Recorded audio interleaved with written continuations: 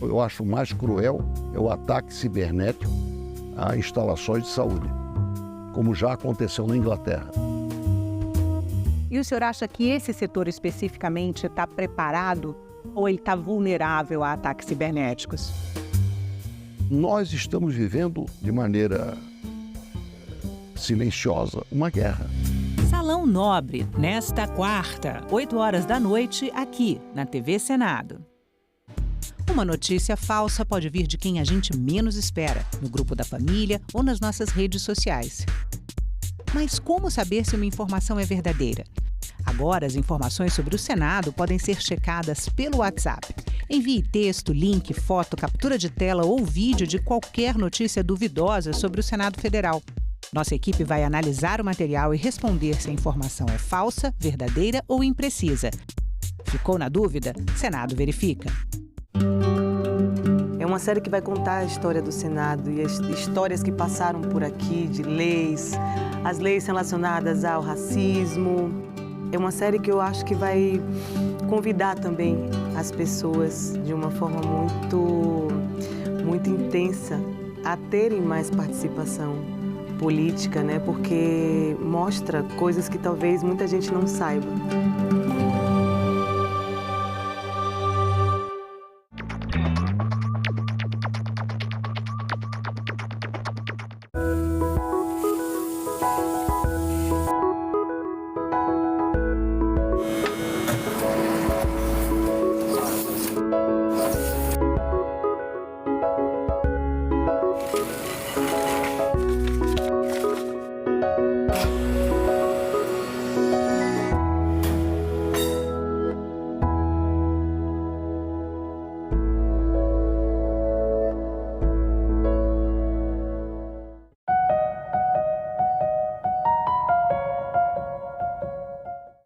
O programa a seguir é livre para todos os públicos.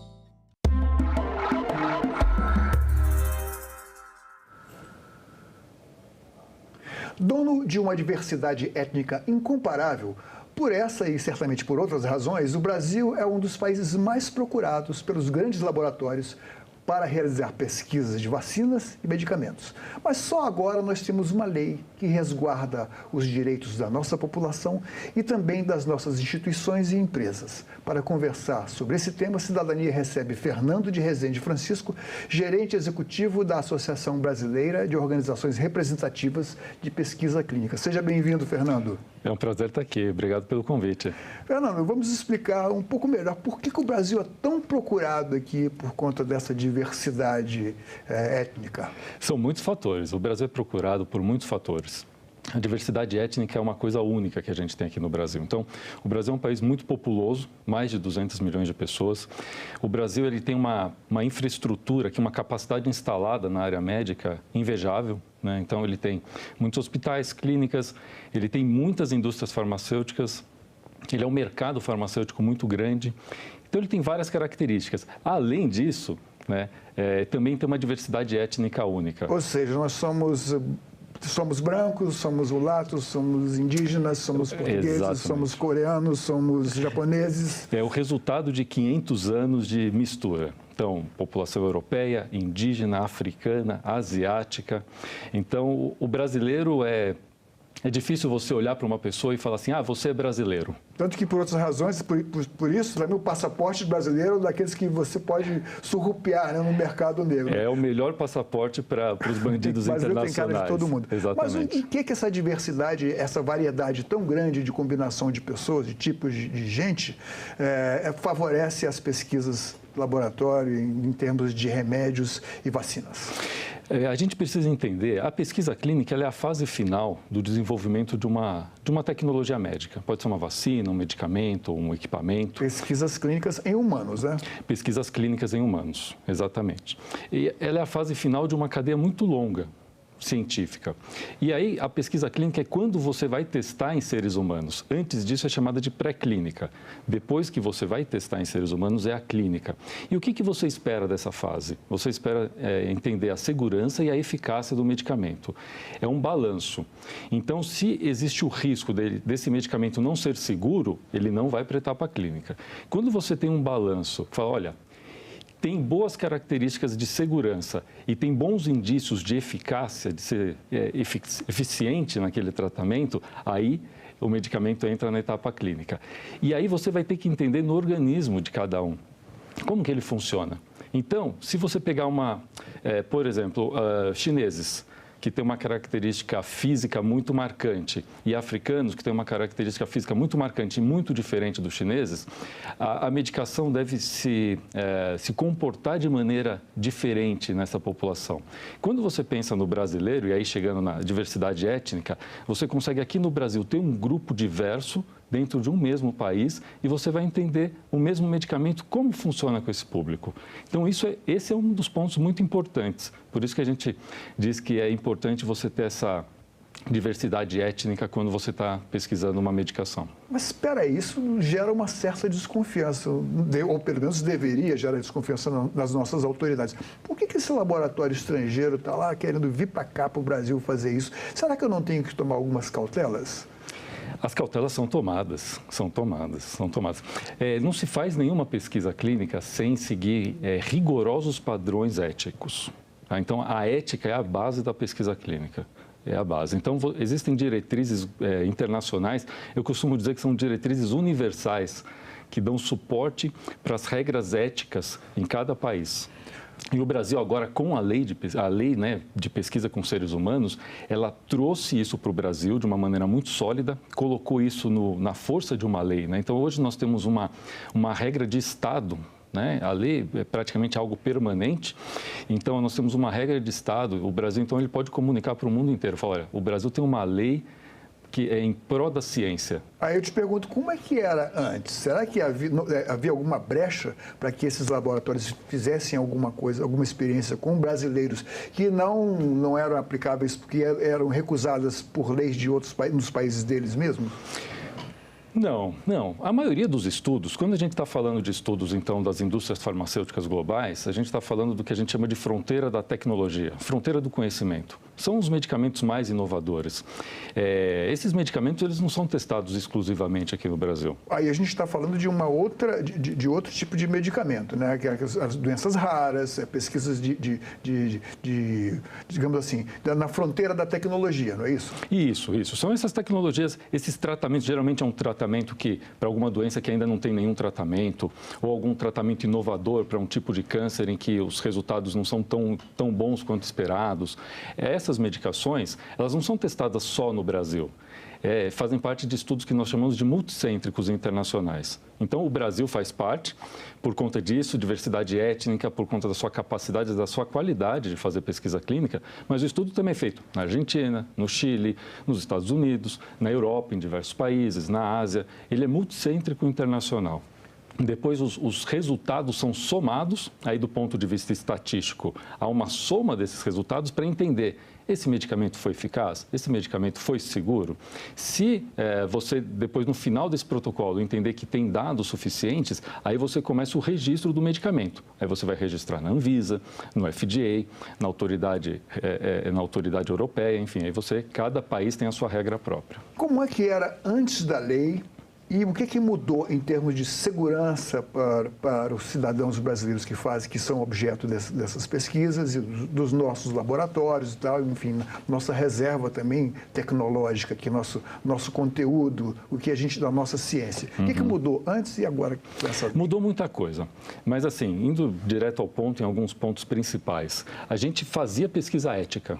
O Brasil já fazia pesquisa com bastante ética, então o rigor ético já existia aqui. O que não funcionava bem? O processo. Nós tínhamos 2 análises éticas para um mesmo estudo, nós tínhamos prazos de análise muitas vezes muito longos, ultimamente eles estavam mais curtos. Mas esse processo que o Brasil fazia era um processo que não era adequado do ponto de vista competitivo. Como eu comentei, os estudos multicêntricos, se eu sou uma indústria farmacêutica, eu vou fazer o estudo em 20 países diferentes. Se o Brasil demora muito no seu processo, por que eu vou manter o Brasil? Aí começa a não trazer pesquisas clínicas para cá, né? E a gente tem um potencial muito grande. Quem faz essa análise prévia se interessa ao Brasil ou não? É a Anvisa? Não. Não. Assim, primeiro cabe a quem desenvolve, né? Essas tecnologias, geralmente, elas vêm de fontes privadas. Então, é uma indústria farmacêutica, geralmente, que detém essa tecnologia e ela que decide. Fala, olha, onde que a gente pode estudar? E entendo que o Brasil tem que fazer parte desse pool, né? desse grupo de países. Então, eles submetem aqui no Brasil. Quem representa o Estado nessa análise prévia de se pode vir ou não? Isso, aí eles submetem aqui no Brasil, aí eles vão submeter em 2 caminhos. A Anvisa, sim, do ponto de vista da vigilância sanitária, então sim, e do ponto de vista ético, você vai para a instância ética, né? Isso que a lei veio mudar. Antigamente tinha uma comissão de ética, uma Comissão Nacional de Ética em Pesquisa, né? E hoje nós estamos vivendo um momento de transição. Agora vai ter uma instância nacional de ética em pesquisa vinculada diretamente ao Ministério da Saúde. Então, a essa instância cabe analisar, é ético que isso seja feito no Brasil? Isso precisa ser muito rigoroso. Isso não havia antes? Isso havia. Mas não era lei, né? Não era lei. Aí a base eram normas, resoluções. E aí, quando a gente pensa no ponto de vista do participante de pesquisa, ele não tinha uma base legal. Então, o fato de você ter uma lei, isso dá mais segurança jurídica para aquele participante, porque você tem uma lei que dita as regras daquele setor, que é um setor bastante delicado, né? Vamos combinar que você testar um medicamento, ainda que nunca foi testado, que ninguém sabe se ele vai ser seguro, se ele vai ser eficaz, então é importante que você tenha uma lei para proteger esse participante. Nós temos cientistas que representam, dentro do corpo de servidores do Estado, capacitados para fazer essa análise? Nós temos muitos cientistas. O Brasil se destaca no mundo por ter cientistas assim de primeiro escalão, nesse sentido. O Brasil faz pesquisas clínicas de alto nível desde a década de 80. Então, a gente sempre teve gerações e gerações aí de profissionais, não só médicos, farmacêuticos, biomédicos, enfermeiros, toda a equipe médica envolvida no estudo, sempre muito de alta qualidade. E a pesquisa clínica, ela só faz sentido, ela só precisa ser feita se ela tiver ética e qualidade. Porque ela pode ser ética do ponto de vista, eu não vou fazer nenhum mal, nenhum dano àquele participante, mas se ela não tiver qualidade, o resultado daquilo não vai servir para nada. Essa lei acrescentou algum item que proteja de uma forma mais abrangente quem está sendo voluntário dessa pesquisa, quem está sendo objeto, participando da pesquisa aqui no Brasil? Ou não melhorou, não mudou nada disso? Não, melhorou. Melhorou sim. Por quê? Um dos exemplos que eu dou. Bom, a lei por si só, né, essa segurança jurídica é importante, mas ela também cria agora, você tem a obrigação de, antes de começar um estudo, você submete ao Comitê de Ética em Pesquisa um plano de acesso pós-estudo. Então, eu vou ter que informar, né, para o investigador, para o comitê de ética e para o participante, o que vai acontecer ao final do estudo. Então, se ele está participando daquele estudo, vamos supor, ele tem um caso grave oncológico e ele está recebendo uma medicação, ele está melhorando, quando o estudo acaba, o médico vai avaliar e falar, olha, isso aqui está sendo seguro para ele, ele está respondendo bem essa medicação e ele está melhorando. A gente não pode interromper o tratamento. Então, do ponto de vista ético, eu não posso interromper aquilo. Esse tratamento vai continuar. Então, existe um plano que é submetido antes do estudo começar, o Comitê de Ética analisa e aprova, né? E isso vai gerar depois um programa de acesso pós-estudo. Antes, nós tínhamos sim uma resolução da Anvisa, que ainda é vigente, ainda existe, mas as coisas eram um pouco soltas. Hoje isso está dentro da lei, está instituído que dentro do próprio protocolo do estudo, que é a regra geral do estudo, isso está muito bem definido. Então, isso traz muito mais segurança para o participante. Então, o fato de ter uma lei, de ter o plano pós-estudo, o programa pós-estudo, de você ter o alinhamento das regras aqui do Brasil com as regras internacionais, também dá muito mais segurança para que esse paciente olhe para o estudo e fale assim, olha, eu quero participar desse estudo. Né? E eles são, de alguma forma, compensados, recebem algum tipo de vantagem por participarem do estudo? Não existe nenhum pagamento direto. Mas, por exemplo, ter direito ao uso desse medicamento para qual por qual substância ele foi testado, ou se ele tem direito a uma vacina. Então, ele tem direito a ser tratado. O que a gente não pode por exemplo, assim, vamos imaginar que tem um paciente com uma doença rara e hoje ele é atendido no SUS com alguma medicação que já existe e chega uma indústria farmacêutica que fala, olha, eu quero testar um medicamento específico para essa doença rara. Apresenta isso para o paciente. E o paciente ele vai olhar, ele recebe um documento, que esse é o grande contrato da pesquisa clínica, que é o documento que é o TCLE, Termo de Consentimento Livre e Esclarecido. Nesse documento você tem que contar com uma linguagem coloquial, uma linguagem simples para esse participante, o que é o estudo, como ele vai funcionar, como funciona a medicação, isso tudo é contado ali. Ao assinar esse documento, ele está concedendo, ele está falando, olha, eu quero participar do estudo. Né? Então, ali ele está dizendo que ele quer participar. Aí, a partir desse momento, ele entra no estudo. Aí, o que vai acontecer? O direito que ele vai ter, a qualquer momento ele pode sair do estudo. Isso é uma coisa importante, tá? Então, assim, ninguém é obrigado a ficar no estudo. Então, eu posso hoje consentir, falar assim, olha, eu quero participar desse estudo. Se por alguma razão eu voltei para casa, eu conversei com alguém, eu conversei com um médico próximo da família, eu conversei com um advogado, enfim, com a minha esposa, e ela fala, olha, eu prefiro que você não participe. No dia seguinte, eu chego no centro de pesquisas, um hospital, uma clínica, enfim, e digo, eu não quero mais participar. Eu retiro o meu consentimento e está tudo bem. Ele não sofre nenhum dano por isso, nada, nenhum direito dele é retirado por conta disso. Agora, ele participando do estudo, a medicação sendo boa para ele, como eu expliquei agora há pouco, sim, se o médico entender que aquilo de fato é seguro e pode continuar, a gente não pode esquecer que ali está testando uma medicação que não é aprovada pela Anvisa. Muitas vezes não é aprovada em lugar nenhum do mundo. Quais são as restrições, por exemplo, que essa lei aqui no Brasil coloca para as pesquisas, para que pesquisas não possam ser feitas aqui no nosso país, em detrimento da saúde dos voluntários aqui? É a base ética. Né? É a base ética. Então, você tem que analisar, se do ponto de vista... Bom, eu acho que recentemente a gente viu alguns casos de alguns estudos que tentaram ser realizados, por exemplo, durante a pandemia, né? Em que você tinha... Você pode citar um exemplo? Não, a gente ouvia falar de algumas técnicas, olha, isso daqui pode ser que melhore, pode ser que você não, se você se tratar dessa maneira, você não vai pegar Covid ou você vai se curar da Covid. Quando não tem nenhum tipo de evidência científica, ou seja, assim, não tem fundamentação. Não tem fundamentação. Como eu falei, o processo do desenvolvimento de um novo medicamento é muito longo. Quando a gente chega na fase clínica, já se passaram cerca de 10 anos que estão estudando aquela medicação, aquela doença. Então, eu não consigo entrar nessa fase clínica, testar o medicamento em seres humanos, se eu não tiver evidência, se eu não tiver a base. O que aconteceu durante, aí, parênteses, o que aconteceu durante a pandemia que ninguém aguardou esses 10 anos aí para testar a vacina? Então, o que houve foram testes acelerados. A tecnologia do próprio desenvolvimento da vacina foi acelerado e houve muita... A questão do RNA mensageiro já tinha sido tentado em outras viroses, né? Isso. Então, já tinha uma base tecnológica, ela não foi desenvolvida do zero. Né? O que se pegou era aquilo que estava mais pronto e investiu muito. Então, nós tivemos mais mentes brilhantes trabalhando no mesmo problema para tentar desenvolver algo de uma forma mais célere. Então, a pandemia ela concentrou esforços numa determinada doença. Então, é uma coisa que a gente vê muito na área de pesquisa clínica, que durante a pandemia nós tivemos muitos estudos voltados à Covid e as análises eram feitas de uma forma muito rápida para se começar os estudos, mas em detrimento de outras áreas. Então, a área, quando a gente conversa com investigadores, né, médicos investigadores de outras áreas, eles dizem, nossa, a pandemia ficou um buraco de desenvolvimento da minha área, da cardiologia, de outras áreas.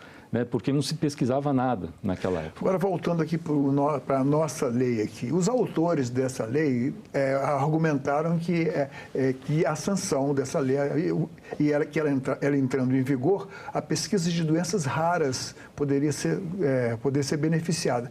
Isso é positivo? Em que caso você pode argumentar? Na verdade, a área de doenças raras hoje, conforme a aprovação da lei, com o veto de uma parte da lei, ela foi bastante prejudicada. Foi bastante prejudicada. Pelo seguinte, houve um veto do presidente da República para um item que é o seguinte, que dizia que a empresa que desenvolve a medicação, após o final do estudo, ela teria a obrigação de fornecer aquele medicamento por até 5 anos após aquele medicamento estar disponível comercialmente. Vou traduzir. Na prática, desde que finaliza o estudo, a empresa teria que fornecer esse medicamento para os participantes por cerca de 10 anos, de 8 a 10 anos, que é o prazo todo para finalizar o estudo, submissão regulatória, aprovação do produto, até comercialização. E você acha que isso não teria razão para ser dessa maneira? Eu acho que não. Pensando do ponto de vista de quem pode ser beneficiado, você está testando ali. Sim. Um parente meu, por exemplo, está testando aquilo ali. Aí o medicamento deu certo, eu não tenho direito a ser tratado com isso? Aí que está, o direito do participante, ele continua. O que vai mudar é quem vai pagar essa conta. Entendeu? É isso que vai mudar, quem vai pagar a conta. Porque aí o que está fazendo, o que era colocado de uma forma de regulamento, de norma? Você estava obrigando uma indústria a cumprir esse papel do Estado. É isso que a gente tinha na prática. A lei vinha mudar isso. Então, quando você não tem mais esse limite dos 5 anos, o que acontece? Quem fornece, quem faz esse tipo de estudo de doença rara ou doença ultra rara, ele olha e fala, puxa, mas doença rara, ultra rara, o que é? É uma doença que eu tenho poucos pacientes. Se eu vou fazer um estudo... Não é rentável, né? Eu vou fazer comercialmente... eu gasto bilhões de dólares para desenvolver o medicamento. Aí eu vou fazer o estudo e eu sou obrigado a fornecer o medicamento para um percentual significativo desses doentes, a conta não vai fechar. Esse é o dilema do nosso SUS também, em a muitos conta casos, não fecha, né? Recursos judiciais para que o SUS pague tratamentos caríssimos, esse problema existe. Agora, por que os laboratórios estrangeiros, quiçá os brasileiros, também não se interessam em pesquisar medicação e vacinas para doenças de gente pobre? Isso aí eu faço uma crítica aqui pessoal mesmo. Isso aqui não é... Alguns sim, alguns se interessam, alguns desenvolvem. Então, a gente tem algumas iniciativas. Recentemente, falando com uma dessas multinacionais farmacêuticas que todos conhecem, eles indicaram que estão vindo para o Brasil alguns estudos para doenças negligenciadas, que já são realizadas em outros, malária, por exemplo. Né? Esquistossomose, por exemplo? Eu não sei dar detalhes. Mas, enfim, mas isso acontece. O que a gente tem que ter, que eu acredito, a gente tem que ter uma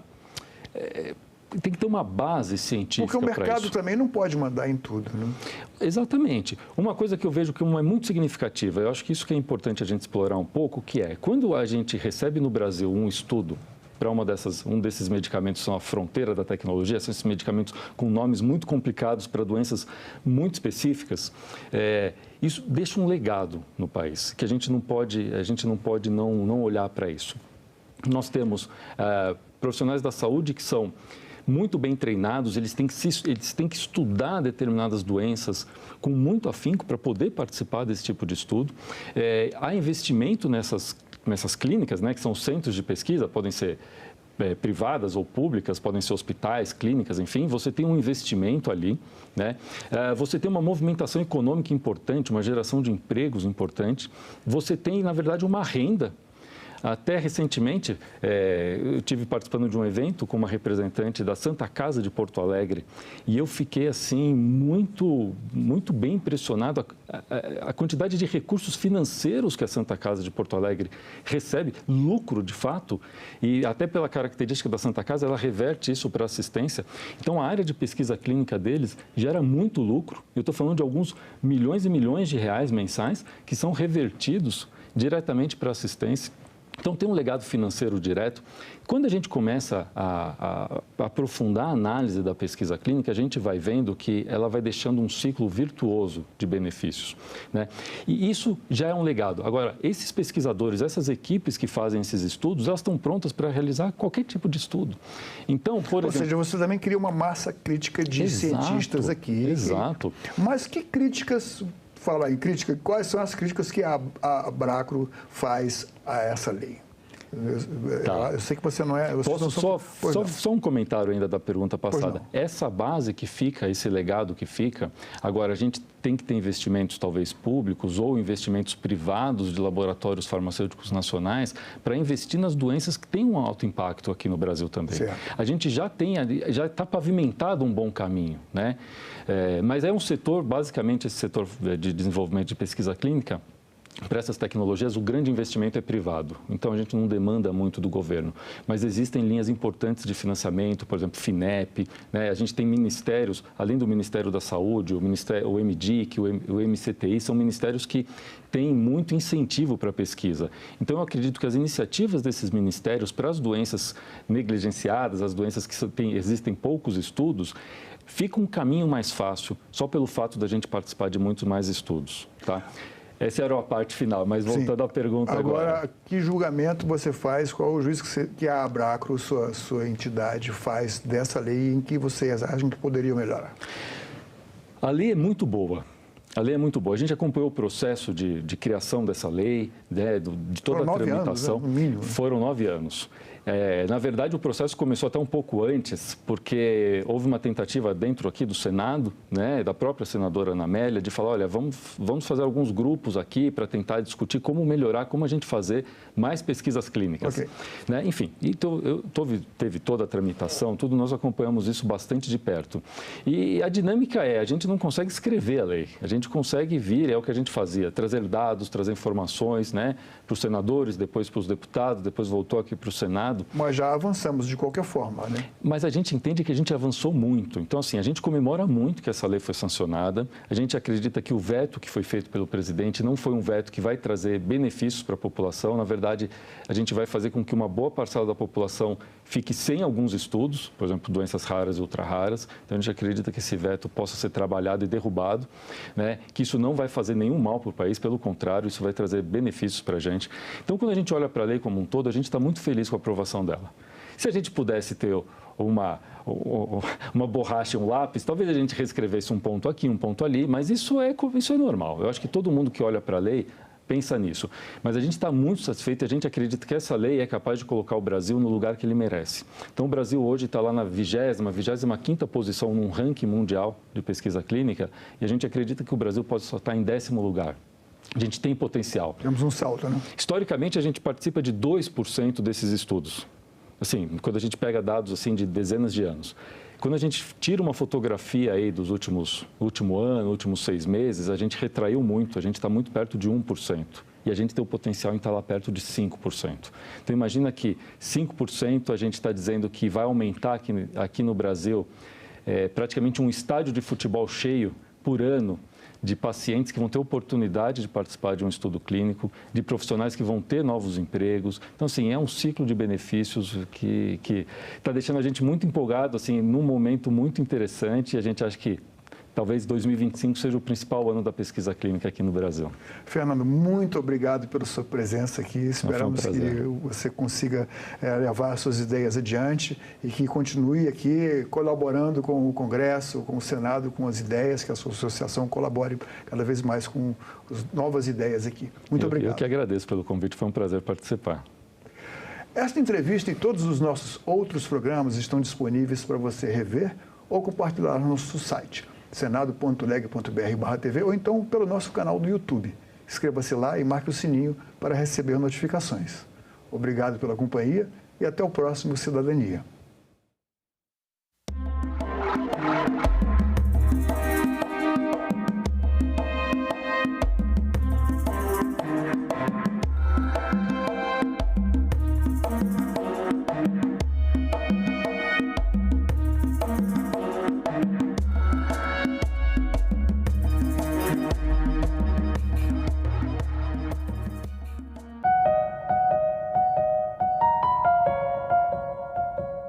Hoje, as reservas internacionais, se não me engano, acho que 65% delas são em dólar. A China, por exemplo, tem as maiores reservas, praticamente a totalidade em dólar, né?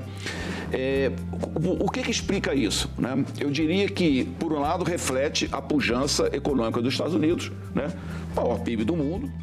Agenda Econômica. Nesta terça, 20h, aqui na TV Senado.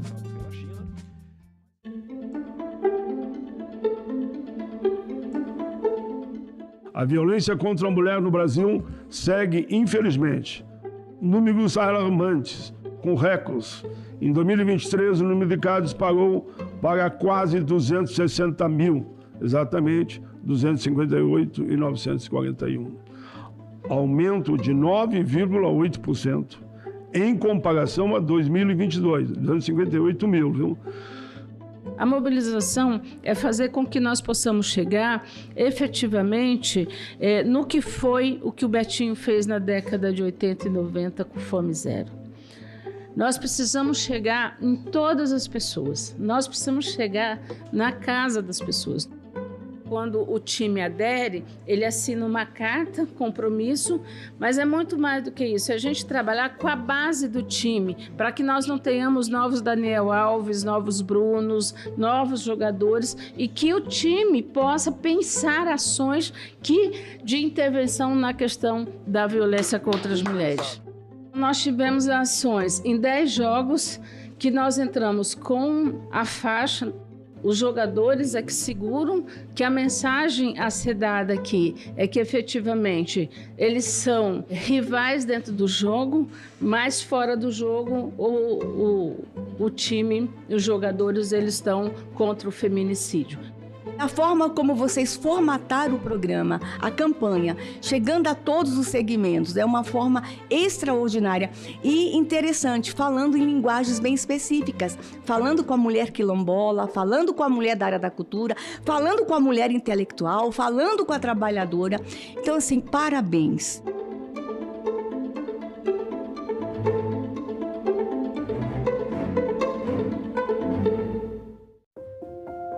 Essa série que a gente está fazendo, Senado 200 anos, a história que transformou o Brasil, é uma investigação sobre os processos, né, do Senado, o que foi produzido em termos de transformações do dia a dia do brasileiro. Entender, não do ponto de vista do poder, mas do ponto de vista do cidadão, como foi a participação do Senado na vida das pessoas.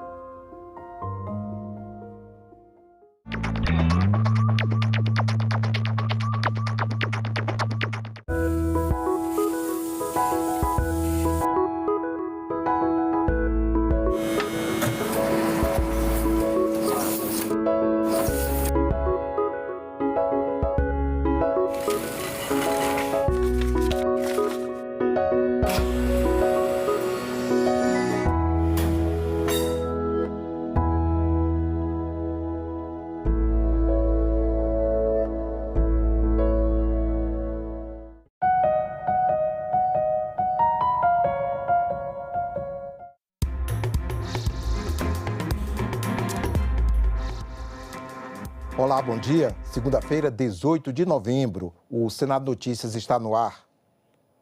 O Senado tem sessão extraordinária hoje, marcada para as 4 da tarde. O único item da pauta é o projeto de lei complementar, que traz regras para o pagamento das emendas parlamentares. Na semana passada, o texto base foi aprovado e, por acordo, a votação de destaques ficou para esta segunda-feira. Vamos ver como foram os debates sobre o tema na sessão que aprovou o texto base. As chamadas emendas PIX, recursos da União passados diretamente para estados e municípios por indicação dos parlamentares, estavam suspensas por decisão do Supremo Tribunal Federal. Para serem liberadas, essas emendas deveriam seguir regras de transparência e de rastreabilidade. O projeto aprovado regulamenta essas exigências do STF. Essa consolidação, presidente Rodrigo, normativa é particularmente benéfica para evitar redundâncias e conflitos de interpretação que surgem da dispersão de normas, assegurando um processo orçamentário mais eficiente e coordenado. Atualmente, não há obrigação que o dinheiro repassado especifique destino ou no que os recursos serão usados. Pelo texto aprovado, o autor da emenda vai ter que informar em que o recurso será usado e o valor da transferência. De preferência, os valores recebidos pelas prefeituras e governos devem ser aplicados em obras inacabadas. Esta casa, nesse momento, se irmana aos prefeitos e prefeitas para dar celeridade, principalmente a emendas que estão retidas, aonde obras inacabadas estão aí com empresas demitindo e fechando seus canteiros de obra, deixando municípios com débitos em virtude do não recebimento de obras em andamento. Outra mudança é a fiscalização dos recursos pelo Tribunal de Contas da União e a prioridade para a execução das transferências para locais em situação de calamidade ou de emergência, reconhecida pelo Poder Executivo Federal. O assunto gerou muita polêmica entre os senadores. Pontos do projeto, como a previsão de bloqueio de recursos para a execução das emendas, foram questionados.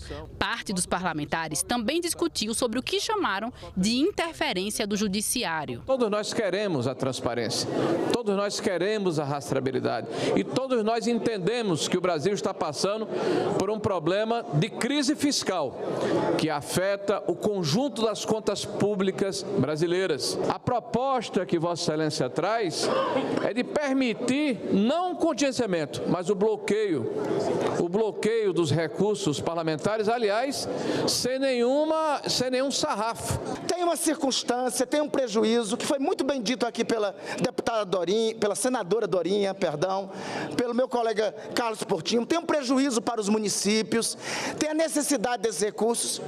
Isso tudo é verdade, mas tem um mandamento constitucional que nós, a partir da provocação ao Supremo Tribunal Federal, de 2 partidos com assento nessa casa, temos que buscar adequar. É este o trabalho feito aqui pelo senador Ângelo Coronel. Com o texto base aprovado, falta a votação dos destaques. A data dessa votação será definida em reunião de líderes agendada para esta quinta-feira. Está suspensa a presente sessão e a sua continuidade será decidida amanhã na reunião de líderes com comunicação a todos os senadores e senadoras. Criação de um fundo de reconstrução e implementação de medidas de contenção das enchentes. Essas foram algumas das soluções apontadas pela comissão temporária que acompanha o enfrentamento às enchentes no Rio Grande do Sul, apresentadas em audiência pública realizada na última quinta-feira em Porto Alegre. Nós acompanhamos. Confira a reportagem. O foco era o Rio Grande do Sul, mas Brasília também estava no radar das preocupações. Foi assustador, gravíssimo e triste o ocorrido no estacionamento da Câmara dos Deputados em frente ao Supremo Tribunal Federal, com a explosão de bombas e a morte de uma pessoa. As forças de segurança estão investigando o caso e o país aguarda com urgência o esclarecimento dos fatos. O relator, senador Hamilton Mourão, fez um resumo dos impactos das enchentes com o devido elogio da corrente de solidariedade que mobilizou o país. Ainda temos 30 desaparecidos, 880 mil pessoas atingidas diretamente, mais ou menos 420 mil domicílios, 2,4 milhões de pessoas indiretamente afetadas. Mais de 210 mil propriedades rurais afetadas, um prejuízo estimado em cerca de 3 bilhões de reais na agricultura. Resgatou-se 84 mil pessoas, 15 mil animais, o Brasil inteiro se juntou e doou em torno de 20 mil toneladas, não só de alimentos, mas como de roupas, sapatos, etc. e tal. Sendo uma comissão legislativa, não faltaram sugestões para aperfeiçoar a legislação, projetos para ajudar no socorro às vítimas e facilitar a recuperação. O deputado estadual e ex-ministro de Estado Miguel Rosseto ressaltou: eventos climáticos extremos vieram para ficar. Esses eventos climáticos extremos, que os cientistas nos dizem, caracterizam as mudanças climáticas, cheias, enxurradas concentradas, estiagens secas concentradas, elas são um fato que exige uma preparação e uma capacidade de convivência da sociedade, do Estado, dos municípios e do país diante dessa nova realidade. Sobre prevenção de novas catástrofes, há estudos técnicos, propostas para aperfeiçoar os mecanismos de defesa. Aqui, então, o projeto do que a gente chama Feijó, né, que ele pega, são divididos em 7 polders. Polders, o que é? Um sistema de dique com casa de bombas e drenagem. Não é suficiente tu fazer o dique e fechar, não deixar a água de fora entrar, a água de dentro tem que sair. Então, ele tem um sistema de casas de bomba, reservatórios, porque os reservatórios são importantes em função da quantidade enorme de água. As casas de bomba vão ficar muito superestimadas e o custo de uma casa de bomba também é grande. Então, foi feito, na época 5 alternativas e a escolhida foi essa, não só em termos de menor custo, como menor custo de operação. Nós não vamos desistir até que as obras sejam executadas. Outras demandas surgiram na audiência. Nós precisamos, uma das questões que eu trago, reforço aqui, pensar, de fato, num fundo para cada catástrofes ambientais e nós pensar na questão da sustentabilidade do meio ambiente. Só assim nós teremos desenvolvimento. A semana começa com as atenções voltadas para a reunião dos chefes de Estado e de governo do G20, no Rio de Janeiro, sob a presidência do Brasil. No meio da semana, temos o feriado da Consciência Negra pela primeira vez em âmbito nacional. Confira os destaques da semana e a previsão para esta segunda-feira. Daqui a pouco, às 10 horas, o plenário do Senado tem reunião prevista, uma sessão especial para celebrar o Dia Mundial da Diabetes. Logo mais, às 14h, a Comissão de Constituição e Justiça tem marcada a audiência pública para discutir o projeto da reforma tributária. No mesmo horário, outra audiência está prevista, desta vez na Comissão de Educação, para debater os impactos do uso de celulares por crianças e adolescentes nas escolas. Medida anunciada pelo Ministério da Educação propõe a proibição do uso de celular em salas de aula. E como vimos há pouco, às 16h, o plenário deve se reunir em sessão deliberativa. Na ordem do dia está o projeto que trata da proposição e execução de emendas parlamentares na Lei Orçamentária Anual. Às 11 horas desta terça, a CPI das Betes faz sua segunda reunião. Na pauta estão mais de 150 requerimentos de informações e de convite e convocação de depoentes. Também às 11 desta terça, o plenário deve realizar a sessão especial para comemorar o Dia Nacional de Zumbi e da Consciência Negra, que é celebrado em 20 de novembro, neste ano, pela primeira vez, como feriado nacional. E para esta quinta-feira estão previstas 4 reuniões de grupos temáticos da Comissão de Esporte. Às 9, GT, que discute aspectos de direito do trabalho. Às 10h30, a vez do GT, Organização e Ordenamento Esportivos. Às 14h, reúne-se o GT Direitos dos Árbitros e seus representantes. E às 16h, o GT Legislação Comparada. E às 14h desta sexta-feira, o plenário do Senado deve realizar a sessão de debates temáticos. Em foco, a recente proibição da Anvisa quanto à manipulação, comercialização, propaganda e uso de implantes hormonais, conhecidos popularmente como chip da beleza. O presidente do Congresso e demais senadores condenaram o extremismo político que resultou no ataque com explosivos na Praça dos Três Poderes. Rodrigo Pacheco emitiu nota à imprensa. Outros senadores gravaram vídeos ou publicaram mensagens nas redes sociais. Os senadores condenaram imediatamente o extremismo que motivou o ataque a bombas na Praça dos Três Poderes. O presidente do Senado emitiu uma nota à imprensa. Externo meus cumprimentos às forças de segurança pública que atuam em resposta à ocorrência de explosões de bombas na noite de ontem na Praça dos Três Poderes.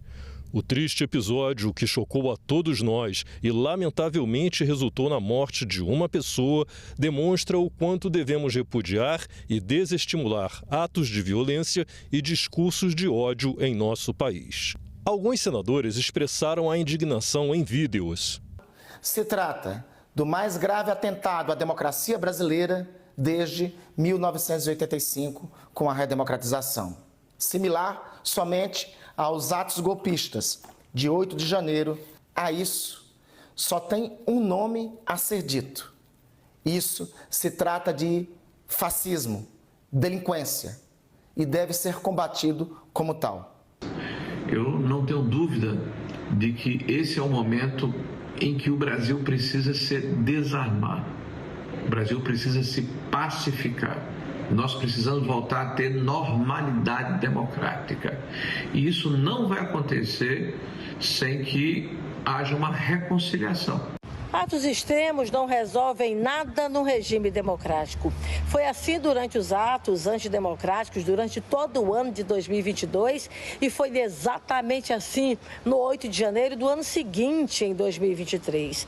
Portanto, é fundamental que todos nós venhamos repudiar condenar veementemente esse tipo de prática. Esse fato vem agregar mais uma vez ao nosso discurso a ideia de que não há possibilidade de nós anistiarmos os golpistas do dia 8 de janeiro ou quem quer que seja da extrema-direita que conspire contra a democracia sem que estejamos colocando em risco a nossa Constituição, a liberdade e a democracia no nosso país. Ciro Nogueira escreveu que a polarização em nada contribui para a solução dos problemas reais e seus efeitos se mostram ameaçadores.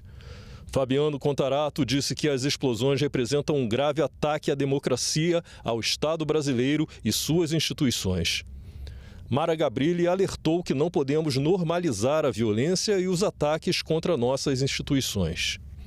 Para Marcelo Castro, esse ato não vai abalar ou enfraquecer nossas estruturas democráticas. Messias de Jesus disse que as explosões colocam o país em um caminho perigoso de insegurança. Hamilton Mourão escreveu que a polarização política doentia é um problema que o Brasil precisa resolver, sob risco até mesmo de eventos de convulsão social. Paulo Paim considerou fundamental que permaneçamos vigilantes na defesa da democracia, das instituições e do Estado de Direito. Carlos Portinho afirmou que é hora de gestos afetivos e de pacificação, porque o acirramento agora é suicídio. Renan Calheiros disse que os atos de terrorismo são imprescritíveis e insuscitíveis de perdão. Rodrigo Carvalho escreveu que o Brasil não pode mais tolerar esse clima de terror que busca corroer o que nos mantém unidos como nação. Veneziano Vital do Rego frisou que é preciso rigor nas investigações e a união de todos em defesa do país. E Zenaide Maia disse em nota que o poder paralelo sabota as instituições republicanas e comete crime de terrorismo. Estados Unidos, Inglaterra, França, Argentina. A imprensa em vários países repercutiu as explosões na Praça dos Três Poderes.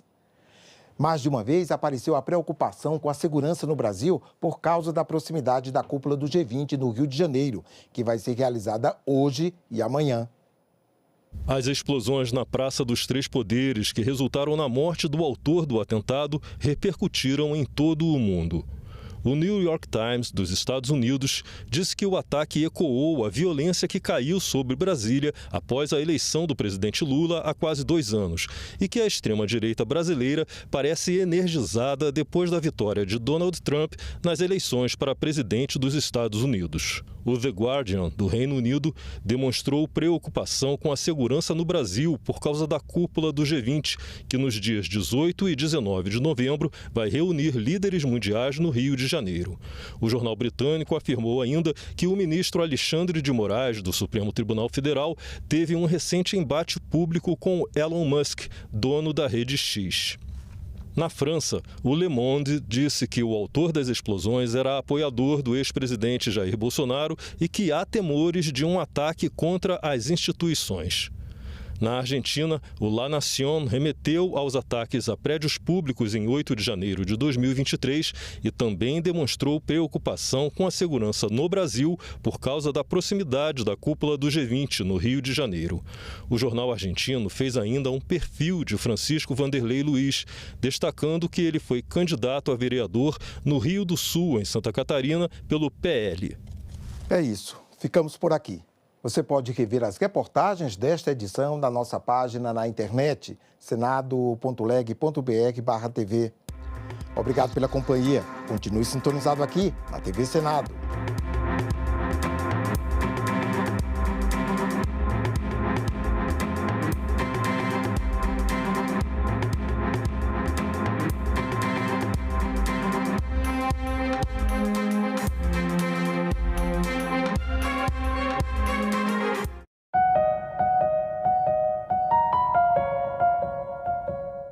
No próximo assunto de Estado, vamos falar aqui sobre saúde, geração de emprego, regularização fundiária, entre outros temas. E o nosso convidado é o senador Isalci Lucas, do PL do Distrito Federal. Não percam. Acho que todo governo deveria primeiro planejar o que nós queremos para o Distrito Federal. Né? Aí vem educação, saúde, segurança, porque o governo existe para cuidar das pessoas. Assunto de Estado. Hoje, 20h, aqui na TV Senado. Ao longo da história da escravidão no Brasil, muito mais escravos foram alforriados através de negociações com seus senhores do que os 700 e tantos mil que foram os chamados libertos do 13 de maio. Houve um movimento em todo o Brasil de senhores alforriando seus escravos porque já sabiam que a abolição iria acontecer.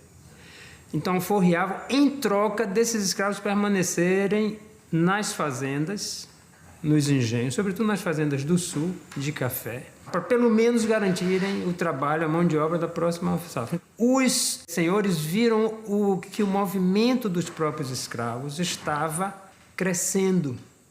Fugas, por exemplo, em massa aconteceram às vésperas da abolição.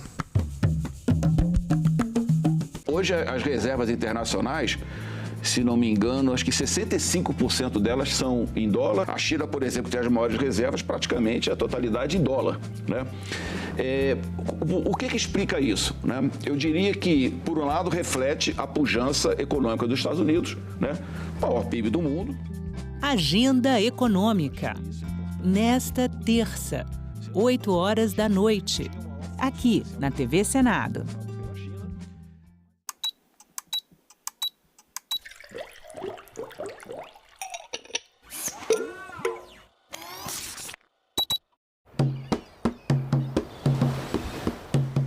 Eu tenho estudado já nos últimos 10 anos sobre a ayahuasca, principalmente, o potencial terapêutico na depressão.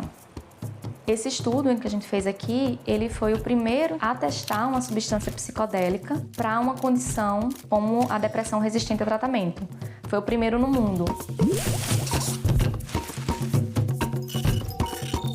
A ayahuasca é uma bebida da Amazônia, utilizada por populações dessa região em rituais, tanto em rituais de cura, como rituais de caça. E desde os anos 30, com a expansão da borracha, foram criadas religiões cristãs que usam a ayahuasca como sacramento, que misturam então elementos da cultura indígena com elementos do cristianismo e com elementos de algumas religiões de matrizes africanas também. A maneira mais conhecida que a gente tem da ayahuasca, ela é feita a partir da mistura de duas plantas, que é as folhas da chacruna, ou chacrona, com um cipó, que é chamado de mariri ou jagube. Essas duas plantas, elas são fervidas em muitas horas, até que se obtém um líquido marrom, amarronzado, né, que tem um sabor muito peculiar, meio amargo, meio azedo, meio gosto de terra, e que tem propriedades psicoativas. Uma vez que um indivíduo bebe a ayahuasca, no geral ele vai apresentar uma série de alterações na maneira como ele percebe o mundo. Teve relatos então de pessoas que frequentavam essas religiões e que melhoravam de sintomas de depressão e ansiedade. A depressão é uma doença que atinge pelo menos 300 milhões de pessoas, né, no mundo inteiro. É uma das maiores causas de incapacitação para o trabalho. Os efeitos da pandemia na saúde mental, já tem muitos trabalhos mostrando como aumentou o número de pacientes com queixas de ansiedade e depressão.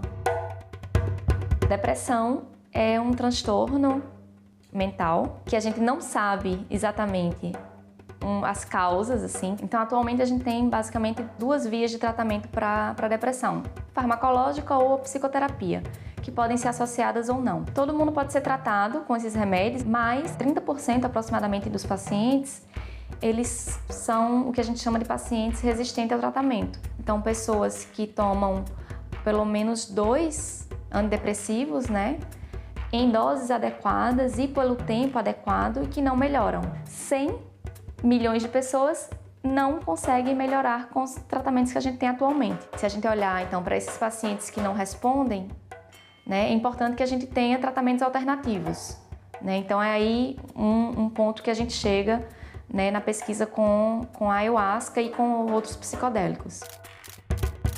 Daí veio então a ideia de da gente testar a ayahuasca dentro do hospital, que seria essa ideia então de tentar separar o que é o contexto religioso ou ritualístico né, da substância em si, né, mais no aspecto farmacológico. Quando você está fazendo parte de uma comunidade, que você faz parte de, né, enfim, de algum grupo, de uma religião, você pode apresentar melhoras, né, em transtornos mentais simplesmente por fazer parte de um grupo. Eu trabalho com o professor Draulio Barros de Araújo.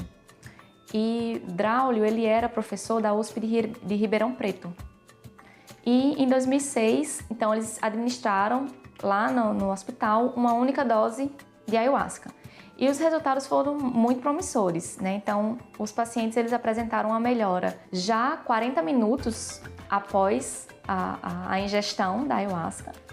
E essa melhora, ela permaneceu por 21 dias. Foram levantadas aí as primeiras evidências científicas, né, do potencial terapêutico da ayahuasca. As substâncias, né, principais que compõem a ayahuasca são a DMT. Essa DMT ela é considerada um psicodélico clássico. Então, o psicodélico clássico é uma classe de substâncias que vão atuar em receptores de serotonina. A serotonina é um neurotransmissor que a gente tem naturalmente no nosso cérebro, que é muito importante na regulação do humor, do sono, do apetite, várias funções cognitivas que a gente tem. Se a gente olhar a molécula da DMT e a molécula da serotonina, a gente vai ver que elas são muito parecidas. Imagina como se fosse uma chave, uma fechadura. Então ele vai se ligar naquele receptor, fazendo o papel da serotonina, mesmo não sendo. Como se fosse uma serotonina extra. Das diversas teorias, né, que tentam explicar a depressão, a gente tem essa teoria, da teoria monominérgica, então, que fala sobre esse desbalanço, né, da serotonina e de outros neurotransmissores, mas vários antidepressivos que a gente tem atualmente, eles atuam nesse mecanismo de serotonina. Eles são também, da mesma forma, agonistas de serotonina. Para você ter uma substância aprovada como uma medicação, ela vai passar por várias fases. Então tem fase 1, fase 2, fase 3, fase 4. Então a gente pode considerar que esses estudos que foram feitos lá em Ribeirão Preto eram fase 1, em que você quer mais garantir a segurança, testar a dose. E uma vez que você sabe então que os pacientes vão suportar aquele tratamento, você passa para essa segunda fase, que é a fase em que você vai pegar um grupo de pacientes, vai dividir de maneira aleatória, isso quer dizer randomizado. Então você vai separar, né? Uma parte vai para um grupo que vai receber o tratamento ativo que você quer testar e o outro vai receber o placebo. Então, no nosso caso, o que a gente fez? A gente teve, então, pacientes que iam beber ayahuasca e outros pacientes que iam beber uma substância que a gente desenvolveu aqui em parceria com o Departamento de Farmácia, que ia simular, de certa forma, propriedades da ayahuasca, mas não as propriedades psicoativas. O experimento ele durou 4 dias, o paciente chegava na terça-feira, fazia uma bateria de exames, consulta com psiquiatra, psicólogo, exame de ressonância magnética funcional, dormiu no laboratório fazendo uma polissonografia, no dia seguinte a gente fazia coleta de saliva e de sangue e administrava a substância, que podia ser ayahuasca ou placebo. Durante essa sessão, o psiquiatra fazia algumas avaliações, depois, no final da tarde, o paciente voltava para casa. No dia seguinte ele retornava e a gente refazia todos, né, os exames novamente. Ele ia para casa então na sexta-feira e a gente pedia para ele voltar com 7 dias, 14 dias e uma vez por mês até 6 meses. O que a gente observou nesse estudo, né, foi um efeito antidepressivo rápido da ayahuasca, né? Então os pacientes eles apresentaram já uma redução nos sintomas de depressão um dia após a sessão. E esse resultado, essa redução, ela se manteve por até 7 dias. Eu acho que esse estudo ele serve mais como uma prova de conceito, né, de que os psicodélicos, né, eles têm um potencial terapêutico. A ayahuasca ela é uma planta de poder, é uma substância que as pessoas usam como um sacramento. Então, para você trabalhar com ela, você tem que ter muito respeito, né? Acho que é um balanço aí que a gente tem que ter o tempo todo, que o uso tradicional foi o que veio antes, né? É o que está lá. É o que, no fundo, faz com que a gente saiba que a ayahuasca é uma substância segura. Porque se tem 30 mil pessoas bebendo ayahuasca regularmente e ninguém escuta falar de nenhum problema mais sério associado a essas pessoas, Então, é esse uso que faz com que a gente garanta a segurança. A gente aqui no Brasil tem uma vantagem, até eu diria, com relação a outros países, que a gente tem o uso religioso da ayahuasca regulamentado. E, normalmente, essas religiões, elas são grupos sérios que, né, têm um cuidado com a pessoa. Eu acho que a gente tem um pouco ainda da ideia que o paciente com depressão é aquela pessoa que está lá triste, que não consegue fazer nada, mas não, né? A gente aqui via depressão de várias formas, assim. E a forma também como cada pessoa consegue lidar com aquilo ali, né? Como ela vai fazendo ajustes para conseguir fazer o mínimo que pode para ir seguir adiante. Eu sou contra a proibição das substâncias psicodélicas ou de outras substâncias, né? Desde que haja também informação, né, a respeito. Caminham juntos, eu acho que as duas coisas, assim. Você liberar também significa você dar condições para a pessoa saber se quer ou não usar aquilo ali.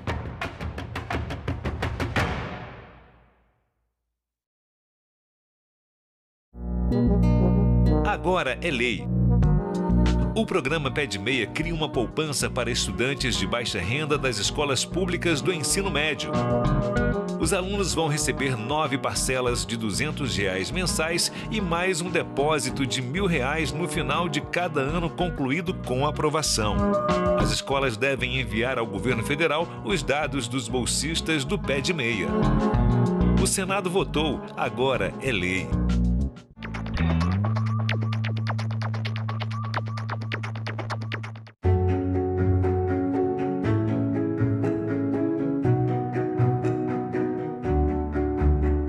É importante que se tenha uma visão ampla de meio ambiente, que realmente a preocupação do meio ambiente se incorpore ao planejamento nacional, regional, do desenvolvimento no país. Conservar a natureza também é preservar a dignidade humana. O campo de luta da utopia chama-se ecologia e educação. É através da educação que a gente vai conseguir proteger a natureza. Nós sabemos que o Brasil já está sob o efeito das mudanças climáticas. Temos que nos adaptar e trabalhar para prevenir essas situações. É um problema econômico, é um problema social grave. Esta nação tem a obrigação de ter a preocupação equivalente com o meio ambiente. TV Senado. Democracia todo dia.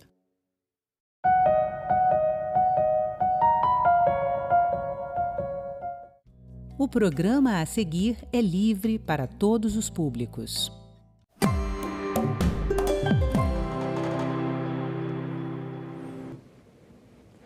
A produção de alimentos é uma das atividades que mais mobiliza recursos na economia mundial. Mas a agricultura não pode ser analisada apenas pelo PIB que ela gera. Do outro lado dessa indústria estão as pessoas, que têm direito a uma alimentação saudável, mas muitas vezes não têm acesso aos alimentos produzidos. No programa de hoje, nós vamos discutir os caminhos para garantir a segurança alimentar. O nosso convidado é Daniel Balaban. Tudo bem, Daniel? Tudo bem. Que é representante no Brasil do Programa Mundial de Alimentos, o WFP. Muito obrigado por ter atendido o nosso convite. Eu queria, antes da gente falar de números, né, dessa indústria da alimentação, de falar de desperdício, de produção, de fazer uma pergunta central. Do ponto de vista do direito internacional, a alimentação, ela é um direito humano? Como é que internacionalmente se vê esse tema? A Carta dos Direitos Universais do Ser Humano das Nações Unidas já aponta o direito humano à alimentação. O Brasil mesmo, ele tem dentro da sua Constituição o direito humano à alimentação adequada.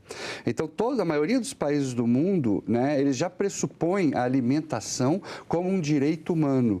Talvez seja um dos direitos humanos que sejam mais violados ao redor do planeta, porque nós ainda temos quase 733 63 milhões de pessoas sem acesso a qualquer tipo de alimento, em situação de insegurança alimentar e nutricional graves no planeta. Significa fome, é um nome bonito, pomposo para representar a fome, né? E isso significa que esse direito não está sendo garantido na maioria dos países. Você trouxe esse dado, né? 733 milhões de pessoas, nós temos 2,8 bilhões de pessoas que não têm acesso a uma alimentação saudável.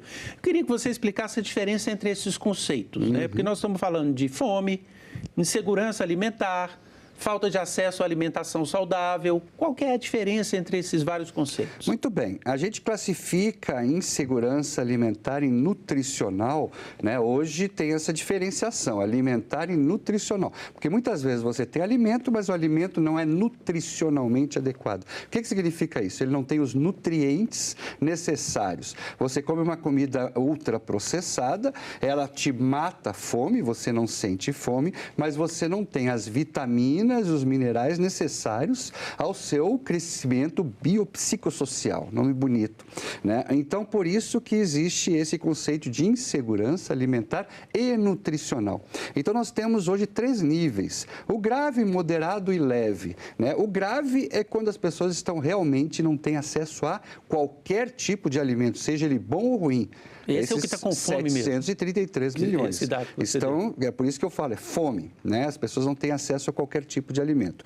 O moderado é aquelas pessoas que têm acesso, mas o alimento não é adequado e às vezes é uma alimentação por dia, né? Aquela pessoa que tem que escolher ou o almoço ou o jantar, é uma alimentação por dia e mesmo assim não é o adequado. E o leve é aquela pessoa que tem acesso, mas o alimento também não é adequado, não é um alimento nutricionalmente equilibrado e adequado ao ser humano. Então, se você pegar das 3, mais da metade do planeta hoje sofre de algum tipo de insegurança alimentar e nutricional. Não por falta de alimentos. Não por falta de alimentos, exatamente, né? Nós temos hoje uma produção de alimentos no planeta suficiente para alimentar adequadamente, nutricionalmente, praticamente toda a população e ainda sobra, né? O problema todo hoje, ele é relacionado a várias vertentes. A gente sempre fala, né? Os Cs, né?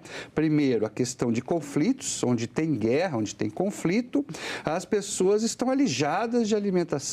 Então, hoje, grande parte do planeta, nós sabemos dos conflitos, Ucrânia com Rússia, a gente vê ali o Oriente Médio, a faixa de Gaza, agora o Líbano, mas a gente lembra de outros conflitos que já estão há muito tempo, né? Mianmar, Iêmen, Sudão do Sul, várias regiões da África, são conflitos que já têm muitos anos. E essas pessoas todas estão alijadas de uma alimentação adequada, né?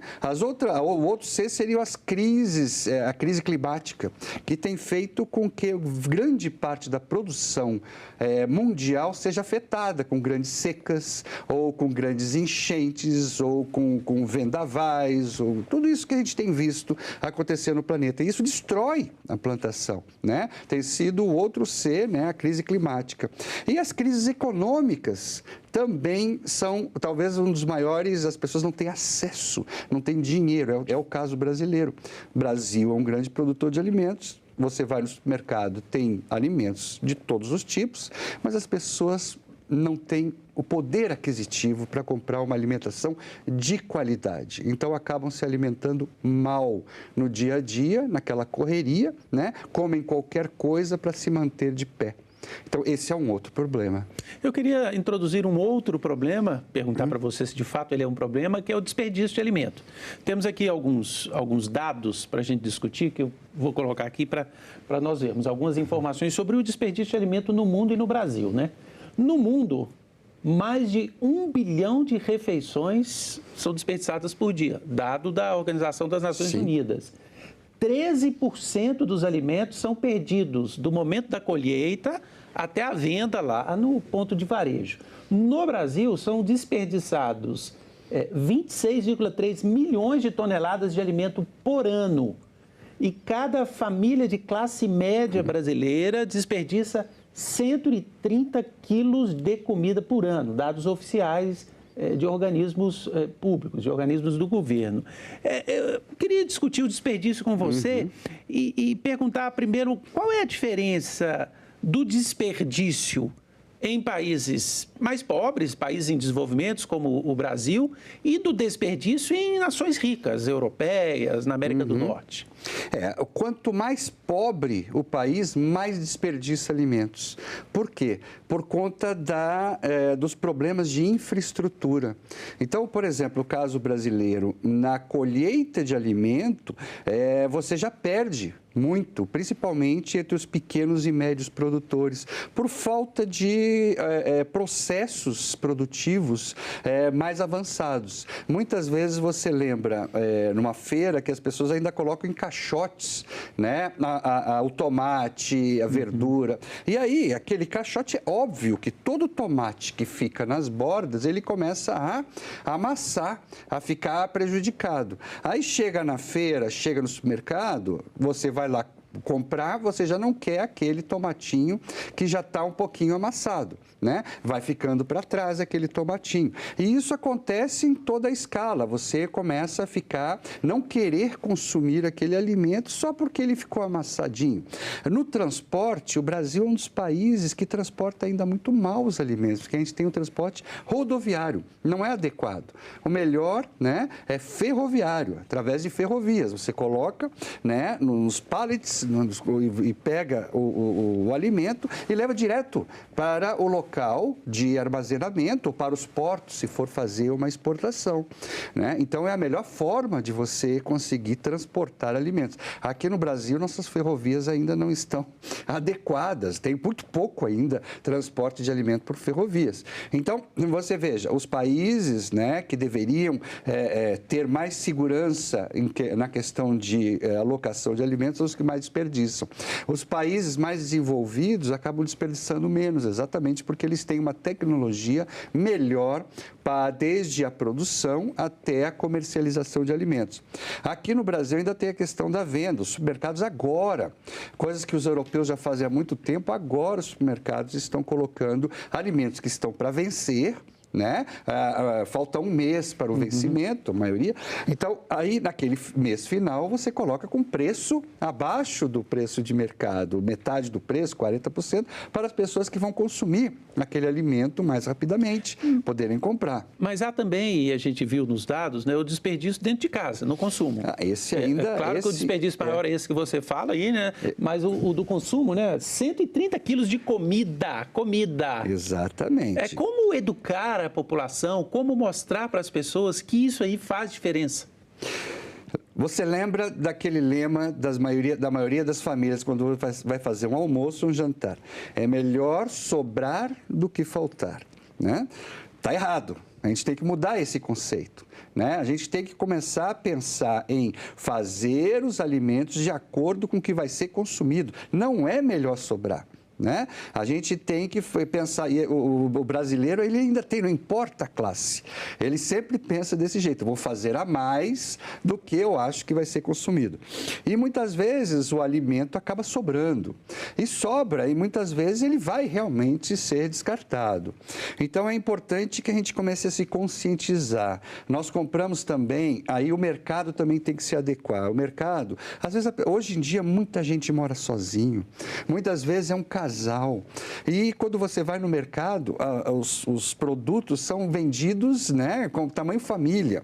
Então, às vezes você quer 1 litro de leite, poxa, eu quero só tomar um copinho de leite, e o leite vai acabar estragando, vai acabar... Então, é muito importante que o próprio mercado comece a se adaptar a essa nova realidade de pessoas que moram só, ou de casais que não têm filhos, né, para poder utilizar e fazerem produtos adequados ao consumo. Porque muitas vezes você tem que comprar aquele que tu não vai consumir tudo, mas quer comer aquele produto, compra.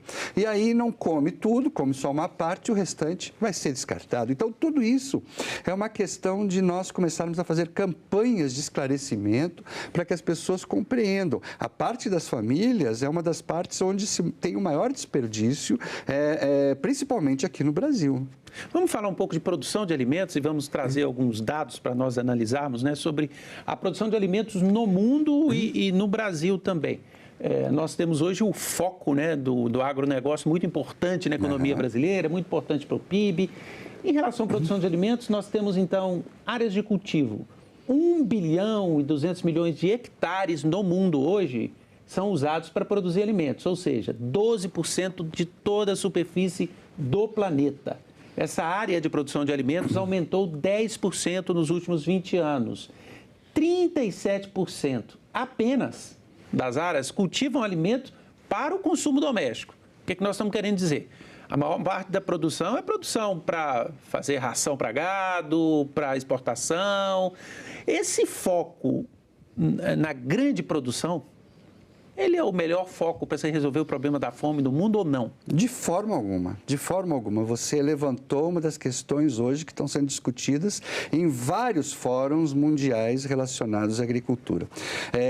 O caso brasileiro, vamos aqui colocar os pingos nos is logo. A questão da soja. Nós produzimos muita soja. A grande maioria dessa soja produzida no Brasil é para exportação. O grande comprador da soja brasileira é a China, e o destino dessa soja são porcos e animais chineses. Por que os chineses não plantam soja? Porque soja requer muita água para você plantar, muita água. E na China não tem água. Isso foi o próprio chinês que um dia me explicou, porque eles poderiam estar plantando. Então, eles preferem comprar soja de outros países para alimentarem os seus animais, que serão consumidos pela população mais proximamente. Mas, hoje, esse problema de cultivo de alimentos que não sejam para consumo doméstico é um dos problemas mundiais, porque o agro, aqui, agronegócio, o nome já diz, é um negócio. Então, você é voltado para o lucro, para ter dinheiro, para um retorno financeiro. Nada contra. Mas, ao mesmo tempo, você deixa de plantar alimentos necessários para o consumo humano por conta de que esse plantio hoje é muito mais lucrativo. Então, você está focando apenas no retorno financeiro, enquanto que o retorno humano dessa atividade não é compatível com o que nós estamos fazendo. A OCDE projeta um crescimento anual de 1,1% na produção de alimentos nos próximos 10 anos. Já a demanda aumenta 1,3%. Tendo em vista isso que você acabou de falar, não quer dizer, então, que esses dados que a gente vê permanentemente de crescimento de produção, de agricultura bombando, de exportação, de PIB agrícola bombando, não quer dizer que isso represente mais segurança alimentar? De forma alguma. Isso representa mais retorno financeiro, Então, ele entra dentro do quadro de exportações de um país. É muito importante para a economia do país. Mas, em termos humanos, não é. Em termos de segurança alimentar e nutricional, não. Exatamente por isso, porque não em todo esse alimento serve para consumo humano. Então, acaba fazendo com que grande parte da produção... E é um problema, porque...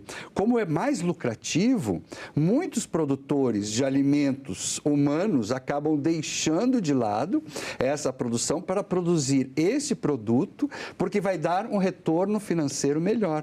Então, esse é um problema. Por isso, a discussão hoje em termos de repensarmos os nossos sistemas alimentares mundiais. A ONU tem proposto esse debate em todos os países do mundo. É preciso, então, por exemplo, nessa direção, incentivar ou apoiar ou fazer com que cresça mais a chamada agricultura familiar, que nada mais é do que a pequena produção que está espalhada, que não está concentrada? Exatamente. O pequeno agricultor familiar é aquele que realmente produz os alimentos que nós todos consumimos no país. Segundo as estimativas, praticamente, eles produzem 70% do que é consumido internamente aqui no Brasil. Não vem do grande agronegócio que está focado em exportações e negócios. Vem do pequeno e do médio agricultor familiar. Frutas, verduras, legumes, ovos, peixe, frango, tudo aquilo que a gente consome no dia a dia, vem deles. Então, é muito importante para qualquer qualquer país do mundo focar e dar incentivos aos pequenos produtores familiares, porque eles são a base de sustentação exatamente de produção de alimentos para aquela população. Então, e eles são os mais pobres, eles são aqueles que não têm uma poupança, eles não têm condições de arcar com uma colheita, com um plantio e que de repente tem algum problema, porque eles não têm muitas vezes seguro agrícola, né? Então é muito importante que o próprio governo faça políticas de incentivo a essa parte da população, e eles são também, eu sempre digo que eles são os nossos heróis, porque produzem, mas eles também são as maiores vítimas, porque quando eles não são incentivados e tem algum problema climático, uma seca, por exemplo, eles abandonam sua gleba de terra, que às vezes é de 2 hectares, 3 hectares, e tentam a vida nas grandes cidades e vendem a qualquer preço aquela terra. Isso faz com que mais pessoas se aglomerem nas grandes cidades, enquanto essas pessoas poderiam estar no campo, produzindo alimentos, que era o que eles sempre sonharam fazer. Um outro problema para se garantir a segurança alimentar é a contaminação. Nós temos hoje que mais de 600 milhões de pessoas adoecem, 420 mil morrem a cada ano em decorrência do consumo de alimentos contaminados. Por que isso? Onde acontece essa contaminação e como combater? Isso acontece muito por conta do uso de pesticidas, de venenos agrícolas. Nas grandes produções é muito difícil hoje, logicamente que existem as produções agroecológicas que estão crescendo, mas para que elas cresçam cada vez mais sem o uso de agrotóxicos, sem o uso de pesticidas, elas têm que ser incentivadas. Você tem que pagar mais caro, porque a pessoa vai ter um plantio muito mais oneroso. Ele vai ter que cuidar mais daquela produção. E é óbvio, se o pesticida acaba matando as pessoas que usam com todas aquelas... Imagina quem consome. Entendeu? Eu não acredito quando dizem, não tem qualquer problema. Gente, pesticida por isso que o nome é pesticida, né? Então, ele é um veneno, que ele mata insetos, mata as pestes, mas ele é algo que, se ele está lá, e se você for consumir e ele ainda continuar naquele produto, você vai estar consumindo aquele veneno, né? Então, várias partes do mundo, eles são proibidos, né? Inclusive para utilização no plantio. Aqui no Brasil ainda existe uma permissividade muito grande para o uso desses pesticidas. Eu acho que isso é o momento de se repensar. Muitos cânceres e muitos problemas de saúde que as pessoas têm, eu não posso dizer, mas podem ser vindos desse uso. Eu queria falar de diversidade, né? Hoje se percebe pouca diversidade na produção. Embora mais de 6 mil espécies de plantas sejam cultivadas para alimentação, apenas 9 representam 66% da produção total. Ou seja, nós estamos comendo as mesmas coisas. Esse seria um problema? O que esse problema acarreta? Uma falta de equilíbrio na alimentação? Exatamente. Comida e cultura. Né? E nós temos que cada vez mais incentivar aquela comida de cada região, né? Então você vai no Pará, o tacacá, né? O tucupi, aquela coisa toda. Você vai lá no sul, né? Tem as comidas típicas de cada região e a gente tem que incentivar isso. Nós não temos que centralizar produções. Essa é a história da gente consumir as mesmas coisas, exatamente porque a indústria acaba produzindo, principalmente em processados e ultraprocessados, praticamente as mesmas coisas. Se você for num supermercado na Europa, nos Estados Unidos e ir naquelas seções de congelados, você vai ver sempre as mesmas coisas, né? Porque aqui mesmo também, a gente começa a ver as mesmas coisas. Isso por quê? Porque aquela pessoa que está sempre atarefada, correndo, né? Chegou de noite, ele não teve tempo de ir numa coisa, pegou qualquer coisa para botar ali no micro-ondas para comer, para se sentir, né? que comeu alguma coisa, né? E isso é fruto da correria do mundo atual.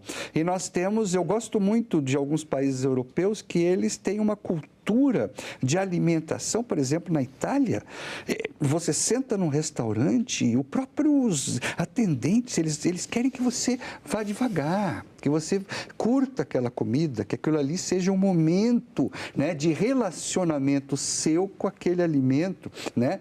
Não naquela coisa do dia a dia, que você não sabe nem o que você está comendo.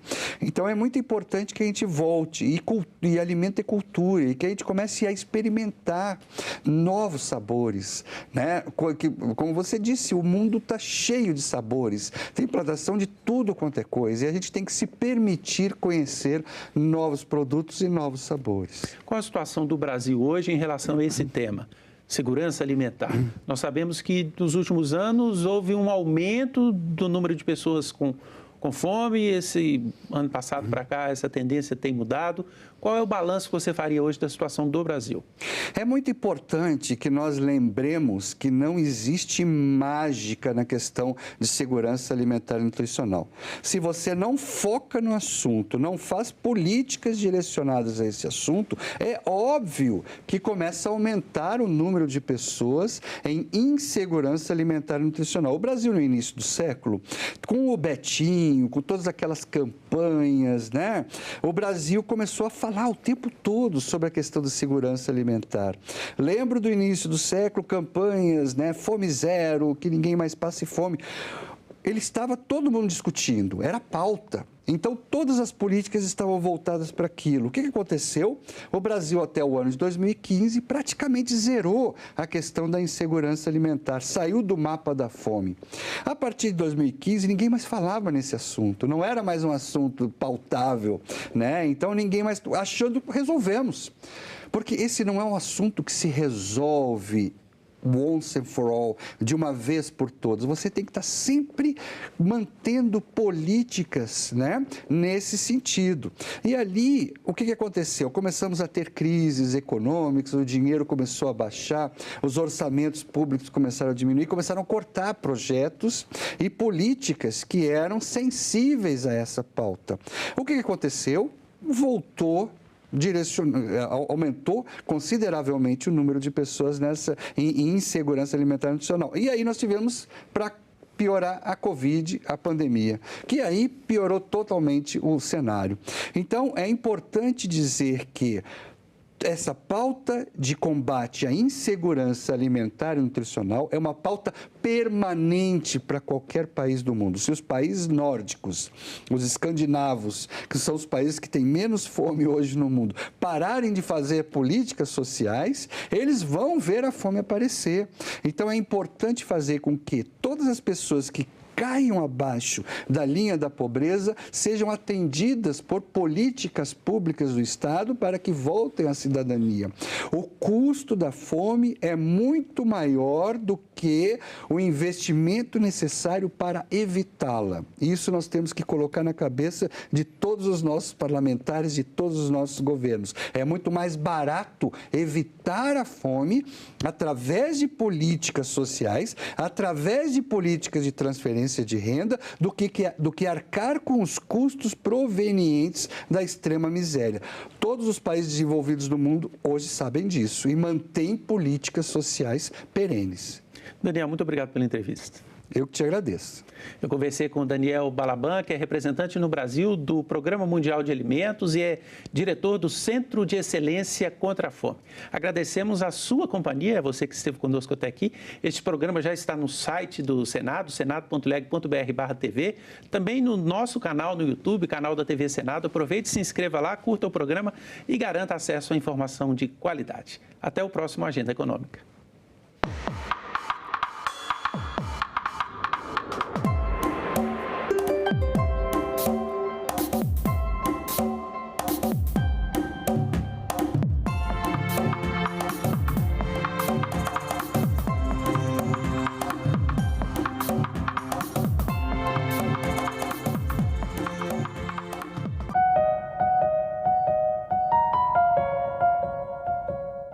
No próximo Assunto de Estado, vamos falar aqui sobre saúde, geração de emprego, regularização fundiária, entre outros temas.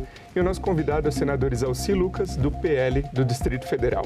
Não percam. Acho que todo governo deveria primeiro planejar o que nós queremos para o Distrito Federal. Né? Aí vem educação, saúde, segurança, porque o governo existe para cuidar das pessoas. Assunto de Estado. Hoje, 20h, aqui na TV Senado.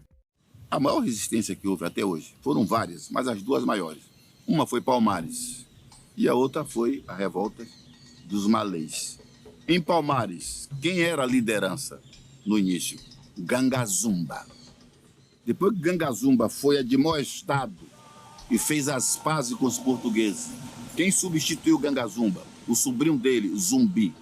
Os dois são bacongos, bantos.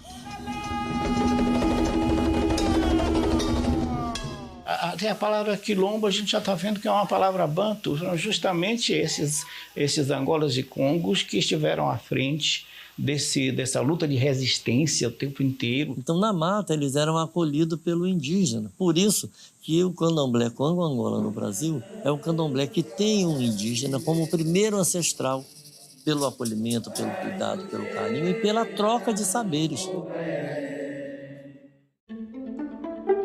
Cria-se um cadastro nacional de pedófilos e predadores sexuais, baseado nos dados do Cadastro Nacional de Pessoas Condenadas por Crime de Estupro, para permitir a consulta pública do nome completo e cadastro de pessoa física das pessoas condenadas por esse crime. Trata-se de medida que representa uma importante ferramenta para aumentar a segurança da sociedade, especialmente para as mulheres, crianças e adolescentes. Hoje, se você entrar no site dos tribunais de justiça do seu estado, é possível saber se uma pessoa foi condenada por homicídio, por latrocínio, por tráfico de drogas, mas por estupro ou pedofilia, não. Eu chamo a atenção para o seguinte: quem são as vítimas de estupro? Quem são as vítimas de pedofilia? Mulheres e crianças. Então é o seguinte, onde tem uma escola, um pai de família vai lá, acessa e veja se alguém está cumprindo pena por pedofilia, se já cumpriu, está na rua, se mora perto da escola, do lado da escola. Tudo isso hoje é feito nos Estados Unidos e em outros países e que nós demoramos tanto, mas antes tarde do que nunca. Veio em boa hora. Que esse projeto possa realmente servir de lição e que, na sua prática, ele possa funcionar para que a gente tente colocar à disposição da sociedade uma ferramenta da busca de justiça.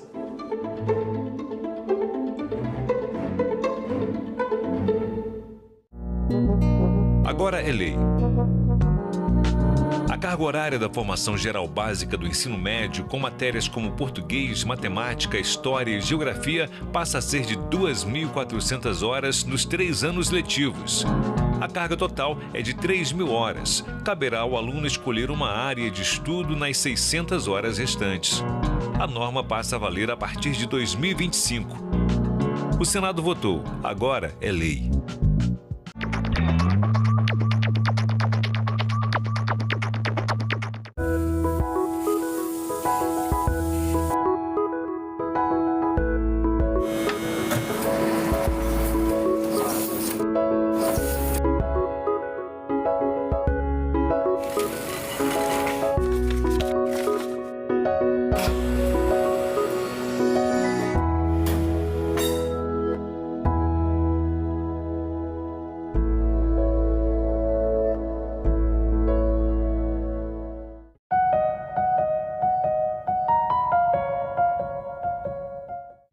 O programa a seguir é livre para todos os públicos.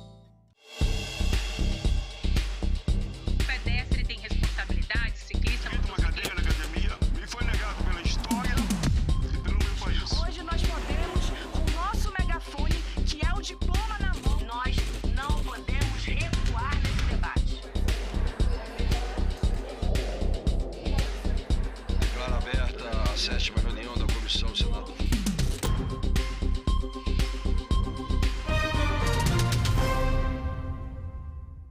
escolar? Quase a metade das crianças brasileiras matriculadas até o 2º ano do ensino fundamental não sabem ler nem escrever.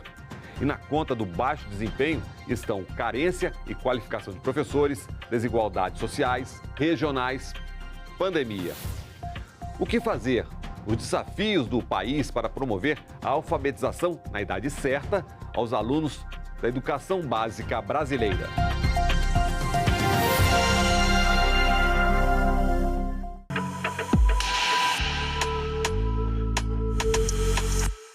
Crianças brasileiras que não se alfabetizam como deveriam, e isso tem impacto na trajetória escolar do aluno. Dificuldades nos estudos podem levar ao abandono escolar, por exemplo. O tema foi discutido na Subcomissão de Alfabetização do Senado. Ter no país 48% das crianças brasileiras ao final do 2º ano sem saber ler e escrever. Nós não podemos permitir que isso continue. Este país não pode fazer isso com as suas crianças. É uma violação de um direito muito fundamental. A necessidade de muitas políticas para a superação, da regularidade da idade dos nossos estudantes no país, embora tenhamos tido uma melhora, isso ainda não é significativo. A gente considera a educação pública como balizadora da educação desse país. E isso é muito importante da gente ter sempre em mente. Por quê? No momento que a educação pública for de qualidade, ela vai ser referência e vai aumentar todos os índices de qualidade na educação, que é o que a gente quer dentro do país. Então, para entender melhor o que é a alfabetização na idade certa, em 2023, o Ministério da Educação lançou o Compromisso Nacional para alfabetizar estudantes até o final do 2º ano do ensino fundamental, além de recompor aprendizagens de alunos afetados pela pandemia. Para se ter uma ideia, em 2021, o índice de alfabetizados na idade certa era de 36%. Ano passado, chegou a 56%. O programa ele reúne essa política, ela reúne lideranças tanto do Ministério da Educação quanto de estados, capitais e municípios para a análise dos percursos que nós estamos vivendo e também tomarmos decisões a partir daquilo que nós identificamos, tanto do que foi bom, para fortalecer aquilo que foi bom, e daquilo que tem como fragilidade, e nós precisamos agir frente a essas fragilidades. Não é que os indicadores estão bons, como eu mesmo disse, crianças brasileiras não se alfabetizam na idade certa, mas não é, a queda se explica muito mais em função da pandemia do que propriamente de outros fatores. Falou-se aí em indicador de criança alfabetizada e como ele é medido. Em 2023, com as avaliações aplicadas pelos estados e participação de 85% dos alunos da rede pública brasileira.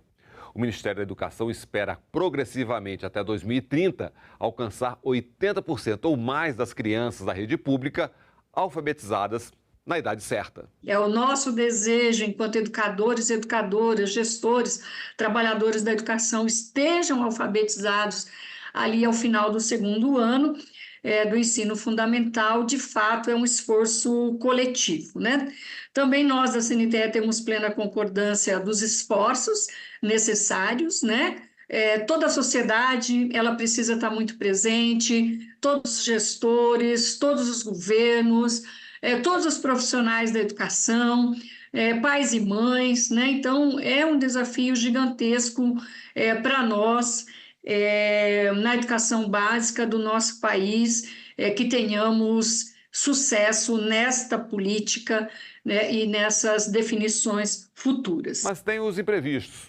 Com as tragédias climáticas e a pandemia, por exemplo, vieram o fechamento das escolas, aulas remotas, alterações dos currículos, evasão escolar.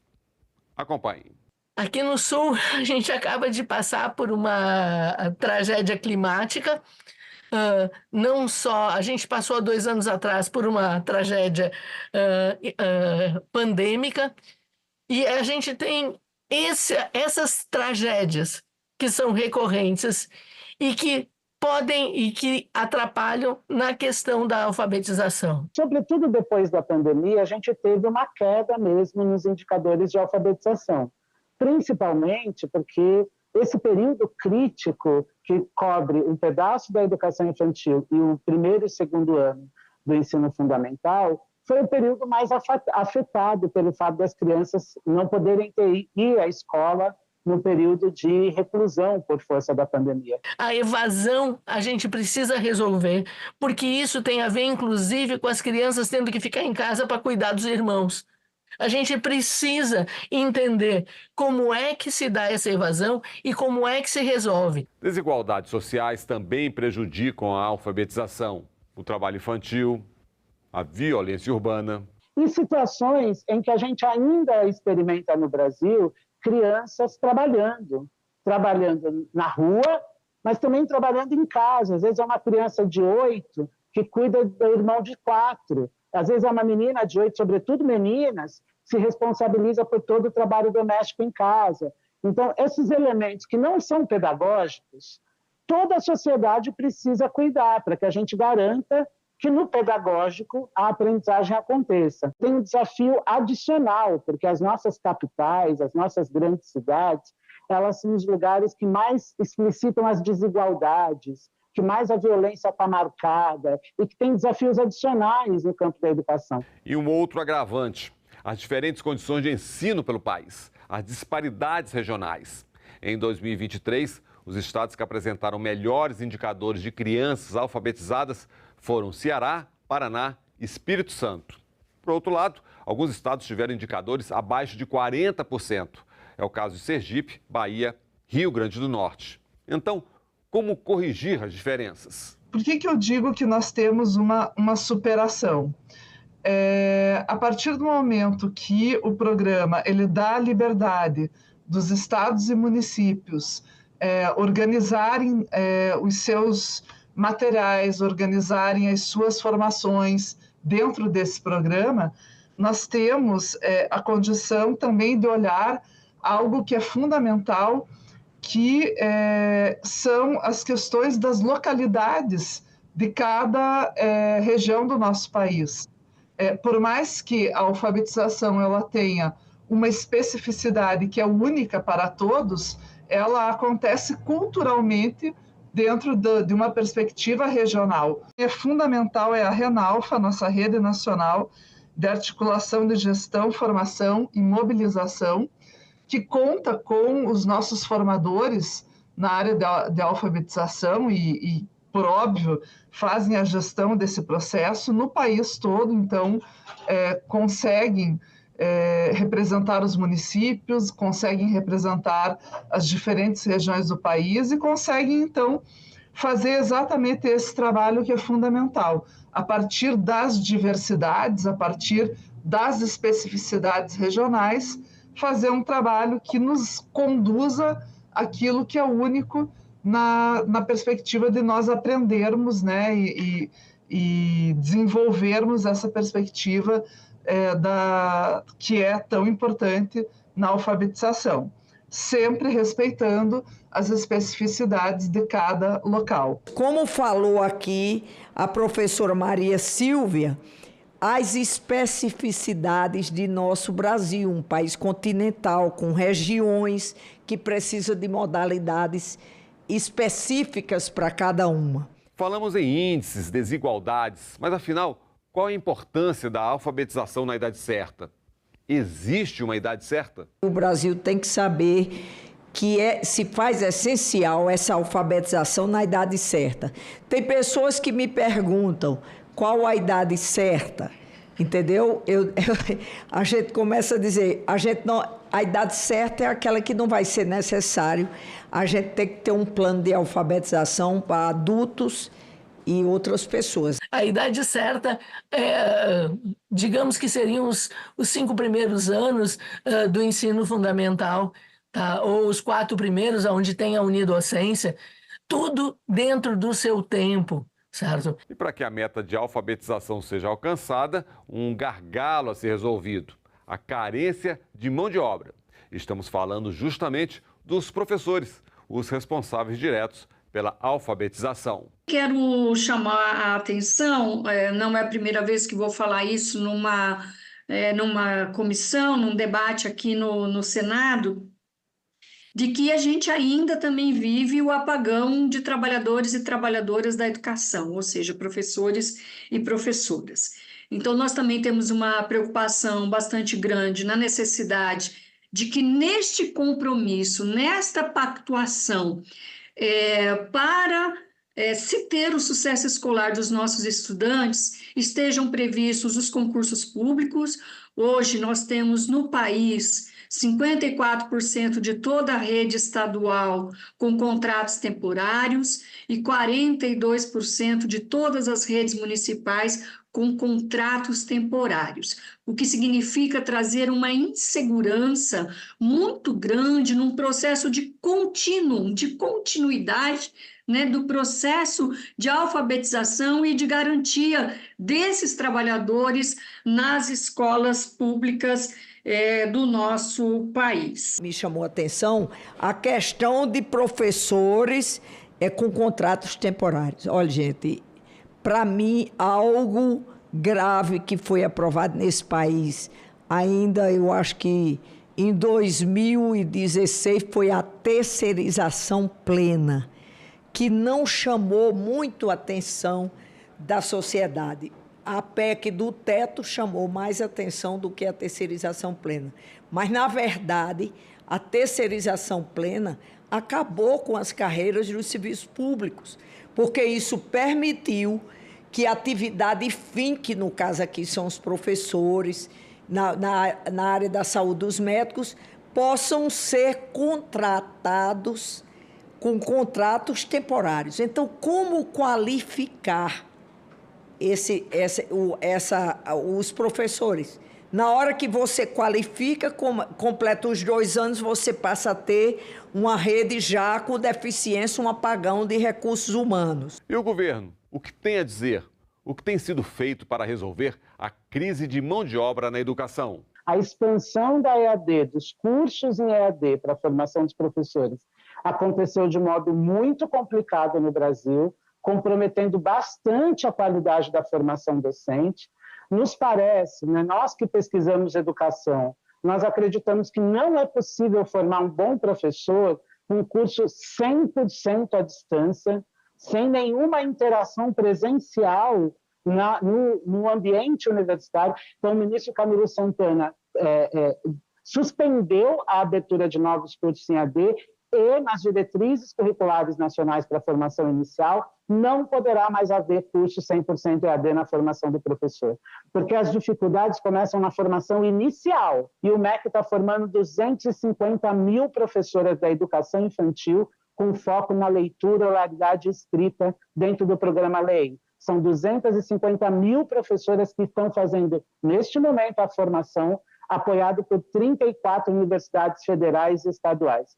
Isso é o compromisso, isso é o que a gente está movimentando no país, tentando garantir esse direito humano fundamental para todo mundo. Nós precisamos manter programas e projetos de estudos para os educadores e educadoras do país. Eu digo, né, eu tenho 30 anos de magistério, mas eu tenho que estudar todo dia, não tem jeito, mas as redes de ensino precisam proporcionar, né, esta qualificação profissional e, nesse sentido, voltado às primeiras séries do ensino fundamental. Entendo que essa qualificação profissional ela passa muito por aquilo que a gente já configurou aqui nas redes de ensino, do financiamento, do regime de colaboração, dos concursos públicos, da necessidade de você ficar na mesma escola por mais tempo, para que este seu acúmulo profissional esteja, de fato, voltado aos projetos educacionais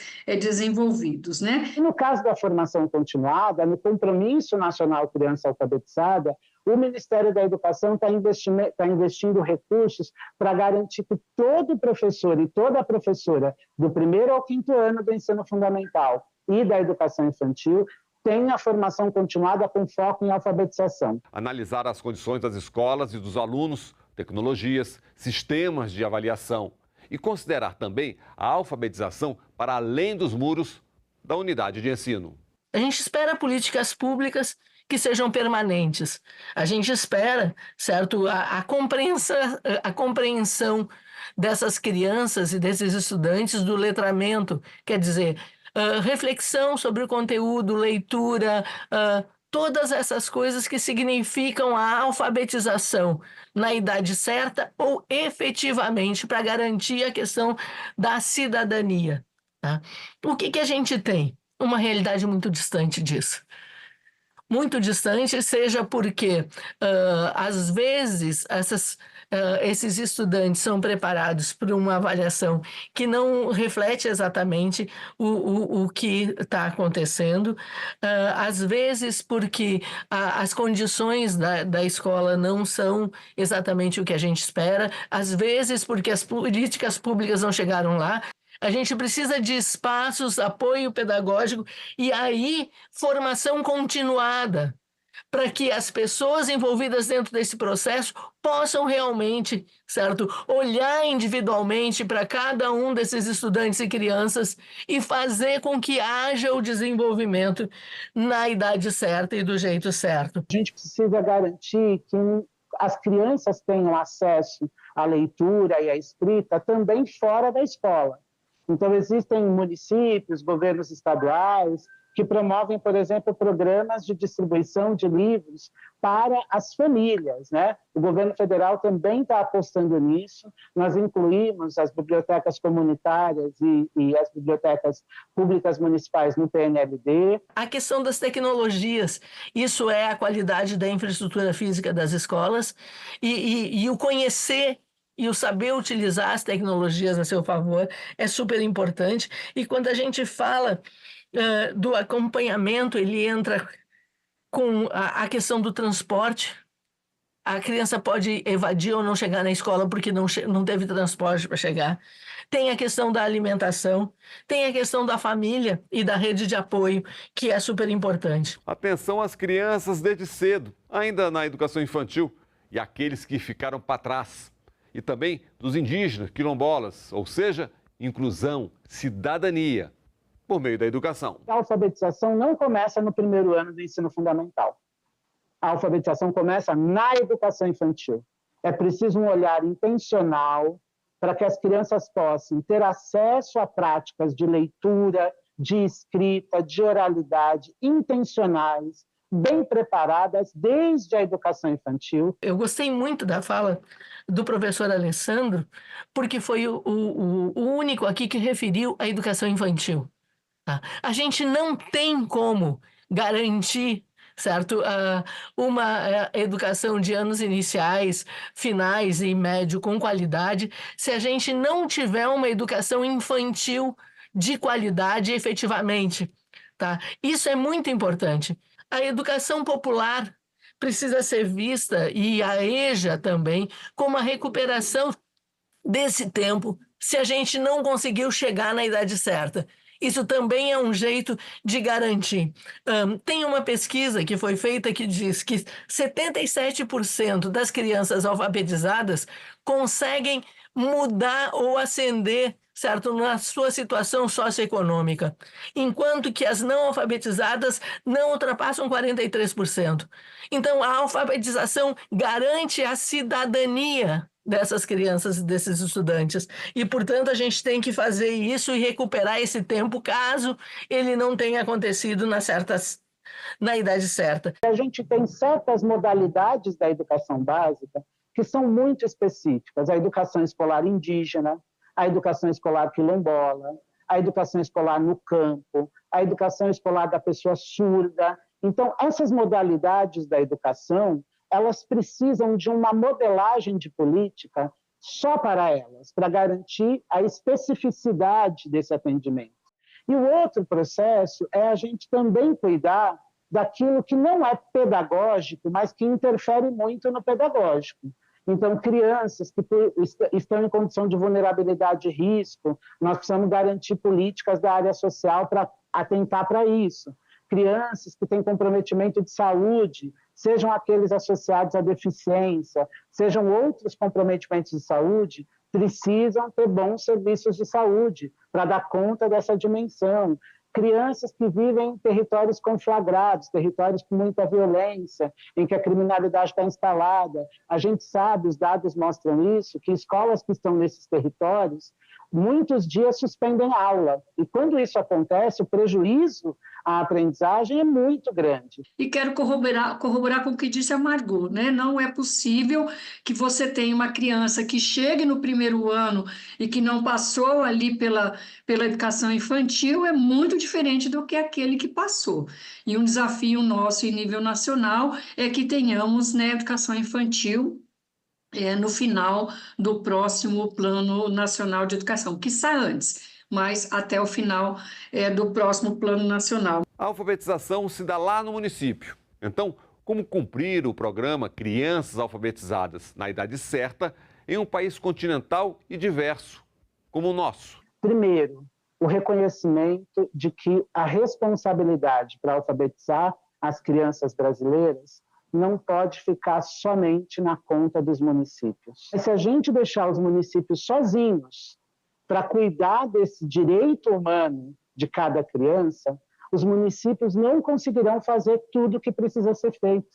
Então, nós precisamos colocar o governo federal, o governo estadual, a serviço, apoiando os municípios nessa tarefa árdua, que é cuidar da alfabetização das crianças na idade certa. No estado, nós temos, cada território tem 2 articuladores estadual, um representando as secretarias estaduais de educação e um representando os municípios. Então, a gente tenta colocar essa representatividade de forma muito integrada para que a gente possa, de fato, fortalecer o regime de colaboração, como a professora Maria Silvia colocou. Nós realizamos formação com os articuladores estaduais.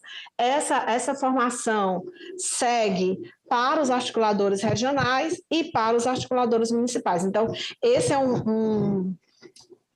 essa é uma proposta da política de fato, fortalecer essa articulação, fortalecer a nossa escuta permanente, né, das necessidades que cada contexto apresenta. A alfabetização na idade certa, atenção às crianças na escola e fora dela, um plano nacional e recursos. Penso que temos muitos desafios na educação brasileira ainda, né?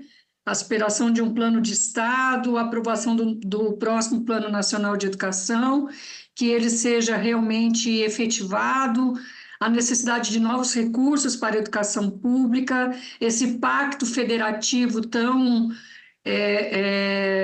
uma luta intensa de todos nós, de um Sistema Nacional de Educação, de fato, que dê conta da superação das dificuldades educacionais no nosso país. Garantir que a leitura e que a escrita esteja presente em todos os lugares, na casa das crianças, nas suas comunidades, como um objeto social de valor, e garantir o cuidado para essas outras dimensões que a escola não vai conseguir dar conta, mas que a sociedade tem que pôr a mão na massa e dar conta. Criança com bom cuidado de saúde, com assistência social próxima, não esteja no trabalho, não seja obrigada a trabalhar, porque a criança não trabalha, a criança tem que dar trabalho.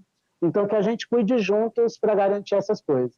Eu digo todo dia, o que precisamos é colocar nossos alunos e nossa educação no orçamento desse país. Educação é investimento. E a gente sabe que a única maneira de se corrigir inclusão social, reduzir a violência... O que reduz a violência, os países do mundo que reduziram a violência foi com educação pública, de qualidade e com tempo integral. E para isso precisa de recursos também. Eu costumo dizer que educar é diferente de ensinar. Ensinar você ensina para alguém passar num processo seletivo. E educar você forma o cidadão para a vida. É isso. Lugar de criança é na escola e com recursos. Aprender bem do jeito certo, na idade certa. O Em Discussão fica por aqui. Até o nosso próximo programa.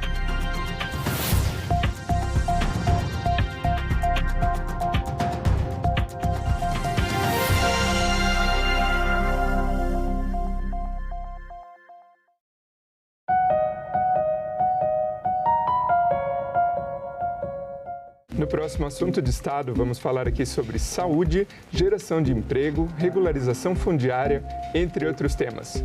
E o nosso convidado é o senador Isalci Lucas, do PL do Distrito Federal. Não percam. Acho que todo governo deveria primeiro planejar o que nós queremos para o Distrito Federal. Né? Aí vem educação, saúde, segurança, porque o governo existe para cuidar das pessoas. Assunto de Estado. Hoje, 8 horas da noite, aqui na TV Senado. O momento da abolição foi uma festa em todo o país, uma explosão com grandes concentrações, caminhadas, passeatas, missas campais, um clímax, assim, uma apoteose de celebrações, acompanhadas no dia seguinte por muito medo por parte dos senhores e das autoridades. O medo de que a festa virasse revolta, que os escravos, além da liberdade, quisessem mais. Quisessem terra, por exemplo, quisessem propriedade, quisessem, sem dizer a palavra, indenização. Quisessem reparação, não apenas deles, aquela geração que foi, né, libertada, mas também reparação pelo acúmulo de exploração ao longo dos séculos. Então houve muito medo e as autoridades se prepararam para isso. Eu sou o senador astronauta Marcos Pontes e sou natural de Bauru. Meu pai, seu Virgílio, ele era servente de serviços gerais do Instituto Brasileiro do Café. Minha mãe era escriturária da Rede Ferroviária Federal. E eu comecei a trabalhar com 14 anos como eletricista aprendiz para poder ajudar em casa. E a partir de lá eu fui para a Força Aérea, me tornei piloto. Fui selecionado em 1998 pela NASA. Em 2006 eu realizei a primeira missão espacial do Brasil. Eu sou o único astronauta profissional do Hemisfério Sul. Fui à Estação Espacial Internacional.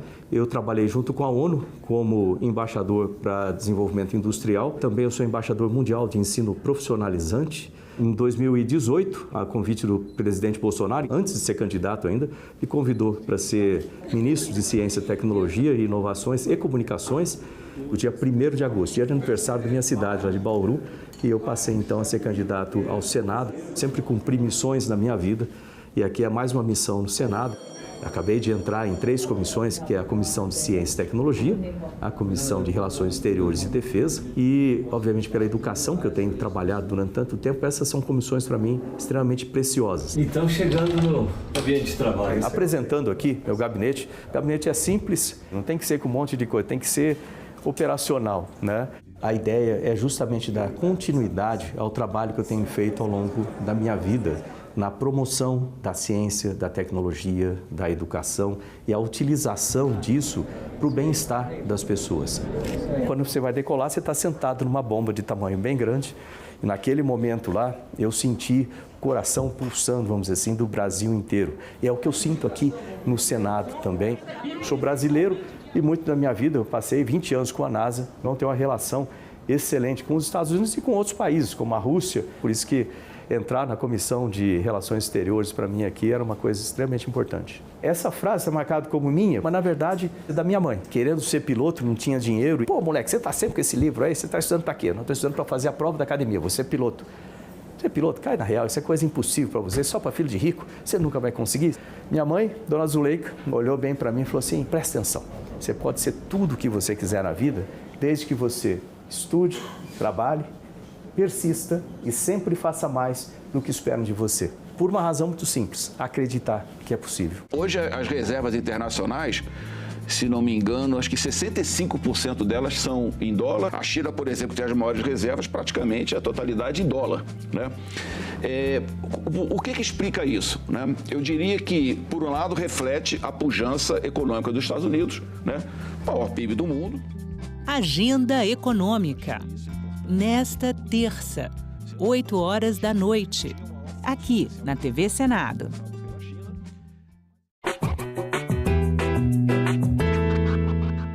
O Senado brasileiro foi criado pela Constituição de 1824, mas havia um problema. Em que lugar os senadores iriam se reunir?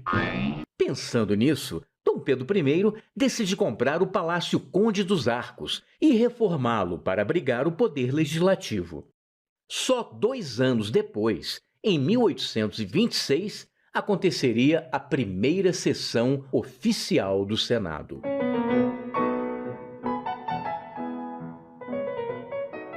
Depois de quase 100 anos, os senadores ganhariam uma nova casa, o Palácio Monroe. Construído originalmente para a Exposição Universal de 1904 nos Estados Unidos, o prédio, todo feito em estrutura metálica desmontável, foi transferido num navio para o Rio de Janeiro e remontado no local mais nobre da cidade. O Monroe acabou se tornando um cartão postal do Rio e uma referência histórica de um período político bastante conturbado. Em 1960, com a inauguração de Brasília, o Senado passou a ter um novo endereço. A cúpula côncava de Oscar Niemeyer trouxe ousadia e modernidade à tradição democrática, sugerindo ponderação e equilíbrio em suas formas. Mas nem tudo são flores.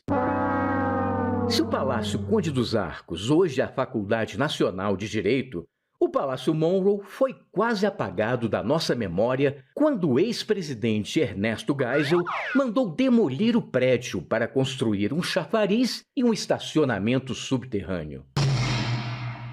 Objetos históricos foram perdidos ou vendidos pela empresa demolidora, mas a memória ainda permanece nos resquícios preservados pelo Senado.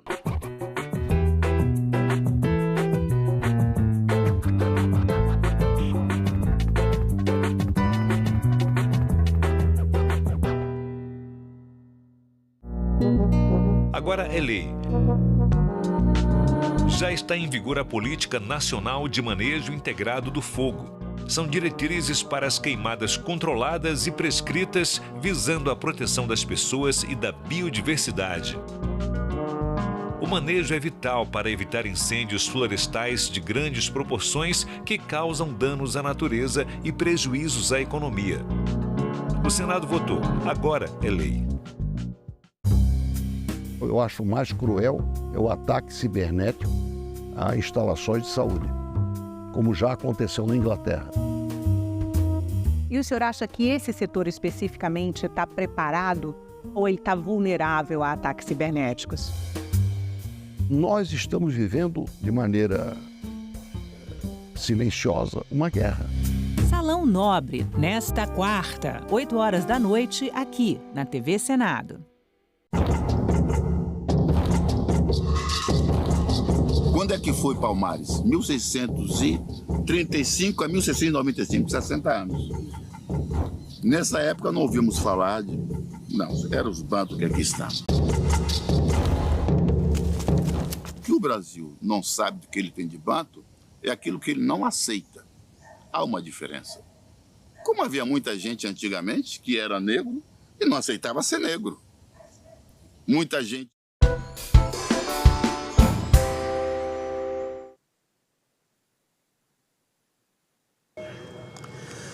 Em Brasília, 10 horas e 4 minutos da manhã desta segunda-feira, 18 de novembro de 2024. Brasileiras e brasileiros, minhas únicas vossas excelências, Deus e saúde, alegrias e vitórias em suas vidas e de seus familiares e amigos neste 2024. Hoje é uma sessão especial, mais do que especial, do Senado Federal, destinada a celebrar o Dia Mundial do Diabetes, que aconteceu na última quinta-feira, 14 de novembro, e em função do feriado, o presidente do Congresso Nacional, meu amigo pessoal Rodrigo Pacheco, e eu decidimos que hoje, segunda-feira, seria então a melhor data para os convidados especiais e, a partir de agora, já agradecer ao tripé de comunicação, TV Senado, Rádio Senado, Agência Senado, nas transmissões via YouTube, em todas as minhas redes sociais para mais de 6 milhões de seguidores ao vivo, Também agradecemos a colaboração de veículos de comunicação,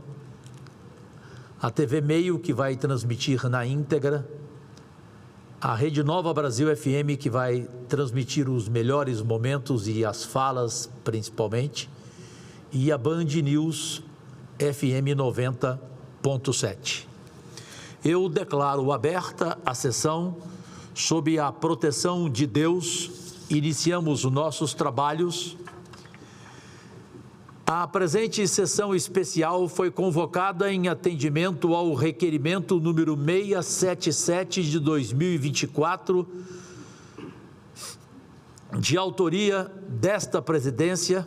Aliás, pelo meu 6º ano seguido de mandato, faço rigorosamente todos os anos esta sessão e agradeço a colaboração por unanimidade de senadoras e senadores na aprovação pelo plenário do Senado Federal.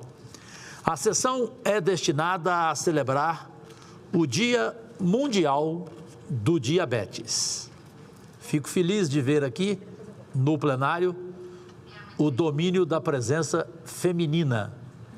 E aí permitam-me uma frase que eu adoro: os homens são importantes, mas as mulheres são essenciais em qualquer causa. Ainda mais nessa causa diabetes, né? Eu perdi mamãe aos 61 anos de idade, exatamente em função do diabetes. Vovó também era, eu também sou. E agora acabei de conversar com um amigo, irmão de 50 anos, José Luiz da Atena, e ele disse que está com 530 de glicemia. E para quem não sabe, no Brasil, existe uma cirurgia chamada metabólica, que une o íleo ao duodeno e a insulina passa pelo pâncreas, que um goiano ficou 25 anos nos Estados Unidos para criar essa cirurgia, que sofreu todo tipo de ataque no começo, inclusive do Conselho Federal de Medicina, e hoje, felizmente, ela tem a aprovação e é feita no mundo inteiro pelo meu amigo pessoal há 25 anos, Áureo Ludovico. Portanto, você que tem o diabetes tipo 2, pense nessa cirurgia, porque eu confesso, e eu paguei, não foi de graça não, ela salvou a minha vida, ela deu a mim uma outra vida. Eu quero convidar para compor a mesa desta sessão especial os seguintes convidados: a senhora Jaqueline Correia, fundadora e presidente do Instituto Diabetes Brasil, IDB, por fineza. Muito obrigado pela sua presença, seja bem-vinda. Desde já faço o convite e agradeço pelo presente que nunca mais sairá de meu paletó e, quando deixar essa casa, de minha roupa, que é o bottom do diabetes, presente da senhora Ermelinda Pedrosa, vice-presidente da Federação Internacional de Diabetes, o IDF. Por fineza, seja bem-vinda à nossa mesa.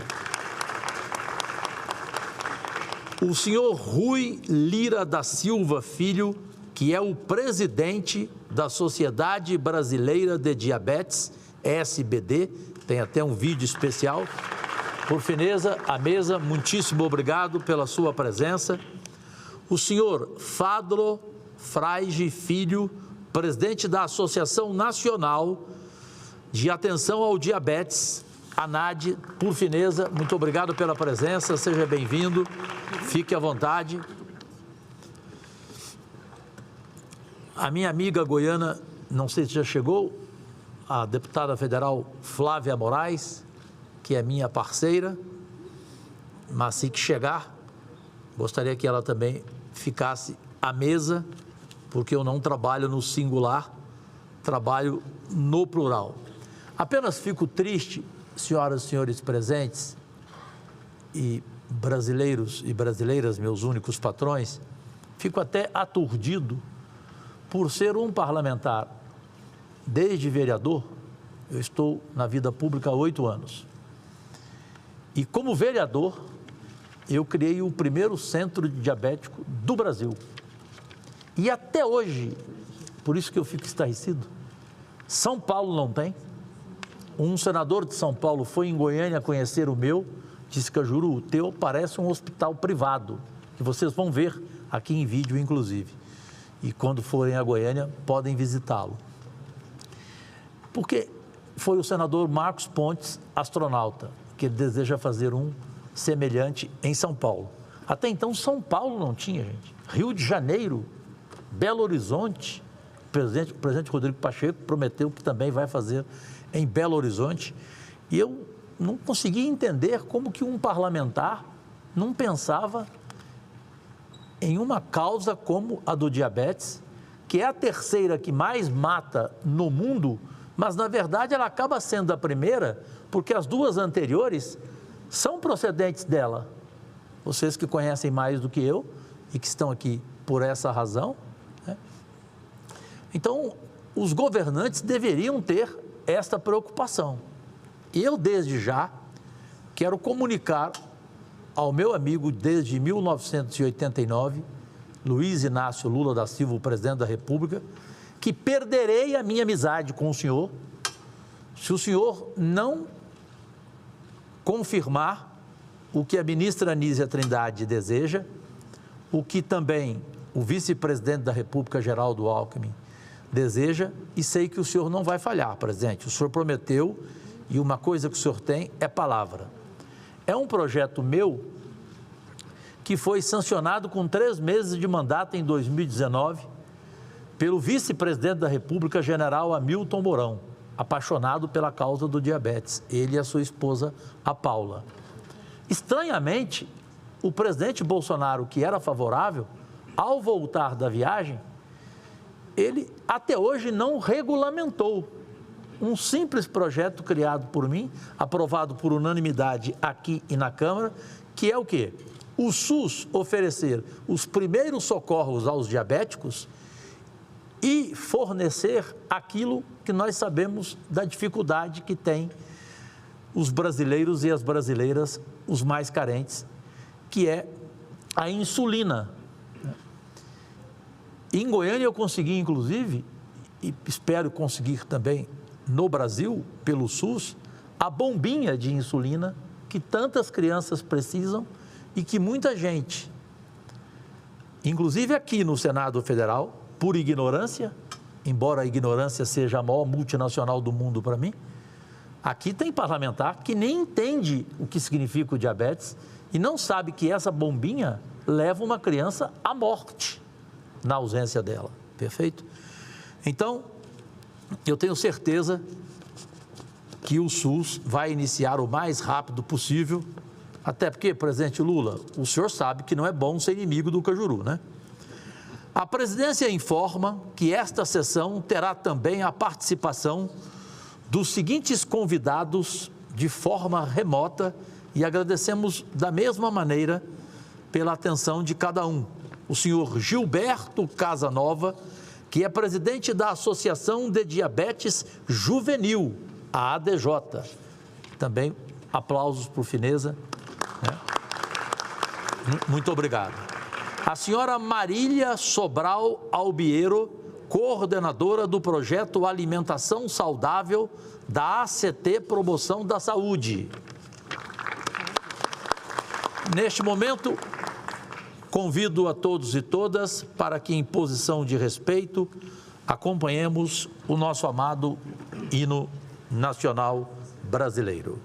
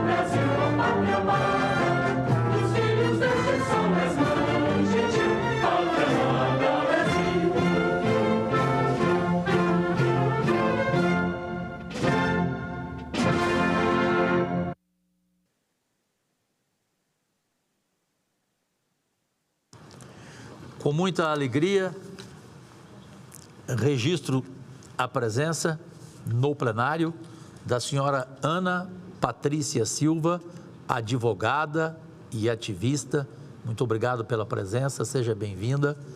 A senhora Carla Melo, que é médica endocrinologista da Sociedade Brasileira de Diabetes. Objetivamente, senhoras e senhores, amigos parlamentares, representantes da sociedade civil e todos os presentes, é com profunda emoção e responsabilidade que presido esta sessão especial do Senado Federal, destinada a celebrar o Dia Mundial do Diabetes, convocada em atenção ao requerimento número 677 de 2024, de minha autoria e iniciativa, a data comemorativa do último dia 14 de novembro, estabelecida em 1991 pela Federação Internacional de Diabetes, em parceria com a Organização Mundial da Saúde e oficializada pela Organização das Nações Unidas em 2007. É um convite à reflexão, meus amigos, minha gente, e, acima de tudo, a ação.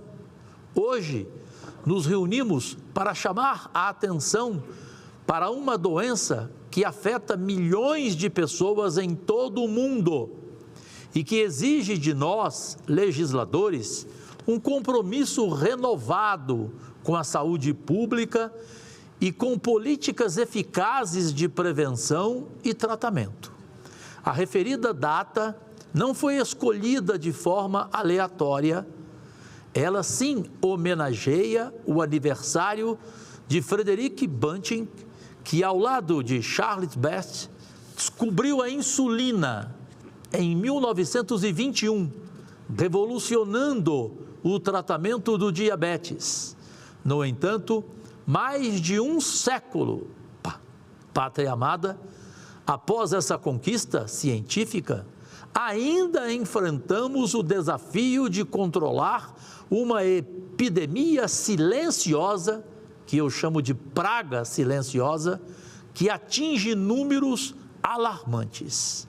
Segundo a renovada revista científica The Lancet, a prevalência global de diabetes dobrou entre 1990 e 2022, passando de 7% para 15% da população mundial.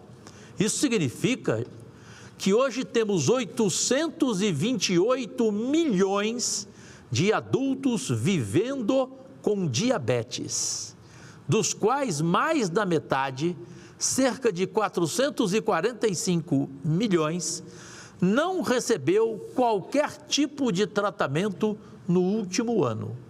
No Brasil, somos o 6º país com o maior número de diabetes e diabéticos, no caso, no mundo, o 6º, com cerca de 22 a 30 milhões de pessoas convivendo com essa doença, sendo que 1 em cada 3 desconhece o próprio diagnóstico.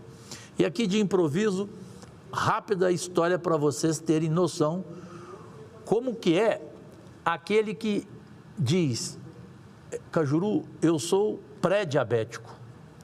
Eu cheguei a esse Senado Federal e a mesa diretora se lembra aqui, todos aqui que são meus amigos e todas, um senador extraordinário para mim, uma referência política, gaúcho, o senador Paulo Paim. Ele estava lá naquela primeira cadeira onde ele fica, me chamou para cumprimentar esse meu primeiro projeto, que foi a criação de centros diabéticos no estado que represento, de Goiás. E ele falou assim: Cajuru, eu sou pré-diabético. Eu falei: não é, pai, não existe pré-diabético. Brincando com ele, falei: como ligeiramente grávida. Aí ele riu, falei: vá ao médico amanhã. Ele foi, voltou à tarde ao plenário: Cajuru, você tinha razão, eu realmente sou diabético. Então, quantos que nós temos iguais ao senador Paulo Paim que hoje, graças a Deus, faz o tratamento, inclusive com esse médico, meu amigo goiano. Esse cenário, gente, alarmante, ele é agravado por fatores de risco bem conhecidos, como a má alimentação e o sedentarismo, que estão diretamente relacionados ao aumento de casos do diabetes tipo 2, meu caso. Estudos científicos mostram que o consumo excessivo de bebidas e alimentos ricos em açúcar, sódio e gorduras saturadas está relacionado a mais de 1,3 milhões de novos casos de diabetes por ano. Nesse contexto, a atual discussão da reforma tributária no Congresso Nacional aqui nos oferece uma oportunidade histórica, parlamentares, de implementar o imposto seletivo sobre alimentos e bebidas ultraprocessados. Já fiz esse pedido pessoalmente ao relator da reforma tributária, também meu amigo pessoal amazonense, senador Eduardo Braga, que concordou imediatamente. É com preocupação, entretanto, que acompanham a possibilidade de os refrigerantes açucarados serem retirados da lista de produtos sujeitos a essa tributação.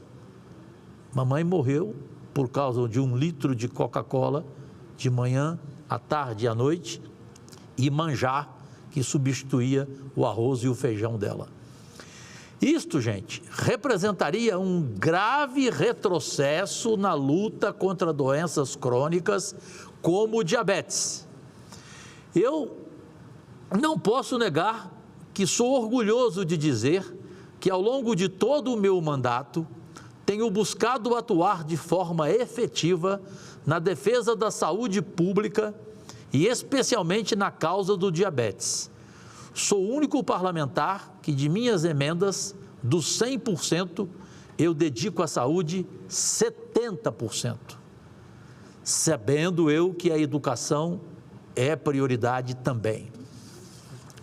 No Senado, apresentei 18 projetos de lei voltados ao diabetes, destacando-se o projeto de lei número 520 de 2021, de minha autoria, e aprovado por unanimidade por esta Casa, que garante prioridade de atendimento para diabéticos na realização de exames essenciais. Também destaco a Lei número 13.895 de 2019, que já referi aqui, que institui a Política Nacional de Prevenção do Diabetes e de Assistência Integral à Pessoa Diabética, cuja sanção é fruto de minha intensa articulação e da sensibilidade do presidente, porque assim o chamo, general Hamilton Mourão, neste parlamento. Em Goiânia, começou o primeiro centro diabético do Brasil há 6 anos. O estado hoje já possui 6 centros diabéticos completos, com direito a cirurgias bariátricas e metabólicas, com 12 responsáveis, 4 podólogos e 8 médicos de todas as especialidades. Convidaria quem pudesse pessoalmente conhecer e recomendar aos parlamentares de seus estados, porque tudo que é bem copiado tem que ser aplaudido. A construção desse centro de diabetes, que eu considero o maior do Brasil, porém, um homem público também apaixonado pela causa, o governador do meu estado amado de Goiás, Ronaldo Caiado, para ele é o melhor centro diabético da América Latina. Vocês vão ver as imagens. Quem lá vai, senadores e senadoras, que querem fazer o mesmo em seus estados, chamam de hospital privado devido à estrutura de um centro completo que atende a mais de 1.000 diabéticos por dia só em Goiânia. Ainda temos no interior os centros já abertos e até o final do mandato nós teremos 12 centros diabéticos em todo o estado de Goiás para atender a todos, assim como fiz com o autismo. Também tenho o orgulho de ser o único parlamentar do Brasil a criar um instituto completo do autismo, que infelizmente para alguns políticos é uma doença. Autismo não é doença. O autismo bem tratado, você sabe o que significa uma criança autista, né? A inteligência dela. Até um dia brinquei com um político aqui, que falou: Cajuru, para que projeto de autismo? Não dá voto. Revoltante ouvir isso, né? Eu falei: olha, se você pensa assim, é porque você não tem muita inteligência. Estavam 6 senadores ao meu redor. Calma, Cajuru. Eu falei: não, eu perdi a paciência. Falei: até porque inteligência é algo que você não tem. Você pensa menos do que essa mesa e eu quero pedir desculpas à mesa porque eu estou ofendendo a mesa. Não pode um parlamentar não saber o que significa o autismo, meu Deus do céu, né? Eu vou aos meus institutos de autismo em Goiânia e quando chego, as crianças estão com trompete, com guitarra, com teclado, com saxofone, com flauta. E quando eu chego, elas sabem, não sei quem que as informou, elas começam, porque elas falam em inglês e cantam só músicas em inglês. Veja a inteligência de autistas e diabéticos. E aí cantam a música que tanto amei, que é o maior ídolo mundial que eu tenho, e tive a honra de conhecê-lo pessoalmente, dar um beijo em seu rosto, Stevie Wonder. Aquela música, I just call to say I love you. Eu só telefonei para dizer que te amo. Então, no interior, nós chegamos a mais de 10 mil diabéticos em Goiás atendidos diariamente. Agradeço ao governador Ronaldo Caiado, que colocou o nome de minha mãe, dona Zezé Cajuru, em todos os centros diabéticos. Também fui o parlamentar que mais destinou emendas orçamentárias para fortalecer o sistema do diabetes em Goiás. Até agora, em 6 anos de mandato, foram 48 milhões e 600, só para o diabetes. E até agora, para o autismo, 23 milhões. Enquanto eu estiver aqui, esta causa continuará sendo uma prioridade. O diabetes não pode ser uma sentença de sofrimento e limitações. Nosso papel, enquanto representantes do povo, é agir com coragem e determinação para assegurar que nenhum brasileiro seja negligenciado de suas necessidades de saúde. Não pelos números, mas pelas vidas que dependem de nós. E aí lembro o meu amigo e irmão músico brasileiro mais respeitado no mundo e meu padrinho de casamento, Ivan Lins. Depende de nós. Agradecidíssimo. Muito obrigado. Nós temos 2 vídeos para iniciarmos aqui, com o maior prazer, a fala na tribuna dos oradores inscritos. Eu vou começar por este vídeo, bem objetivo, porque senão muitos de vocês vão dizer: o Cajuru é apenas mais um político como outro. Fez um discurso, fez uma propaganda, que é isso, que é isso. Será que é verdade mesmo que isso acontece lá em Goiás? Tirem suas dúvidas, manda para o ar.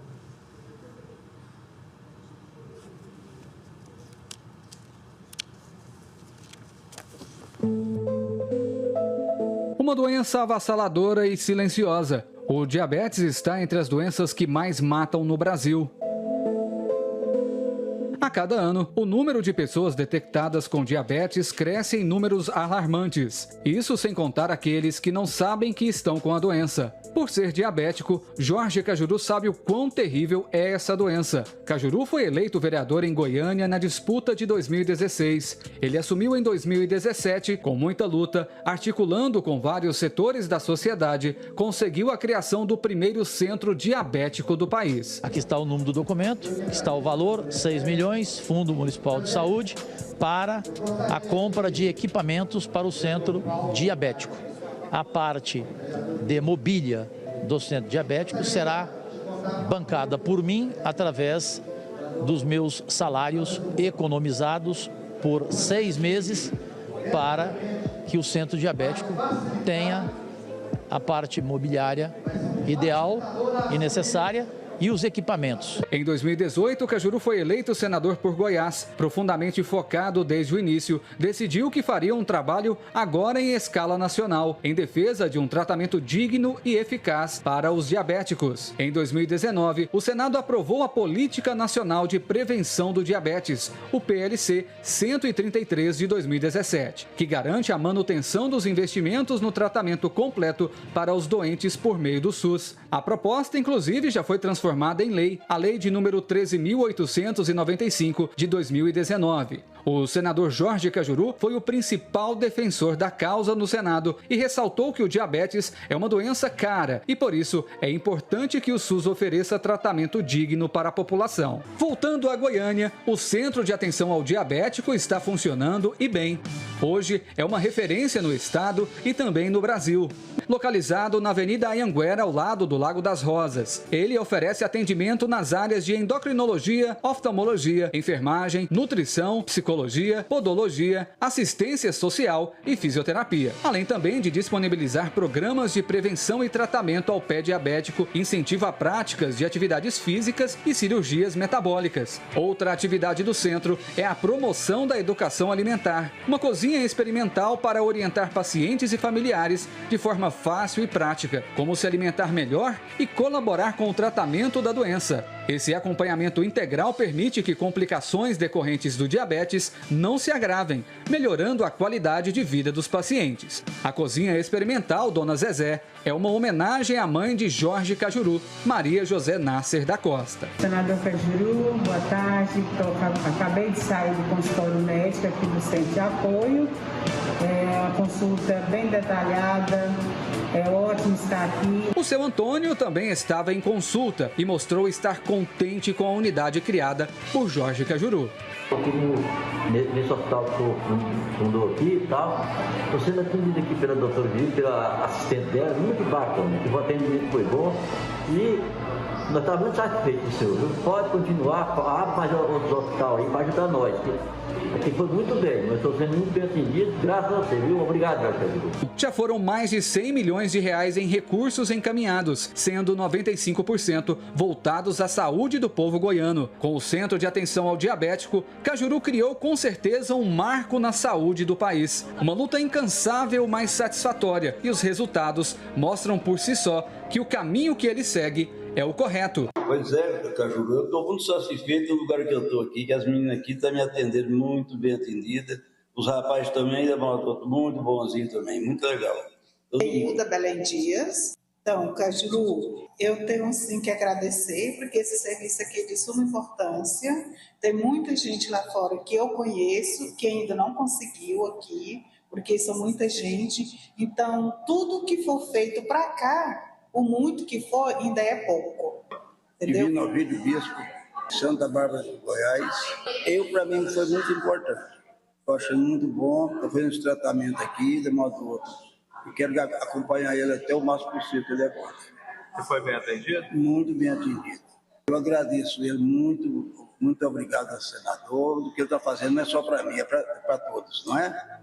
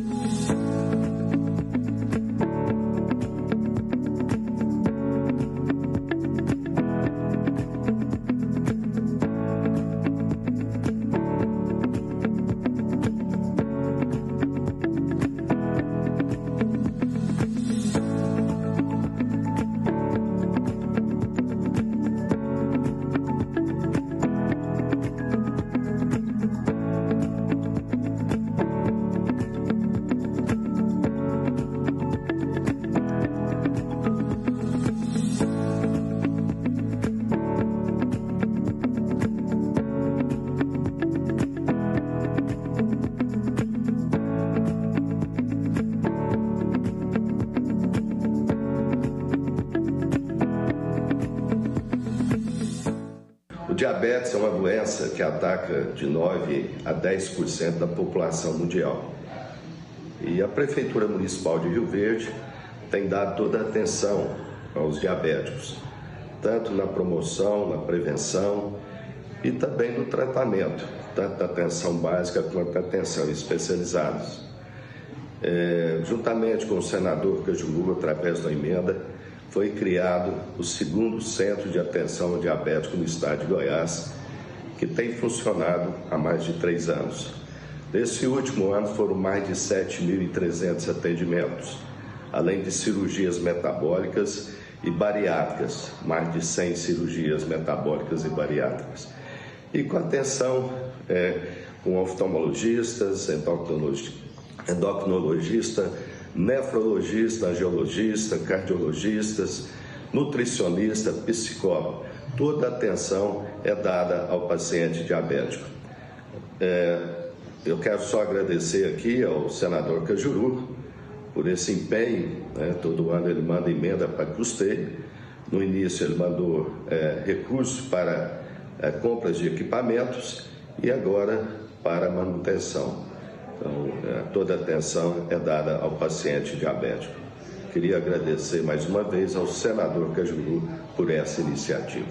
Bom dia, minha gente amiga. Olha, vocês não podem imaginar a vontade de poder estar aí com vocês num momento tão especial no HGG, onde sob a direção aí do Zé Cláudio, toda a nossa equipe médica, administrativa, todos aqueles que são na atenção ao paciente, estão hoje inaugurando algo, sem dúvida alguma, um dos momentos mais relevantes de tratamento ao paciente com diabetes.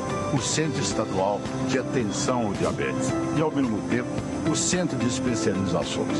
Aquele paciente que já vinha sendo atingido agora em condições muito melhores, ali com todo um acompanhamento da nutricionista, do fisioterapeuta, do psicólogo, do endocrinologista, tendo todas as noções alimentares, com todo cuidado, que leva o nome aí da mãe do nosso querido senador Jorge Cajuru, o Centro Dona Zezé. E sem dúvida alguma, gente, é algo que mostra o quanto o HGG tem feito uma medicina de qualidade, levando Goiás aos melhores patamares no Brasil. Então, meus cumprimentos. Chegando, é lógico que estarei aí fazendo uma visita especial a todos vocês. Um bom dia, continue lá. É nesse ritmo, levando cada vez Goiás mais ao patamar de qualidade.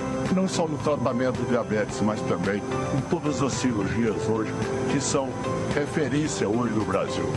Minha alegria, meu orgulho de ser governador neste momento onde o HGG é exemplo de saúde, ao mesmo tempo de amor, carinho e solidariedade a todos os pacientes.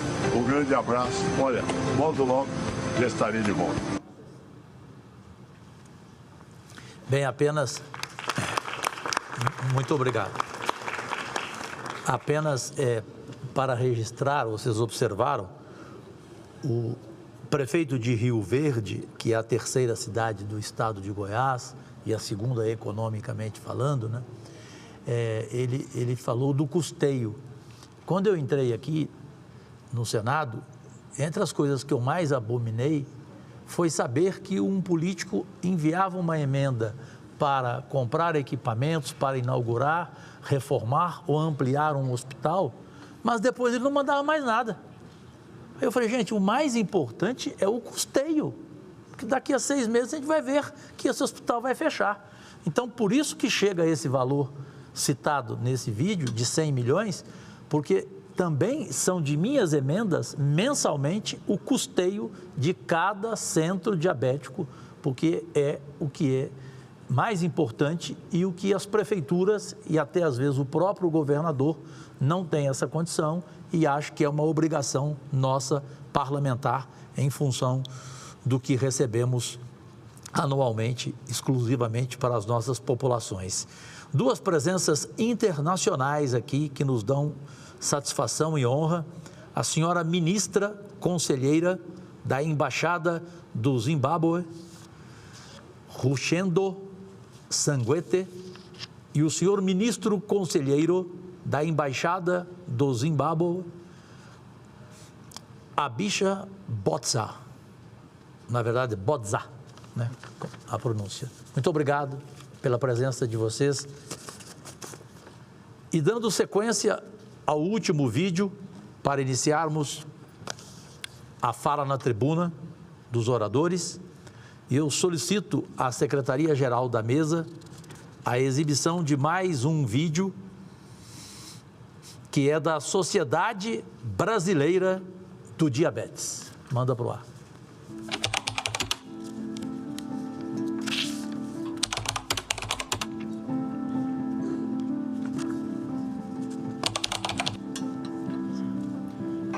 Os últimos dados mostram que uma criança a cada 9 morre por falta de diagnóstico. Nós não somos tanto. Cada 300 pessoas, uma tem diabetes tipo 1. Eu acho que o medo de todo pai e mãe tem um filho com diabetes tipo 1 é perder o filho. Porque muitos não sabem realmente o que é diabetes tipo 1. A gente é muito impulsivo. Tem um certo preconceito, porque as pessoas não sabem a causa. Somos julgados, as pessoas acham que é porque a criança come doce demais. Diabetes tipo 1 não pode esperar. Conscientizar é salvar vidas. Infelizmente, eu perdi a minha filha através de uma hipoglicemia severa. E eu tô aqui para dizer que eu me sensibilizei profundamente com a causa do diabetes tipo 1 ao conhecer de perto os desafios enfrentados por quem vive com essa condição e especialmente as crianças. Levou numa consulta de rotina e nessa consulta de rotina, o meu objetivo era só pegar uma lista de medicamentos para levar para o exterior e saímos de lá com diagnóstico tipo 1. Pessoas com diabetes tipo 1 precisam tomar insulina todos os dias. Para que eu tenha acesso à insulina, eu tenho que estar dentro de metas. Para que eu tenha acesso a um sensor, eu tenho que estar dentro de metas. E as metas são complexas, às vezes, da gente seguir, porque tudo interfere na nossa glicemia. Ainda falta muita educação na rede básica, nos atendimentos básicos de saúde. Meu filho mamava no peito. Como que eu vou insulinizar o leite materno? Como é que eu vou fazer contagem de carboidrato? Imagine uma criança, cheia de vida, brincando com seus amigos. De repente, sua energia começa a diminuir. Um dia normal se torna um turbilhão de visitas ao hospital. Tem até regras para medir, né? Porque não tinha muita fita. A gente não podia pegar muita fita, não fazer o uso delas, né? Era regrado. Parece que é uma barreira dizer que tem diabetes porque sempre há um problema. Eu estou tendo doações e graças a elas estou dando continuidade ao tratamento do meu filho. Quando vai chegando perto, os insumos do meu filho estão por acabar, meu coração não descansa. O acesso é um tanto burocrático. Meu filho, após o diagnóstico, tive que entrar com o processo e não consegui de imediato, levou muito tempo e tivemos que comprar mesmo as insulinas para dar continuidade ao tratamento. Foi difícil aceitar a diabetes. A diabetes tipo 1 não tem a ver com comer muito açúcar. É uma doença autoimune em que o corpo ataca as células do pâncreas. Quanto mais a gente falar sobre diabetes e a gente ensinar formas de tratamento, eu acredito que a gente vai avançar bastante, mas não só educação. O governo público, né, as instituições públicas. Como enfermeira e agora mãe pâncreas, o meu sonho é que em cada escola tenha um profissional para poder atender os nossos filhos. O problema vai muito além de controlar os níveis de glicose. É uma batalha diária por novas tecnologias, tratamento adequado, diagnóstico rápido e principalmente por mais políticas públicas e mais informação. Diabetes tipo 1 não pode esperar. Conscientização salva vidas. Diabetes tipo 1 não pode esperar. Conscientização salva vidas. Essa causa precisa da nossa atenção e do nosso apoio. Como vereador, eu quero ser parte dessa mudança, lutando por políticas que facilitem o acesso a esse tratamento e deem suporte a quem mais precisa. Tanto no nível distrital, municipal, federal, ofereçam possibilidades de tratamento para que a gente consiga prevenir alguma complicação no futuro. Eu gostaria que a criança, quando ela fosse diagnosticada, ela recebesse no próprio hospital um recurso vindo do governo para que ela pudesse seguir esse tratamento até a sua fase adulta. Seria o mundo ideal, mas o meu maior sonho realmente é que a cura, né, seja descoberta. Nós temos diversos projetos de leis em pauta que precisam ser aprovados e executados imediatamente para a garantia da saúde e qualidade de vida dessa população. Diabetes tipo 1 não pode esperar. Conscientizar é salvar vidas. Diabetes tipo 1 não pode esperar. Conscientizar é salvar vidas.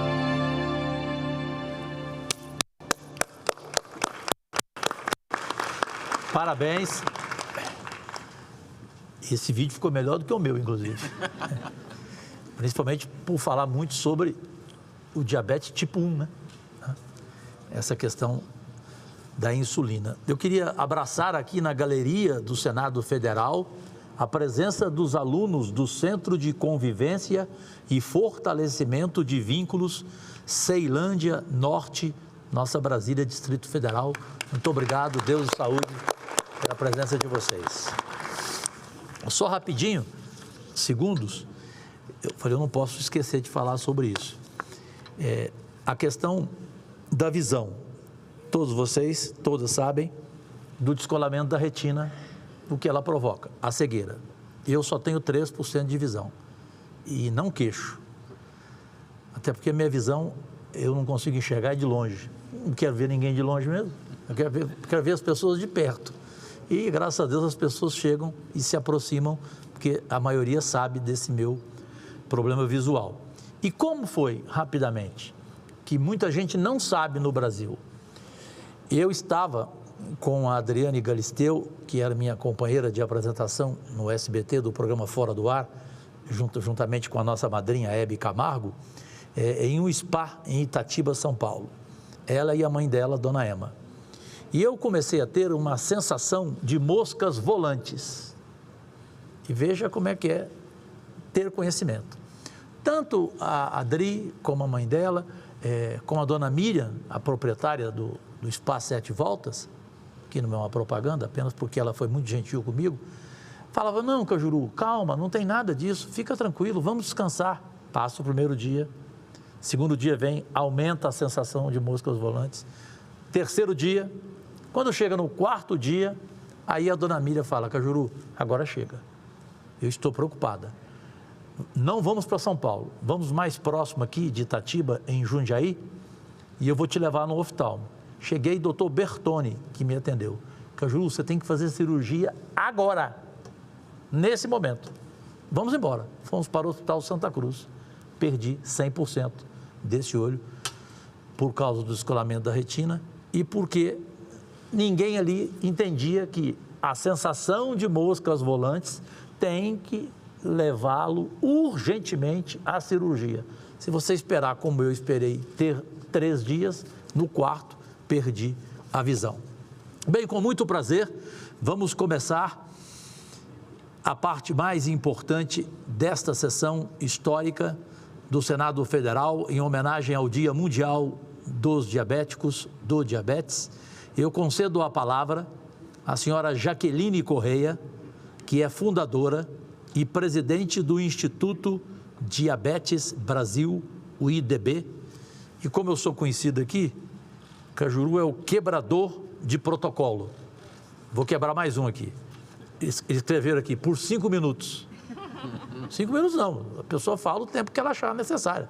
Se ela quiser passar de 5, falar 5, 6, 7, 8, 10, né? Isso é um absurdo, 5 minutos.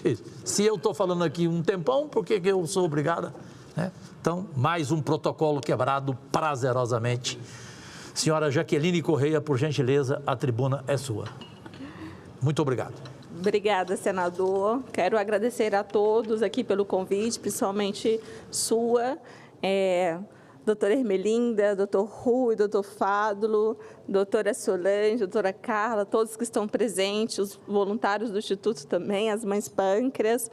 E eu quero falar que eu sou mãe de uma criança que tem diabetes tipo 1.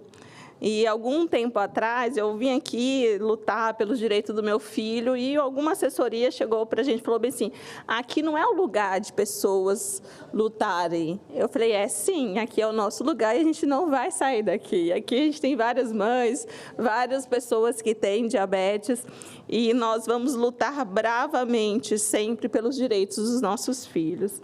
E essa sessão solene é muito importante para a gente falar sobre projetos de leis que estão em tramitação aqui na casa. Nós temos 2 importantes projetos de leis, que é o 2687 de 2022, que inclui o diabetes tipo 1 no rol de pessoas com deficiência, né?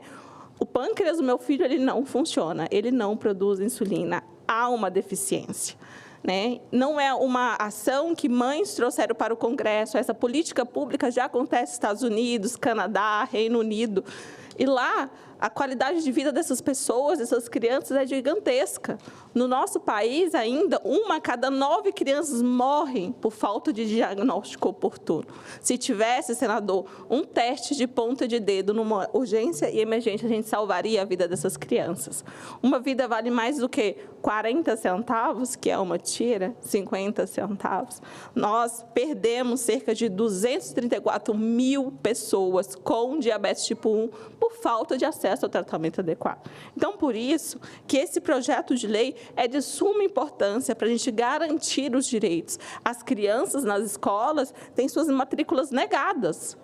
O DM1 adulto, quando ele se depara no mercado de trabalho, ele sofre preconceito, porque a partir do momento que vem a admissão e vem o diagnóstico de diabetes tipo 1, essa vaga some como um passe de mágica.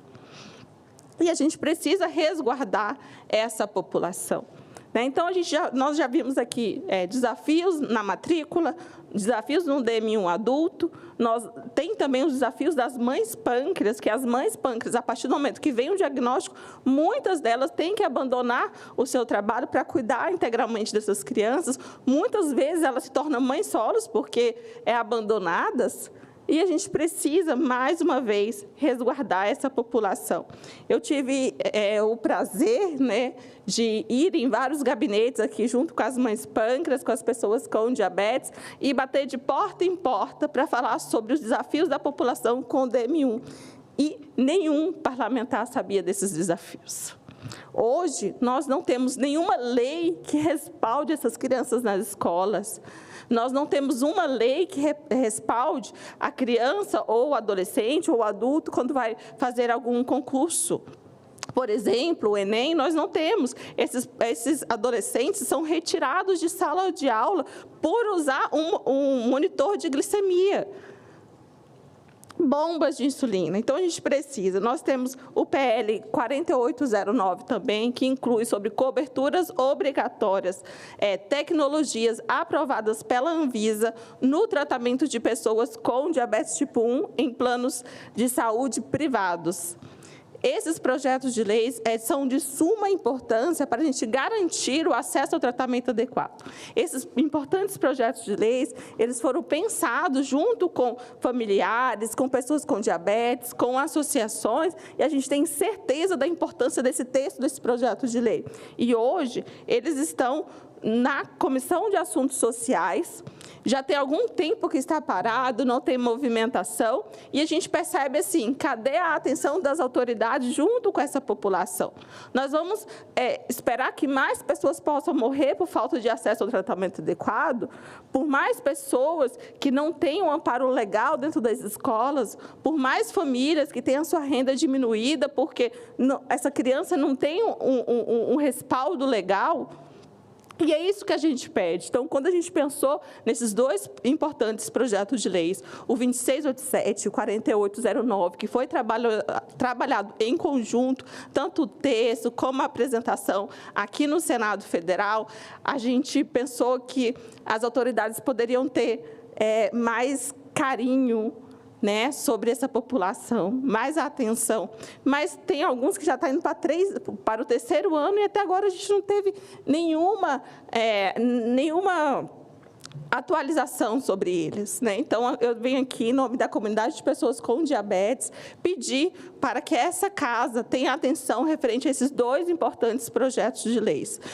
Para a gente contextualizar, uma operadora de plano de saúde aqui no Brasil, ela não respalda nenhuma pessoa que tem diabetes tipo 1 no acesso ao tratamento. Mas se a pessoa que tem esse mesmo plano de saúde vai, por exemplo, para os Estados Unidos e vai para uma consulta, naquela consulta já tem um agente com todas as tecnologias que aquela pessoa precisa. Por que nos Estados Unidos dão o mesmo plano de saúde nos Estados Unidos dá e no Brasil não dá? Né? Então, a gente precisa resguardar, né? Infelizmente, o nosso país é o 3º ranking em país que mais gasta tratando comorbidades relacionadas ao diabetes. Então, tudo que a gente precisa é de prevenção e atenção a essa população que tanto precisa. Então, nesse mês mundial do diabetes, em nome de toda a comunidade de pessoas com diabetes, aqui nesta casa, nós pedimos atenção nesses importantes projetos de leis, o 2687 de 2022 e 4809 de 2023. Muito obrigada. Jaqueline, sinceramente, no meu gabinete você não foi. Tive apoio. Ah, mas teve apoio, então. Então que se registre. E uma outra notícia também, que não sei por que os outros companheiros não fazem o mesmo. Os 7 milhões de goianos, através dos milhões de emendas que consegui com o presidente Lula, hoje tem o sensor aqui. E quem usa esse sensor é o presidente deste Congresso Nacional, Rodrigo Pacheco, que está em média entre 260 a 280 de glicemia por dia. Então, eu quero fazer um compromisso com a Jaqueline. A Carolina, minha assessora principal, está aqui. Carol, converse sobre esses 2 projetos. Amanhã nós temos um café da manhã com o presidente Rodrigo Pacheco, eu e a Leila do Vôlei, e aquela entrevista com ele para a Rede TV. Amanhã mesmo, vamos entrar com um ofício, entregar nas mãos dele. Como ele é diabético, e eu sei que ele ama essa causa, tanto que ele quer copiar o meu centro para Belo Horizonte, e dizer a ele, antes de sua saída, que ele coloque em pauta, porque além desses projetos, imagine quantos que estão aí, perfeito? Que a gente chama de engavetados, né? E esses 2 são importantíssimos, então eu faço esse compromisso contigo. Pode ter certeza, se até 1º de fevereiro a gente não conseguir por questão de férias, né? Que aqui tem isso, né, gente? É o único lugar do mundo que aqui tem 45 dias de férias. Você tem 15 dias em julho, mais 30 em janeiro, mais o período natalino. Eu, graças a Deus, eu tiro 15 dias de férias por ano, porque eu aprendi com o meu melhor patrão por 16 anos, Silvio Santos. Silvio Santos nunca tirou mais do que 15 dias de férias na vida dele. Então, eu, graças a Deus, o meu gabinete está aberto no recesso eleitoral de junho e em todo o mês de janeiro, qualquer dia, você pode vir aqui ao gabinete 10, 1º andar, Alanilo Coelho, que vai ter gente para te atender, como te atendeu lá, como te recebeu lá. Então, é um compromisso meu contigo e terei apoio de senadoras, de senadores, com certeza, para que, no máximo em fevereiro, na nova presidência do Senado, a gente coloque em pauta, porque o que você falou é de uma importância insofismável e inquestionável. Muito obrigado. Eu concedo com o maior prazer a palavra à senhora Ermelinda Pedrosa, que é a vice-presidente da Federação Internacional de Diabetes, o IDF, evidentemente não pelo tempo de 5 minutos, pelo tempo que ela quiser, na tribuna, por fineza, e agradecendo mais uma vez a sua presença.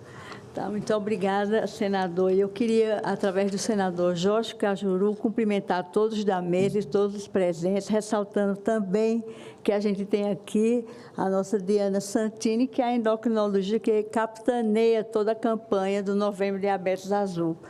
Senador, senhoras e senhores, em nome do professor Peter Schwarz, que é o atual presidente da Federação Internacional de Diabetes da Alemanha, eu queria dizer da importância dessa sessão. nós temos como tema esse ano o bem-estar, e será este também nos próximos 2 anos. E a gente pergunta assim, por que bem-estar? Porque por tudo que o senhor elegantemente discorreu sobre a doença, Jaqueline também reforçou a necessidade da gente batalhar por políticas públicas, a gente também tem que pensar que quando a pessoa tem um diagnóstico de diabetes, seja tipo 1 ou tipo 2, realmente há um impacto. Então, essa sensação de bem-estar que nós devemos proporcionar, buscar proporcionar a essas pessoas, refletem-se em vários dados que são decorrentes de uma pesquisa recente que a Federação Internacional de Diabetes fez, eu vou chamar de IDF para ficar mais fácil, apontando que, por exemplo, aqui no Brasil foi uma pesquisa global, que aconteceu esse ano, também o ano passado, envolvendo 7 países, e o Brasil foi um deles.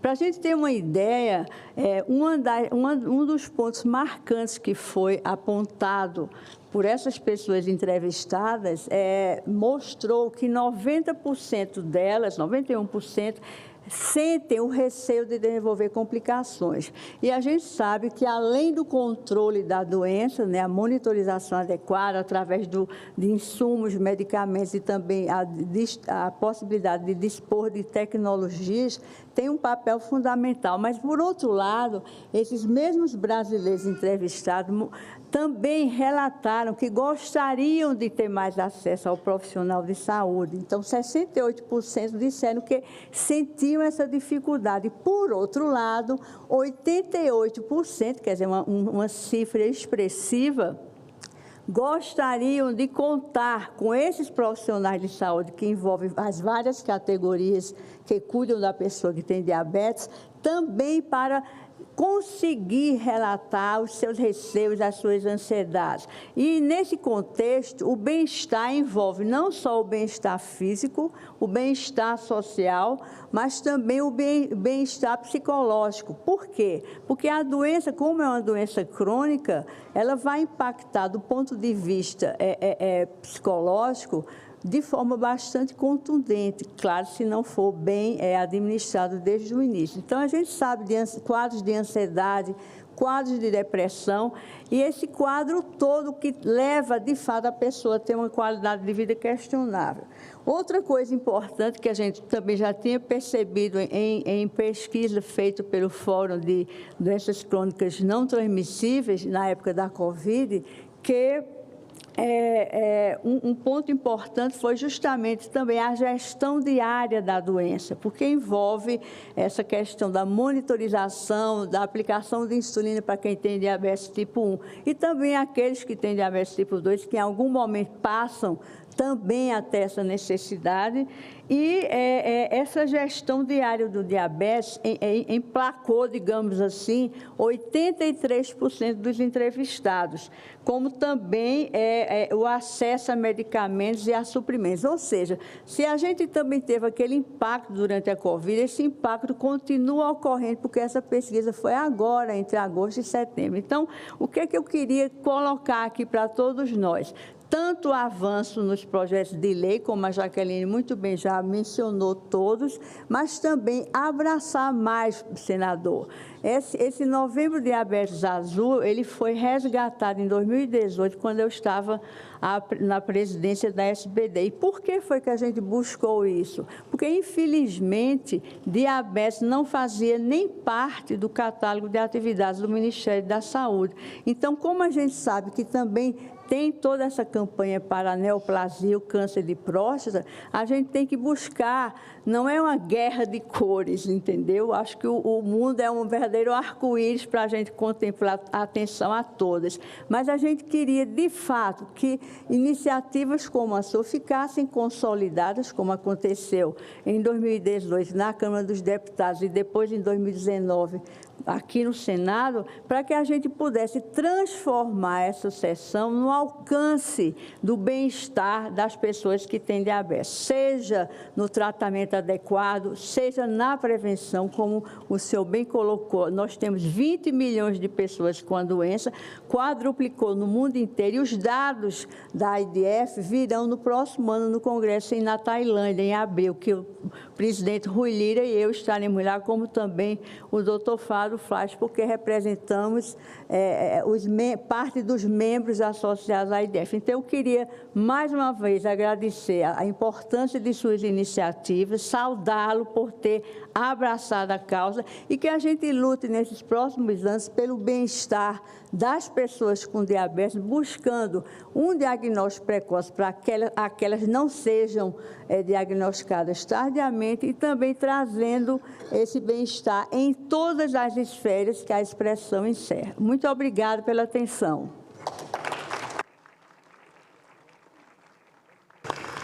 Parabéns, dona Ermelinda, pela propriedade, da forma como apresentou a sua explanação.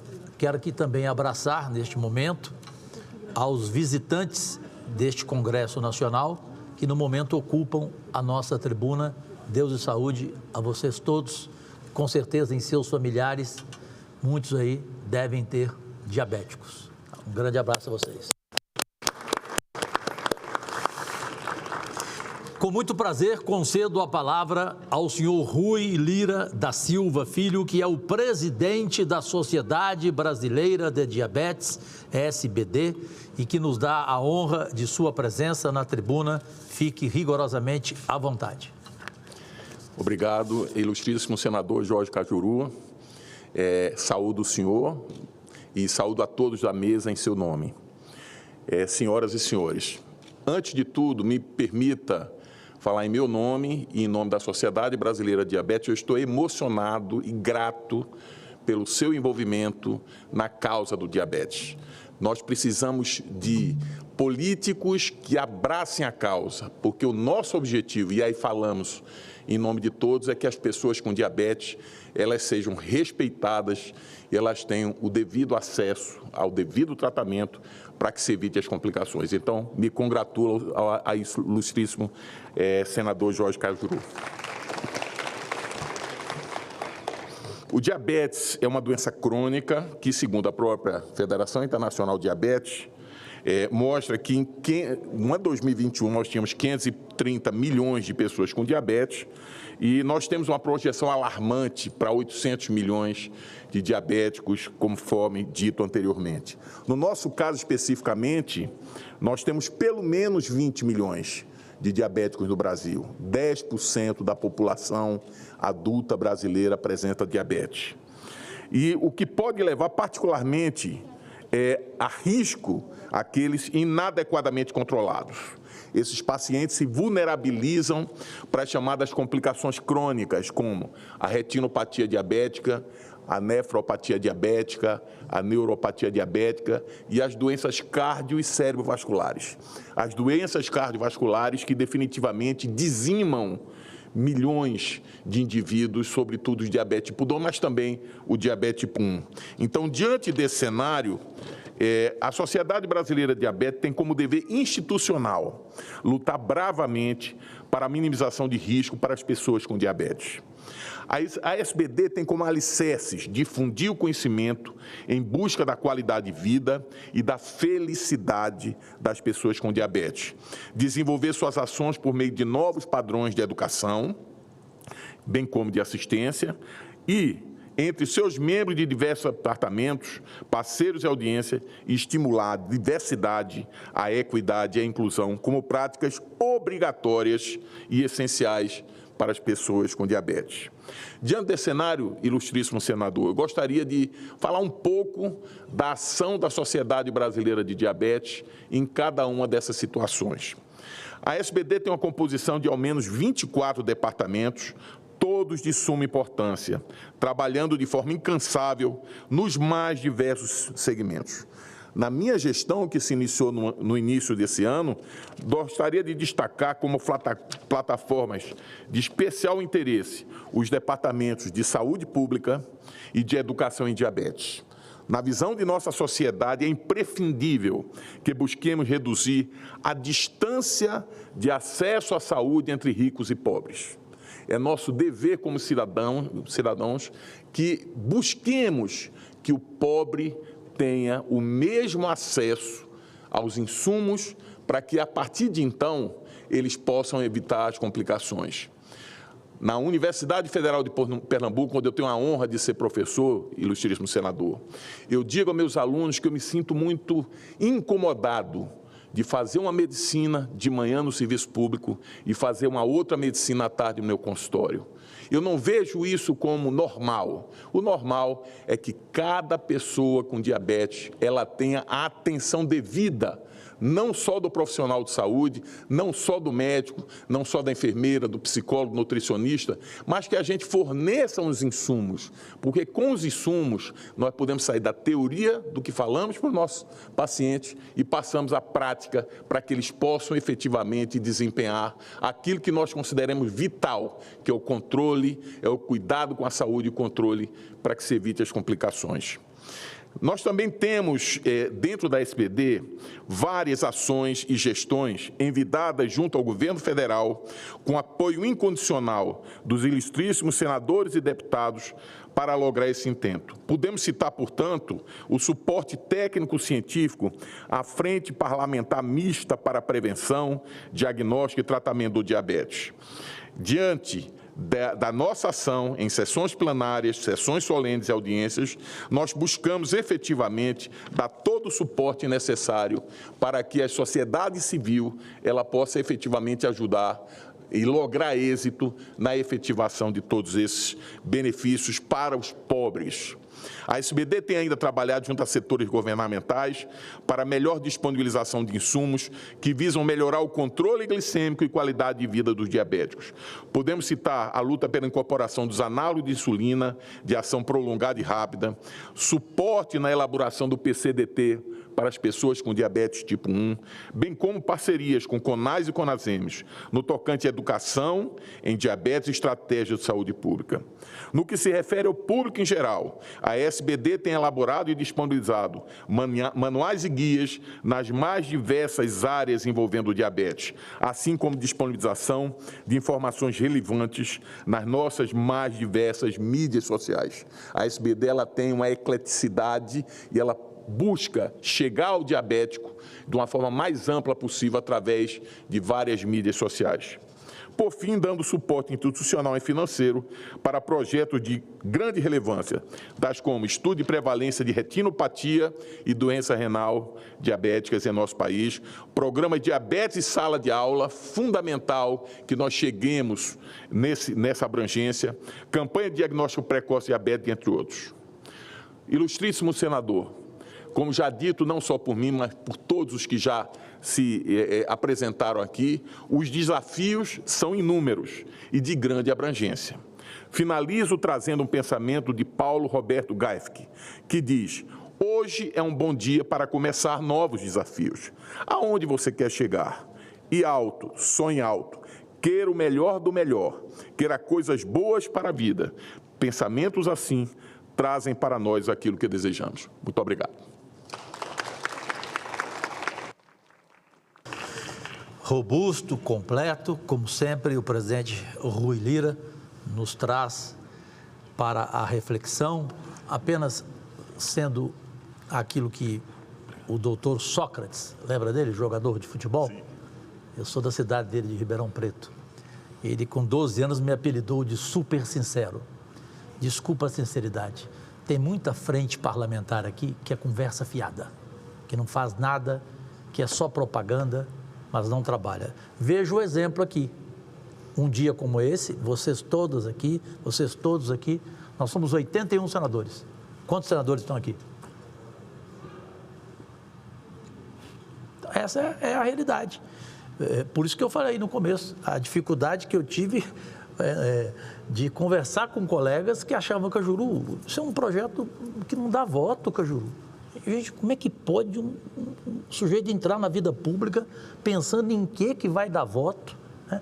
É por isso que tem corrupção de emenda, por isso que o ministro Flávio Dino tem toda a razão de questionar realmente, né? Que se manda dinheiro sem saber para onde vai, a destinação do dinheiro. Eu, graças a Deus, tenho outro orgulho, que o ministro da Justiça, Ricardo Lewandowski, fez questão de gravar um vídeo me cumprimentando. Eu sou o único parlamentar que usa o Complicer. O que é o Complicer? É a fiscalização do dinheiro meu enviado a qualquer cidade. Então, o dinheiro é fiscalizado pelo Ministério da Justiça, pelo Tribunal de Contas da União, pelo Ministério Público Federal, pelo Ministério Público Estadual e pelo Tribunal de Contas do Estado, no caso meu, Goiás, e também o Tribunal de Contas dos municípios. Ou seja, o dinheiro é fiscalizado, o prefeito tem que prestar contas e, no meu caso, 8 já foram parar na Polícia Federal, porque não prestaram contas, e eu adoro dedurar quem não presta contas, né? Então, é isso que nós precisamos conscientizar aqui no Parlamento, no Congresso Nacional, de uma forma geral, por essa preocupação. Se eu fosse presidente da República, eu exigiria que cada parlamentar destinasse X para a saúde, e olha que existe uma regra, que de todas as emendas, 50% você tem que priorizar a saúde. E muita gente nem obedece isso. Eu fico assim, sem entender. Aqui tem senador, tem deputado, que sabe qual é a preferência dele para mandar para as cidades? Trator. E não manda um equipamento para o hospital da cidade, que acaba fechando. Eu lá vou mandar trator para a cidade, né? Trator é de prefeito, o prefeito consegue, trator custa quanto? Uma porcaria. O prefeito mesmo que consegue. Aqui não, aqui tem que ser coisa, né, robusta, coisa importante para a cidade e especialmente para a população. É bem óbvio isso, a meu ver. E agora, com muito prazer, na tribuna, vamos ter a palavra do senhor Fadro Fraige Filho, que é o presidente da Associação Nacional de Atenção ao Diabetes, a ANAD. Muito obrigado pela presença, fique à vontade, a tribuna é sua, senhor Fadro. Muito obrigado, senador. Eu já o conhecia das sessões e tudo mais. Hoje eu tive a felicidade de ter conhecido o senhor e ver quem é essa pessoa maravilhosa, que se dedica principalmente ao diabetes, né? O senhor falou no início de que é a doença que mais mata, e é verdade. Todo mundo está preocupado com as doenças cardiovasculares, tem doenças câncer e etc, etc. Só que das doenças cardiovasculares, senador, 50% delas são de pessoas com diabetes. Infelizmente, essa realidade, a nossos gestores públicos e até os privados desconhecem. Por exemplo, hospitais, isso eu comecei vendo de que hospitais gerais dos Estados Unidos, 7 hospitais gerais fizeram uma pesquisa, 44% dos leitos eram ocupados pelas complicações do diabetes. Eu achei muito alto, né? Porque eu fui fazer essa pesquisa no hospital em São Paulo, Beneficência Portuguesa, que tem 1.000 leitos. Nós temos lá um sistema implantado de glicemia, e glicemia acima de 200 a qualquer horário é diagnóstico de diabetes. Pasmem os senhores que 440 leitos do hospital naquela semana e nas outras eram ocupados pelas complicações de diabetes. Nosso ministério, nosso governo desconhece. Paga as complicações, mas não paga o tratamento. Aceita todos os custos econômicos e sociais das complicações, cegueira, o infarto, AVC, as amputações. E não é só isso, não é só a hospitalização. Quanto que vai para a Previdência, na aposentadoria precoce, na aposentadoria definitiva? A Previdência não tem esse valor. Eu tentei levantar, não consegue. Quantas pelas complicações de diabetes? Quer dizer, a própria Organização Mundial da Saúde, a ONU, em 2011, fez uma manifestação de diabetes, chamando a atenção desse problema. Ou vocês tratam de fazer programas de atenção ao diabetes, os países não terão recursos para pagar as complicações. A gente tem já certa idade, precisa falar um pouquinho do passado, né? como o Dr. Rui falou, são duas medicinas, e isso eu sentia 45 anos atrás. A medicina que a gente fazia no consultório e a medicina que a gente via no SUS, na pública, um desastre. Um desastre que o paciente chegava na associação lá que a gente tem para atender as pessoas mais carentes. Bom, mas eu dei remédio para pressão, dei remédio para diabetes. Você continua com pressão alta, diabetes controlado? É, doutor. Eu só consigo comprar 30 comprimidos, mas eu tomo um dia sim, dia não, porque não dá o meu dinheiro. Eu não consigo gastar dinheiro para isso. Ou eu como, ou eu tomo remédio. E aí, resultado? Então, em 1999, tive a felicidade de ser convidado pelo Ministério da Saúde para fazer parte de um expert comitê de diabetes. E, na época, só existia 2 países no mundo que distribuíam insulina animal, de porco e pâncreas de porco e pâncreas de boi.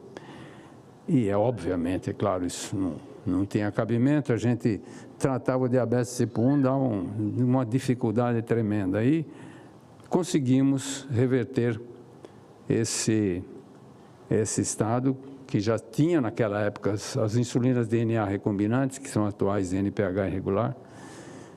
E o ministro me perguntou por que o Ministério compra. Eu falei, não sei, mas se o senhor tem alguma coisa ligada aí, gravador, eu falo. Se não tiver, porque o senhor sabe. Infelizmente, o Ministério, quando faz a licitação, é por insulina animal. E, coincidentemente, é dono da fábrica dessas insulinas, é um deputado federal. Então, ele falou, bom, a gente entendeu um dossiê técnico, entendemos e tomamos rumos no ano seguinte para as insulinas verdadeiras.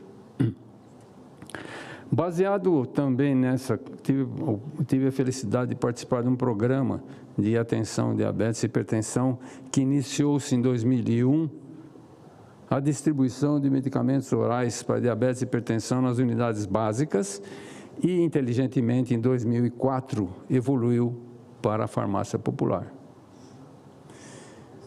Sabendo da importância de tudo, me acheguei aos senhores senadores, deputados, em conjunto com outras entidades, DJ, enfim, todos estavam nessa luta. Fizemos um projeto de lei para a proteção das pessoas com diabetes, que foi rejeitado em 2005 nessa casa, por falta de providências orçamentárias. Esse projeto é simples, e ele existe, porque ele foi refutado na comissão em que o presidente era o deputado Fernando Coruja.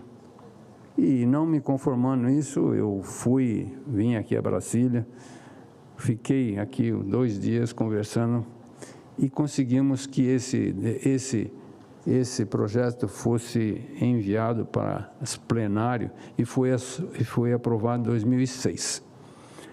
Ele é um pouco, ele cobre bem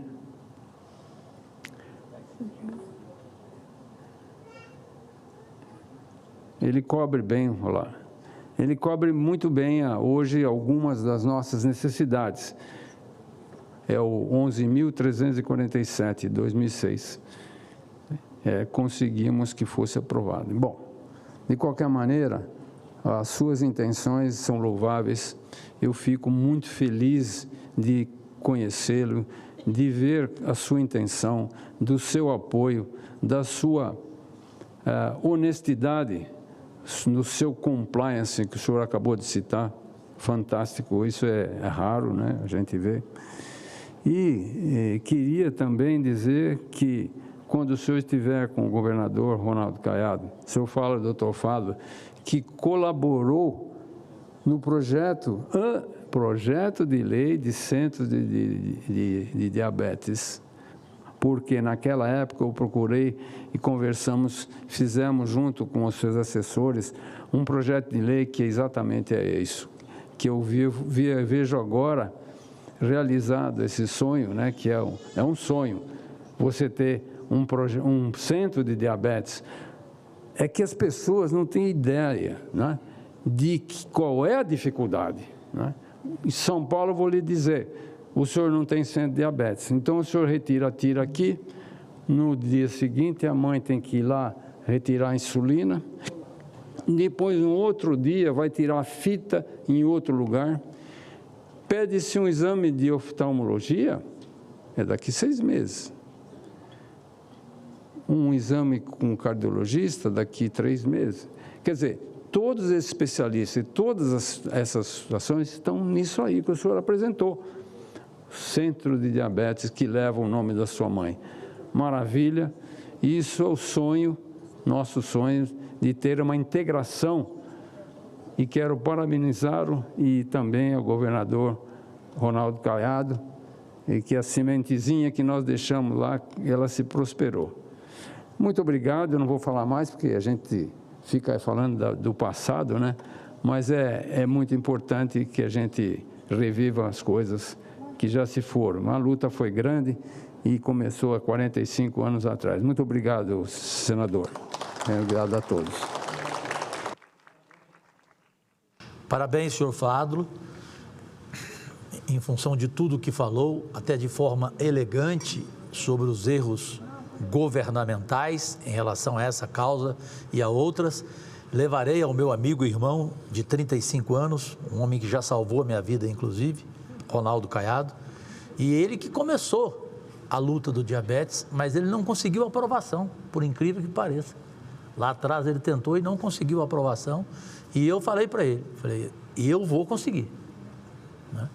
Porque eu tenho não é uma tática, eu tenho uma postura que me faz muito feliz, que é o quê? Relacionar bem. Eu li aquele livro do Boni, da Globo, o Relacionamento. Aquele livro me ensinou muito. Então eu faço toda terça-feira na minha casa, por dinheiro meu. Aliás, quem duvidar, entre no seu celular, Portal de Transparência do Senado Federal, prestação de contas, o único senador da história do Brasil que em 6 anos de mandato nunca gastou 1 centavo dos 126 mil reais que eu tenho direito de privilégios e mordomias por mês.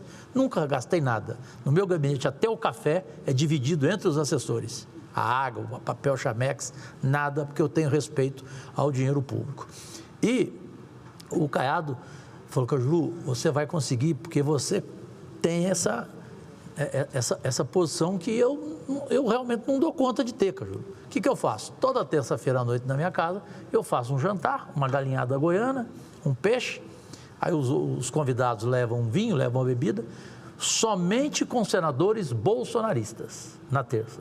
Na quarta eu faço outro jantar, isso há 6 anos, com todos os senadores lulistas e os ministros. Porque você precisa deles para a aprovação de um projeto. Qualquer coisinha você precisa de 27 assinaturas.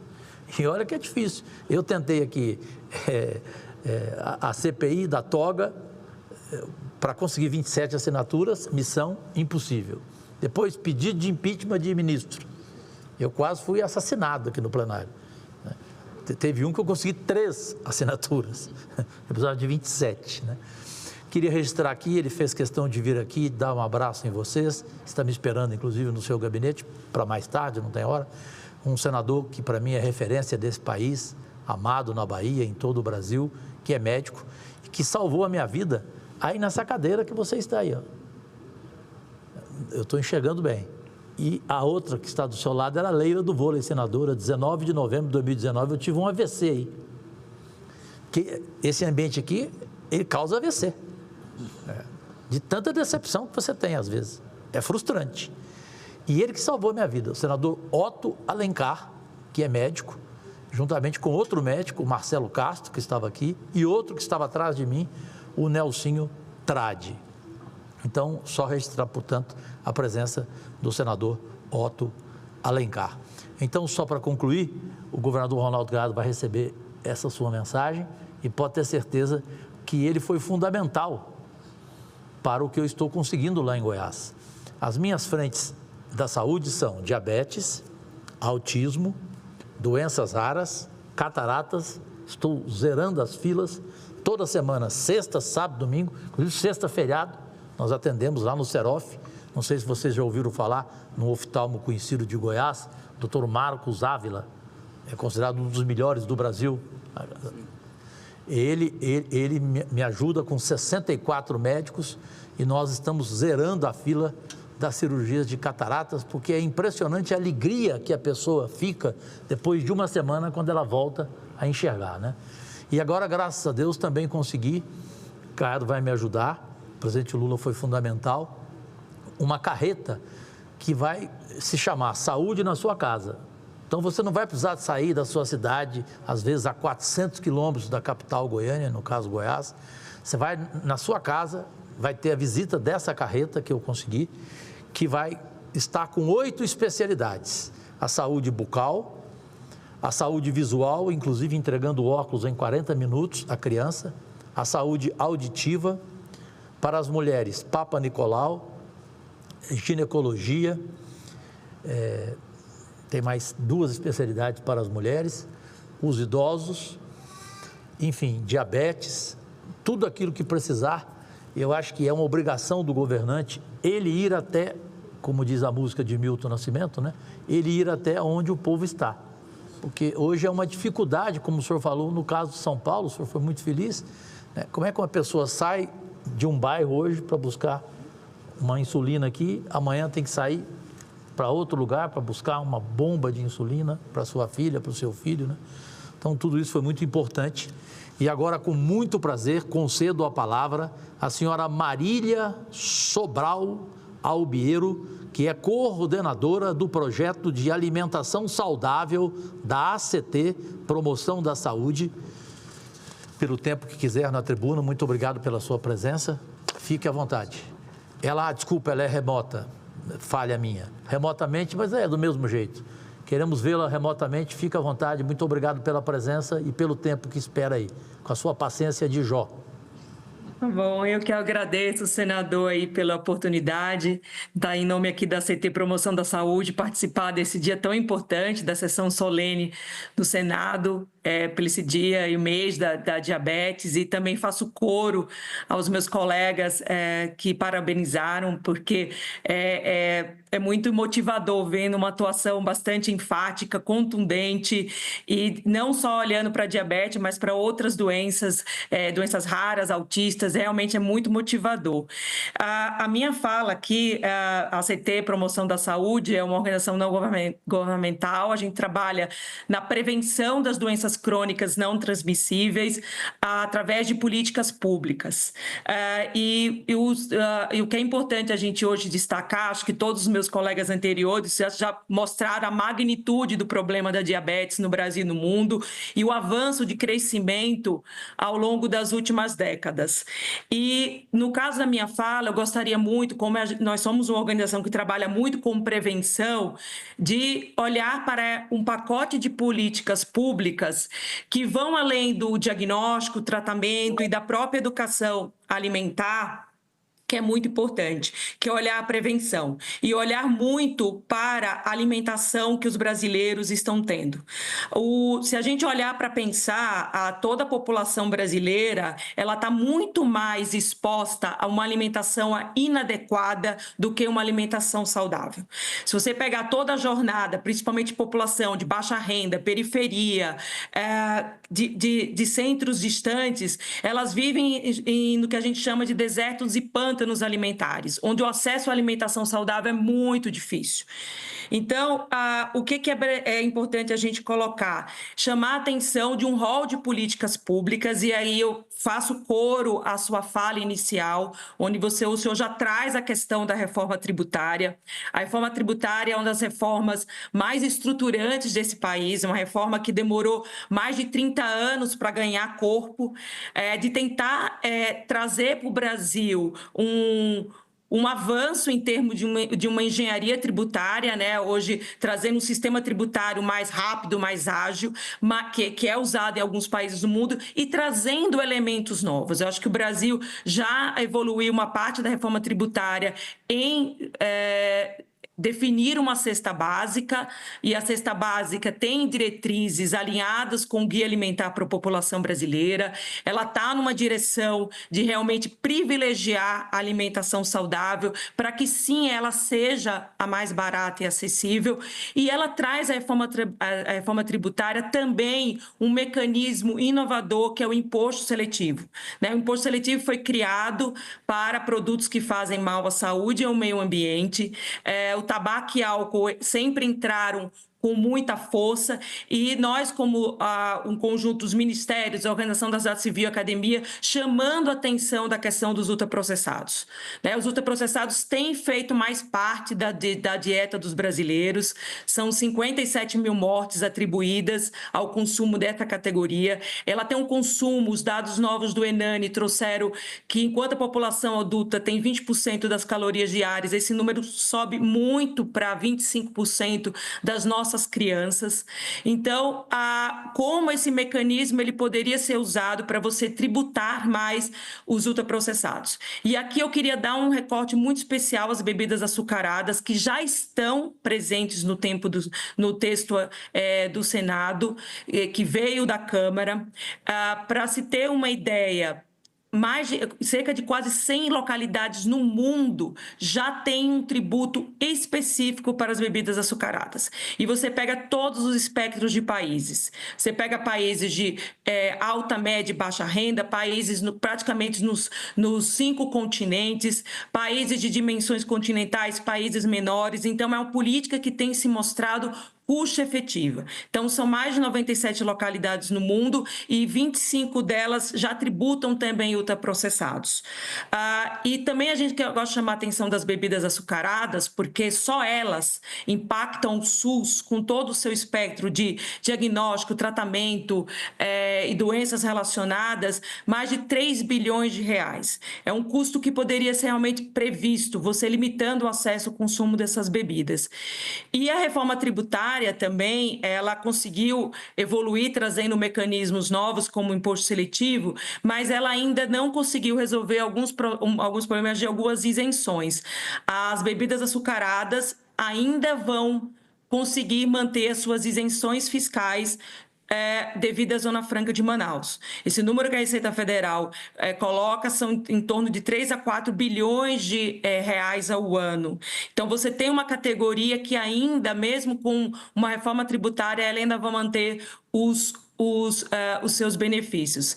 Então, encaminhando para o final, senador, eu queria muito contar com o apoio, o seu poder de convencimento aos outros senadores nessa discussão desse mês, que vai ser bastante intensa, a reforma tributária, que o Brasil pode dar um exemplo para o mundo, que além de tributar as bebidas açucaradas, também incluir no seu pacote os ultraprocessados. Então, esse é um apelo aqui da sociedade civil e a gente gostaria muito de contar com o apoio do senhor e dos senadores no Senado Federal na tramitação da reforma. Era isso, obrigada.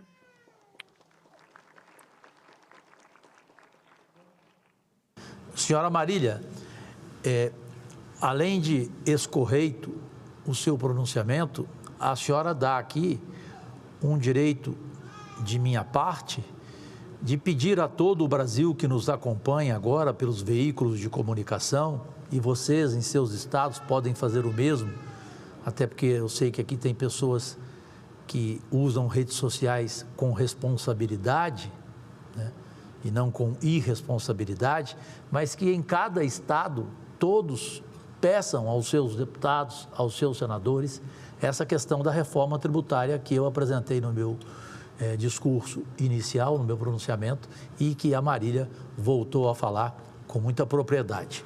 Só fazer uma confissão rápida para vocês aqui. Eu já presidi sessão aqui demais. Mas a que está me dando mais prazer é essa, não só por causa do diabetes, não. É porque, graças a Deus, até agora, a coisa que eu mais odeio no mundo, ninguém me chamou. Vossa Excelência. Eu odeio ser chamado de Vossa Excelência. Vossa Excelência, para mim, quem ganha R$ 1.300 por mês, é feliz com macarrão domingo, né? E assiste, infelizmente, não mais o Silvio Santos, mas passa um domingo feliz. Então, muito obrigado. E eu falei isso para o presidente Lula, falei para o presidente Bolsonaro na época, falei, presidente, eu não vou chamar o senhor de Vossa Excelência, não. Porque o primeiro presidente norte-americano ensinou a ser chamado de Mister, senhor. Então, eu chamo o presidente de senhor. Essa coisa de Vossa Excelência para cá, Vossa Excelência para lá, pelo amor de Deus. Bem, dando sequência, as últimas pessoas inscritas, ilustres, também via remota, agora é a vez do senhor Gilberto Casanova, que é o presidente da importante Associação de Diabetes Juvenil. Bom dia a todos. Eu perdi a conexão, não sei se vocês me escutam, mas de qualquer forma, gostaria de cumprimentar meu amigo Doce, senador Cajuru, a todos os nossos amigos de diabetes, as pessoas que há muito tempo a gente conhece e que trabalhamos juntos para um futuro melhor para as pessoas que têm diabetes. Gostaria de complementar a fala do senador Cajuru, que falou que diabetes não dá voto. Nós temos 13% da população com diabetes, e com 13% da população, todo mundo consegue se eleger, porque além dos 13%, a gente tem também os familiares dessas pessoas. E quando a gente traz uma saúde de qualidade para uma pessoa da família, a gente melhora a vida de todos. Gostaria de salientar a importância dos cuidados. O Dr. Fádulo, grande amigo de algumas batalhas aí, já salientou a importância de não deixar que as complicações ocorram, porque o custo disso fica muito mais alto, claro, do que a prevenção, todos sabemos disso. Gostaria de colocar para vocês podem ver, estou aqui em São Paulo, eu estou num centro de cuidados odontológicos, que é uma coisa do SUS muito bem feito. Esse sistema de saúde maravilhoso que nós temos e que ajuda a muita gente. Mas é que só isso não é tudo que a gente precisa. Nós realmente precisamos de mais. Precisamos que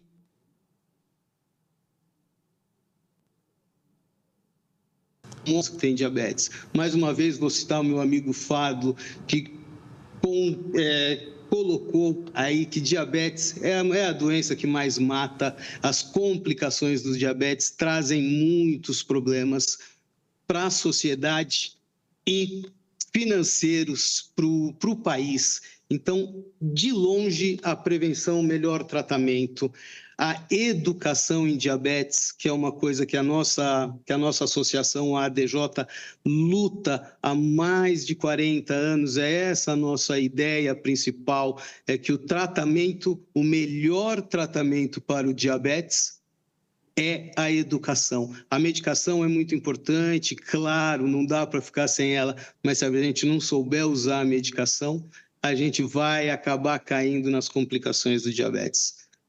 Senador Cajuru, muito obrigado pelo seu auxílio em relação ao diabetes e vamos juntos lutar aí, brigar para que cada vez menos pessoas tenham complicações de diabetes e consigam tenham uma qualidade de vida muito boa, para que possamos votar bastante, eleger grandes senadores como o senhor e que lutem pela saúde no nosso país. Tá bom? Muito obrigado, um grande abraço a todos. Nós que agradecemos, querido Casanova, por tudo que você colocou muitíssimo bem, né? E citando o SUS, portanto, eu volto aqui a cobrar o presidente Lula. Presidente, o senhor prometeu, e prometer para o Cajuru é fria, tem que cumprir. Meu projeto está aí, está sancionado, presidente. Só falta regulamentar e o SUS oferecer os primeiros socorros aos diabéticos em todo o Brasil e fornecer a insulina. porque eu sei o que é o sofrimento de uma mãe, de um pai em relação à insulina. Concedo a palavra agora à senhora Ana Patrícia Silva, que é advogada e ativista. Ela está presente? Eu creio que ela já deve ter deixado. Ah, está? Ah, está subindo. Ah, já está vindo para... Fica à vontade, querida. Querida, respeitosamente. Eu não fechei esse não, velho.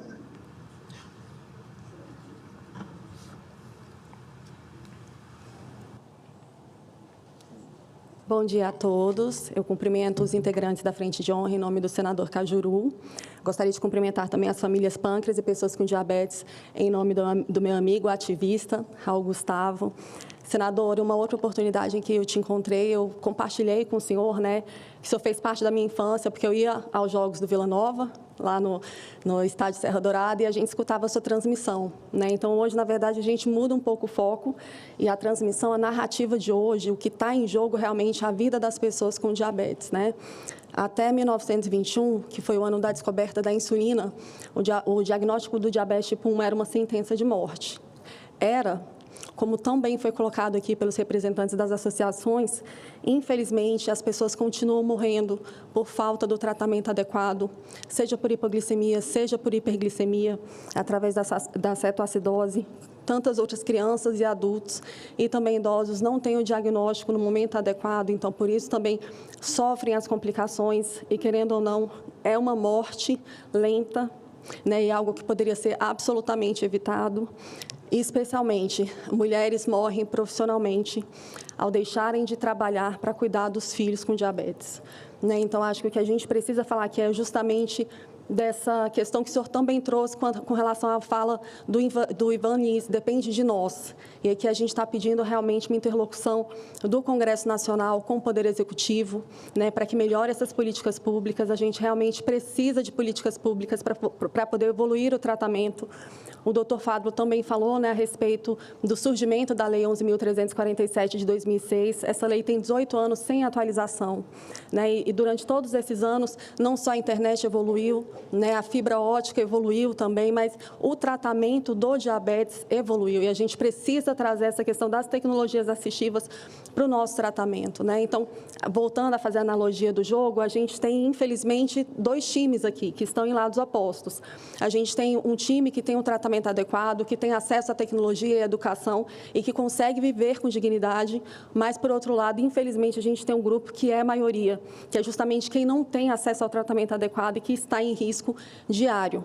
Então, aqui o pedido é realmente para que haja essa interlocução com o Executivo, né, entre os projetos que o Instituto Diabetes Brasil mencionou. Eu escrevi um deles, que é o 4809 de 2023, que versa sobre a questão da disponibilização de tecnologias assistivas no âmbito dos planos de saúde.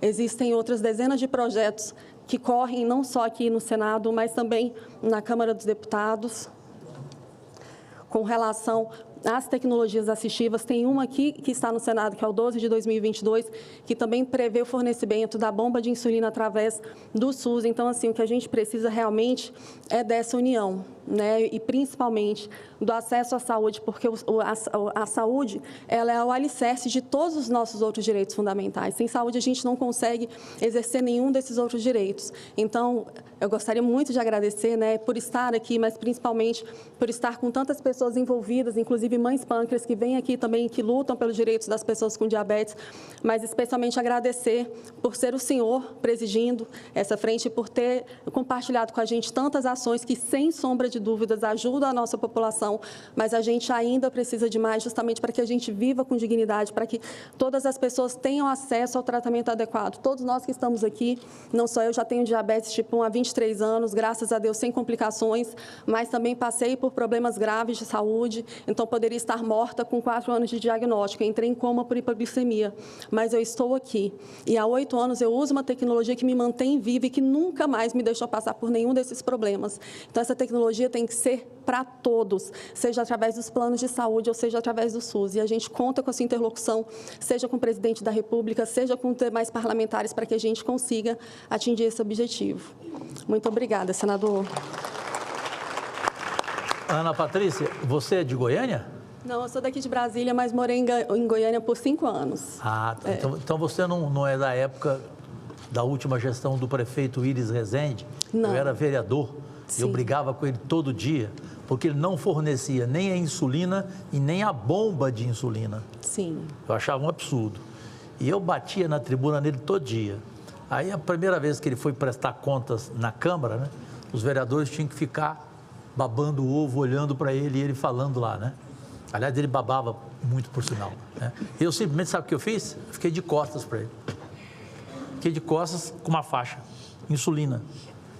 Iris Rezende, que foi um grande político goiano, mas que não é porque ele morreu que eu vou esquecer que ele não teve essa sensibilidade de fornecer bomba de insulina e a própria insulina. Parabéns pela sua fala, Obrigada, objetiva e do seu coração, que eu sei que você falou. Mais uma mulher presente, já que ela lembrou do Ivan Lins. O Ivan Lins, além de meu padrinho e amigo, só para completar o que a Ana falou, é muito bonito que, tomara Deus, isso aconteça, né? A letra dele, que é a música Depende de Nós, que fala: depende de nós, que este mundo ainda tem jeito, apesar do que o homem tem feito, que a justiça sobreviverá. Quer dizer, então, apesar de tudo que muito político tem feito, gente, vamos, se Deus quiser, torcer para que esse país ainda tenha jeito. Então, agora é a senhora Carla com K. Tudo que é com K é bom. A senhora Carla Mello, que é médica endocrinologista da Sociedade Brasileira de Diabetes, na tribuna. Fique à vontade. Muito obrigado pela espera e ansiosamente queremos ouvi-la. Muito obrigada. Até pela descontração do que começa com K é bom, já não estou mais tremendo, já posso falar numa boa e mais tranquila. Bom, agradeço a presença. Primeiro o convite tirei o excelentíssimo, ao senador Cajuru, que é também companheiro de lutas em prol de pessoas com diabetes. Então, vamos abolir as formalidades. Somos companheiros de lutas. E, óbvio, né, agradecer a todos que nos acompanham há tantos anos, né, na luta, principalmente em prol de um melhor acesso ao tratamento. E aqui eu estou falando do SUS, mas daqui a pouco eu vou colocar as operadoras de saúde nessa conversa também, né? Bom, então, depois dos agradecimentos, vamos voltar rapidamente a um número. Somos 20 milhões de pessoas com diabetes no Brasil. Dados do Vigitel, os mais recentes, que são de 2020 e 2023, mostra que 9,1% dos homens e 11,1% das mulheres adultas têm diagnóstico de diabetes. E a má notícia para os homens é que a frequência e a incidência do diabetes tipo 2 nos homens vem crescendo acima do crescimento nas mulheres, que ainda é maioria, né? E uma notícia triste: 20% das pessoas com diagnóstico de diabetes têm de 0 a 8 anos de escolaridade. Então, ok, nós precisamos educar as pessoas em diabetes, mas nós precisamos educar as pessoas para a vida. Aí não é só especificamente para o diabetes. E todas essas pessoas, né, que um número imenso não tem diagnóstico ainda, mas os que têm diagnóstico têm um nível de controle glicêmico muito ruim, né? E aí vem uma diferença que o meu presidente, o Dr. Rui, mostrou tão bem. A diferença entre o SUS e o sistema suplementar. Enquanto no SUS, 26% das pessoas com diabetes tipo 2 têm hemoglobina glicada menor que 7, quando a gente olha para a saúde suplementar, são 40% que tem glicada menor que 7. Então, temos realmente diferença que já é publicada na literatura. Vamos correr atrás disso, né? E melhorar o acesso no SUS. Bom, além dessa... E quando a gente vai olhar as pessoas com diabetes tipo 1, senador, aí esse número de 26% com controle adequado entre as pessoas com DM2 já cai para 11%. Por quê? Porque é uma doença mais complexa. E quando eu olho a pessoa com diabetes tipo 2, usuário de insulina, também cai para os mesmos 10, 12% de pessoas com controle adequado. Então, aqui fica muito claro que, infelizmente, a insulinoterapia no nosso país não é bem prescrita nem bem utilizada. Educação aí é um remédio, né, para termos uma melhora disso. Bom, agora entrando no que eu me propus, que é custos, temos poucos dados de custos do diabetes em nosso país, mas em 2021 éramos o 6º país com maior número de pessoas com diabetes, mas éramos o 3º país com maior gasto em saúde das pessoas com diabetes. O que está acontecendo? Estamos gastando errado? O que é que vocês acham? Porque ser o 6º país com maior número e o 3º com maior gasto, tem coisa errada, né? Estudo publicado em 2018, aí vai começar a aparecer, sobre os custos de tratamento do diabetes no Brasil, demonstrou claramente, custo total, 15,6 bilhões por ano, custos diretos, com tratamento, enfim, com todos os custos que são o que nós chamamos diretos, né, em saúde, 7 bilhões. E aí tem um custo que ninguém fala e ninguém vê, os custos indiretos, que envolvem absenteísmo e aposentadorias precoces por complicações. Isso aí já está fazendo em torno de 32,4% desses custos total com diabetes, né? Enquanto que o custo direto, 44%. Então, vejam como a gente gasta com absenteísmo e perda de produtividade dessa população com diabetes por maus tratos, né? Hospitalização é outro drama, né? Hospitalização por diabetes e suas complicações. Se a gente disser que a pessoa internou por um diabetes descompensado, daí eu estou falando de 83,6 milhões de reais ano. Milhões de reais ano. Se eu for falar das doenças, isso é por diabetes descompensado, 83 milhões. Olha o tamanho. Se eu for falar as complicações atribuíveis ou outras doenças atribuíveis ou relacionadas ao diabetes, aí sai de baixo 221 milhões de reais com as doenças cardiovasculares, que o doutor Fádulo falou tão bem, que é a principal causa de óbito nossa, né? É a nossa principal causa de óbito. Então, é chamar a atenção que a gente precisa realmente fazer prevenção. E traga aqui uma notícia que pelo menos é boa para diminuir esses 221 milhões. Nós temos medicamento para tratar, reduzir o colesterol dessas pessoas. Nós temos uma droga introduzida no SUS que diminui o risco cardiovascular. O que é que a gente precisa fazer? Identificar quem são as pessoas que se beneficiarão do que já está comprado, já está disponibilizado. Só faltam os profissionais da atenção primária à saúde e identificar e prescrever. O remédio está lá. E a doença renal também é uma internação por doença renal, aí eu vou chegar no valor de 63 milhões. E da doença oftalmológica, que o senhor citou no início, é em torno de 22 milhões, se eu não estou enganada. Mas é muito dinheiro gasto com mau controle, né, que leva às complicações. E em relação às pessoas com diabetes tipo 1, foi demonstrado, a gente tem um estudo que mostra uma coisa que é muito clara, né, para todo mundo que lida com essa população. Uma pessoa com diabetes tipo 1, sem complicações, ela vai gastar aos cofres públicos com tratamento anual menos de $1.500 por ano. E quando a complicação aparece? Já passa, esse custo já é de 2.400, quase 2.500 também dólares por ano. Então, veja, a gente está perdendo recursos onde? Nas complicações do diabetes.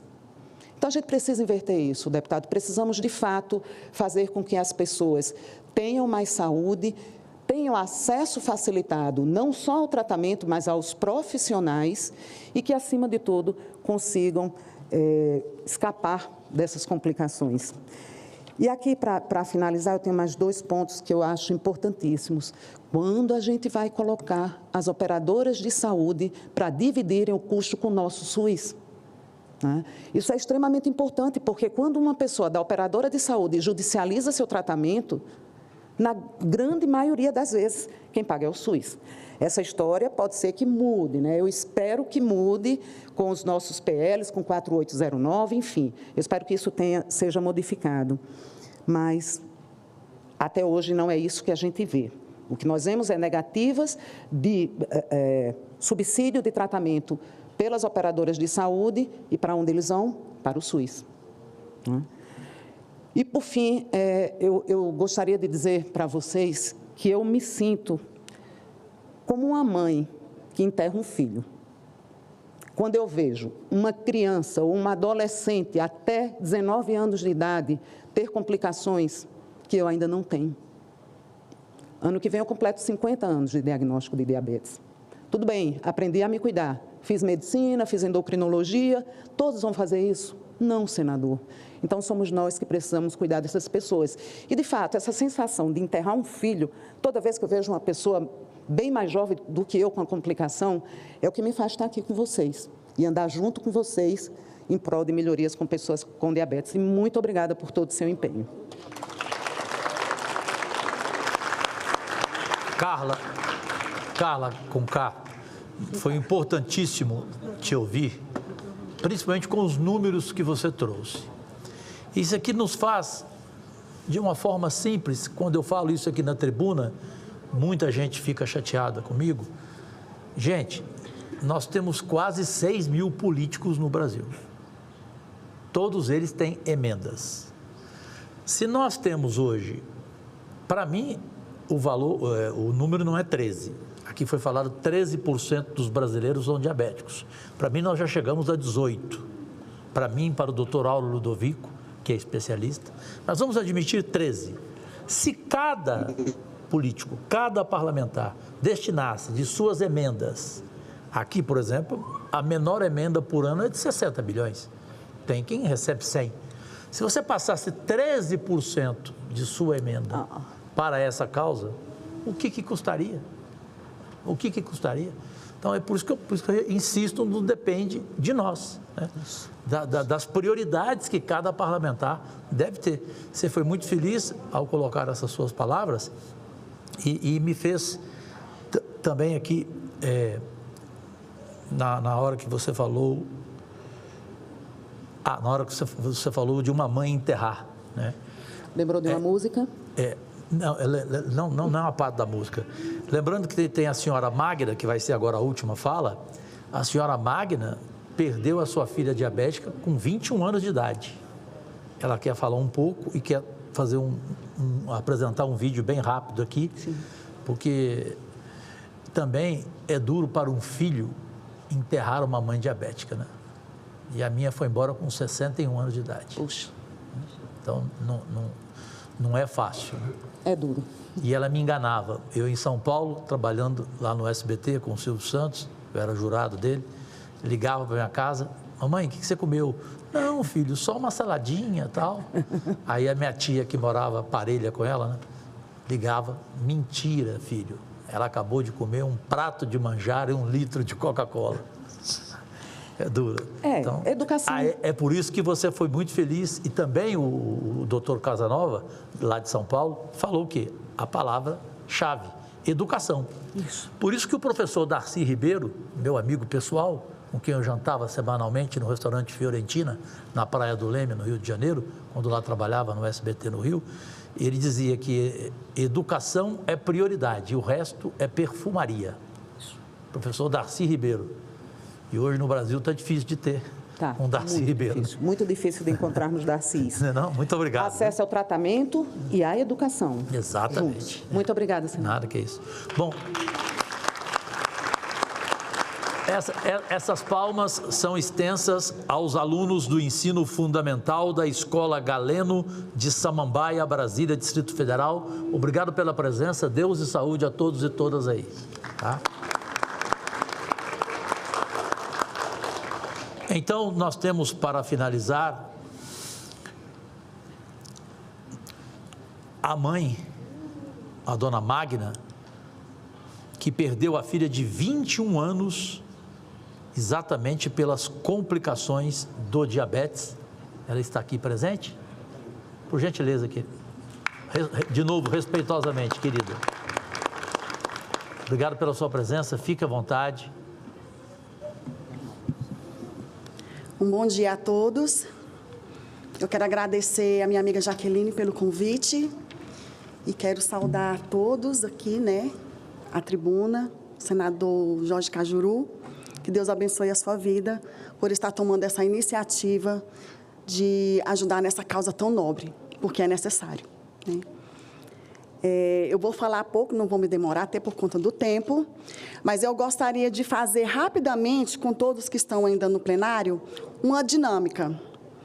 Eu gostaria que vocês, por gentileza, parassem de respirar por um momento e só retornassem quando você realmente não aguentasse mais. Pode tentar.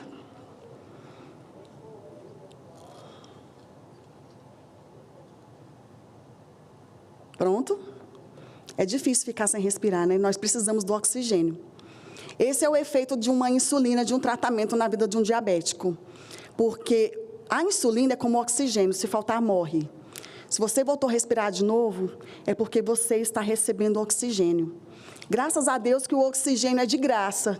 Agora, insulina, tratamento, insumos, nem sempre. E diabético não pode esperar um dia, uma hora, sem insulina. Porque as complicações vêm, e elas vêm com força. E pode matar, que foi o que infelizmente aconteceu com a minha filha. Negativa de tratamento e dificuldades mesmo. As comorbidades vêm e ceifa a vida de um adolescente de 21 anos, que foi o que aconteceu com a minha Milena. Mas eu estou aqui. Eu não fui uma mãe pâncreas, eu ainda sou uma mãe pâncreas. Porque a causa, ela não acaba quando o seu filho morre. Você pode lutar por outros. E é por isso que eu estou aqui. E vocês vão conhecer mais um pouco da minha história e da história da minha filha no vídeo que será exibido. Pode chamar, senador, os vídeos.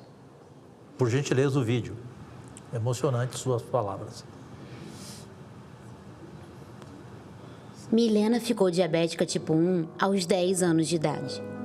Sua glicemia era difícil de controlar e, por isso, ela passou por diversas internações, quase sempre muito dolorosas. Sua rotina era sofrida: furar os dedos todos os dias e tomar injeções de insulina inúmeras vezes, ter manchas roxas e áreas do corpo doloridas, além do risco das temidas hipoglicemias, que podem levar a convulsões e até a morte. Todos os dias, sem folga, sem fim de semana e nem feriado. Aos 13 anos, a Milena entrou no perfil exigido pela Secretaria de Saúde e ganhou uma bomba de insulina, além dos insumos, o que deu a ela uma melhor qualidade de vida. Mas 2 anos depois, quando tinha 15 anos, roubaram a sua bomba e a Secretaria negou a ela uma bomba nova. Negou também os análogos de insulina e o EBPC-LOAS.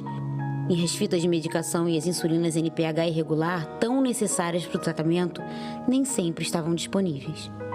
Vocês sabiam que o diabético tipo 1 pode morrer se ficar um dia sem insulina?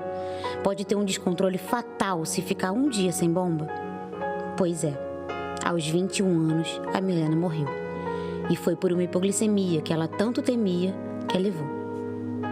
Milena poderia ter sido uma médica, uma bailarina, uma advogada ou até mesmo uma senadora, como as senhoras e senhores. Aliás, ela teria adorado ser uma senadora com o poder de salvar vidas como a dela.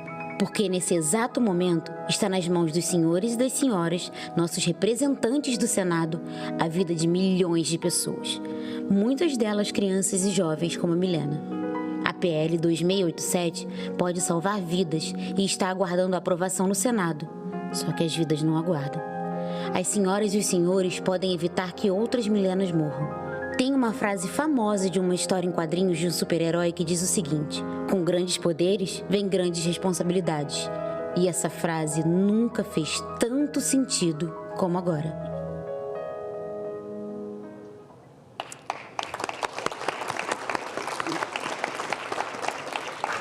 Contamos com vocês. Precisamos de ajuda. Dona Magda, eu já faço o meu compromisso com a senhora também. A Carol já anotou. É o 2687, ele também estará no meu ofício, que será entregue amanhã às 8 da manhã na residência oficial do presidente do Congresso Nacional, que também é diabético, meu amigo há 30 anos, Rodrigo Pacheco, E, se Deus quiser, o mais rápido possível, a gente vai colocar mais um projeto engavetado que está aí há tanto tempo e que todos vocês aqui ajudaram bastante, porque citaram vários projetos, né? E pode ter certeza absoluta que esse é um compromisso que eu faço em nome da Milena, tá? E em nome da sua luta, da sua vida e da sua explanação tão emocionante e tão sincera. Que Deus te abençoe, tá? Igualmente. Pode ter certeza. Bom, eu com muito prazer pediria a paciência de vocês, é rápido. Eu costumo dizer o seguinte, que o Jó da Bíblia era afobado perto de mim. Eu tenho paciência, tranquilo, até para suportar esse plenário você tem que ter uma paciência, meu amigo, né? Mas uma pessoa da importância do doutor Fadro Frage Filho, que é o presidente da Associação Nacional de Atenção aos Diabetes, que é a ANAD, ele pediu apenas uma fala importante sobre a insulina e faço questão de passar a ele, porque todos e todas ficarão conscientes do que ele quer falar. Pois não, doutor Fadro? Fica à vontade. Com relação à insulina, nós vimos que... Tem um microfone aí. Alô, alô? Aí, pode alô. falar. Em relação à insulina, nós vemos que é a vida, é o oxigênio, sem dúvida alguma. Diabetes tipo 1 não vive sem insulina, não é um dia, 2 dias, precisa quase durante todo o dia. E a tristeza é de que já está faltando insulina em algumas partes do país. O maior fabricante de insulina, que é a Novo Nordisk, já nos reuniu e nos disse: nós vamos parar de fabricar insulina NPH irregular em 2006. E, por incrível, de desconhecimento, o Ministério da Saúde insiste que nós temos que distribuir insulina NPH irregular. São insulinas de 40 anos atrás, são insulinas que não adequam a quantidade, a fisiologia do pâncreas, que é bolus e basal. Nós temos insulinas análogas que fazem isso. Ah, bom, mas ela custa mais caro. Aí eu fico pensando, né? Quanto é mais caro? Quanto é uma vida mais cara? Quanto que são as complicações que são mais caras? Eles não têm noção do que paga-se pelo SUS, pelas complicações, e regateiam tostões em não querer incorporar e distribuir as novas insulinas, que são os análogos, que são as adequadas. Há mais de 15 anos, ou mais 20 anos, nós, endocrinologistas, não prescrevemos mais NPH no nosso consultório. Aí, quem pode pagar hoje tem as suas análogas, que são as rápidas e as basais. Por que não isso estender a todas as pessoas do SUS? Então, essa é uma luta que a gente vem desenvolvendo aí com a Sociedade Brasileira de Diabetes, principalmente a nossa amiga Carla Mello, que é companheira dessa luta, para que entendam os senhores gestores do SUS. Não temos outra alternativa do que oferecer aos diabéticos, e não só do tipo 1. Os maiores consumidores de insulina são o tipo 2, que representam 90% de todos os diabéticos, e que na fase oportuna ou de falência dos comprimidos orais tem que tomar insulina. Então nós temos que encarar a realidade e, evidentemente, nós contamos com a sua pujança, o seu entendimento. Isso não é não quero fazer nenhum tipo aqui de demagogia, mas nesses 40 anos foi difícil encontrar um parlamentar como o senhor. Muito obrigado pela sua luta. Muito obrigado. Nós que agradecemos, doutor Fadro, o senhor foi muito feliz e eu tenho certeza da sensibilidade do presidente Luiz Inácio Lula da Silva, o que não aconteceu antes, porque o projeto foi sancionado, repito, pelo general Hamilton Mourão, aprovado, projeto meu, por unanimidade. Ou seja, um projeto sancionado é obrigação do presidente regulamentar. É óbvio demais, né? Então, nós já temos o quê? Isso foi em março de 2019 que eu consegui esse projeto. Então, até hoje, o SUS ainda não aceitou, mas agora eu recebi uma mensagem do vice-presidente da República, que eu tanto estimo, Geraldo Alckmin, Dona Lua, sua esposa, ele falou: Cajuru, fica tranquilo, já falei com a ministra Nízia, nós vamos regulamentar o seu projeto rapidamente. Então, eu espero por esse dia e avisarei ao Brasil inteiro, a todas as mães, a todos os pais de diabéticos, em função dos primeiros socorros aos diabéticos no SUS e do fornecimento da insulina.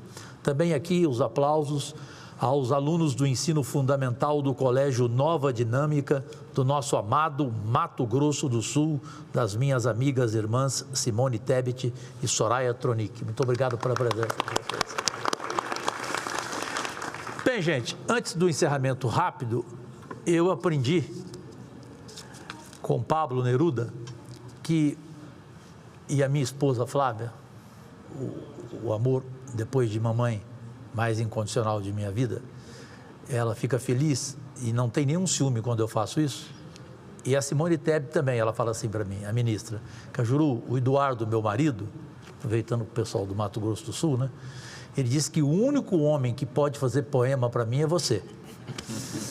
E nos meus jantares eu sempre faço. Então, as mães diabéticas e as mulheres, o encerramento dessa nossa sessão é um poema oferecido a vocês. Desculpem os homens, que eu falei que são importantes, mas as mulheres são essenciais, é isso que eu penso.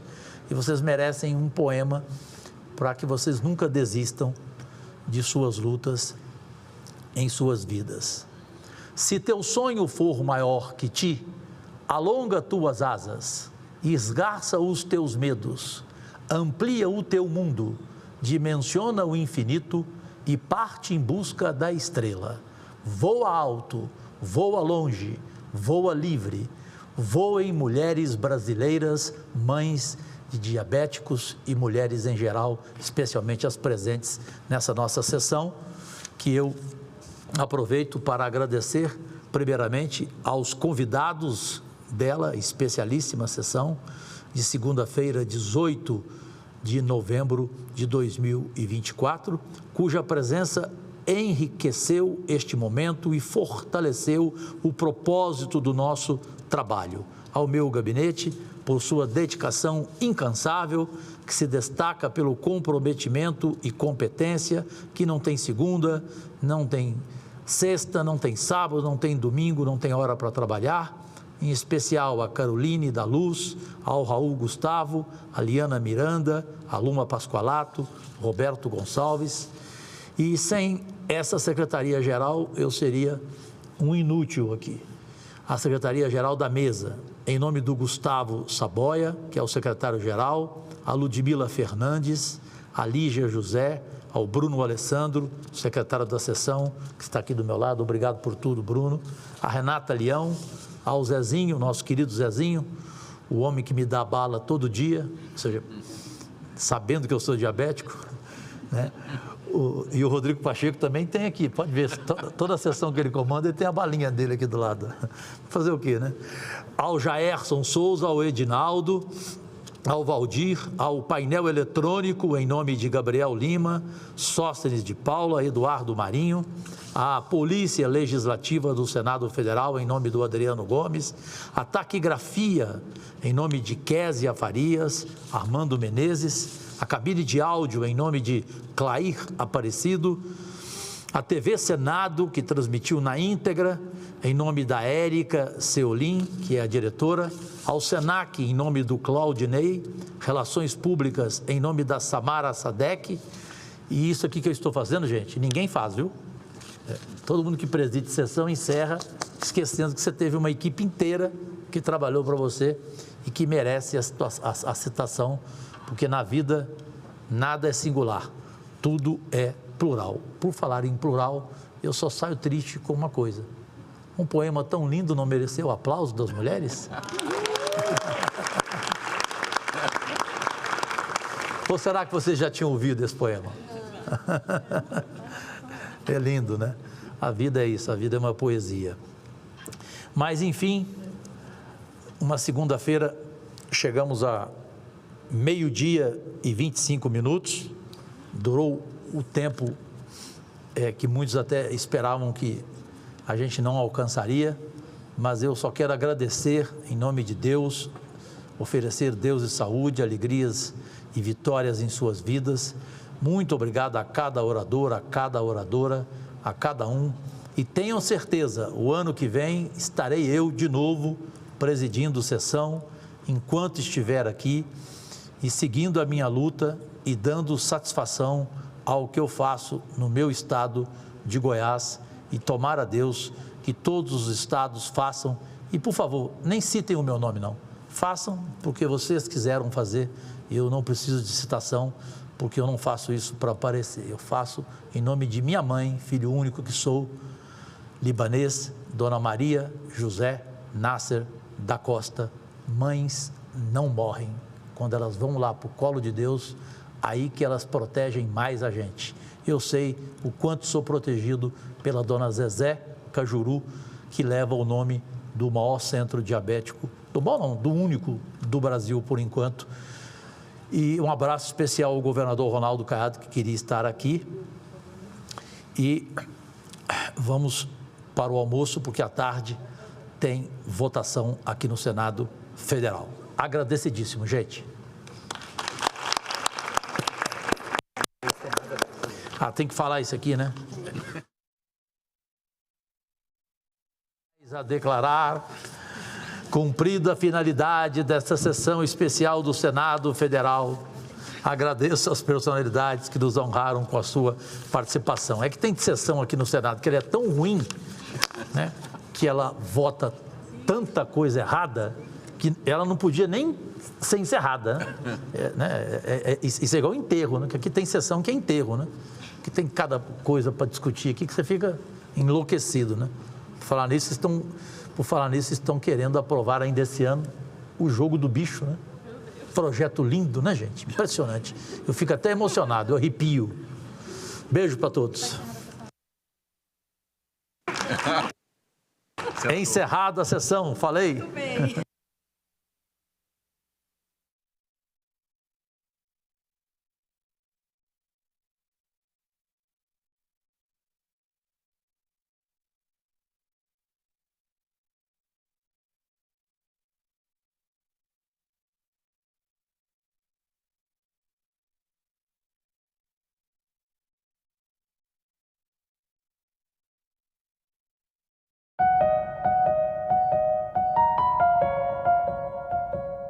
No próximo assunto de Estado, vamos falar aqui sobre saúde, geração de emprego, regularização fundiária, entre outros temas. E o nosso convidado é o senador Isalci Lucas, do PL do Distrito Federal. Não percam. Acho que todo governo deveria primeiro planejar o que nós queremos para o Distrito Federal. Né? Aí vem educação, saúde, segurança, porque o governo existe para cuidar das pessoas. Assunto de Estado.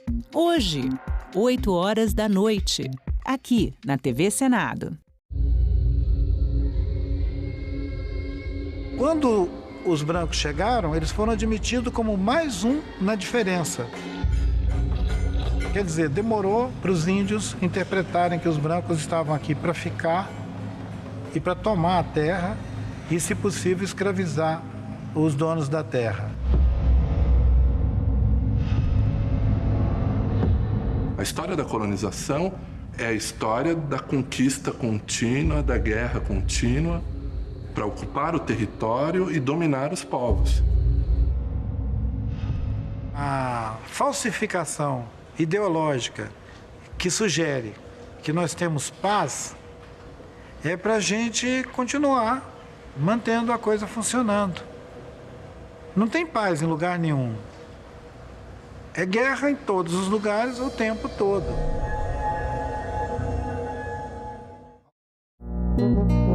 Agora é lei. Mulheres vítimas de violência doméstica e familiar têm direito ao sigilo do nome em processos judiciais. mas a proteção não se aplica ao nome do autor do crime e nem a dados processuais, garantindo transparência em relação ao acusado e ao devido processo legal. O Senado votou, agora é lei.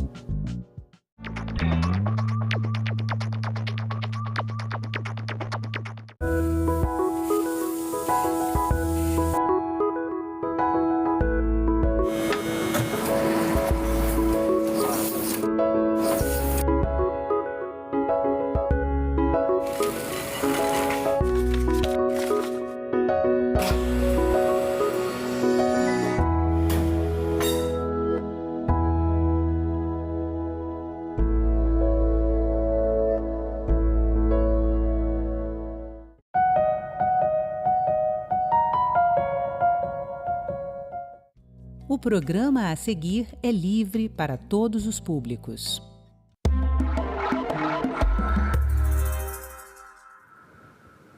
A cada ano, 72 mil brasileiros são diagnosticados com câncer de próstata, uma doença curável desde que detectada precocemente. Por essa razão, a campanha Novembro Azul procura alertar os homens sobre onde e como procurar ajuda para enfrentar e vencer esse problema de saúde. Conosco aqui no estúdio, o urologista do Hospital Brasília, Dr. Ricardo Ferro. Muito obrigado pela sua presença aqui, doutor. Eu que agradeço, é sempre uma honra. Doutor, o câncer é diagnosticado precocemente, ele é bastante curável, cerca de 90% dos casos. Acontece que diagnosticar precocemente é objeto de uma rotina, já prescrito pelos médicos, os clínicos gerais, os urologistas principalmente. E como seria essa rotina de detecção? As sociedades mundiais, elas preconizam que todos os homens, a partir dos 50 anos, façam uma avaliação rotineira, em geral anual, mas isso vai ser individualizado caso a caso, e pacientes que têm riscos aumentados a partir dos 45 anos de idade. Esses riscos aumentados são principalmente fatores familiares, não só a ocorrência de câncer de próstata, mas de mama, de ovário, de intestino, de pele. São tumores que aumentam a probabilidade de desenvolvimento de câncer de próstata. As pessoas, ou seja, não só o pai e irmão, não só mas pai a mãe também. Isso, o câncer de mama é muito importante. Mulher. E quanto mais precoce na idade é a ocorrência do câncer familiar, mais importante o fator genético. Então, o desenvolvimento de câncer de mama abaixo dos 50 anos de idade é bastante importante como um fator de risco para a próstata, né, nos irmãos, né, na sua descendência familiar próxima, né? Quanto mais próximo, maior a importância disso. Pessoas de pele negra também têm um risco aumentado, as pessoas com obesidade também são um outro fator de risco, e as pessoas que têm um maior consumo de proteína animal, então isso é um outro fator. Então, a culinária asiática, né, mais voltada ao peixe, a culinária mediterrânea também diminui essa probabilidade da ocorrência de alguns tumores, como o intestino e também próstata. Ou seja, os hábitos de vida são importantes. São fundamentais. O sedentarismo, por exemplo. Sem dúvida nenhuma. Então, assim, o que a gente precisa para prevenir câncer? E no caso do câncer de próstata, não há uma medida específica. Eu faço isso e não tenho, como é o caso do câncer de pulmão. Não fumo, tenho menos risco de câncer de pulmão. A próstata, nós não temos isso, então a gente tem que ter hábito de vida saudável.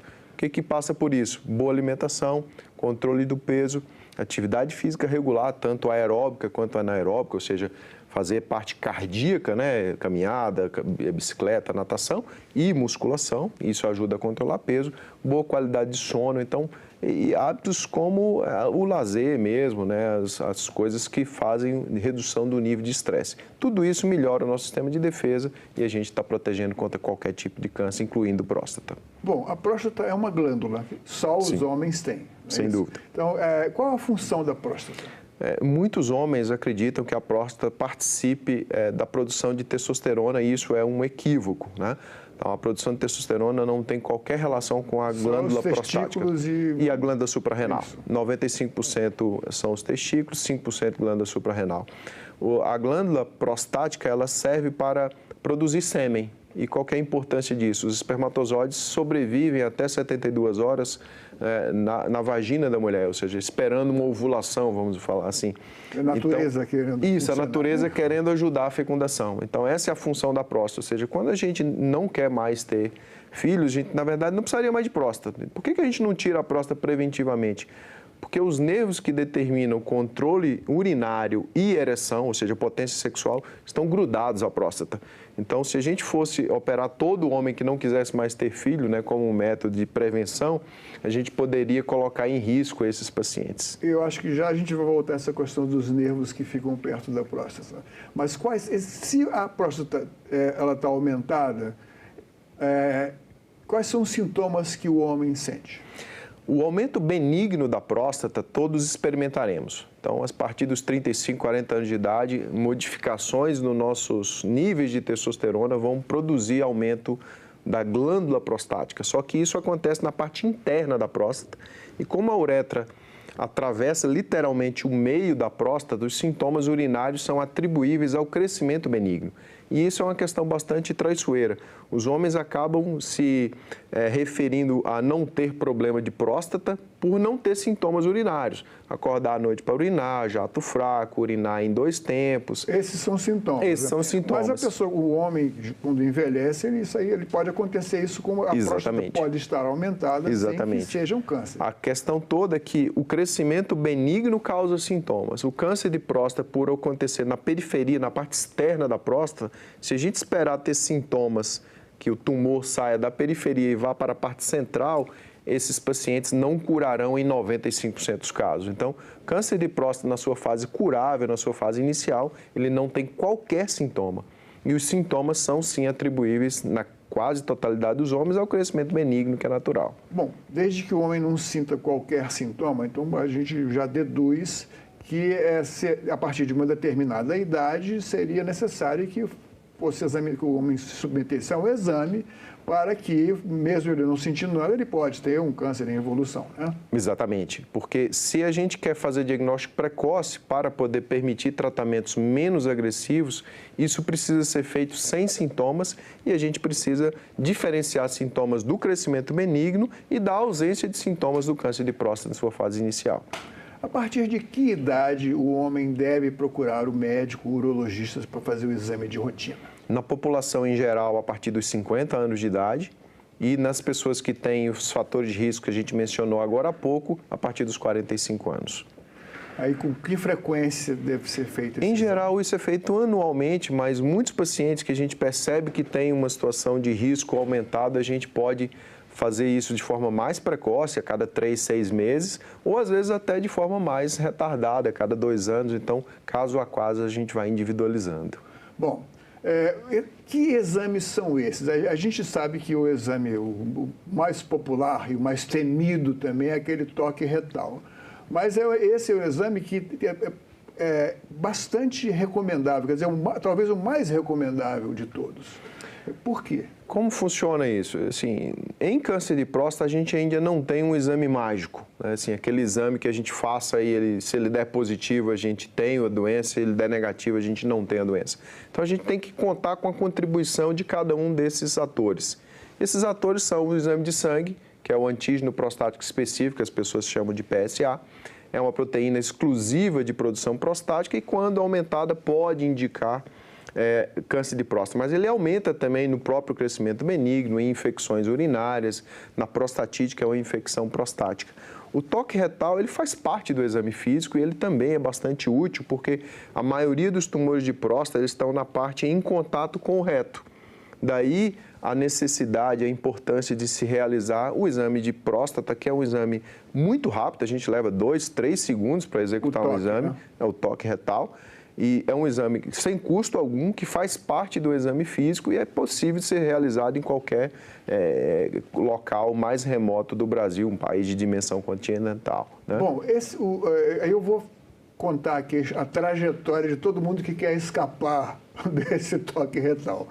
O PSA a gente sabe que é uma das referências. Bom, Mas por que os exames mais refinados, mais modernos de imagem, o ultrassom, a ressonância, o mesmo um raio-x, não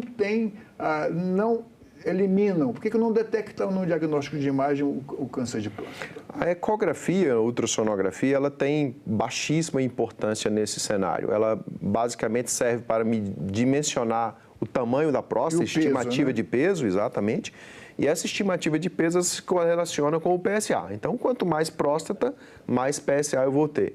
Então, ressonância é um exame, pode ser útil em casos que você levanta alguma suspeita pelo toque ou pelo PSA, uma ressonância multiparamétrica da próstata que foi evidenciada a sua importância em estudos em 2017, 2018, mostraram essa situação.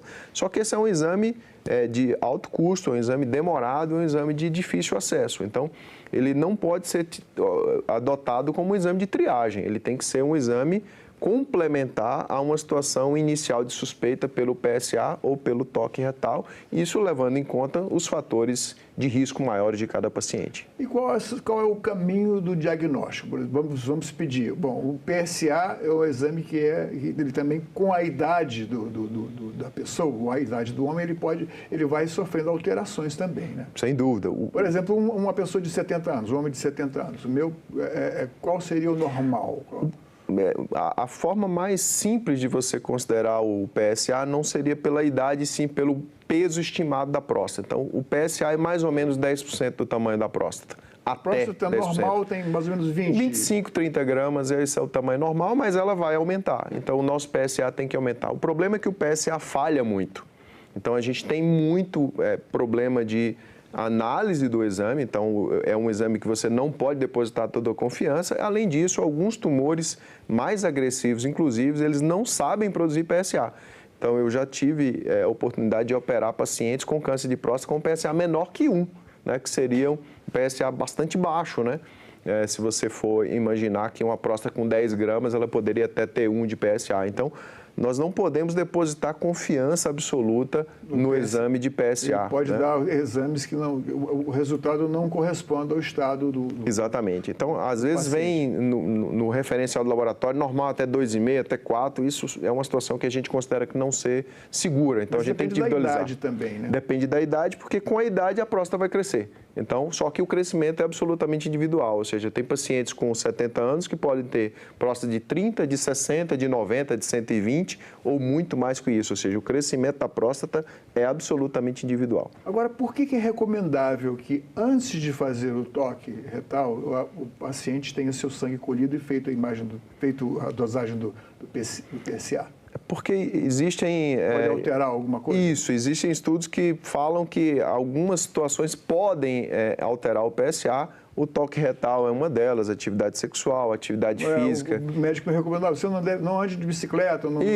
Andar a cavalo, por exemplo, andar de moto. Pode alterar. Né? Existem outros estudos que questionam a importância desse cuidado, mas como em medicina, a gente demora muito tempo para a gente formar convicção das coisas, a gente continua recomendando que essas práticas sejam evitadas 48 horas antes da coleta do exame de sangue. Bom, o que o toque retal revela para o médico? É a consistência, se a próstata tem uma consistência dura, se sente algum entumecimento, algum nódulo, é isso? A próstata ela repousa sobre o reto e a mais ou menos 4 centímetros do ânus, né, do orifício anal, você tem por proximidade. Então, a próstata não faz parte do reto, ela está apenas próxima, ela está repousada sobre. Então, a intenção é você dimensionar tamanho, e isso é importante. Então, com o toque, a gente consegue ter uma noção de tamanho para poder comparar com o PSA.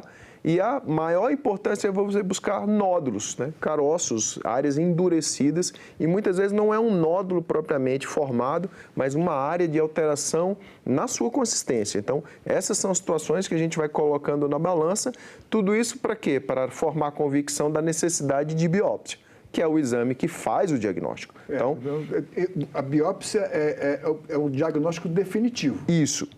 Com um porém, uma biópsia negativa não quer dizer que o paciente não tenha o problema. Porque às vezes a punção não pega uma amostra. Exatamente, é uma amostra. Então, hoje nós temos recursos para poder melhorar a possibilidade da biópsia vir positiva, fazendo o quê?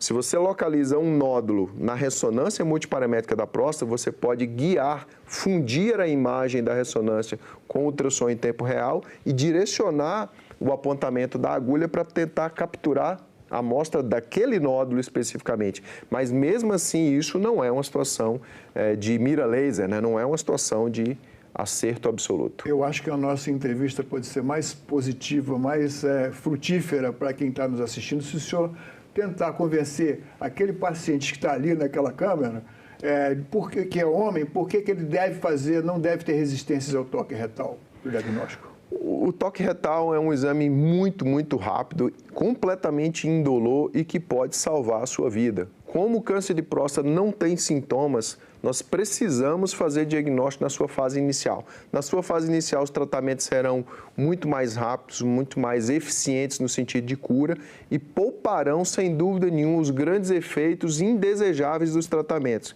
quer seja em controle da função urinária, ou seja, a incontinência urinária, quer seja a impotência sexual, que é tão temida pelos homens. Isso tudo está absolutamente relacionado com o diagnóstico precoce. Então, todo ano o paciente deve fazer o toque retal, né? Exatamente. Então, a avaliação urológica... Acima dos 50 anos. A avaliação urológica, ela consiste na avaliação do PSA, no toque retal. Em alguns casos, a gente solicita ressonância da próstata e, quando há uma suspeita diagnóstica, biópsia de próstata. Essa periodicidade é anual na maioria dos pacientes. Bom, o senhor é cirurgião, quer dizer, o senhor intervém, tem 25 anos já de prática médica, então está bem, tem história, né? Toda uma história do que é necessário fazer.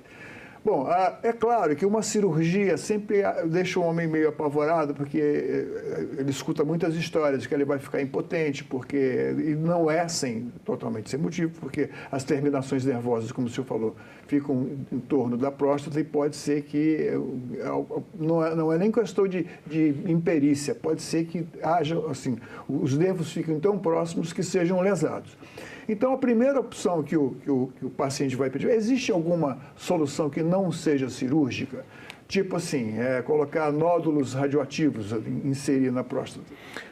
O diagnóstico precoce e campanhas como o Novembro Azul fazem esse alerta para o homem justamente para a gente individualizar o tratamento e fazer o tratamento menos agressivo possível. Com finalidade curativa, são os tratamentos. Radioterapia, que a gente pode ser com bracterapia, que é essa modalidade que você implanta sementes radioativas na próstata, pelo períneo, que é aquela pele próximo ali à bolsa testicular, ou você fazer radioterapia externa, né? Alternativamente, a cirurgia... Existe essa possibilidade, mas depende também do tamanho e do tipo de tumor, né? Isso. E o próprio tamanho de próstata. Então, as próstatas muito grandes, elas têm uma dificuldade maior em relação à radioterapia e a própria idade do paciente. Então, os pacientes jovens, com grande expectativa de vida, com problemas de saúde mínimos, esses pacientes têm uma tendência a gente fazer procedimento cirúrgico, porque em uma situação de não cura com a cirurgia, isso sempre pode acontecer, operar depois de uma radioterapia sempre é mais complexo, enquanto a radioterapia pode complementar a cirurgia ao longo da vida do acompanhamento em relação ao câncer de próstata. Bom, que tipo de cirurgia é indicado Existem 3 modalidades de realização de uma prostatectomia, que é a remoção completa da próstata, que essa é uma dúvida que as pessoas têm. Não é possível tirar o nódulo apenas, tanto não é exequível, como você manteria aquele tecido prostático que tem tendência a desenvolvimento de câncer. Então, não tem sentido você tratar apenas o nódulo, como que às vezes você faz na mama, né, fazendo um paralelo. Eu queria saber se não está irradiado, se o câncer já não entre aspas, se espalhou por outros. Exato. E as modalidades de cirurgia, então, são a técnica aberta, que é a técnica tradicional, a técnica inicial. Isso uma incisão no abdômen. No abdômen, que pode ser no sentido de uma cesárea ou para baixo do umbigo. Isso é preferência das escolas. Depois a gente tem a evolução para a cirurgia minimamente invasiva por laparoscopia, ou seja, pequenos furos. e o próprio médico controla as pinças. Monitora através e opera imagem, por uma né? televisão, né? Você insere uma câmera que grava em tempo real a imagem e você faz executando esses procedimentos. E o mais moderno, que é a cirurgia né? robótica. Então, embora a palavra robótica ela seja um pouco traiçoeira, né? O robô não faz a cirurgia. Quem faz hoje é 100% humano. O que o robô faz é facilitar esse procedimento, que é por vídeo também, ou seja, é uma câmera, mas o robô segura a câmera e o robô segura as pinças. Ele torna muito mais precisos os pequenos movimentos. Sem dúvida. Então, ele elimina tremores, ele me dá a visão em 3 dimensões, tá? Ele me dá uma visão muito parecida com a imagem real e você faz uma cirurgia mais delicada. Isso é muito importante na preservação dos nervos, porque os nervos não são visíveis, a gente não visualiza os nervos. A gente sabe onde eles estão e o diagnóstico precoce também tem bastante importância nisso.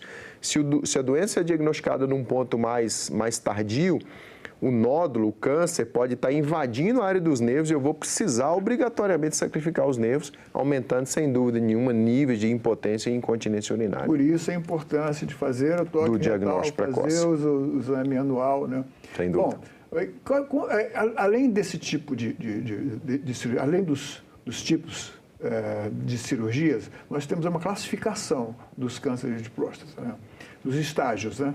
Exato. Quais são esses estágios? Então, assim, de forma mais simplificada, a gente sempre faz o estadiamento da lesão tumoral, ou seja, que é o T, né? Ou seja, T de lesão tumoral. Isso vai do 1 ao 4. E a gente faz a avaliação... é o localizado. Um é o mais localizado, espalhou, né? Exato. Existem classificações específicas da próstata, que é o caso do Gleason. O Gleason é o grau de diferenciação da célula. Quanto maior o Gleason, mais indiferenciada, mais agressiva é essa célula. E, mais recentemente, a classificação da Associação Mundial de Patologia, que é o ISUP. Então, o ISUP vai do 1 ao 5, o TNM, que é utilizado para todos os tumores, o T é de tumor, o N é de gânglios, são ínguas, né, que podem ser acometidas pelas células, é um local de metástase regional, ou seja, as células do tumor de próstata podem ir para um gânglio e existe as metástases à distância, que é o M do TNM. Né? Essas metástases são mais frequentes nos ossos, não é isso? Isso. Fora da pelve, o local mais predisposto à ocorrência de células metastáticas do câncer de próstata são os ossos. Bom, em que casos está recomendada a quimioterapia? Quimioterapia no câncer de próstata, em particular, são sempre casos muito agressivos de doença completamente fora de controle. Então, na sequência de tratamento da próstata, primeiro a gente faz tratamentos localizados, então cirurgia ou radioterapia. Alguns pacientes vão precisar fazer uma castração, seja ela cirúrgica ou química, para tirar a produção de testosterona, tirar o hormônio. E pacientes que evoluem ainda, apesar dessa situação, é que podem precisar de tratamentos como a quimioterapia, que são sempre em situações mais adiantadas.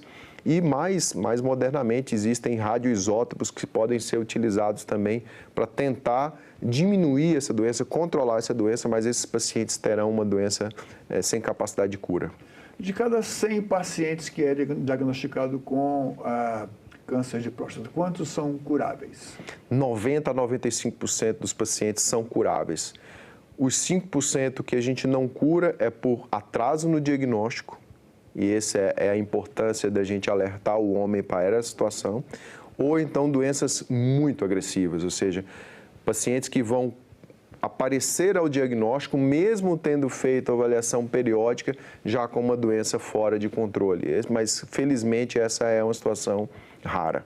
Faz sentido dizer que toda cirurgia implica um risco de perda da potência sexual?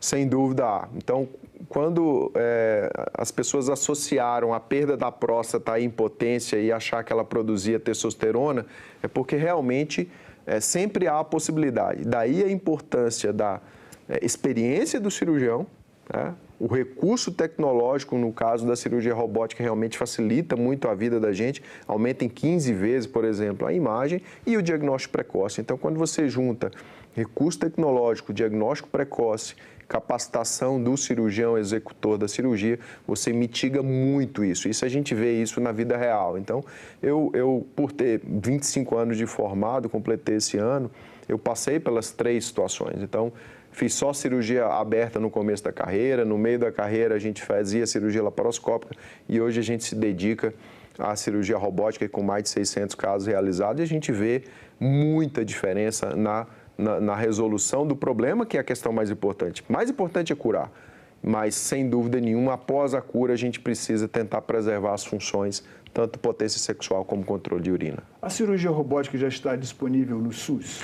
Alguns hospitais do SUS possuem, não é uma questão difundida, porque para além do custo, para além do custo inicial, que é a aquisição, manter a plataforma robótica tem um custo alto, porque as pinças, né, de utilização na plataforma, elas têm vida útil, então você utiliza 10 vidas e a pinça ela não mais funciona, então isso agrega muito custo, sem dúvida nenhuma, para você manter. Alguns hospitais no país até têm a plataforma, mas não conseguem utilizá-la de forma plena por questão dos insumos, né? É um procedimento de custo elevado. E sempre lembrando que prevenir e fazer o diagnóstico precoce, inclusive com o toque retal e o exame PSA, são fundamentais para que se tenha uma expectativa de vida e de saúde muito melhor. Né? O tumor de próstata, quando a gente exclui pele, né, nós moramos num país tropical, o tumor de pele é o mais frequente, mas felizmente ele não é letal em quase todos os pacientes.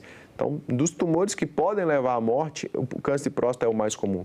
Então, se é o câncer mais comum do homem, né, todos estamos em risco de desenvolver, e no começo você trouxe esse dado aí, cerca de 70 mil homens por ano terão um diagnóstico novo, não é juntando com 2023, com 2022, não, é diagnóstico anual de um novo caso de câncer de próstata. Então, a importância da ocorrência é enorme, a ausência dos sintomas é a questão traiçoeira, então a gente tem que aprender com as mulheres, né? Até fazendo uma homenagem aí ao Outubro Rosa, as mulheres elas vão sistematicamente ao médico ginecologista ali na sua adolescência e fazem isso o resto da vida, fazem o preventivo ginecológico que é incomparavelmente uma situação diferente da do homem. O toque retal é muito rápido e muito tranquilo de se fazer quando você compara com o exame ginecológico. As mulheres não vivem mais ou menos 7 anos a mais que os homens à toa, né, por uma situação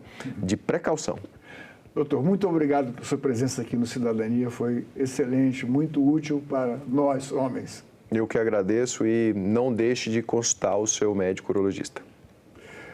Esta entrevista e todos os nossos outros programas estão disponíveis para você rever ou compartilhar no nosso site, senado.leg.br/tv, ou então pelo nosso canal no YouTube. Inscreva-se lá e marque o sininho para receber notificações. Obrigado pela companhia e até o próximo Cidadania.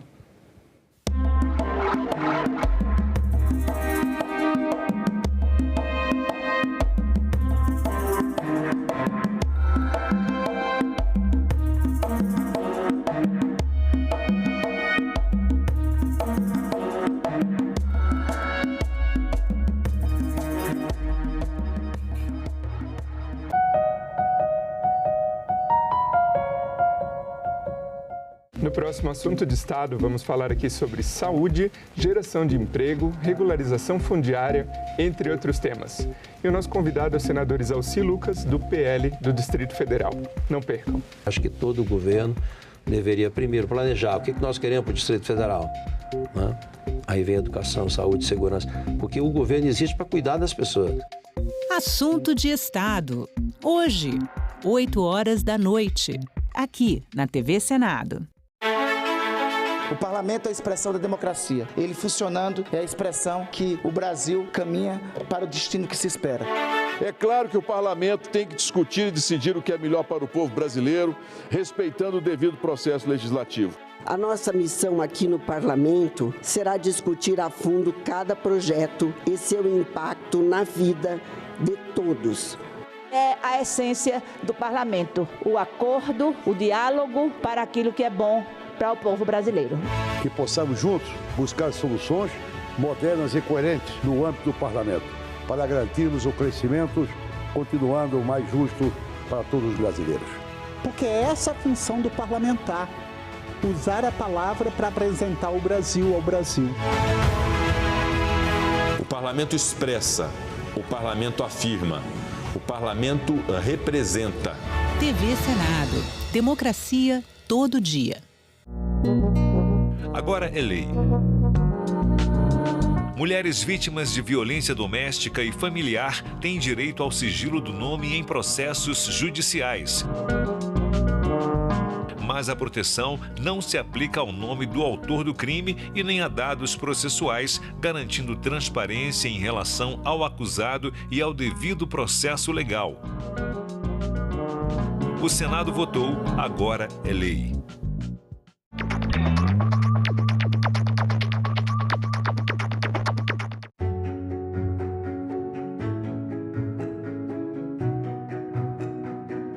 O trabalhador brasileiro possui hoje o seu Código de Direitos, a sua Carta de Emancipação Econômica. Os direitos trabalhistas serão, a partir de agora, de todos. É o enterro de mais um preconceito, de mais uma intolerável discriminação.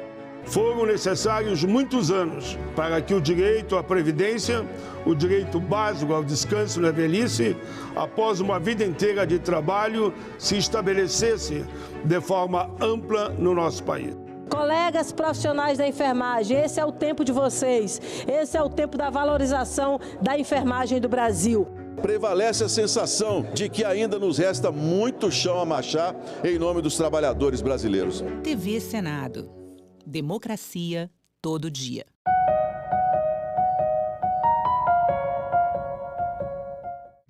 O programa a seguir é livre para todos os públicos. A reforma fala em neutralidade, ou seja, não era para ter nenhum aumento de carga tributária, né? Exatamente pelo espírito da neutralidade. Então a gente vai ter que ajustar isso.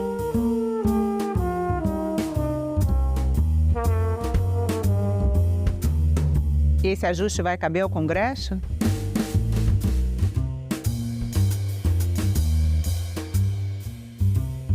Você só vai saber realmente o impacto disso quando começar a funcionar.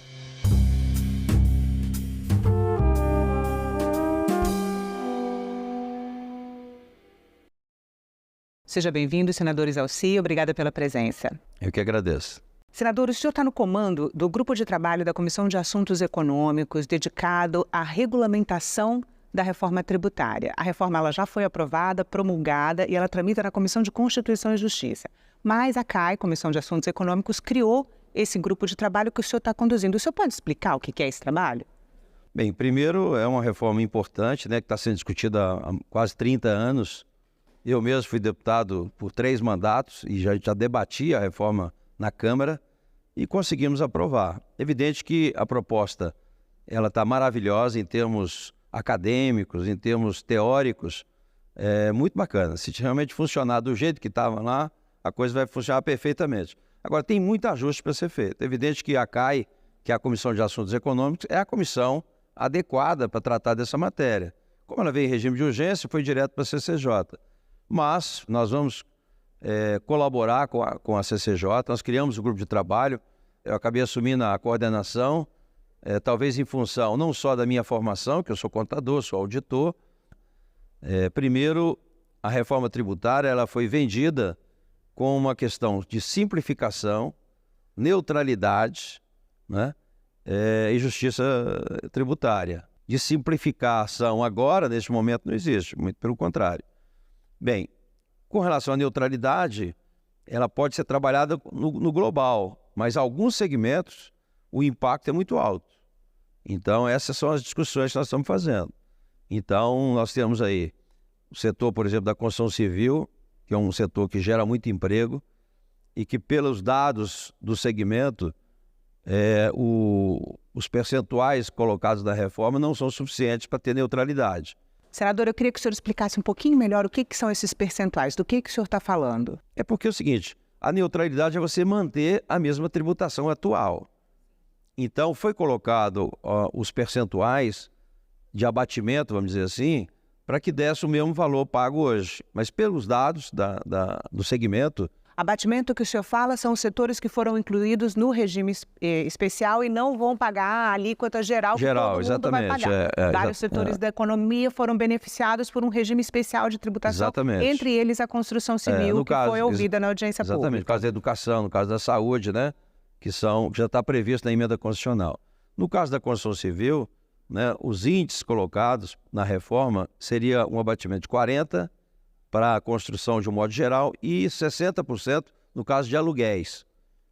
O segmento está mostrando os dados, né, e a Receita precisa contestar esses dados e, por enquanto, ainda não contestou. Né, eles para terem a neutralidade, precisaria de 60% na construção e 80% no aluguel.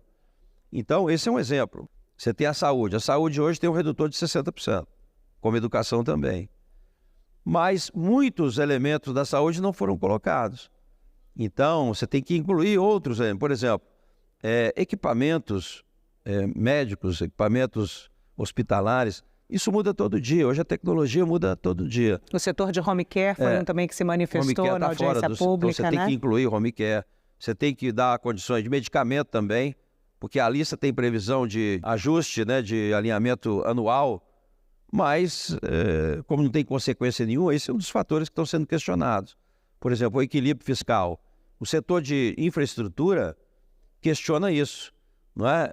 Hoje, por exemplo, você tem contratos que levam 12 anos, 10, 12 anos para ter um equilíbrio fiscal. Isso aí acaba quebrando as empresas.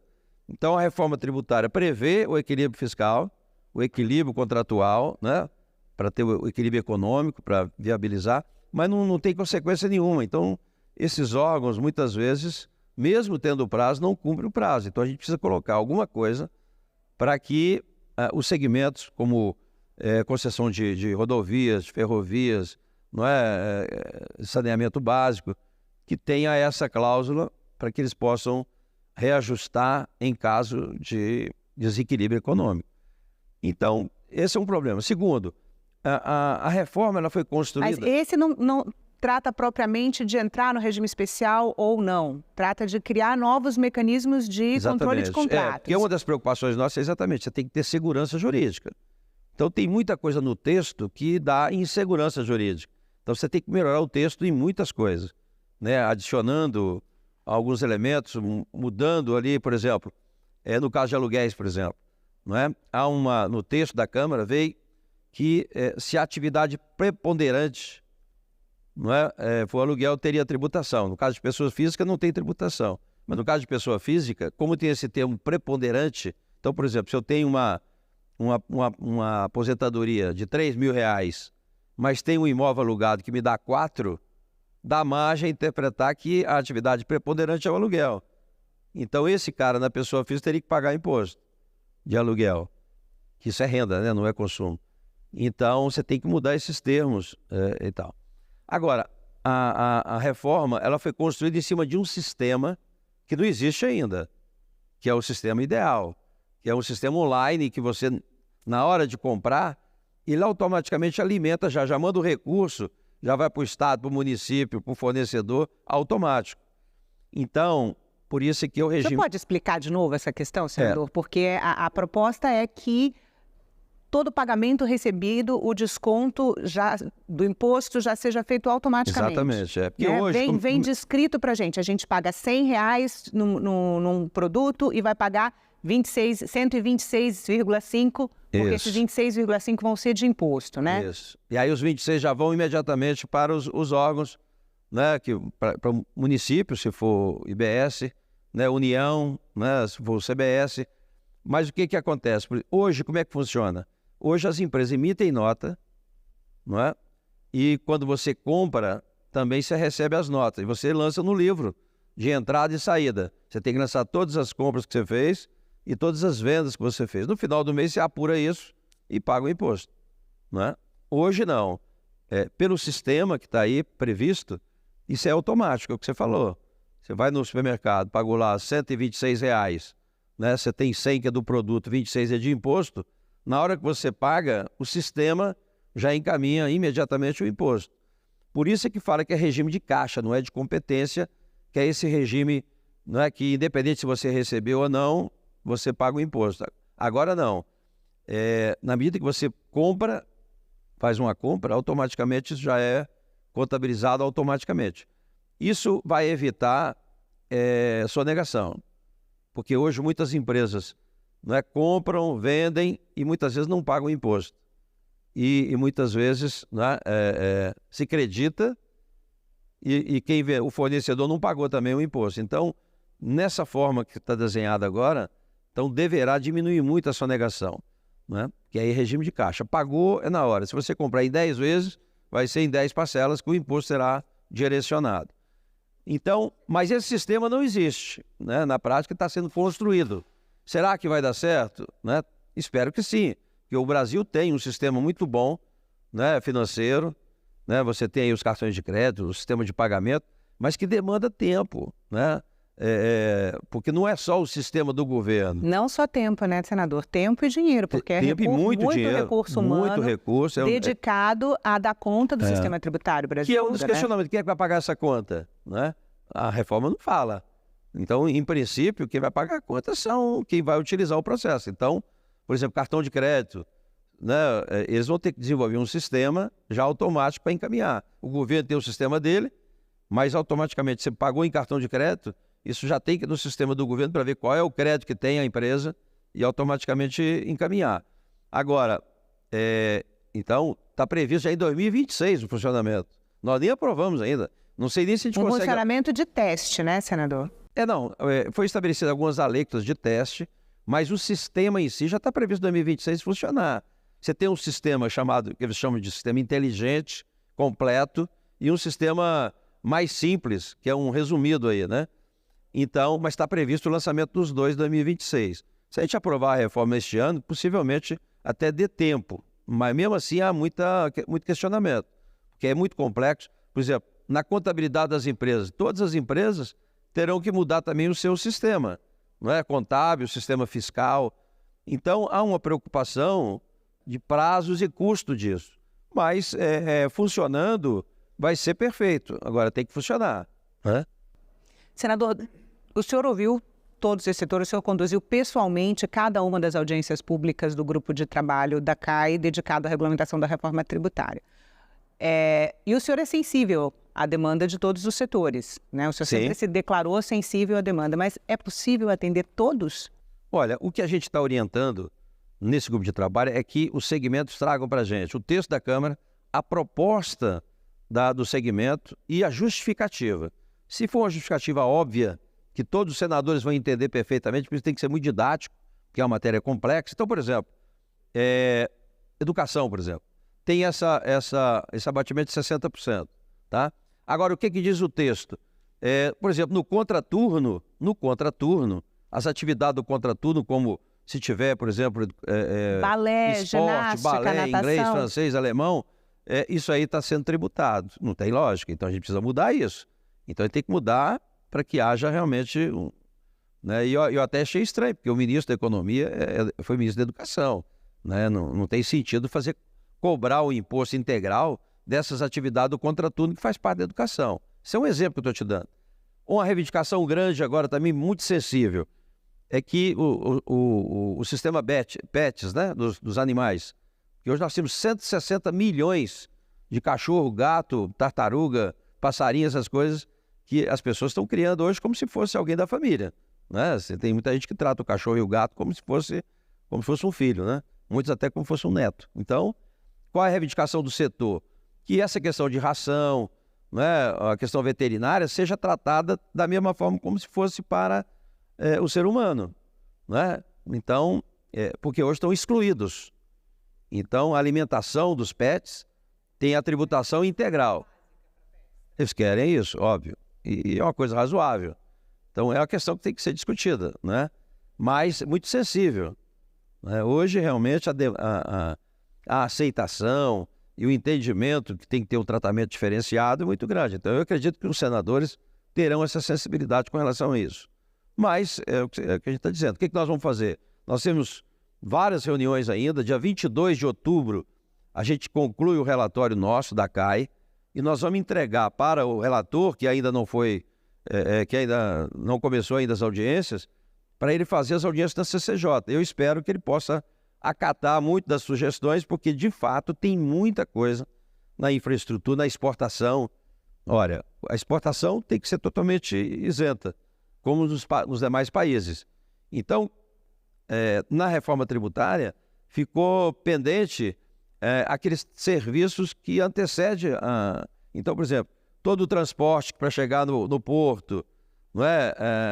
As atividades administrativas, burocráticas, que você tem que contratar, isso também tem que ser isento. Então... Mas a reforma não previu uma devolução desses recursos do imposto sobre essas etapas? Sim, está previsto. Mas diga o seguinte... A regulamentação precisa detalhar isso. Não está computado esse custo antes de chegar no porto. Porque, lógico, você vai exportar a soja lá do Mato Grosso, até chegar lá no porto, tem todo um custo de transporte. Esse transporte é para exportação. Tem que entrar também como custo da exportação, consequentemente sem tributação. Então, todos os segmentos têm trazido, assim, informações, que eu acho que agora que as pessoas começaram a colocar na ponta do lápis o que significa a reforma tributária.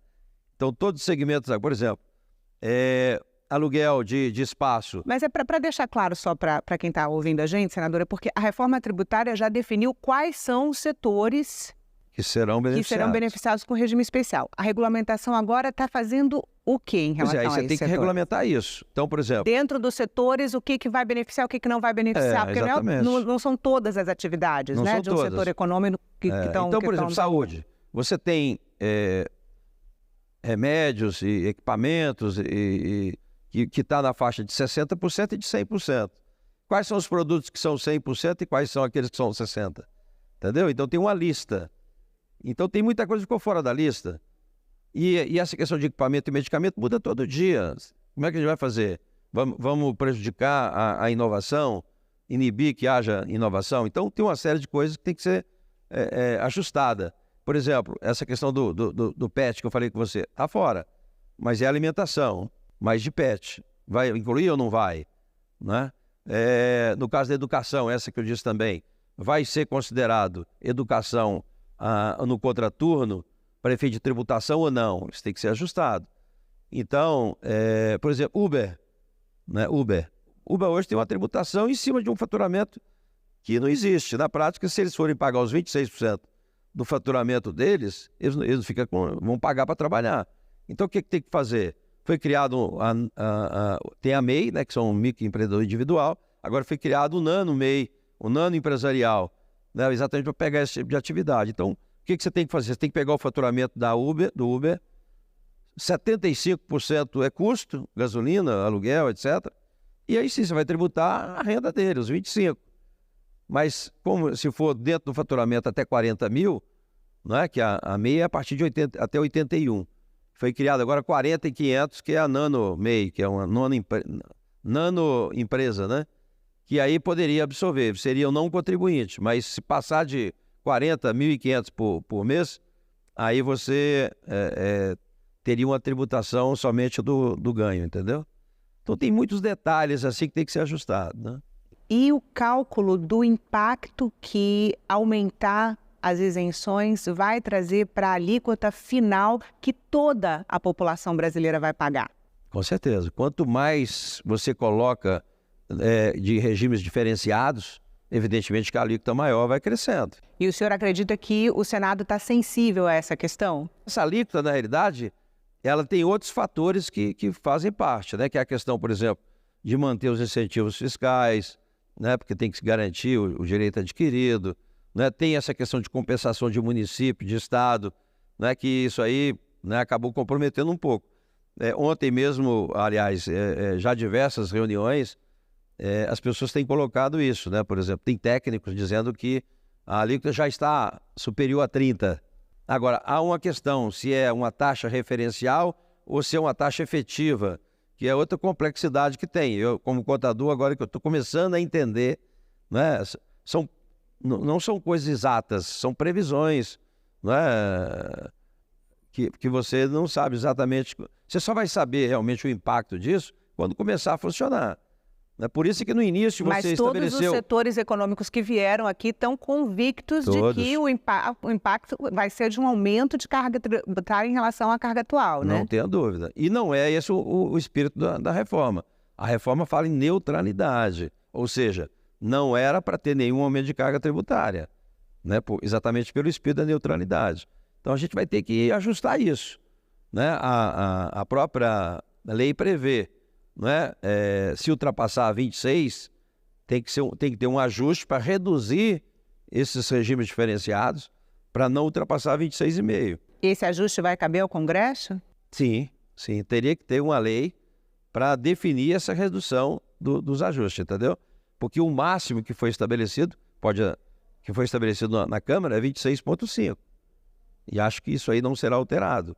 Dificilmente alguém aqui vai propor aumentar isso para 27, 30 e tal.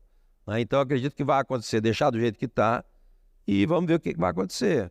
Se houver realmente redução de receita, porque não pode acontecer, aí você tem que fazer o ajuste. Mas já há previsão legal para fazer esse ajuste, né? Então é uma matéria muito complexa, por isso que eu digo assim, né? Por isso que eu estou pedindo aos segmentos que encaminhem a proposta de mudança e uma justificativa assim muito detalhada e pedagógica para qualquer senador lendo, vai ser, realmente tem que mudar, né? Porque se não for isso, dificilmente nós vamos conseguir mudar muita coisa. E o senhor pretende ouvir também o posicionamento do governo em relação aos pleitos dos setores? Sim, nós já estamos fazendo isso. Primeiro que a gente está pedindo já que cada audiência venha alguém do governo, da Secretaria, né, de Reforma, para participar, e tem acontecido isso. Eu até estou deixando eles por último, para eles ouvirem bem todo mundo, para eles depois falarem. Mas a gente está fazendo assim, a cada audiência que está acontecendo, nós estamos agora, tanto a consultoria do Senado, não é como a consultoria nossa e também da CAI, a gente está sentando, vamos sentar com o governo e ajustar para ver o que já é consenso, o que já pode, para facilitar realmente chegar na CCJ uma coisa mais, né, mais preparada, um texto mais adequado, né? Senador, e o cashback? Teve uma audiência pública também dedicada ao tema, né? Como que ficou? Qual que é o papel agora da regulamentação em relação ao cashback? Tem uns termos muito bonitos, né, na reforma, que vão ver na prática como é que faz. Porque o cashback, não é o que é, né? Você tem que ter um sistema perfeito para isso. Primeiro, tem que ver, em termos de percentual, qual é o percentual de pessoas que vão ser beneficiadas com isso e se esse sistema, se esse custo desse controle justifica ter o cashback. O Ministério da Fazenda trabalha com a hipótese de ser um terço da população brasileira, né, beneficiada pelo cashback. Há controvérsias porque depende do produto. Que é a população de baixa renda. Então, qual é o espírito da coisa? Você tem lá, você tem o cadastro único, né, que são as pessoas que são beneficiadas, né, com o BPC, né, com o Bolsa Família, né? Esse pessoal está cadastrado. Então, quando tem uma experiência no Rio Grande do Sul, eles têm um cartãozinho, então, eles provavelmente esse cartão já terá que estar abastecido para poder ter o crédito da coisa, porque senão é o seguinte, se não tiver um crédito já no cartão, o cidadão vai chegar lá no supermercado para comprar a carne, né? Ele vai pagar o imposto, carne não porque está na cesta básica, mas um produto que não esteja na cesta básica, ele vai pagar porque tem o imposto e vai receber de volta o imposto. Mas será que ele tem o dinheiro para pagar a mercadoria? Então, no Rio Grande do Sul, você já leva um cartão já com crédito, então já deduz o imposto na hora de pagar. Mas você está vendo o que está acontecendo hoje, né? O pessoal do Bolsa Família utilizando parte da sua renda para os jogos, dos bets, que é uma loucura, né? Foram bilhões que já foram gastos, pessoas viciadas nisso. Então a gente tem que ter muito cuidado com essa questão também desse cartão, para que não haja fraude, que não haja utilização inadequada, né? Então, esse estudo aí do controle, a gente tem que ter muito cuidado, se vale a pena ou não implementar de imediato o cashback, né?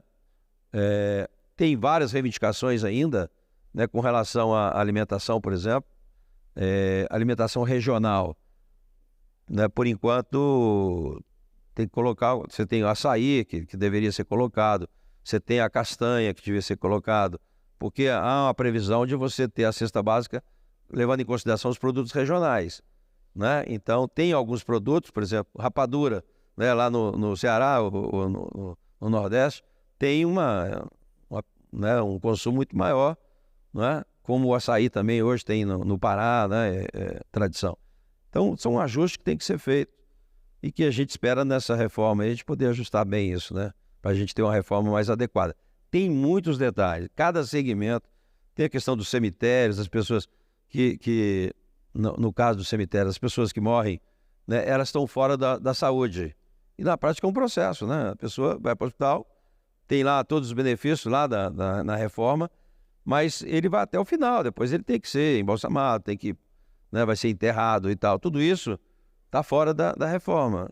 Vamos incluir ou não? Acho que sim, mas porque tem uma justificativa bem razoável, né, de que deveria estar junto. Ser incluído no setor de saúde. Que é uma reivindicação deles, né? Então, é o caso dos veterinários também, que tem essa pretensão de ser colocado também na saúde. Então, são detalhes de cada segmento que são importantes. Por exemplo, aluguel de shopping. Você vai no shopping, seu carro, e estaciona lá naquele e paga lá o aluguel. Aquilo é aluguel, aquilo é prestação de serviço, o que é aquilo? Né? Então, eles querem que seja aluguel, né? Porque aluguel vai ter um tratamento diferenciado, né? Se for serviço, é 26,5% no mínimo de imposto. Então, são detalhes assim que, né, eu, por exemplo, acho que aluguel não é consumo, né? Isso é renda. Mas, hoje, na reforma, pega tudo, né? Então, tem muitos detalhes, são muitas coisinhas. Mas, senador, existe algum consenso possível? Porque o Senado vai ter que dizer não para algum desses setores, né? Por isso que eu digo, eu acho assim, o que não é óbvio vai ter mais dificuldade. Agora, o que é óbvio, e por isso que eu digo, a justificativa da emenda tem que estar bem didática, que qualquer senador leia e diga assim, caramba, preciso mudar. Realmente tem razão. Se for assim, a gente muda. Se for uma coisa ainda de discussão, de reforma, dificilmente vai passar, dificilmente a gente vai conseguir alterar, né? Mas tem muitas reivindicações assim que são óbvias e que precisam ser mudadas, né? Que muitas vezes ou esqueceram, né? É muito detalhe, né? São atividades demais, cada uma com especificidade. Por exemplo, no gás, o gás tem que ter um tratamento diferente. O gás do gasoduto é diferente do gás ou do transporte normal, né? De combustível. Então você tem que tributar no início e depois no final, e hoje não está dessa forma. Então são ajustes técnicos que a gente... Por isso é que essas audiências vão contribuir demais da conta, porque realmente uma reforma como essa, você tem que ter muita transparência, tem que ouvir todo mundo, porque no final das contas quem vai pagar isso é o contribuinte, é o consumidor, são as pessoas.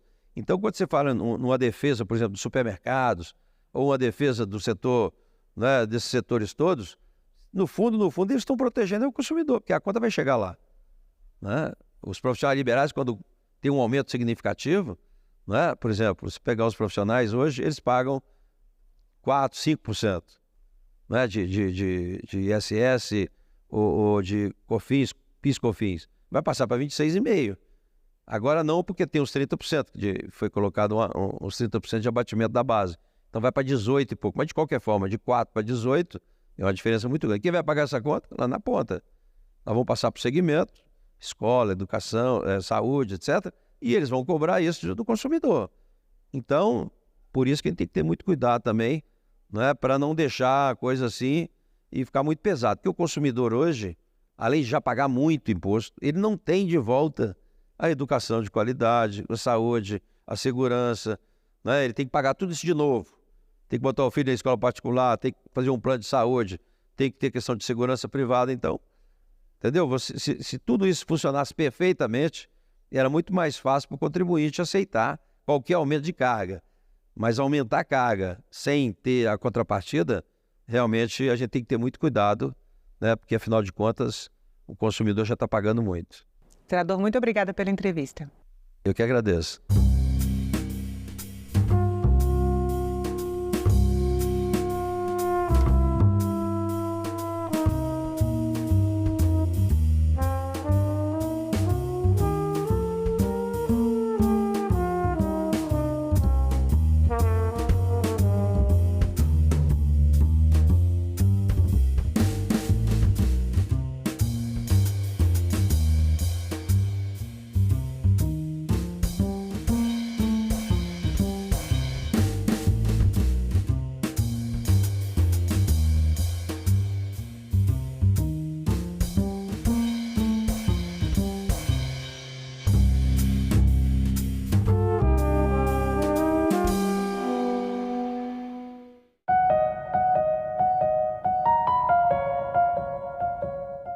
No próximo assunto de Estado, vamos falar aqui sobre saúde, geração de emprego, regularização fundiária, entre outros temas.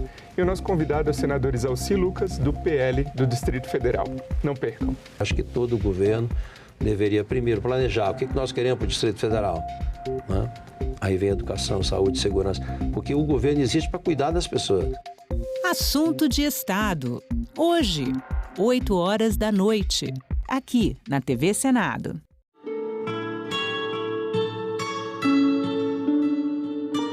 Ao contrário do que muita gente diz, de que os empreendimentos portugueses tiveram que trazer negros da África para cá, porque os índios não quiseram ser escravos, isso é uma tremenda mentira.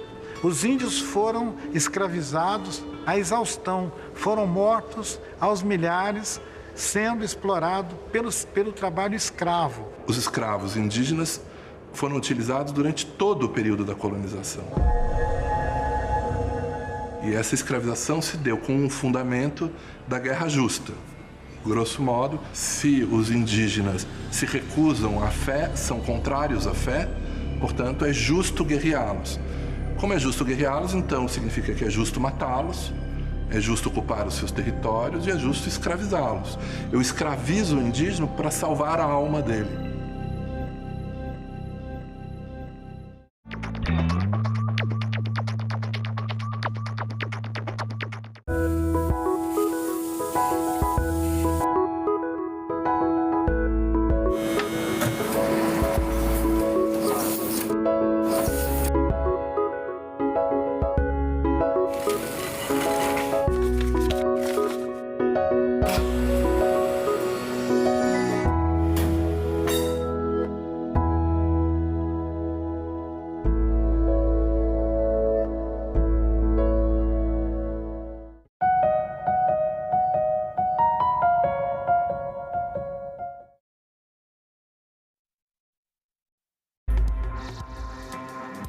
Olá, boa tarde. Em Brasília, 13h30 e o Senado Notícias está no ar.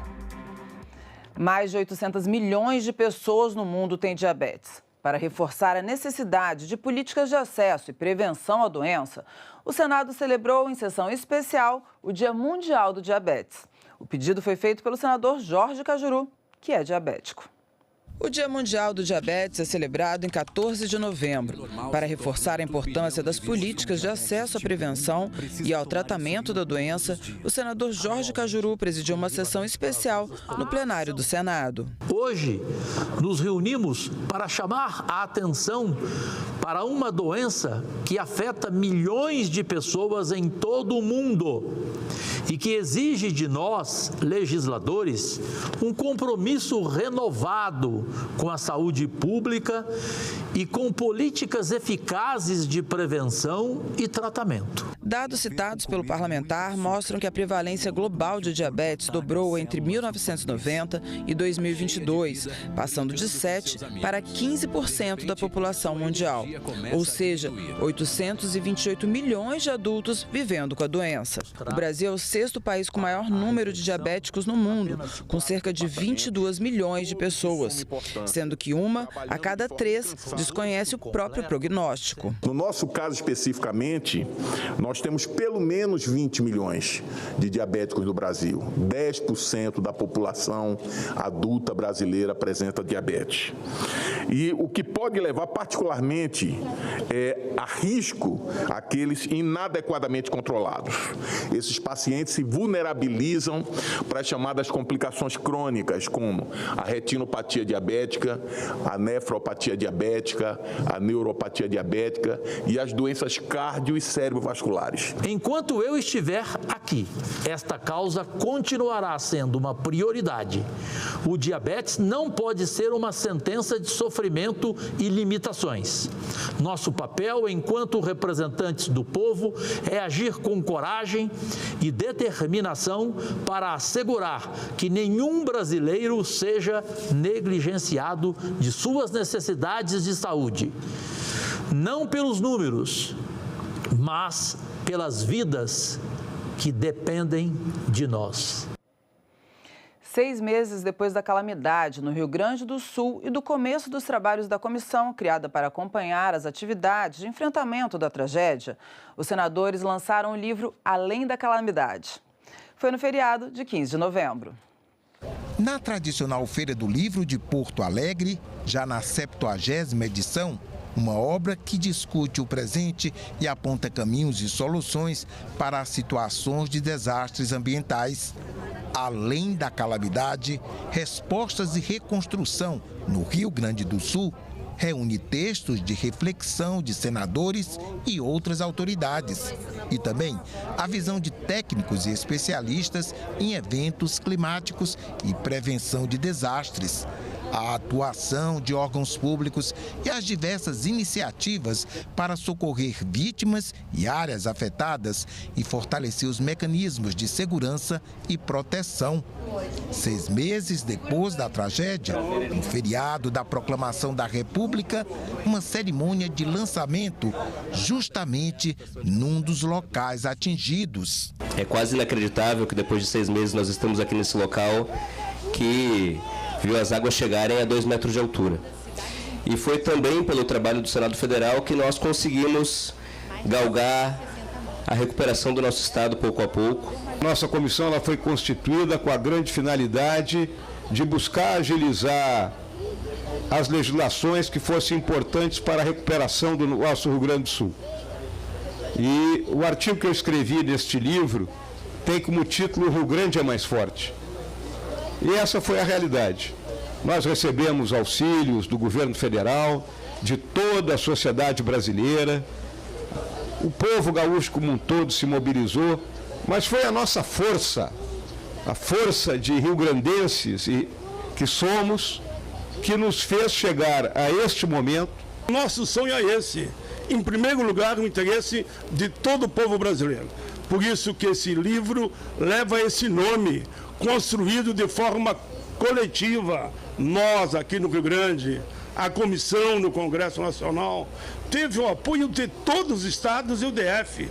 Não teve uma área desse país, um estado desse país, que não mandou recursos para ajudar o Rio Grande. Vamos entregar um relatório robusto, com várias indicações e, vamos dizer assim, medidas que devem ser tomadas tanto na esfera federal, como na esfera estadual, como nos municípios e no próprio Legislativo Federal, no sentido de que, principalmente, tragédias desta natureza não voltem a ocorrer. Depois desse momento, no estande da Livraria do Senado na feira, a obra, distribuída gratuitamente, foi autografada pelo senador Paulo Paim, presidente da comissão, em outro espaço da feira.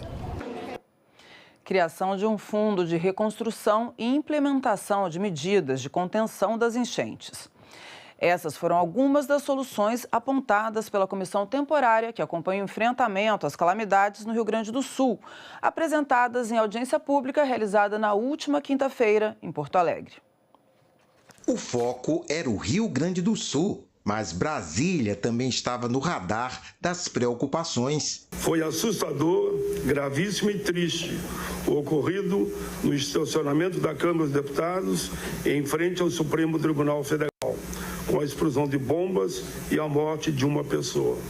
As forças de segurança estão investigando o caso e o país aguarda com urgência o esclarecimento dos fatos. O relator, senador Hamilton Mourão, fez um resumo dos impactos das enchentes com o devido elogio da corrente de solidariedade que mobilizou o país. Ainda temos 30 desaparecidos, 880 mil pessoas atingidas diretamente, mais ou menos 420 mil domicílios, 2,4 milhões de pessoas indiretamente afetadas. Mais de 210 mil propriedades rurais afetadas, um prejuízo estimado em cerca de 3 bilhões de reais na agricultura.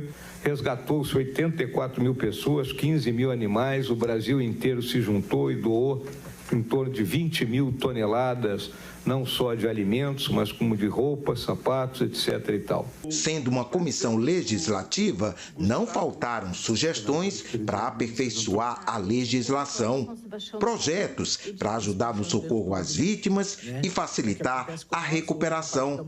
O deputado estadual e ex-ministro de Estado Miguel Rosseto ressaltou: eventos climáticos extremos vieram para ficar. Esses eventos climáticos extremos, que os cientistas nos dizem, caracterizam as mudanças climáticas, cheias, enxurradas concentradas, estiagens secas concentradas, elas são um fato que exige uma preparação e uma capacidade de convivência da sociedade, do Estado, dos municípios e do país diante dessa nova realidade. Sobre prevenção de novas catástrofes, há estudos técnicos, propostas para aperfeiçoar os mecanismos de defesa.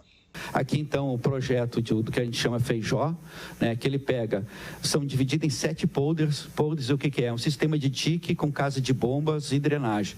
Não é suficiente tu fazer o dique e fechar, não deixar a água de fora entrar, a água de dentro tem que sair. Então ele tem um sistema de casas de bomba, reservatórios, porque os reservatórios são importantes em função da quantidade enorme de água.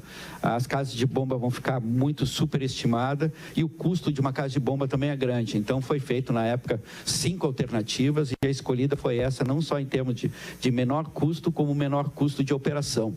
Nós não vamos desistir até que as obras sejam executadas. Outras demandas surgiram na audiência. Nós precisamos, uma das questões que eu trago, reforço aqui, pensar, de fato, num fundo para cada catástrofes ambientais e nós pensar na questão da sustentabilidade do meio ambiente. Só assim nós teremos desenvolvimento. E o Senado tem sessão extraordinária hoje, marcada para as 4 da tarde. O único item da pauta é o projeto de lei complementar que traz regras para o pagamento das emendas parlamentares. Na semana passada, o texto base foi aprovado e, por acordo, a votação de destaques ficou para esta segunda-feira. Vamos ver como foram os debates sobre o tema na sessão que aprovou o texto base. As chamadas emendas PIX, recursos da União passados diretamente para estados e municípios por indicação dos parlamentares, estavam suspensas por decisão do Supremo Tribunal Federal. Para serem liberadas, essas emendas deveriam seguir regras de transparência e de rastreabilidade. O projeto aprovado regulamenta essas exigências do STF. Essa consolidação, presidente Rodrigo, normativa é particularmente benéfica para evitar redundâncias e conflitos de interpretação que surgem da dispersão de normas, assegurando um processo orçamentário mais eficiente e coordenado. Atualmente, não há obrigação que o dinheiro repassado especifique destino ou no que os recursos serão usados. Pelo texto aprovado, o autor da emenda vai ter que informar em que o recurso será usado e o valor da transferência. De preferência, os valores recebidos pelas prefeituras e governos devem ser aplicados em obras inacabadas. Esta casa, nesse momento, se irmana aos prefeitos e prefeitas para dar celeridade, principalmente a emendas que estão retidas, aonde obras inacabadas estão aí com empresas demitindo e fechando seus canteiros de obra, deixando municípios com débitos em virtude do não recebimento de obras em andamento. Outra mudança é a fiscalização dos recursos pelo Tribunal de Contas da União e a prioridade para a execução das transferências para locais em situação de calamidade ou de emergência, reconhecida pelo Poder Executivo Federal. O assunto gerou muita polêmica entre os senadores. Pontos do projeto, como a previsão de bloqueio de recursos para a execução das emendas, foram questionados. Parte dos parlamentares também discutiu sobre o que chamaram de interferência do Judiciário. Todos nós queremos a transparência, todos nós queremos a rastreabilidade e todos nós entendemos que o Brasil está passando por um problema de crise fiscal que afeta o conjunto das contas públicas brasileiras. A proposta que Vossa Excelência traz é de permitir não o contingenciamento, mas o bloqueio dos recursos parlamentares, aliás, sem nenhum sarrafo. Tem uma circunstância, tem um prejuízo que foi muito bem dito aqui pela deputada Dorinha, pela senadora Dorinha, pelo meu colega Carlos Portinho, tem um prejuízo para os municípios, tem a necessidade desses recursos.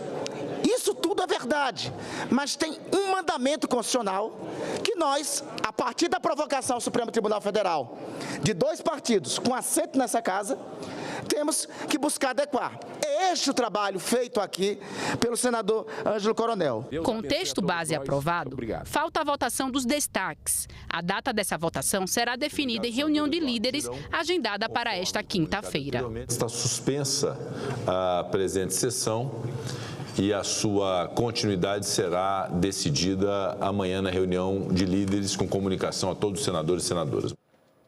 E a semana começa com as atenções voltadas para a reunião dos chefes de Estado e de governo do G20 no Rio de Janeiro sobre a presidência do Brasil. No meio da semana temos o feriado da Consciência Negra, pela primeira vez em âmbito nacional.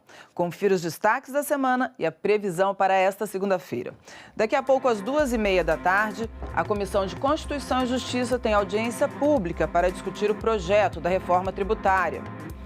No mesmo horário, outra audiência está prevista, desta vez na Comissão de Educação, para debater os impactos do uso de celulares por crianças e adolescentes nas escolas.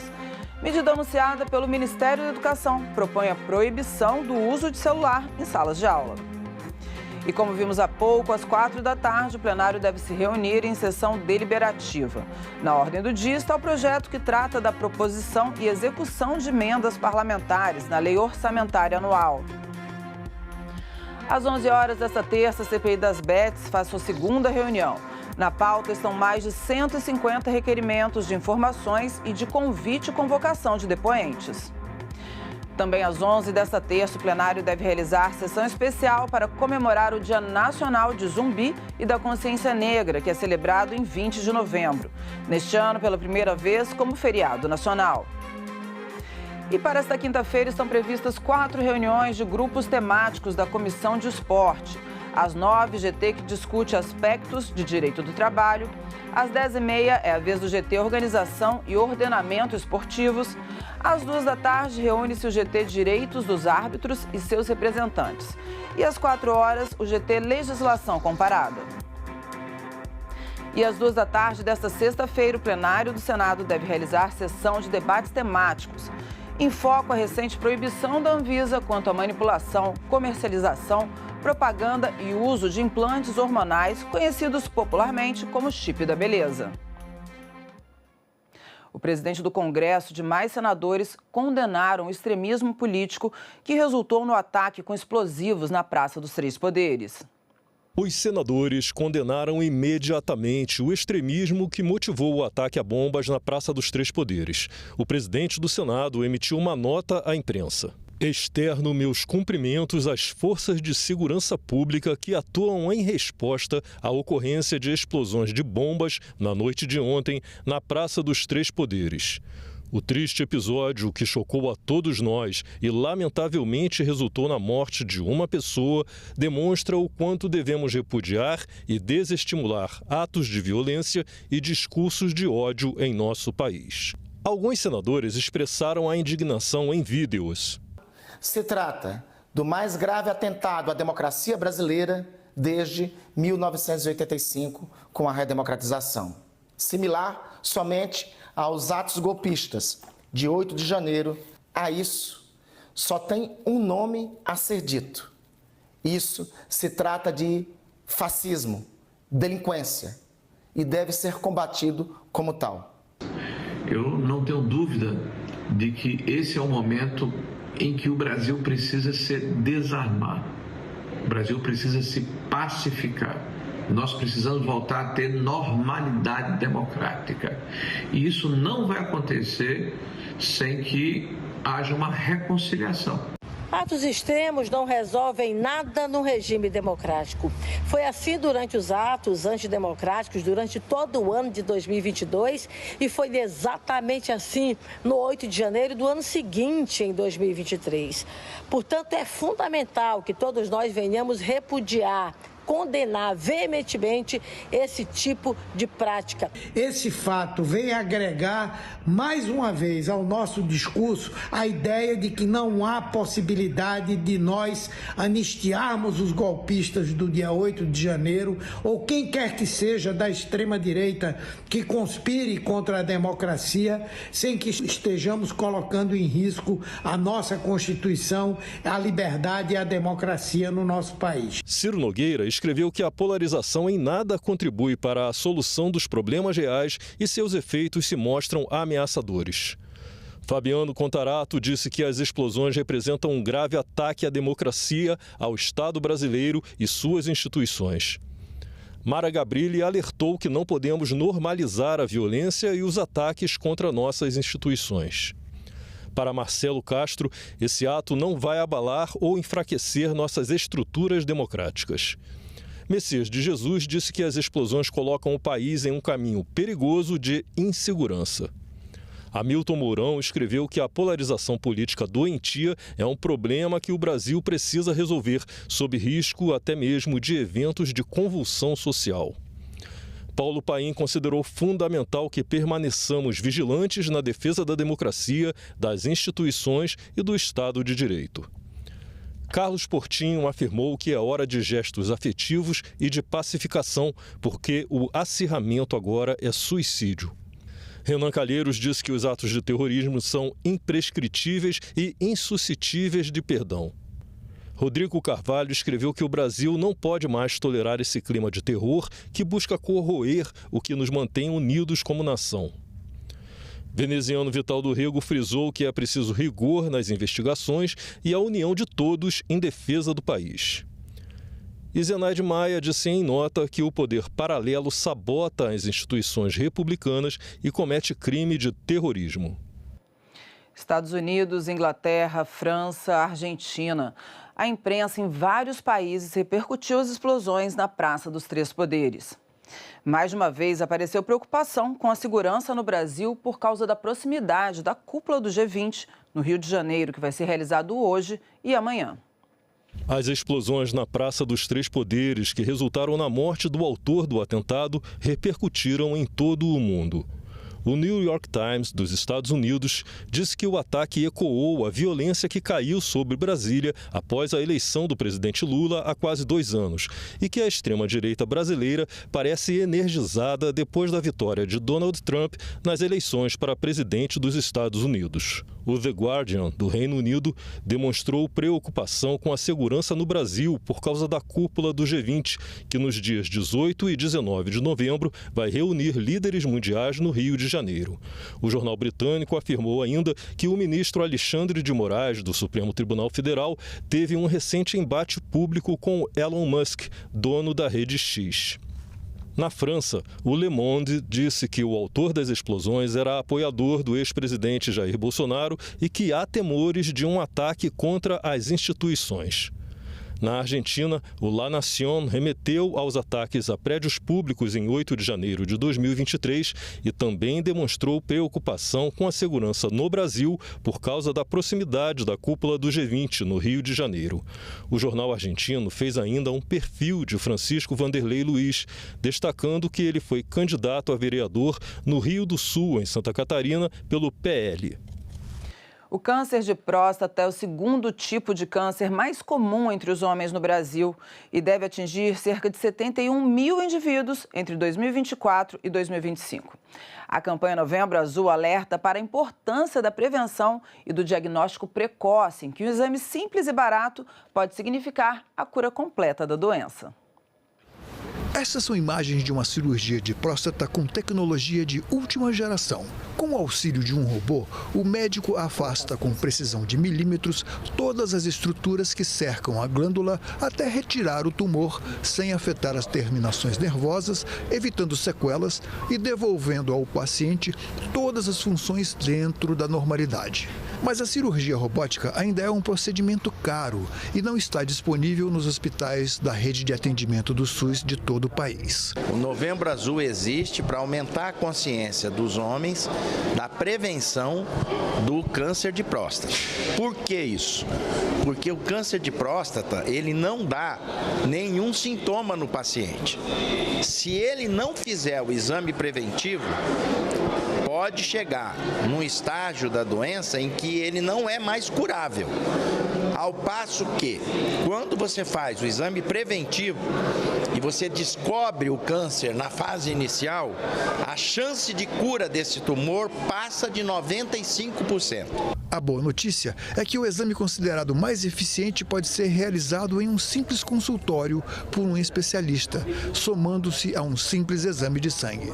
Nem a radiografia, nem o ultrassom ou mesmo a ressonância magnética são tão precisos quanto o toque retal para confirmar a necessidade de biópsia e tratamento se necessário. As principais sociedades mundiais de urologia recomendam a realização periódica anual do exame de próstata a partir dos 45 anos de idade para quem tem fatores de risco para câncer de próstata, sejam ele antecedentes familiares de câncer de próstata, de mama, de ovário, de intestino, de pele, ou pacientes de pele negra, obesos, são considerados populações de maior risco. E para a população em geral, a partir dos 50 anos de idade. Posso aqui afirmar, como urologista que sou, que a medicina praticamente venceu o câncer de próstata, desde que descoberto precocemente. O preconceito tem que ficar de lado. O exame de toque retal para ver a próstata leva menos de 10 segundos. Então não tem por que você deixar de fazer o seu exame preventivo para cuidar da sua saúde. Menos de 10 segundos para salvar a sua vida. Muito importante. E nós ficamos por aqui. Você pode rever as reportagens dessa edição na nossa página na internet senado.leg.br/tv. Muito obrigada pela companhia e boa semana.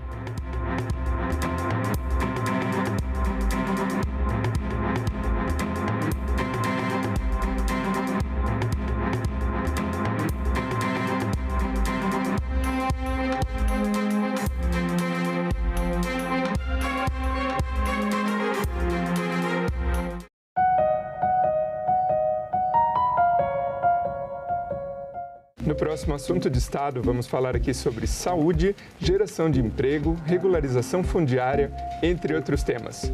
E o nosso convidado é o senador Isalci Lucas, do PL do Distrito Federal. Não percam. Acho que todo governo deveria primeiro planejar o que nós queremos para o Distrito Federal. Né?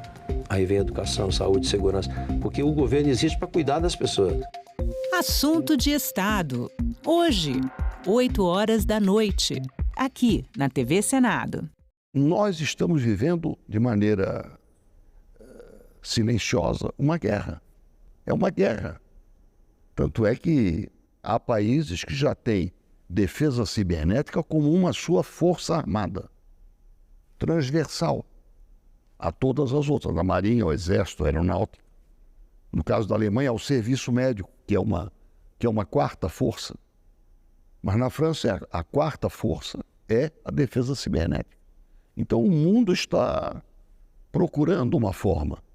A Agência Americana de Defesa Cibernética hoje deve ter uns 8 mil servidores, com escritórios nos Estados Unidos, mais alguns terceirizados, além de agências privadas que atuam de maneira cooperativa, são corporações em cooperação que se protegem.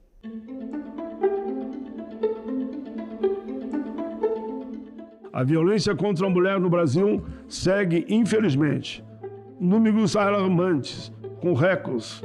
Em 2023, o número de casos disparou para quase 260 mil, exatamente 258.941. Aumento de 9,8%. Em comparação a 2022, 258 mil, viu? A mobilização é fazer com que nós possamos chegar efetivamente no que foi o que o Betinho fez na década de 80 e 90 com Fome Zero. Nós precisamos chegar em todas as pessoas, nós precisamos chegar na casa das pessoas. Quando o time adere, ele assina uma carta, compromisso, mas é muito mais do que isso. É a gente trabalhar com a base do time, para que nós não tenhamos novos Daniel Alves, novos Brunos, novos jogadores, e que o time possa pensar ações de intervenção na questão da violência contra as mulheres. Nós tivemos ações em 10 jogos que nós entramos com a faixa.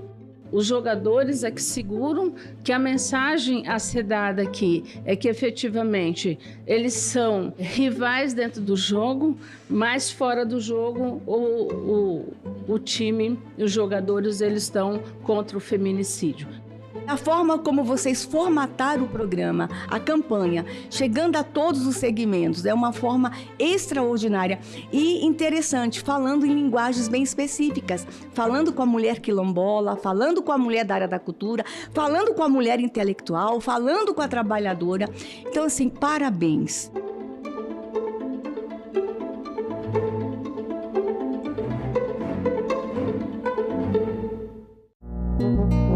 Agora é lei. Mulheres vítimas de violência serão acolhidas em locais exclusivos nos serviços de saúde conveniados ou próprios do Sistema Único de Saúde, o SUS. Com a nova regra, as vítimas têm direito a salas que garantam privacidade e restrição do acesso de terceiros não autorizados pela paciente, em especial o do agressor. O Senado votou, agora é lei.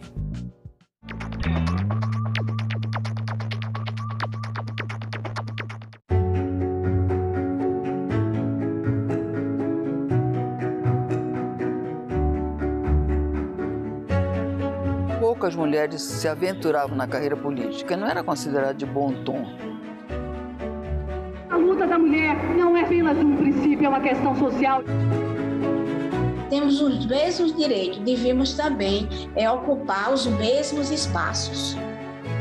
Nós estamos chegando à conclusão que não basta reivindicar os nossos direitos, que é preciso gritar.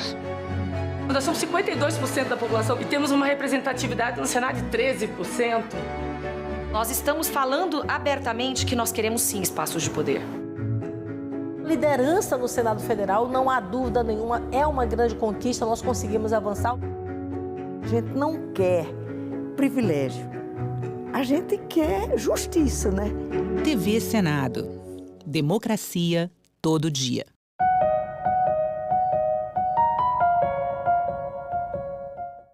O programa a seguir é livre para todos os públicos.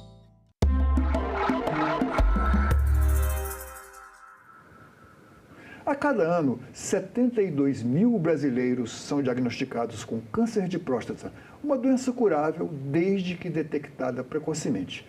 Por essa razão, a campanha Novembro Azul procura alertar os homens sobre onde e como procurar ajuda para enfrentar e vencer esse problema de saúde.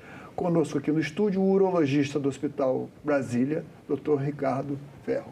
Muito obrigado pela sua presença aqui, doutor. Eu que agradeço, é sempre uma honra. Doutor, o câncer é diagnosticado precocemente, ele é bastante curável, cerca de 90% dos casos. Acontece que diagnosticar precocemente é objeto de uma rotina, já prescrito pelos médicos, os clínicos gerais, os urologistas principalmente. E como seria essa rotina de detecção? As sociedades mundiais, elas preconizam que todos os homens, a partir dos 50 anos, façam uma avaliação rotineira, em geral anual, mas isso vai ser individualizado caso a caso, e pacientes que têm riscos aumentados a partir dos 45 anos de idade. Esses riscos aumentados são principalmente fatores familiares, não só a ocorrência de câncer de próstata, mas de mama, de ovário, de intestino, de pele.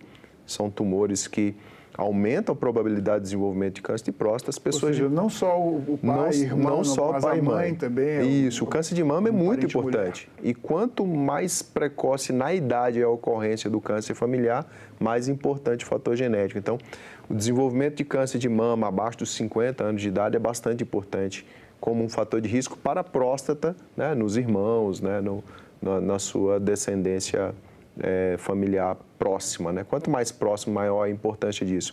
Pessoas de pele negra também têm um risco aumentado, as pessoas com obesidade também são um outro fator de risco, e as pessoas que têm um maior consumo de proteína animal, então isso é um outro fator. Então, a culinária asiática, né, mais voltada ao peixe, a culinária mediterrânea também diminui essa probabilidade da ocorrência de alguns tumores, como intestino e também próstata. Ou seja, os hábitos de vida são importantes. São, né? Fundamentais. São sedentarismo, por exemplo. Sem dúvida nenhuma. Então, assim, o que a gente precisa para prevenir câncer? E no caso do câncer de próstata, não há uma medida específica. Eu faço isso e não tenho, como é o caso do câncer de pulmão. Não fumo, tenho menos risco de câncer de pulmão. A próstata nós não temos isso, então a gente tem que ter hábito de vida saudável. O que passa por isso? Boa alimentação, controle do peso, atividade física regular, tanto aeróbica quanto anaeróbica, ou seja, fazer parte cardíaca, né, caminhada, bicicleta, natação e musculação, isso ajuda a controlar peso, boa qualidade de sono, então, e hábitos como o lazer mesmo, né, as coisas que fazem redução do nível de estresse. Tudo isso melhora o nosso sistema de defesa e a gente está protegendo contra qualquer tipo de câncer, incluindo próstata. Bom, a próstata é uma glândula, só os homens têm. Sem dúvida. Então, qual a função da próstata? Muitos homens acreditam que a próstata participe da produção de testosterona e isso é um equívoco, né? Então, a produção de testosterona não tem qualquer relação com a glândula prostática e a glândula suprarrenal. Isso. 95% são os testículos, 5% glândula suprarrenal. A glândula prostática, ela serve para produzir sêmen. E qual que é a importância disso? Os espermatozoides sobrevivem até 72 horas na vagina da mulher, ou seja, esperando uma ovulação, vamos falar assim. A natureza querendo... Isso, a natureza querendo ajudar a fecundação. Então, essa é a função da próstata, ou seja, quando a gente não quer mais ter filhos, a gente, na verdade, não precisaria mais de próstata. Por que a gente não tira a próstata preventivamente? Porque os nervos que determinam o controle urinário e ereção, ou seja, potência sexual, estão grudados à próstata.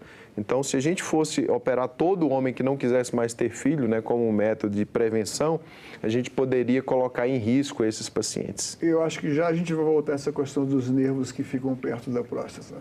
Mas se a próstata ela está aumentada, quais são os sintomas que o homem sente? O aumento benigno da próstata todos experimentaremos. Então, a partir dos 35, 40 anos de idade, modificações nos nossos níveis de testosterona vão produzir aumento da glândula prostática. Só que isso acontece na parte interna da próstata e como a uretra atravessa literalmente o meio da próstata, os sintomas urinários são atribuíveis ao crescimento benigno.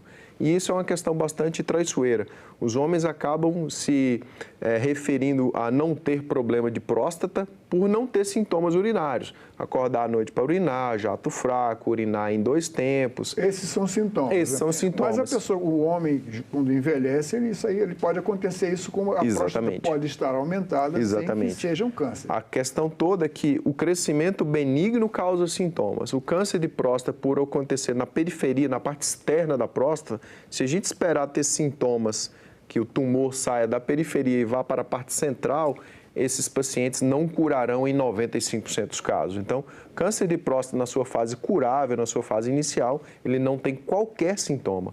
E os sintomas são, sim, atribuíveis na quase totalidade dos homens ao crescimento benigno, que é natural. Bom, desde que o homem não sinta qualquer sintoma, então a gente já deduz que a partir de uma determinada idade seria necessário que o homem se submetesse a um exame para que, mesmo ele não sentindo nada, ele pode ter um câncer em evolução, né? Exatamente, porque se a gente quer fazer diagnóstico precoce para poder permitir tratamentos menos agressivos, isso precisa ser feito sem sintomas e a gente precisa diferenciar sintomas do crescimento benigno e da ausência de sintomas do câncer de próstata na sua fase inicial.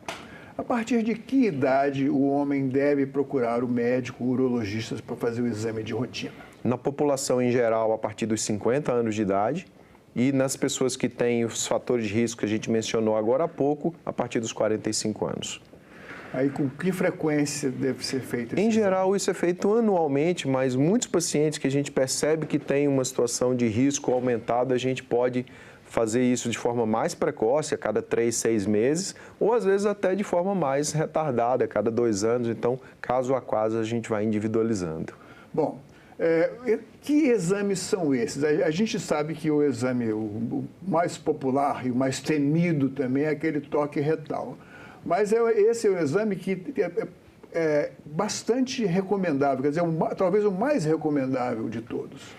Por quê? Como funciona isso? Assim, em câncer de próstata, a gente ainda não tem um exame mágico. Né? Assim, aquele exame que a gente faça e se ele der positivo, a gente tem a doença, se ele der negativo, a gente não tem a doença. Então, a gente tem que contar com a contribuição de cada um desses atores. Esses atores são o exame de sangue, que é o antígeno prostático específico, que as pessoas chamam de PSA. É uma proteína exclusiva de produção prostática e, quando aumentada, pode indicar câncer de próstata, mas ele aumenta também no próprio crescimento benigno, em infecções urinárias, na prostatite, que é uma infecção prostática. O toque retal, ele faz parte do exame físico e ele também é bastante útil, porque a maioria dos tumores de próstata eles estão na parte em contato com o reto.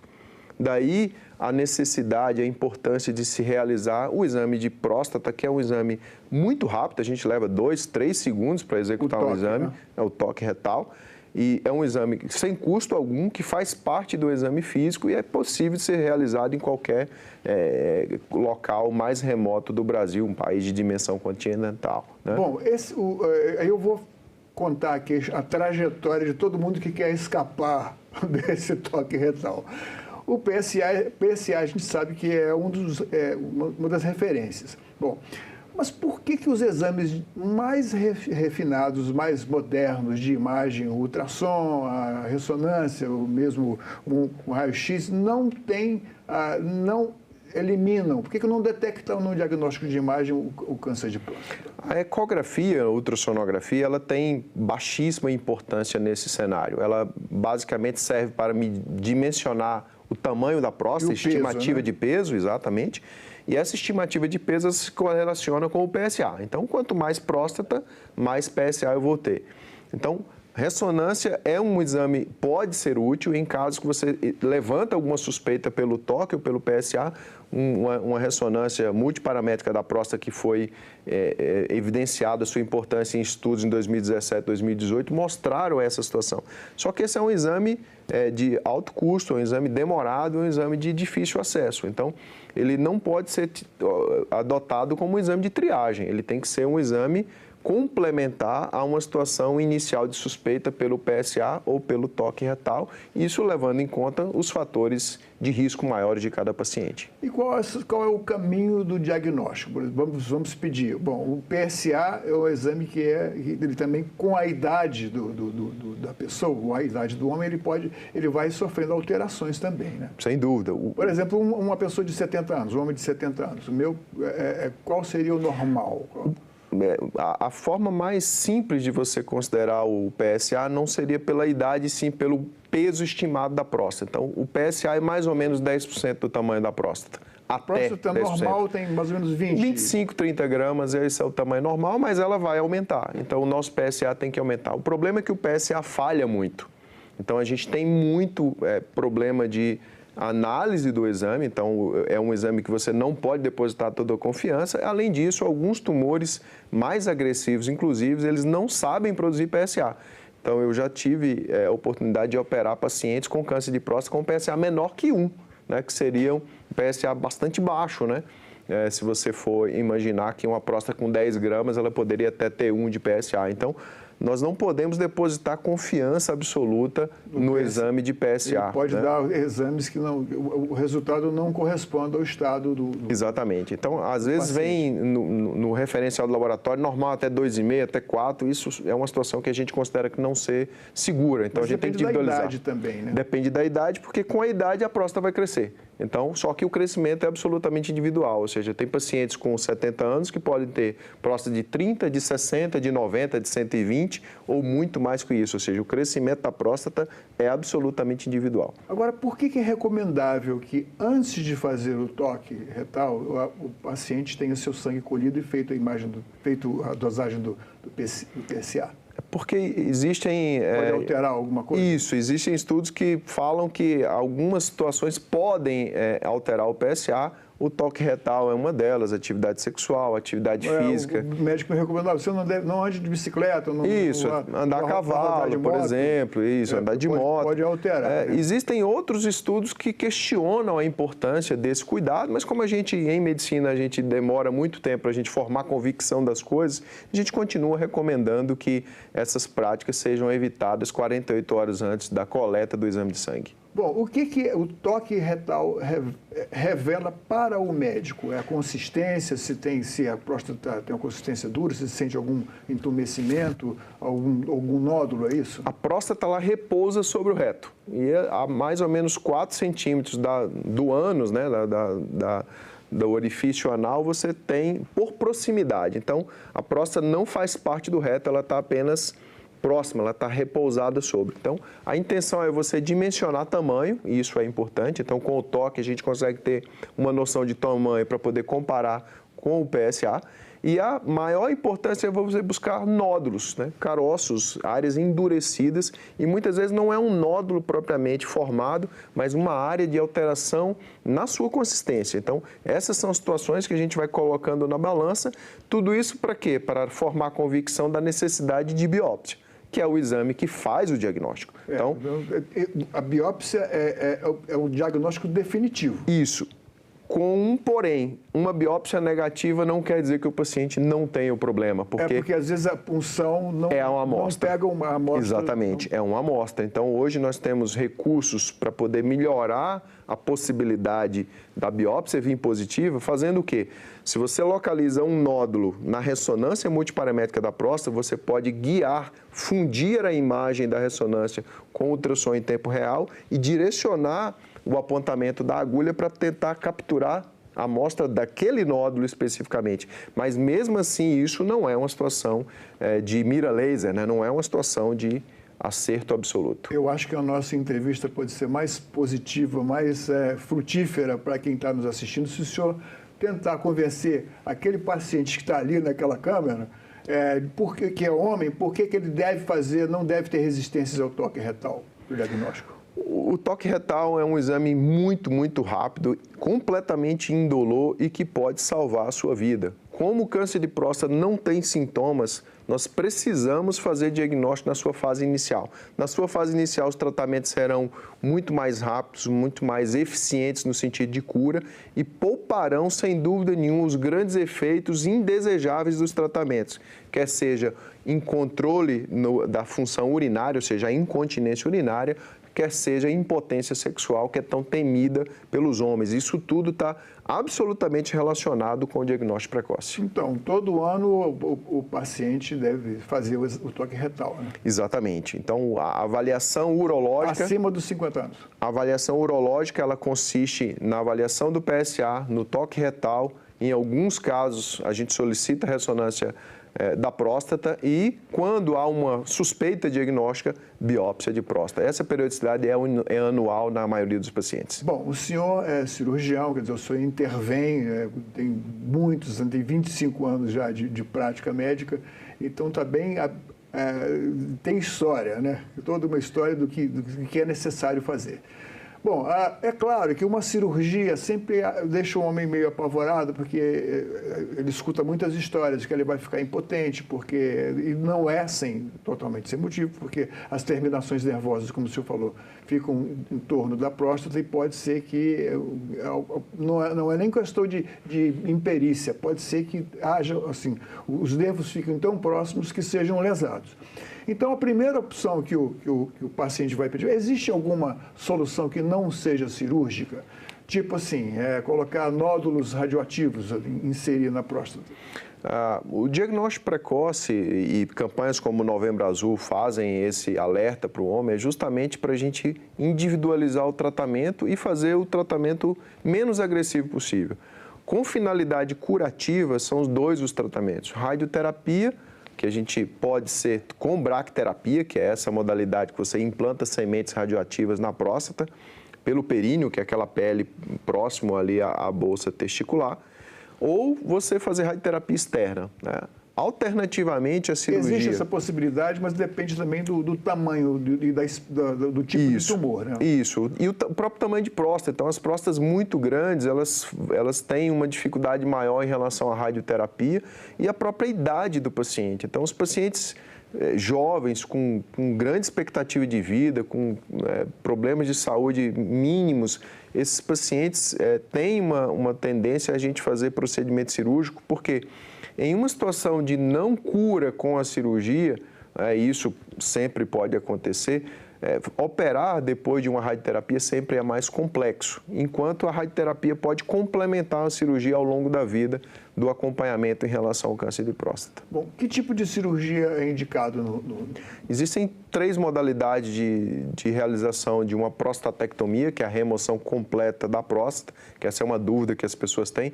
Não é possível tirar o nódulo apenas, tanto não é exequível, como você manteria aquele tecido prostático que tem tendência a desenvolvimento do câncer. Então, não tem sentido você tratar apenas o nódulo, como que às vezes você faz na mama, né, fazendo um paralelo. Eu preciso saber se não está irradiado, se o câncer já não entre aspas, se espalhou por outros. Exato. E as modalidades de cirurgia, então, são a técnica aberta, que é a técnica tradicional, a técnica inicial. Isso, uma incisão no abdômen. No abdômen, que pode ser no sentido de uma cesárea ou para baixo do umbigo. Isso é preferência das escolas. Depois a gente tem a evolução para a cirurgia minimamente invasiva por laparoscopia, ou seja, pequenos furos, e o próprio médico controla as pinças. Monitora através e opera por uma televisão, né? Você insere uma câmera que grava em tempo real a imagem e você faz executando esses procedimentos. E o mais moderno, que é a cirurgia robótica. Então, embora a palavra robótica ela seja um pouco traiçoeira, né? O robô não faz a cirurgia. Quem faz hoje é 100% humano. O que o robô faz é facilitar esse procedimento, que é por vídeo também, ou seja, é uma câmera, mas o robô segura a câmera e o robô segura as pinças. Ele torna muito mais precisos os pequenos movimentos. Sem dúvida. Então, ele elimina tremores, ele me dá a visão em 3 dimensões, ele me dá uma visão muito parecida com a imagem real e você faz uma cirurgia mais delicada. Isso é muito importante na preservação dos nervos, porque os nervos não são visíveis, a gente não visualiza os nervos. A gente sabe onde eles estão e o diagnóstico precoce também tem bastante importância nisso. Se a doença é diagnosticada num ponto mais tardio, o nódulo, o câncer, pode estar invadindo a área dos nervos e eu vou precisar obrigatoriamente sacrificar os nervos, aumentando, sem dúvida nenhuma, níveis de impotência e incontinência urinária. Por isso a importância de fazer o toque do diagnóstico retal, precoce. Fazer o exame anual, né? Sem dúvida. Bom, além desse tipo de cirurgia, além dos tipos de cirurgias, nós temos uma classificação dos cânceres de próstata, né? Dos estágios, né? Exato. Quais são esses estágios? Então, assim, de forma mais simplificada, a gente sempre faz o estadiamento da lesão tumoral, ou seja, que é o T, né? Ou seja, T de lesão tumoral. Isso vai do 1 ao 4. E a gente faz a avaliação... O 1 é o localizado. 1 é o mais localizado, espalhou, né? Exato. Existem classificações específicas da próstata, que é o caso do Gleason. O Gleason é o grau de diferenciação da célula. Quanto maior o Gleason, mais indiferenciada, mais agressiva é essa célula. E, mais recentemente, a classificação da Associação Mundial de Patologia, que é o ISUP. Então, o ISUP vai do 1 ao 5, o TNM, que é utilizado para todos os tumores, o T é de tumor, o N é de gânglios, são ínguas, né, que podem ser acometidas pelas células, é um local de metástase regional, ou seja, as células do tumor de próstata podem ir para um gânglio e existe as metástases à distância, que é o M do TNM. Né? Essas metástases são mais frequentes nos ossos, não é isso? Isso. Fora da pelve, o local mais predisposto à ocorrência de células metastáticas do câncer de próstata são os ossos. Bom, em que casos está recomendada a quimioterapia? Quimioterapia no câncer de próstata, em particular, são sempre casos muito agressivos de doença completamente fora de controle. Então, na sequência de tratamento da próstata, primeiro a gente faz tratamentos localizados, então cirurgia ou radioterapia. Alguns pacientes vão precisar fazer uma castração, seja ela cirúrgica ou química, para tirar a produção de testosterona, tirar o hormônio. E pacientes que evoluem ainda, apesar dessa situação, é que podem precisar de tratamentos como a quimioterapia, que são sempre em situações mais adiantadas. E mais modernamente existem radioisótopos que podem ser utilizados também para tentar diminuir essa doença, controlar essa doença, mas esses pacientes terão uma doença sem capacidade de cura. De cada 100 pacientes que é diagnosticado com câncer de próstata, quantos são curáveis? 90% a 95% dos pacientes são curáveis. Os 5% que a gente não cura é por atraso no diagnóstico, e essa é a importância da gente alertar o homem para essa situação, ou então doenças muito agressivas, ou seja, pacientes que vão aparecer ao diagnóstico, mesmo tendo feito a avaliação periódica, já com uma doença fora de controle. Mas, felizmente, essa é uma situação rara. Faz sentido dizer que toda cirurgia implica um risco de perda da potência sexual? Sem dúvida há. Então, quando as pessoas associaram a perda da próstata à impotência e achar que ela produzia testosterona, é porque realmente sempre há a possibilidade. Daí a importância da experiência do cirurgião, né? O recurso tecnológico, no caso da cirurgia robótica, realmente facilita muito a vida da gente, aumenta em 15 vezes, por exemplo, a imagem e o diagnóstico precoce. Então, quando você junta recurso tecnológico, diagnóstico precoce, capacitação do cirurgião executor da cirurgia, você mitiga muito isso. Isso a gente vê isso na vida real. Então, eu por ter 25 anos de formado, completei esse ano, eu passei pelas 3 situações. Então, fiz só cirurgia aberta no começo da carreira, no meio da carreira a gente fazia cirurgia laparoscópica e hoje a gente se dedica à cirurgia robótica com mais de 600 casos realizados e a gente vê muita diferença na resolução do problema, que é a questão mais importante. Mais importante é curar, mas sem dúvida nenhuma, após a cura, a gente precisa tentar preservar as funções, tanto potência sexual como controle de urina. A cirurgia robótica já está disponível no SUS?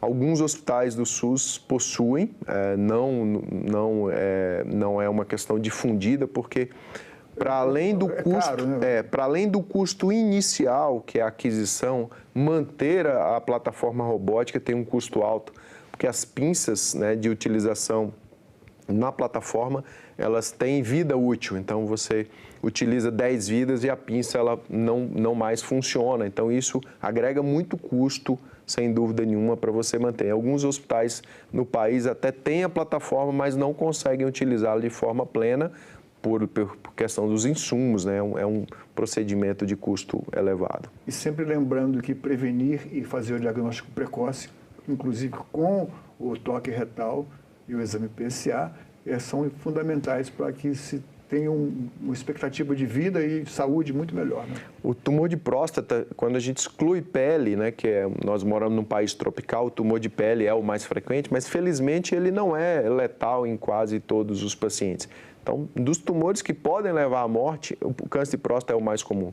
Então, se é o câncer mais comum do homem, né, todos estamos em risco de desenvolver, e no começo você trouxe esse dado aí, cerca de 70 mil homens por ano terão um diagnóstico novo, não é juntando com 2023, com 2022, não, é diagnóstico anual de um novo caso de câncer de próstata. Então, a importância da ocorrência é enorme, a ausência dos sintomas é a questão traiçoeira, então a gente tem que aprender com as mulheres, né? Até fazendo uma homenagem aí ao Outubro Rosa, as mulheres elas vão sistematicamente ao médico ginecologista ali na sua adolescência e fazem isso o resto da vida, fazem o preventivo ginecológico que é incomparavelmente uma situação diferente da do homem. O toque retal é muito rápido e muito tranquilo de se fazer quando você compara com o exame ginecológico. As mulheres não vivem mais ou menos 7 anos a mais que os homens à toa, né, por uma situação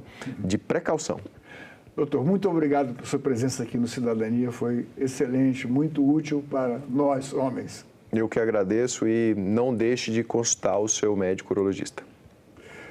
Esta entrevista e todos os nossos outros programas estão disponíveis para você rever ou compartilhar no nosso site, senado.leg.br/tv, ou então pelo nosso canal no YouTube. Inscreva-se lá e marque o sininho para receber notificações.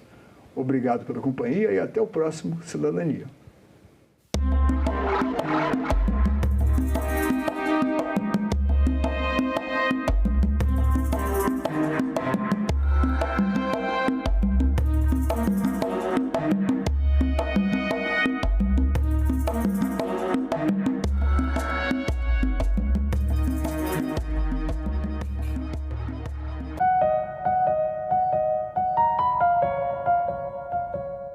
Hoje, as reservas internacionais, se não me engano, acho que 65% delas são em dólar. A China, por exemplo, tem as maiores reservas, praticamente a totalidade em dólar, né? O que explica isso, né? Eu diria que, por um lado, reflete a pujança econômica dos Estados Unidos, né? Maior PIB do mundo. Agenda Econômica. Nesta terça, 8 horas da noite, aqui na TV Senado. Na história do português do Brasil, por exemplo, não é um só momento em que os povos africanos têm uma fala. Eles estão mudos, eles não dizem nada. E é esse levantamento que eu tenho feito, que eu tenho brigado, tenho dito há 40 anos que eu tenho chamado a atenção para essa invisibilidade das línguas africanas na construção do português do Brasil.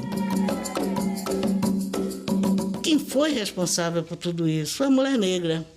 Uma mulher negra dentro da casa senhorial, mulher negra como escrava de Jó, escrava doméstica, dentro da casa senhorial. Ela foi responsável por tudo isso, foi essa mulher que, infelizmente, ainda não recebeu a dignidade que ela merece dentro da história do Brasil, da construção do Brasil.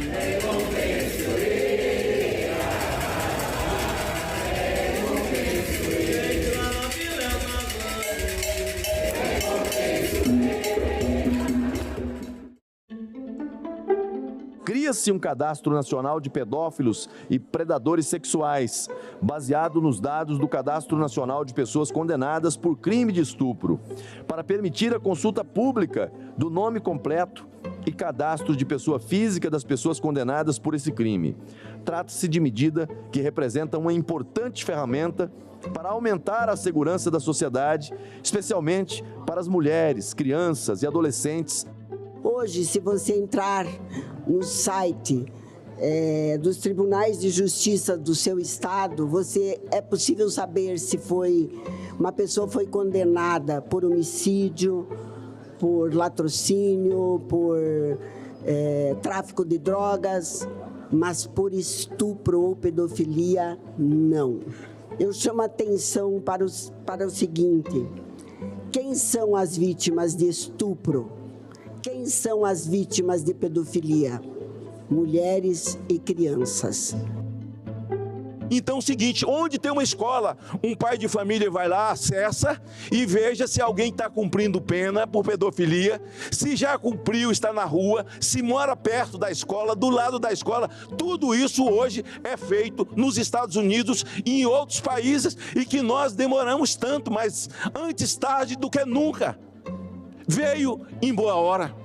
Que esse projeto possa realmente servir de lição e que, na sua prática, ele possa funcionar para que a gente tente colocar à disposição da sociedade uma ferramenta da busca de justiça.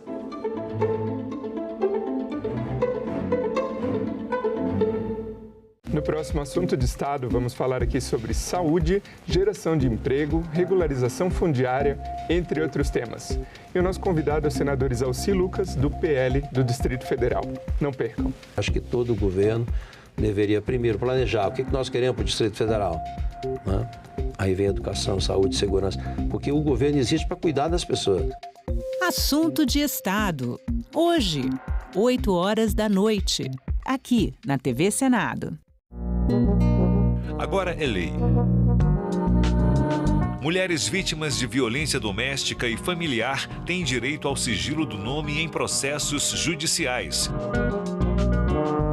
Mas a proteção não se aplica ao nome do autor do crime e nem a dados processuais, garantindo transparência em relação ao acusado e ao devido processo legal.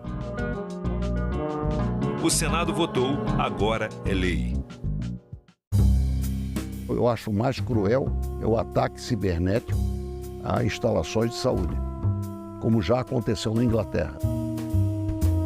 E o senhor acha que esse setor especificamente está preparado ou ele está vulnerável a ataques cibernéticos? Nós estamos vivendo de maneira silenciosa uma guerra. Salão Nobre, nesta quarta, 8 horas da noite, aqui na TV Senado. A democracia é a existência e o funcionamento com saúde do Estado democrático de direito. A democracia é, sim, sinônimo de convívio de diferentes, ideias antagônicas, visões contrárias, opiniões conflitantes. A democracia se constrói também com as divergências e divergir no campo das ideias com respeito ao outro.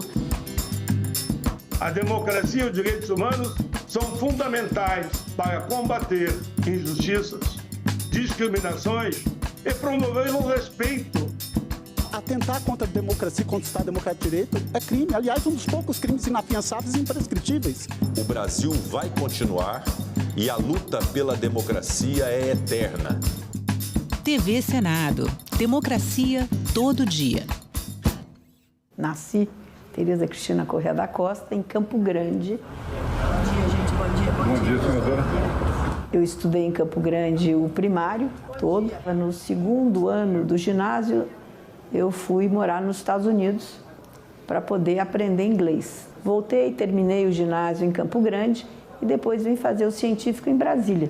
E decidi estudar agronomia na Universidade Federal de Viçosa.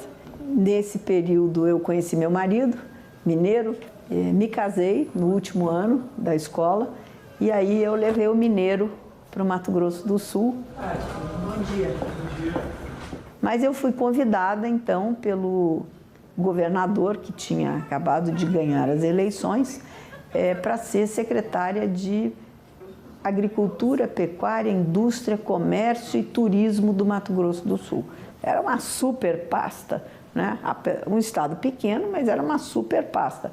E eu fiquei quase 8 anos como secretária, até a data de me desincompatibilizar e me candidatar a deputada federal. Foi um desafio essa eleição, e principalmente por ser mulher, onde eu, como mulher, tive mais dificuldade na minha vida foi na política. Fui ministra da Agricultura, onde eu fiquei também por 3 anos e meio, saí no último dia da desincompatibilização para poder ser candidata ao Senado Federal. Essas iniciativas são importantíssimas. Eu participo da CAI, como titular, a Comissão de Meio Ambiente, também sou titular, Comissão de Agricultura, Comissão de Infraestrutura, Comissão de Relações Exteriores. Eu espero que o Código Florestal ele realmente seja implementado.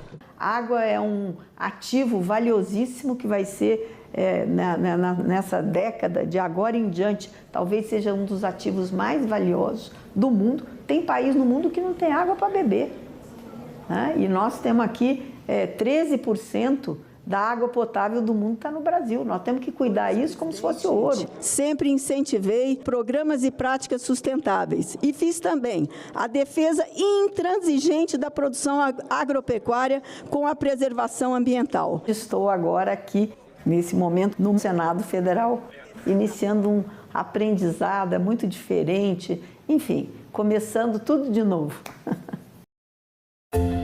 Gostoso de fazer uma série sobre o Senado é que a gente está falando de uma série, na verdade, sobre o nosso sistema democrático brasileiro. Eu espero que com essa série a gente apaixone muitas pessoas pela história do nosso país, de 200 anos para cá, mas que também estimule novas pessoas a terem vontade de ou entrar na política, ou fazer pressão popular, perceber que isso sim faz sentido. Uma notícia falsa pode vir de quem a gente menos espera, no grupo da família ou nas nossas redes sociais. Mas como saber se uma informação é verdadeira? Agora, as informações sobre o Senado podem ser checadas pelo WhatsApp. Envie texto, link, foto, captura de tela ou vídeo de qualquer notícia duvidosa sobre o Senado Federal. Nossa equipe vai analisar o material e responder se a informação é falsa. Comissão de Educação e Cultura, da 2ª Sessão Legislativa Ordinária da 57ª Legislatura, que se realiza nessa data, 18 de novembro de 2024. A presente reunião destina-se à realização de audiência pública com o objetivo de debater os impactos do uso de aparelhos celulares por crianças e adolescentes nas escolas, em consonância com a medida anunciada pelo Ministério da Educação, MEC, que propõe a proibição do uso desses dispositivos em salas de aula, em atenção ao requerimento 99 de 2024 da Comissão de Educação, de autoria do senador Eduardo Girão.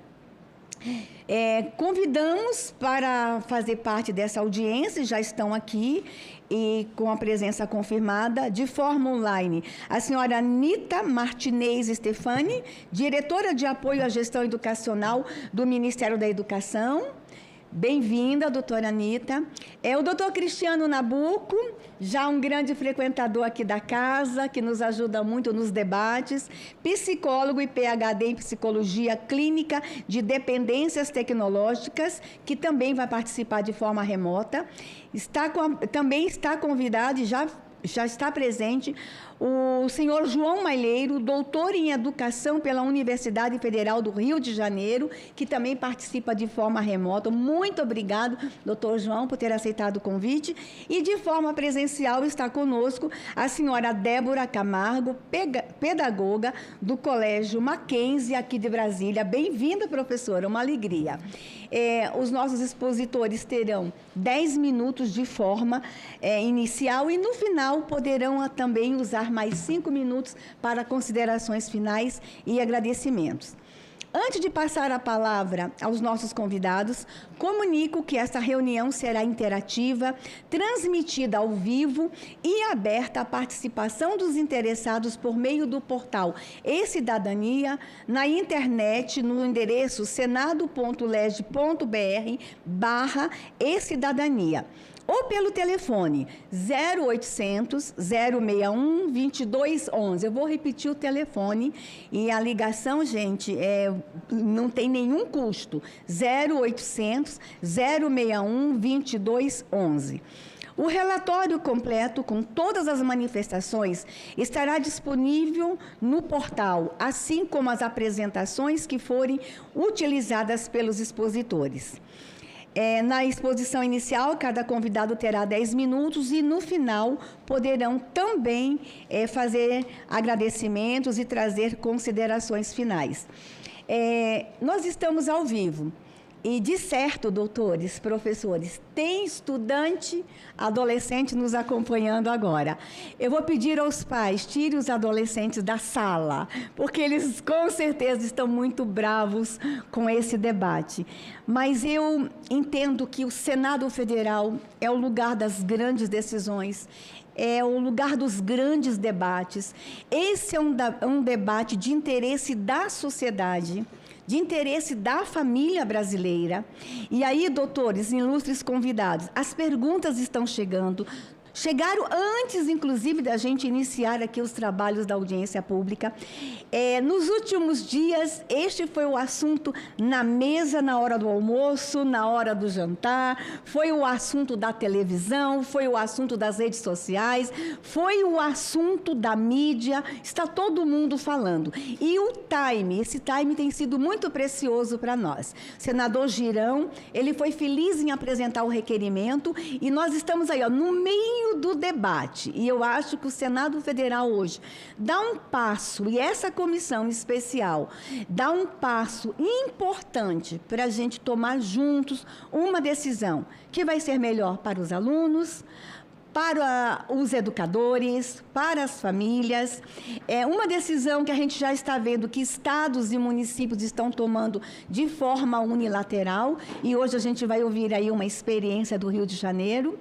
E os parlamentos no país estão discutindo, por incrível que pareça, a nível municipal, tem Câmara de Vereadores discutindo, as Assembleias Legislativas estão discutindo e agora o MEC também já se manifestou. Então, e esta é a comissão certa para a gente fazer esse debate. Uma comissão que é composta por senadores de todos os partidos e de todos os estados. Nós temos aqui senadores especialistas em educação, membro da comissão, senadores que foram governadores, senadores que estão lá na ponta, ouvindo as famílias e sabem que este é um dilema e que as famílias querem encontrar juntos, e nós não podemos nos omitir. As famílias querem encontrar juntos com o MEC, os especialistas e as escolas uma resposta.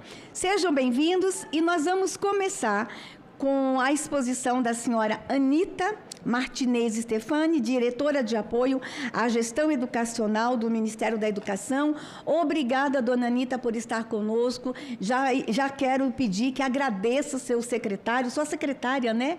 O seu ministro, e saiba que essa comissão é a comissão de vocês. Aqui é a casa de vocês. Muito obrigado por 10 minutos, mas se precisar estender, a senhora pode estender. Muito obrigada.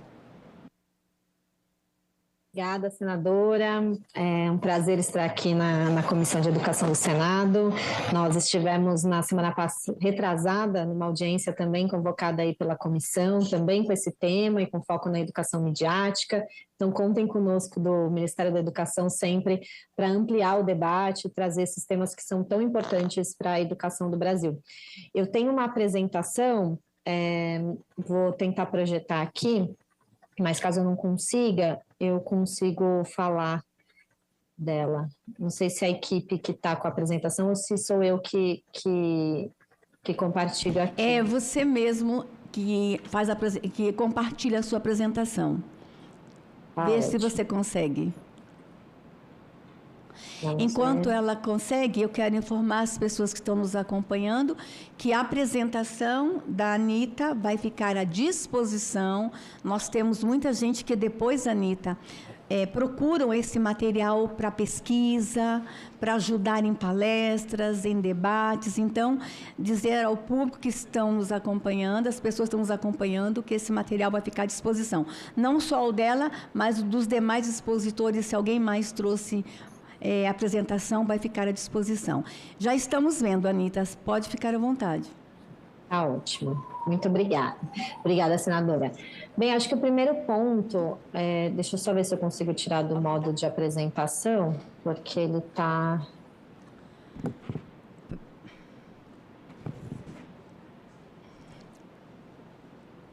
Bem, vou seguir assim, eu acho que ele não está em tela cheia para vocês, mas acho que dá para ver, né? Dá bom. Bem, o primeiro ponto, que é muito importante esse debate, com certeza, tem a ver com o tema de educação digital, né? Que é um pouco mais amplo do que simplesmente a utilização de celular em sala de aula. E o Ministério da Educação traz muito isso em voga, porque é importante contextualizar, né? Nós estamos num momento, não só no Brasil, no mundo inteiro, onde a questão do uso de tecnologia em sala de aula, por adolescentes, por crianças, vem sendo muito debatido e não podia ficar de fora, né, da educação básica pública também essa discussão. Então, o primeiro ponto que a senadora já muito bem trouxe é que está em discussão no debate internacional essa questão, não é um desafio exclusivo do Brasil, o ponto de utilização de celular, de dispositivos móveis por crianças e adolescentes em sala de aula.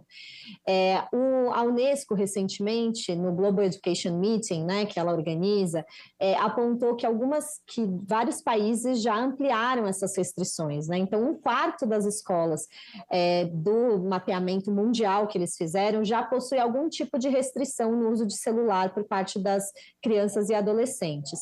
E isso há 2 anos, né? Na época da pandemia, né, a gente teve uma série de aumento de uso de tecnologia de forma justificada, até por conta do fechamento das escolas, mas depois do retorno às escolas, esse movimento de intensificação do uso de celulares, de tecnologia, ampliou. E com isso, as escolas, os gestores públicos, os especialistas em educação, e especialistas em infância e adolescente, também vêm percebendo uma necessidade de restringir um pouco mais essa utilização. Então, alguns países que vêm adotando esse tipo de recomendação mais restritiva do uso de celular na escola são como França, Holanda, Itália, Finlândia, Espanha e Austrália. Então, são países que têm uma forte presença, né, de tecnologia, inclusive de disponibilidade de tecnologia mais forte do que o próprio Brasil, em termos de acesso, de cobertura, né, de tecnologia, mas também entendem que é necessário algum tipo de restrição, principalmente para essa faixa etária das crianças e adolescentes de escola pública. No nosso contexto nacional, existem vários projetos de lei circulando na Câmara e no Senado a respeito, e em especial, mais recente, o PL da autoria do deputado Alceu Moreira, com a relatoria do deputado Diego Garcia, foi aprovado na Comissão de Educação da Câmara e deve seguir aí para os próximos passos de aprovação. Nós, do Ministério da Educação, estamos contribuindo com a equipe dos deputados nesse texto, né, para que ele possa aí representar os anseios que as redes de ensino, sejam redes municipais quanto redes estaduais, trazem para o Ministério da Educação e também o que há de mais moderna em termos dessa discussão. Vale destacar, aqui eu estou trazendo principalmente um contexto inicial, que ainda que a gente olhe, né, esteja conversando aqui sobre o uso de celular na escola, esse é a ponta do iceberg, né? Tem muitas outras questões para além disso, inclusive a questão do uso de redes sociais, né? Ou plataformas digitais por crianças e adolescentes. Essa é uma outra discussão, para além da educação, né? Essa parte da autorização de menores de idade, de ter perfil em rede social, quanto que isso contribui ou não para a saúde mental dos jovens e adolescentes, mas que é importante também que o legislativo, o executivo, a sociedade como um todo discutam esse tema, porque a escola ela é um ambiente muito importante, que é o que aqui a gente está trazendo, é um lugar de natureza, de aprendizagem, de sociabilização, e que o uso excessivo de celular pelas crianças e adolescentes estava prejudicando essa função nobre que é da escola pública e privada, né? Aqui a gente está falando de todas as escolas. Mas não é somente nas escolas, pelo contrário, que crianças e adolescentes estão utilizando celulares e estão expostas a plataformas digitais, a redes sociais, às vezes de maneira não mediada ou não controlada pelos adultos responsáveis. Então, é importante que esse debate mais amplo, né, do uso de tecnologia, não só na sala de aula, não só nas escolas, aconteça na sociedade brasileira para que a gente, de fato, possa proteger as nossas crianças e adolescentes de uma maneira completa.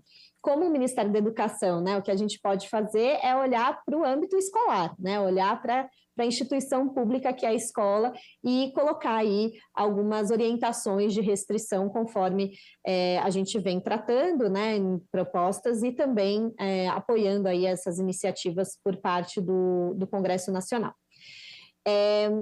Tem um fator muito importante, que eu acho que os especialistas aqui vão dizer também, que os estudos têm trazido que proibir meramente não é suficiente. A gente tem que trazer a discussão sobre educação digital, os princípios de proteção, de provisão e participação para dentro da escola, né? Então, para que professores, gestores escolares e os próprios estudantes consigam trazer entender o problema que está por trás de um uso excessivo, mas também articular ações para que possa ser um uso mais consciente, porque fora da escola esse uso pode acontecer, para que o uso seja reflexivo, ético, enfim, que esteja aí acoplado com o ensino sobre educação digital também, né? Se a gente somente restringir e falar que esse não é mais um problema, né? O uso de celular não é mais um problema nas escolas, ele não deixa de ser um problema na sociedade, né? Por parte das nossas crianças e adolescentes. Então, é importante que a gente inclua nesse debate, para além da restrição, também ações pedagógicas, de reflexão, de uso de tecnologia, de informações, né, que chegam para as nossas crianças por meios digitais, para que seja realmente efetivo o que a gente vem trazendo. E o governo federal, né, por meio do Ministério da Educação e outros parceiros também, porque esse tema é bem transversal, vem discutindo esse tema há mais de um ano, e a gente tem algumas ações aqui para trazer para os senhores, para complementar o debate. Acho que o principal ponto de riscos, né, por que o Ministério da Educação vem encampando essa necessidade de restrição de uso de dispositivos móveis pessoais sem fins pedagógicos, né, ou seja, o uso não pedagógico do celular nas escolas, por que é importante, na visão do Ministério da Educação, é relevante que haja essa restrição no uso. Primeiro, como eu falei, saúde física e mental dos jovens, né, e adolescentes. Tem vários estudos, né, depois esse documento vai ficar à disposição dos senhores, de que o uso excessivo de telas e de redes sociais pode causar problemas de sedentarismo, distúrbios de sono, isolamento social, ansiedade, depressão, além de riscos para o desenvolvimento cognitivo e motor. Né? Então, quanto mais a criança e o adolescente estiver exposto à tecnologia, à tela, às redes sociais, menos ele pode estar no mundo real, né? E no mundo real é onde a socialização acontece, o processo de ensino e aprendizagem em sala de aula é ainda muito analógico e precisa ser, porque tem o acompanhamento do professor. O professor é um papel importantíssimo, né, nesse diálogo e nesse processo de aprendizagem. Então, não é algo que dá para substituir. E com o tempo, as crianças têm ficado cada vez mais na internet, principalmente no celular, e menos vivenciando as experiências reais, não virtuais, de ensino e aprendizagem. Então, além disso, como a internet é um mundo, se você não tem um cuidado, né, um adulto ali de alguma forma supervisionando, mediando esse conteúdo, pode chegar conteúdos inadequados para crianças e adolescentes. E isso é muito comum, né, porque eles vão entrando em sites, em vídeos, e quando vêm, eles já nem lembram por que entraram naquele conteúdo e já têm acesso a milhares de outras informações, às vezes de conteúdos violentos, pornográficos, impróprios ali para a idade. Também sabemos que o cyberbullying, né, essa questão do aumento da violência mental entre crianças e adolescentes por conta do ambiente da internet tem também favorecido, né, esse um aumento. Então, é importante que a gente olhe como uma forma de proteção também, a gente diminuir a exposição das crianças e adolescentes ao tempo de celular, né, dentro de escola, mas eventualmente em outros lugares, e a própria questão da privacidade dos dados, porque as crianças e os adolescentes estão entendendo ainda o que são os seus dados pessoais, o que eles podem clicar, o que eles podem autorizar, e por conta disso, às vezes, estão expostos, né, a criminosos que podem utilizar esses dados deles.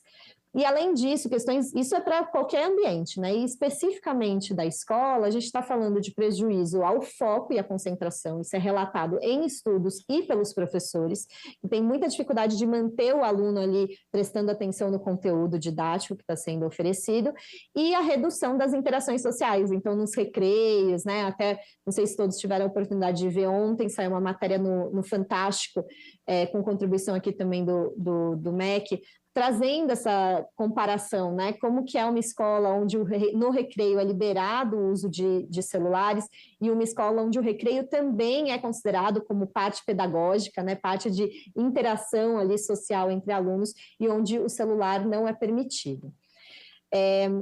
Quando a gente fala do escopo maior, né, que eu comentei no começo, de olhar para a questão do uso de celular dentro de uma perspectiva pedagógica, a gente está falando da educação digital e midiática. Então, acho que isso é muito importante de dizer. O Ministério da Educação e mesmo as redes todas que já estão fazendo alguma restrição ou trabalhando o tema de tecnologia no âmbito escolar, reforçam isso. A gente não está falando que é tirar a tecnologia da escola, de jeito nenhum. A tecnologia é importante, a escola precisa ser uma escola conectada, a escola precisa ser uma escola atraente e adaptada ao século XXI, e para isso a tecnologia tem que estar presente. Só que é uma tecnologia, um ensino de educação digital com intencionalidade pedagógica.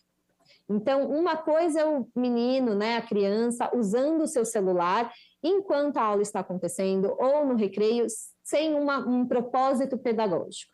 Outra coisa é a utilização dentro do plano de aula, com a mediação do professor, em projetos interdisciplinares, onde o uso do celular tem um projeto, tem uma um propósito pedagógico, né? E isso é muito comum, a gente tem bons exemplos de redes estaduais e municipais que têm incorporado a tecnologia nas aulas, sejam aulas de português, matemática, ciência, né, como um meio, e também aulas de inteligência artificial, aulas mais técnicas, né, sobre tecnologia. Então, isso é permitido, né? Nenhuma lei que se está tramitando no Congresso, e não é também a defesa do Ministério da Educação, é proibir o uso de tecnologia na escola. É ao contrário, é proibir o uso de celular sem fins pedagógicos, né? Aquele uso que não prevê ou não tem uma intenção de aprendizagem para formar e enriquecer o conteúdo que a escola está oferecendo sobre o currículo e tal.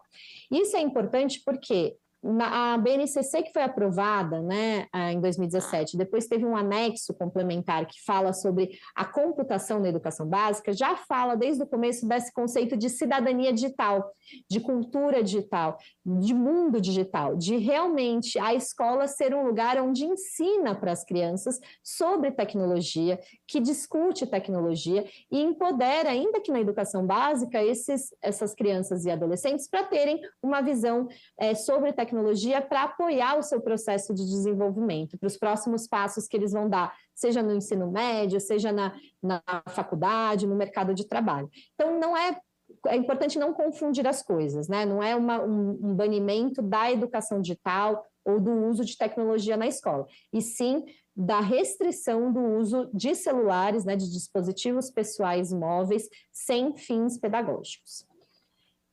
Para terminar já, tenho mais 2 slides, eu trouxe aqui um pouco uma linha do tempo, desde 2017, né, quando eu comentei que a BNCC foi aprovada, trazendo o eixo de cultura digital, desde 2021 e 2022, onde o próprio MEC traz políticas de educação conectada, que está olhando para a parte de infraestrutura da escola, conteúdo, formação dos professores, até mais recentemente, em 2023, onde o próprio Congresso aprovou a Política Nacional de Educação Digital, a PNED, que cria o componente de educação digital dentro como obrigatório no ensino fundamental e no ensino médio, e em 2023 a gente lançou a Estratégia Nacional de Escolas Conectadas, que tem uma série de ações, né, em todas essas dimensões que estão aqui na tela, dimensões de infraestrutura para fortalecer que a escola é um lugar onde deve sim tratar de tecnologia, deve estar conectada, mas para fins pedagógicos, justamente para que os professores possam usar isso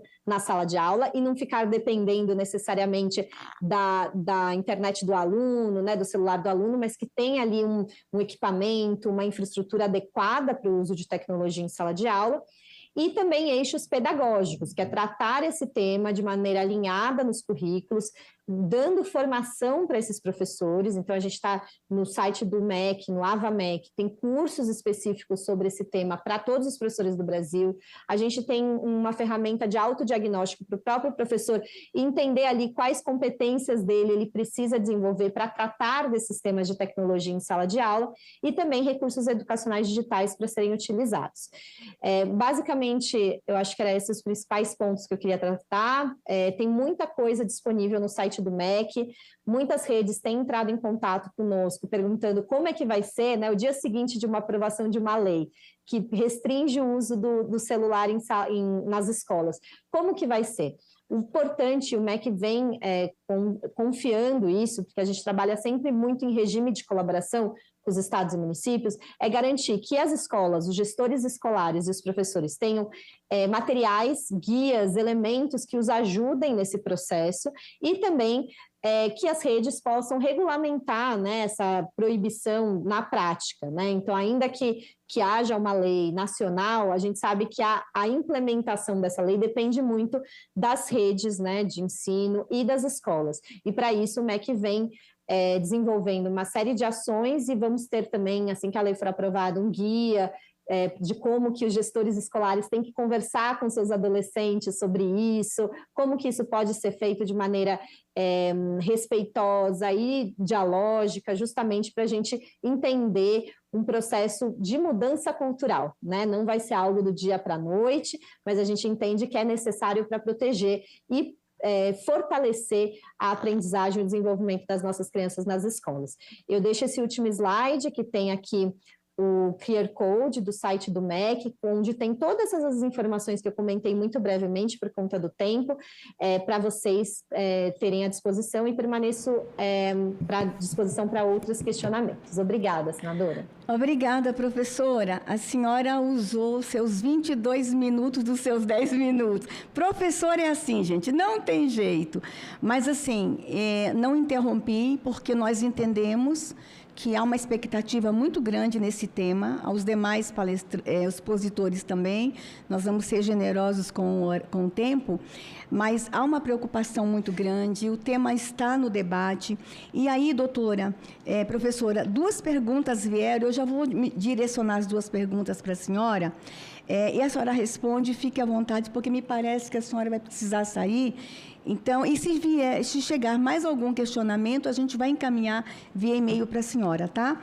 Donizete do Paraná, professora, pergunta: será garantido ao professor o direito de utilizar o celular e permitir seu uso quando for pedagogicamente necessário?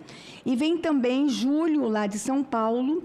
Quais as alternativas estão previstas para garantir a inclusão tecnológica, especialmente em regiões remotas e carentes? Obrigada, senadora. Respondendo ao Donizete, sim, o uso pedagógico está totalmente liberado, nenhuma dos projetos de lei que estão em tramitação no Congresso e também na opinião do Ministério da Educação, isso é restringido, tá? Então, o uso pedagógico de celulares, de tecnologia como um todo, está permitido e vai ser de acordo com o programa, o projeto de aula que os professores têm. A gente sabe que tem muitos professores que já utilizam o celular e conseguem, prender a atenção dos alunos com isso, e isso está permitido de acordo com o que a escola for desenhar no seu projeto político-pedagógico. O Júlio, que perguntou das áreas mais remotas, que alternativas e projetos o MEC tem feito para garantir a conectividade, dentro do Escolas Conectadas, nós temos uma série de ações de financiamento da conectividade, com distribuição de internet, com distribuição de Wi-Fi. Então, para isso, nós temos priorizado os recursos do edital do 5G, que é para utilização exclusiva, para a conectividade de escolas, e também os recursos do FUST, que pela primeira vez, depois de muitos anos, desde que o FUST existe, estão sendo utilizados para a conectividade de escolas. Até agora, o Ministério da Educação, junto com os parceiros, o Ministério das Comunicações, a Anatel e outros parceiros dessa área, tem lançado editais, e a gente já tem avançado bastante no número de escolas conectadas, em especial naquelas regiões isoladas, como a região norte e algumas partes do centro, oeste e nordeste do Brasil. Tudo isso está no site do MEC, a gente pode disponibilizar e a gente fica à disposição para mais informações. Obrigada, senadora. Obrigada, professora, muito obrigada. Nós agora vamos ouvir o nosso próximo expositor, que é o Dr. Cristiano Nabuco, psicólogo e PhD em Psicologia Clínica de Dependências Tecnológicas. E aí, professor, doutor João, na sequência, o senhor e depois a professora Débora, que está aqui conosco. Doutor Cristiano, obrigado por ter aceitado o convite de, mais uma vez, estar conosco nesse debate. Mas eu vou fazer agora ao contrário, eu já vou direcionar a pergunta ao senhor. Quem sabe essa pergunta o senhor responde ao longo de sua exposição. A pergunta é o seguinte, doutor Cristiano: a proibição do celular nas escolas não limita o acesso a ferramentas pedagógicas e o desenvolvimento de habilidades digitais essenciais? Se puder, ao longo da sua exposição, responder, fique à vontade. 10 minutos, mas nós estamos sendo tolerantes. E enquanto o senhor fala, vai haver uma mudança de presidência, vai assumir a presidência da audiência, senador Girão, que já está conosco, e eu volto lá para o meu lugar. Ok? 10 minutos, doutor. Muito obrigada. Muito obrigado, senadora. Prazer vê-la novamente. Senador Girão, sempre um prazer poder voltar a essa casa. Acredito que o tema, de fato, ele é de extrema importância, e é algo que eu entendo que nós estamos já chamando a atenção como profissionais de saúde, não é de hoje, não é? eu ousaria dizer que são 20 anos de investimentos em tecnologia sem se levar em conta quais foram e quais serão os impactos na saúde destes usuários, não é? Então, eu ouço com grande alegria a perspectiva de colocarmos esse assunto sobre a mesa. Portanto, entretanto, isso é um longo debate, uma longa discussão que eu acredito que ela leve aí mais de uma década para ser implementada à altura. O que eu quero dizer com isso? Vamos lá, né? Eu sempre faço apresentações e não é de hoje que eu repito essa mesma informação de que o Brasil ele está entre os 3 países que mais navegam no mundo. São nada menos do que 9 horas e 12 minutos por dia. Esses dados foram emitidos agora, recentemente, no mês passado, dando conta, então, de que 9 horas e 12 minutos por dia perfazem nada menos do que 4,7 meses do ano em frente às telas. Uma pesquisa aqui da USP, já há 2 anos atrás, deu conta que 56% do nosso tempo acordado nós estamos deslizando os nossos dedos sobre as telas. Então, obviamente que nós podemos falar a respeito de inclusão, como que nós vamos criar uma conversa boa na escola com a tecnologia, mas a pergunta que eu faço e eu deixo aqui para respondermos depois é: como que nós faremos isso, não é? Quando nós olhamos o grande descompasso que existe em todas as escolas brasileiras, principalmente aquelas menos favorecidas, um relatório já de 2 anos atrás dava conta que eram quase 10 milhões de escolas enfrentando algum grau de precariedade. Então, acho extremamente louvável, acho importante, acredito que essa educação digital ela deva passar obrigatoriamente, é uma tangente que vai nos encontrar, mas nós temos um longo caminho até que nós possamos dar conta de todos os problemas que essa entrada na tecnologia nas escolas provocou. Vou dizer aqui, de uma forma bastante segura, da seguinte maneira: praticamente inexistem publicações científicas que elas dizem respeito à importância de você integrar a tecnologia em sala de aula. Então, senadora, vem a pergunta, mas e as ferramentas pedagógicas, né? Bom, as ferramentas pedagógicas, elas são importantes, mas vamos lembrar que todas as publicações que dizem que a tecnologia deve ser integrada em sala de aula são publicações e falas feitas a partir dos fabricantes. Então, isso revela um grande conflito de interesses, não é? Mas eu vou voltar já a respeito disso. Vou mencionar aqui exatamente aquela avaliação que foi feita, né, no ano passado, que foi aquela avaliação internacional de alunos, o PISA, como nós conhecemos bem, e ela deu conta de alguns dados que são bastante preocupantes, não é? Então, o programa mostrou que 30%, não é, dessa população, de uma maneira ou de outra, descreve estar distraída com os telefones celulares em sala de aula. Para o Brasil, isso é uma marca ainda maior. Quase metade dos estudantes disseram que nós nos sentimos distraídos com essa tecnologia em sala de aula. Para vocês terem uma noção, o próprio relatório ele vai dizer o seguinte: 40% dos alunos disseram que a tecnologia na mão dos colegas já era o suficiente para roubar a atenção destes alunos. Então, nós estamos aqui lidando, na verdade, senador, com uma questão que ela envolve aí um controle, uma atenção que ela é muito maior, não é algo tão simples, não, que nós façamos de uma hora para outra, né? Isso vai envolver, obviamente, uma série de outras questões que elas precisam ser mencionadas. Vamos lá, rapidamente, o que as pesquisas têm mostrado? Então, a primeira coisa delas, né, que esse uso da tecnologia ele é feito pelas crianças de 9 aos 17 anos por 25 milhões de usuários. Não é? 95% dessa turminha já possui um acesso a essa tecnologia móvel. Eu não vou me tornar repetitivo, já foi falado pela colega anteriormente, mas problemas de obesidade infantil, uma coisa que nós vemos também que é muito interessante, interessante que, na medida em que esses jovens ficam mais sentados, eles têm uma vida que ela é mais sedentária, existe uma perda da densidade mineral óssea. Ou seja, a criança vai precisar saltar, pular, correr exatamente para que essa tração, essa pressão, ela crie uma força mínima óssea para evitar fraturas na vida adulta. Impactos do sono, já falei, quem me conhece sabe, a questão do relógio biológico, da liberação do próprio do hormônio do crescimento no período da noite. Sabemos que a mera presença do telefone celular na mesa lateral já é um fator impeditivo. Então, o que eu quero dizer com isso, eu acho que nós precisamos colocar uma discussão que é muito mais ampla e que eu louvo a iniciativa desta casa e do MEC de já propor uma reflexão melhor a respeito da escola, mas isso é apenas o começo de uma grande questão. Dados mais importantes,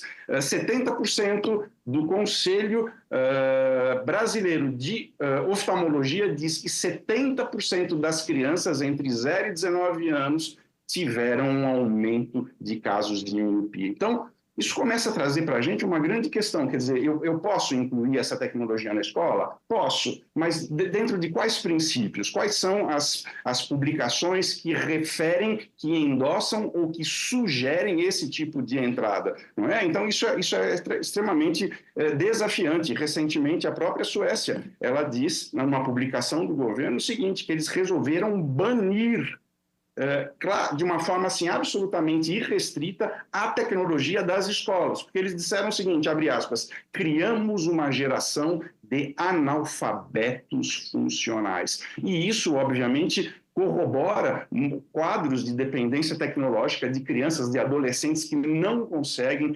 parar de se conectar. Cristiano, mas você fala isso de qual lugar? Eu falo disso a partir de uma função que eu exerço no hospital público, onde eu mostro a quantidade de pessoas, de jovens, de mães, de crianças que chegam trazendo um descompasso severo entre este uso e aquilo que seria saudável. Então, vamos lembrar que o cérebro do adolescente, do jovem adulto, ele só vai ser finalizado após os 25 anos de idade. Ele vai finalizar de trás para frente e somente a partir dos 25 que nós temos, então, o controle daquelas funções executivas, que é aquilo que vai fazer com que eu consiga, obviamente, restringir comportamentos que me fazem mal. E eu trago aqui, na verdade, uma pesquisa que acaba de sair do forno, está até quentinha aí, se vocês tocarem aí na tela, que ela vai avaliar, de uma maneira ou de outra, 320 jovens, né, de idade escolar, dos 7 aos 17 anos. Este artigo é um dos primeiros artigos publicados no mundo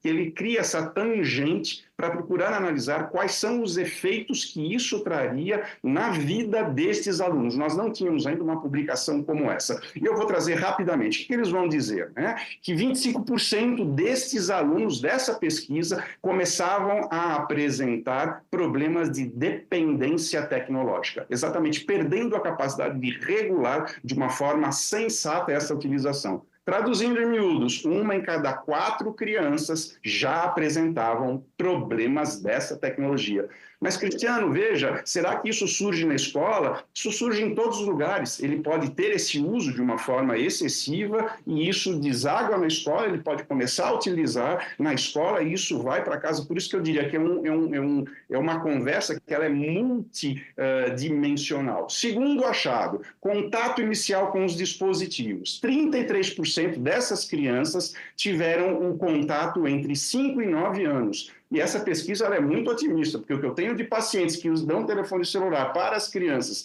com idade aí de 2, 3 aninhos, e a gente sabe que isso impacta diretamente a questão da linguagem, ou seja, quanto mais jovem é este contato, piores serão os efeitos ao longo da adolescência e da vida adulta. Terceiro achado, impactos físicos na saúde. 31% com problemas oculares, 22% problemas músculo-esqueléticos. É só olhar esse menino deitado. E 26% deles com problemas de higiene, como, por exemplo, problemas do trato urinário. Seguram muito tempo de ir ao banheiro, acabam negligenciando, criando problemas maiores a serem resolvidos posteriormente. Quarto achado, higiene pessoal comprometida. Essa foto vocês podem achar que eu achei ali, não, mas nós temos assim dezenas, centenas de fotos dessa na internet, mostrando o quanto que essa entrada precoce da tecnologia, ela é deletéria, sim. 5 achado, né? Problemas psicossociais e familiares, problemas de relacionamento, conflito em casa,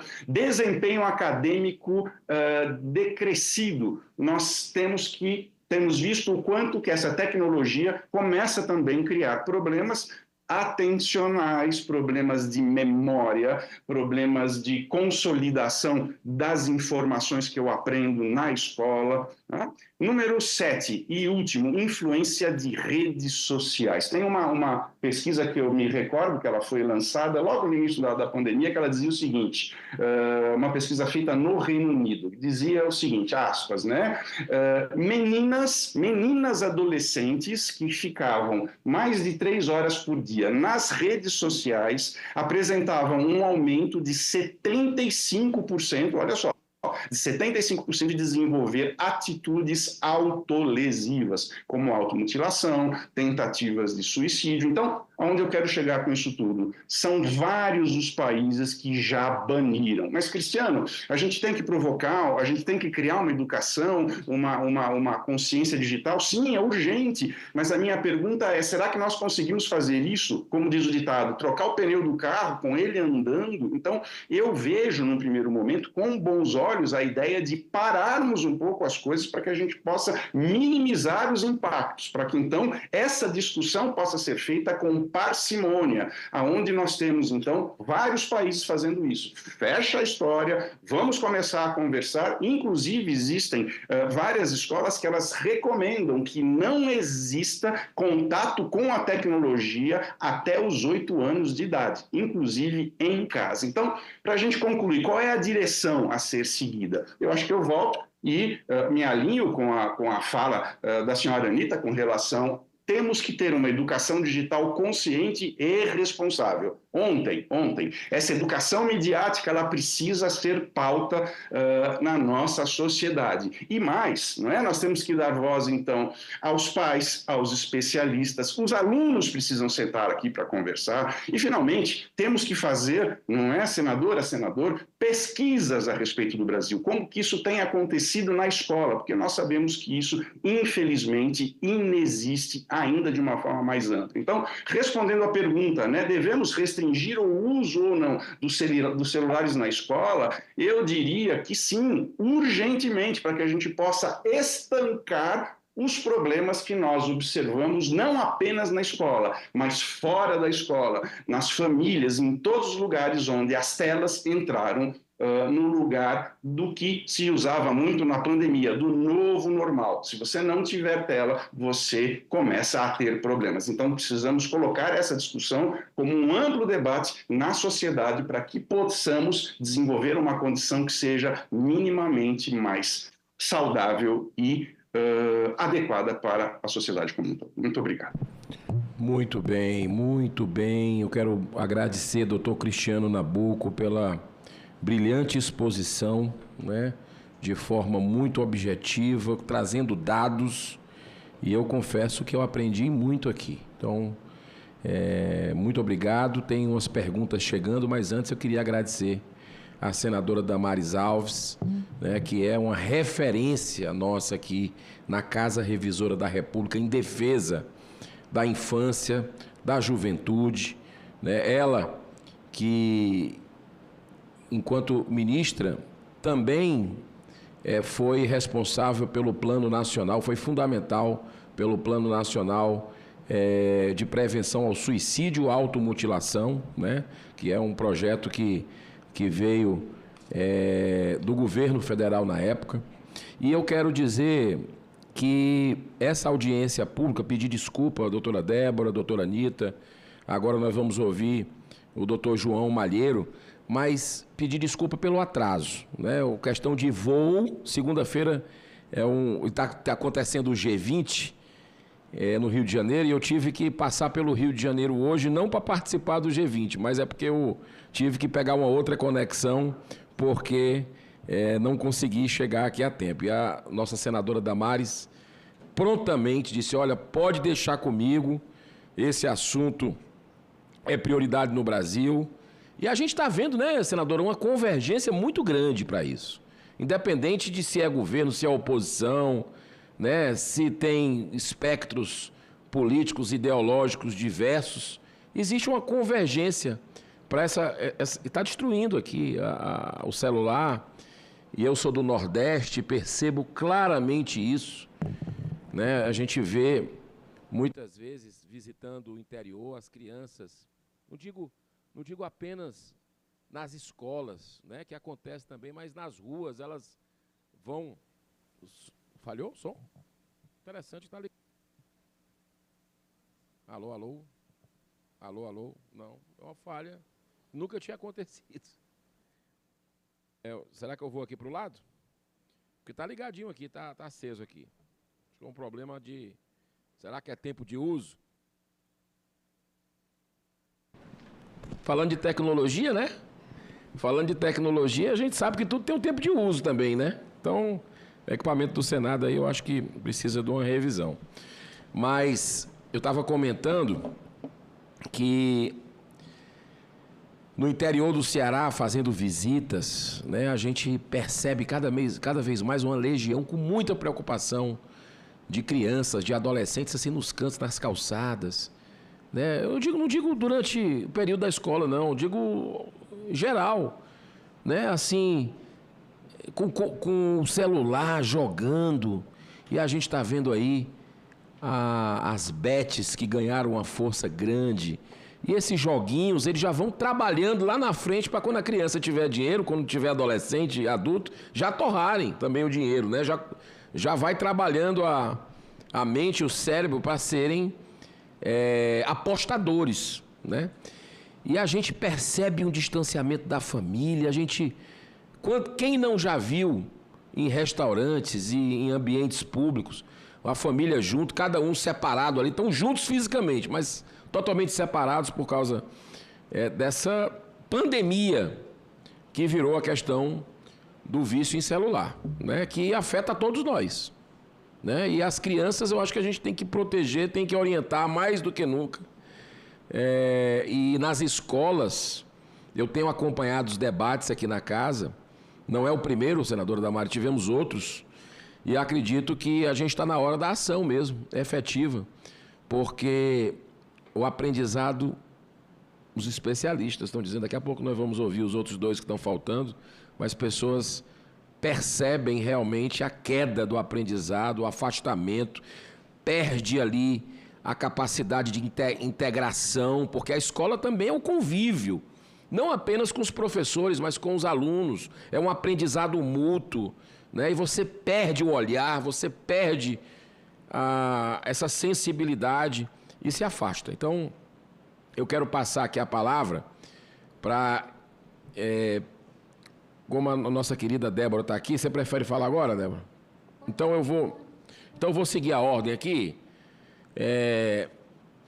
que o doutor João Malheiro, que é doutor em Educação pela Universidade Federal do Rio de Janeiro, fundador da Escola Porto Real, né, que participa com a gente de forma remota. Ele queria estar aqui conosco pessoalmente, mas essa questão do G20 inviabilizou mesmo. Conversei com ele esses dias e sou um admirador, né, da sua técnica, da sua abordagem, e passo a palavra com a tolerância, como a senadora Damares colocou aqui, são 10 minutos, é isso? Com a tolerância da casa, para que o senhor possa colocar a sua visão sobre esse debate. Eu sei que o senhor já participou de programas, eu assisti falando sobre isso, aí em entrevistas em rádio, televisão, e eu queria lhe ouvir sobre... interessante, o senhor que é um defensor da liberdade, né? Um defensor da liberdade e que está a favor desse projeto, que é aí que eu mostro uma convergência interessante. E eu queria lhe ouvir, nós queríamos lhe ouvir aqui no Senado Federal. Muito obrigado pela sua participação, doutor João Malheiro, direto do Rio de Janeiro. Então, boa tarde, todo mundo me escuta? Muito bem. Ótimo, porque a gente precisa ter certeza nessas tecnologias, se está tudo conectado, tudo funcionando.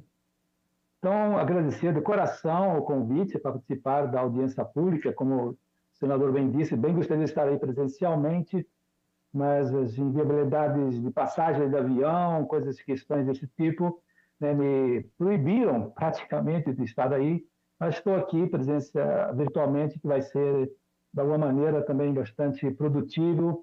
Tenho certeza que vocês vão ficar impactados com a minha fala, porque ela é bastante forte. Quem me conhece nas minhas outras palestras pelo Brasil, eu percebo que os pais gostam da minha sinceridade, do meu realismo dentro desse tema. Mas, antes de tudo, então, agradecer o convite ao senador Girão, agradecer também a atenção da senadora Damares, que abriu a audiência, e dizer que, de fato, dentro da esplêndida explanação da Anitta, o doutor Cristiano já ficou evidenciado que é um tema delicado, um tema bem difícil. Enfim, sermos conscientes que a geração atual, chamada geração nativa, né, digital, já são 25 milhões, como deu o dado, o doutor Cristiano, o meu dado era de 22 milhões, você vê que já aumentou, né, tem 25 milhões de nativos digitais já pelo Brasil. Então, é um tema muito delicado que nós, educadores responsáveis, temos que saber tratar com muito cuidado e com muita responsabilidade.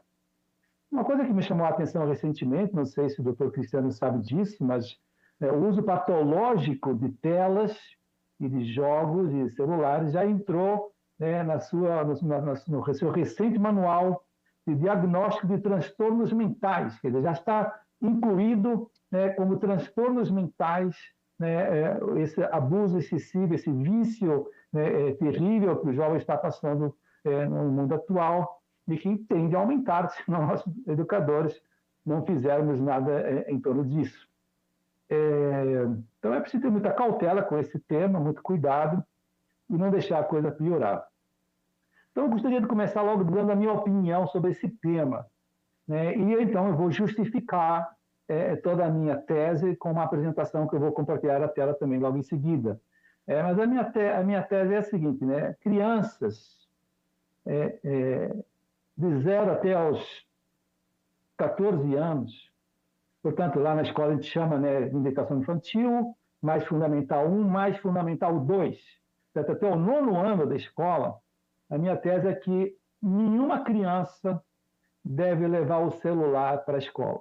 Mas nem assim na mochila, nem na portaria, não. Simplesmente ela não deve levar o celular para a escola. Assim como existem tantas outras coisas que ela não pode levar. Ela não pode levar uma bola, ela não pode levar gibi, ela não pode levar, pois não sei, muitos outros jogos que ela gostaria de levar para usar no recreio, né? Não pode usar qualquer uniforme, não pode usar qualquer mochila. Enfim, há uma série de restrições que qualquer pessoa de bom senso, que é educador de verdade, que quer o bem da criança, não permite, né? Então, aqui vem um tema interessante. Quer dizer, se a gente quer realmente, né, a realização, a felicidade, o sucesso, né, não só acadêmico, mas principalmente o sucesso existencial de uma criança, é natural que tenha que haver, e serve a escola, uma série de limites, uma série de restrições que fazem parte da vida. Nós, adultos, temos também as nossas restrições, e a criança aprende a ter essas restrições na escola e na família.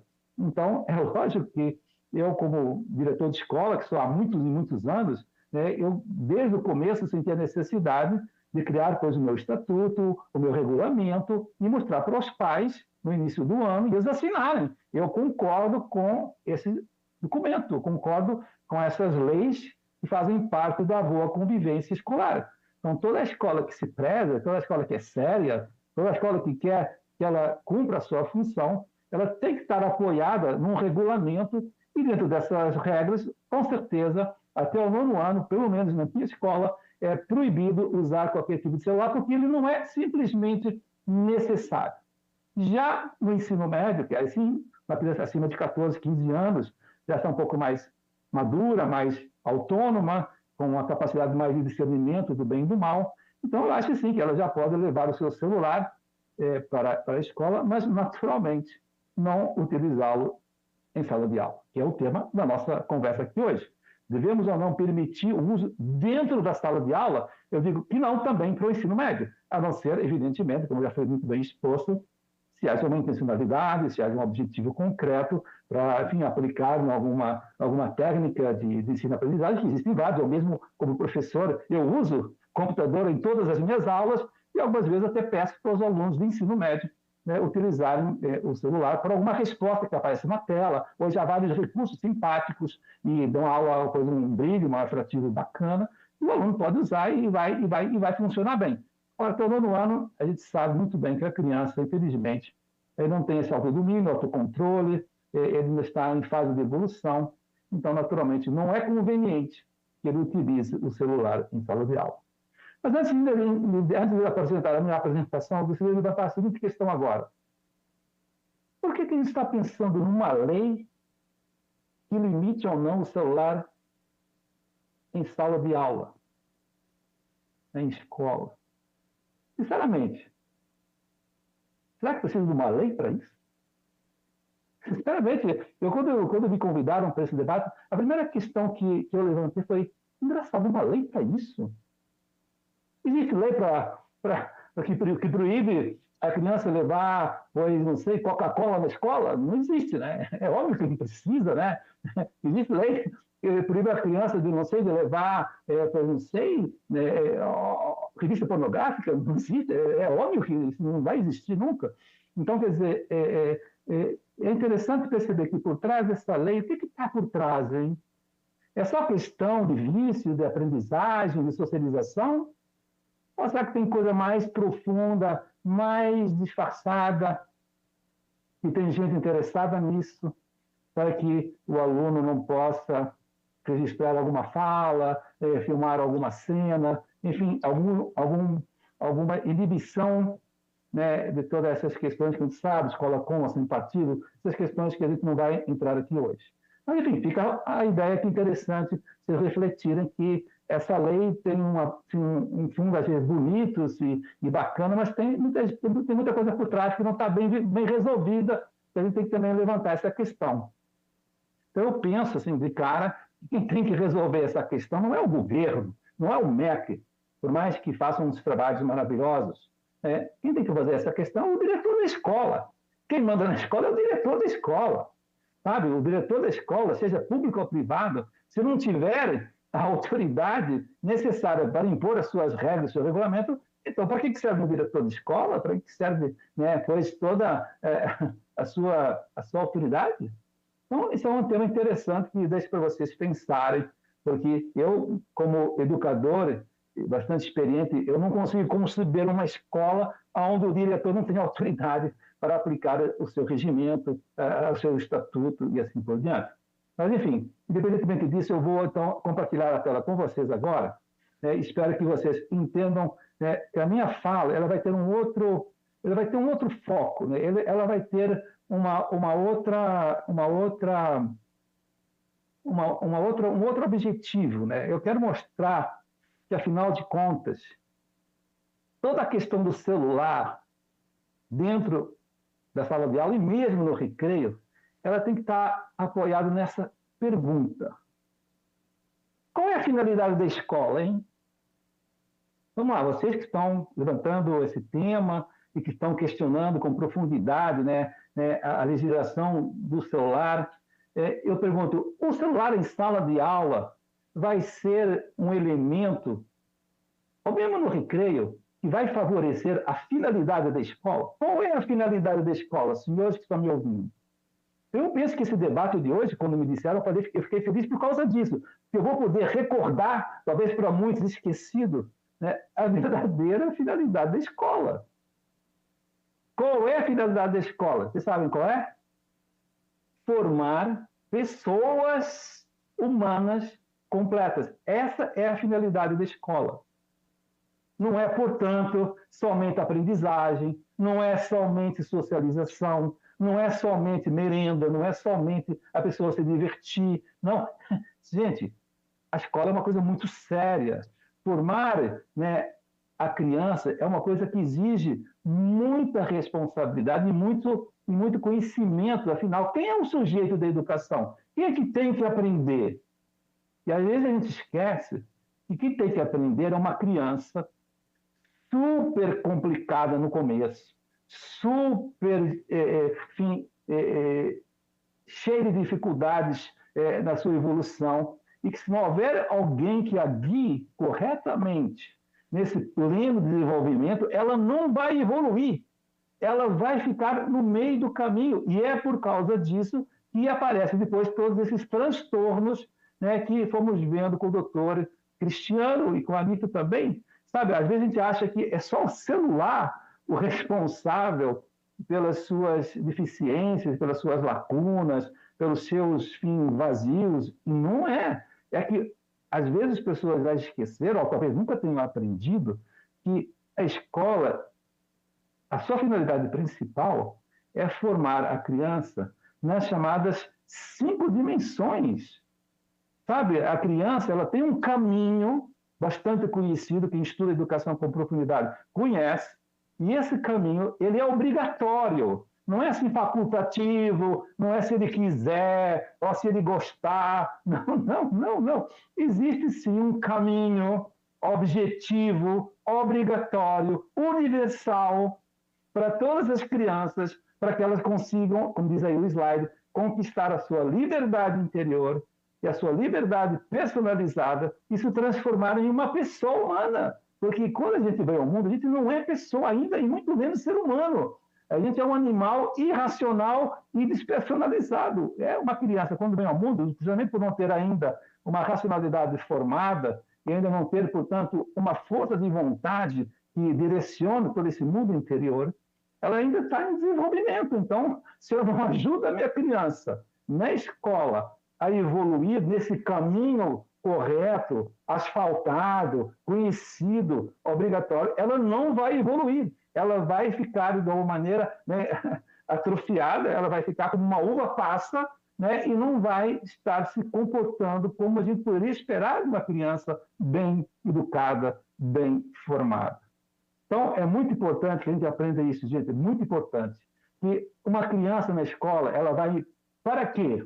Ela vai nos primeiros anos de educação infantil para formar muito bem a sua parte física, sensório-motora, a parte, sabe, dos seus sentidos, do seu corpo, dos seus músculos, de toda a sua psicomotricidade, para que ela, atenção, construa corretamente a sua capacidade intelectual. A parte motora, sensório-motora, é a base, acreditem em mim, de uma capacidade mental poderosa, para ter o raciocínio lógico em bom funcionamento, e ela depois consiga ter uma boa imaginação, uma boa memória e uma boa capacidade de resolver os problemas, não só acadêmicos, mas principalmente existenciais, que é o que interessa, né?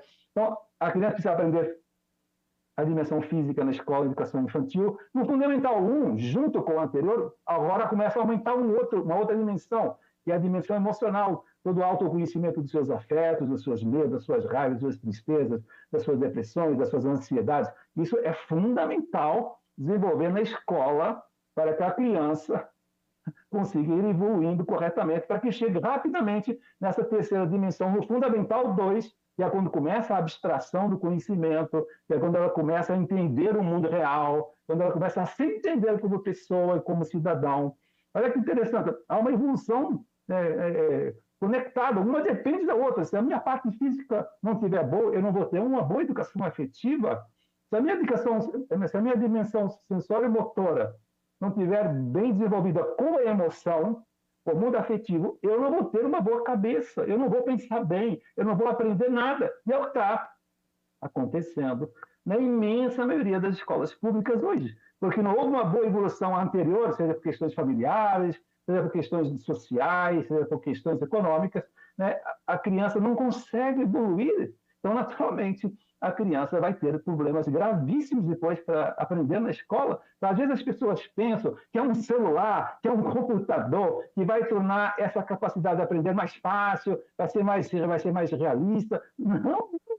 Pelo contrário, uma criança que tiver muito joguinho, muita tecnologia que é atrativa, claro, é muito bacana, ela adora, por isso fica horas e horas, como já ouvimos há pouco. Então, ela vai ficar cada vez mais dificultosa para estudar, para pensar, para concentrar, porque isso é tudo muito chato para uma criança, porque justamente nas fases anteriores ela não foi evoluída corretamente, então ela não quer sofrer, ela não quer se esforçar, ela não quer fazer o que não gosta, ela só quer ficar fazendo o que um animalzinho quer ficar vivendo uma vida fácil, uma vida gostosa, e naturalmente assim ela não vai aprender nada.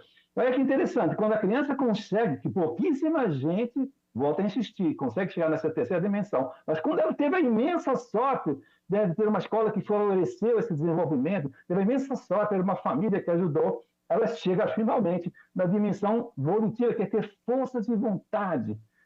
Enfim, não posso aprofundar nessas dimensões, mas só rapidamente saber que uma criança que tem essa dimensão, ela é poderosa, ela tem capacidade de dizer não para o que gosta, ela tem capacidade de escolher aquilo que é chato, mas que ela percebe que é conveniente, ela tem uma capacidade imensa de autocontrole, autodomínio, ela se torna uma pessoa humana, finalmente agora sim, ela se torna um ser humano, antes não era um ser humano, parece que é, mas não é.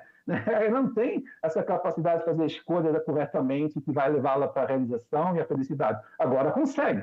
E olha que interessante, chega agora essa última fase, ela já está assim, um ser humano feliz, mas ainda está um pouco autocentrada, um pouco egocêntrica. Então ela precisa chegar nessa última dimensão, que é a social religiosa, a social transcendental. Então, reparem, uma criança, ela vai para a escola para isto. Ela vai evoluir nessas 5 dimensões sempre necessariamente por esse caminho. Não tem outro caminho, gente, não tem. Se vocês conhecerem outro caminho, me ajudem a conhecer, porque eu não conheço. Em 40 anos de estudo, eu cheguei à conclusão que a criança aprende a andar por esse caminho ou ela não chega a evoluir corretamente. E por isso, lembrem sempre desse grito dessa querida menina.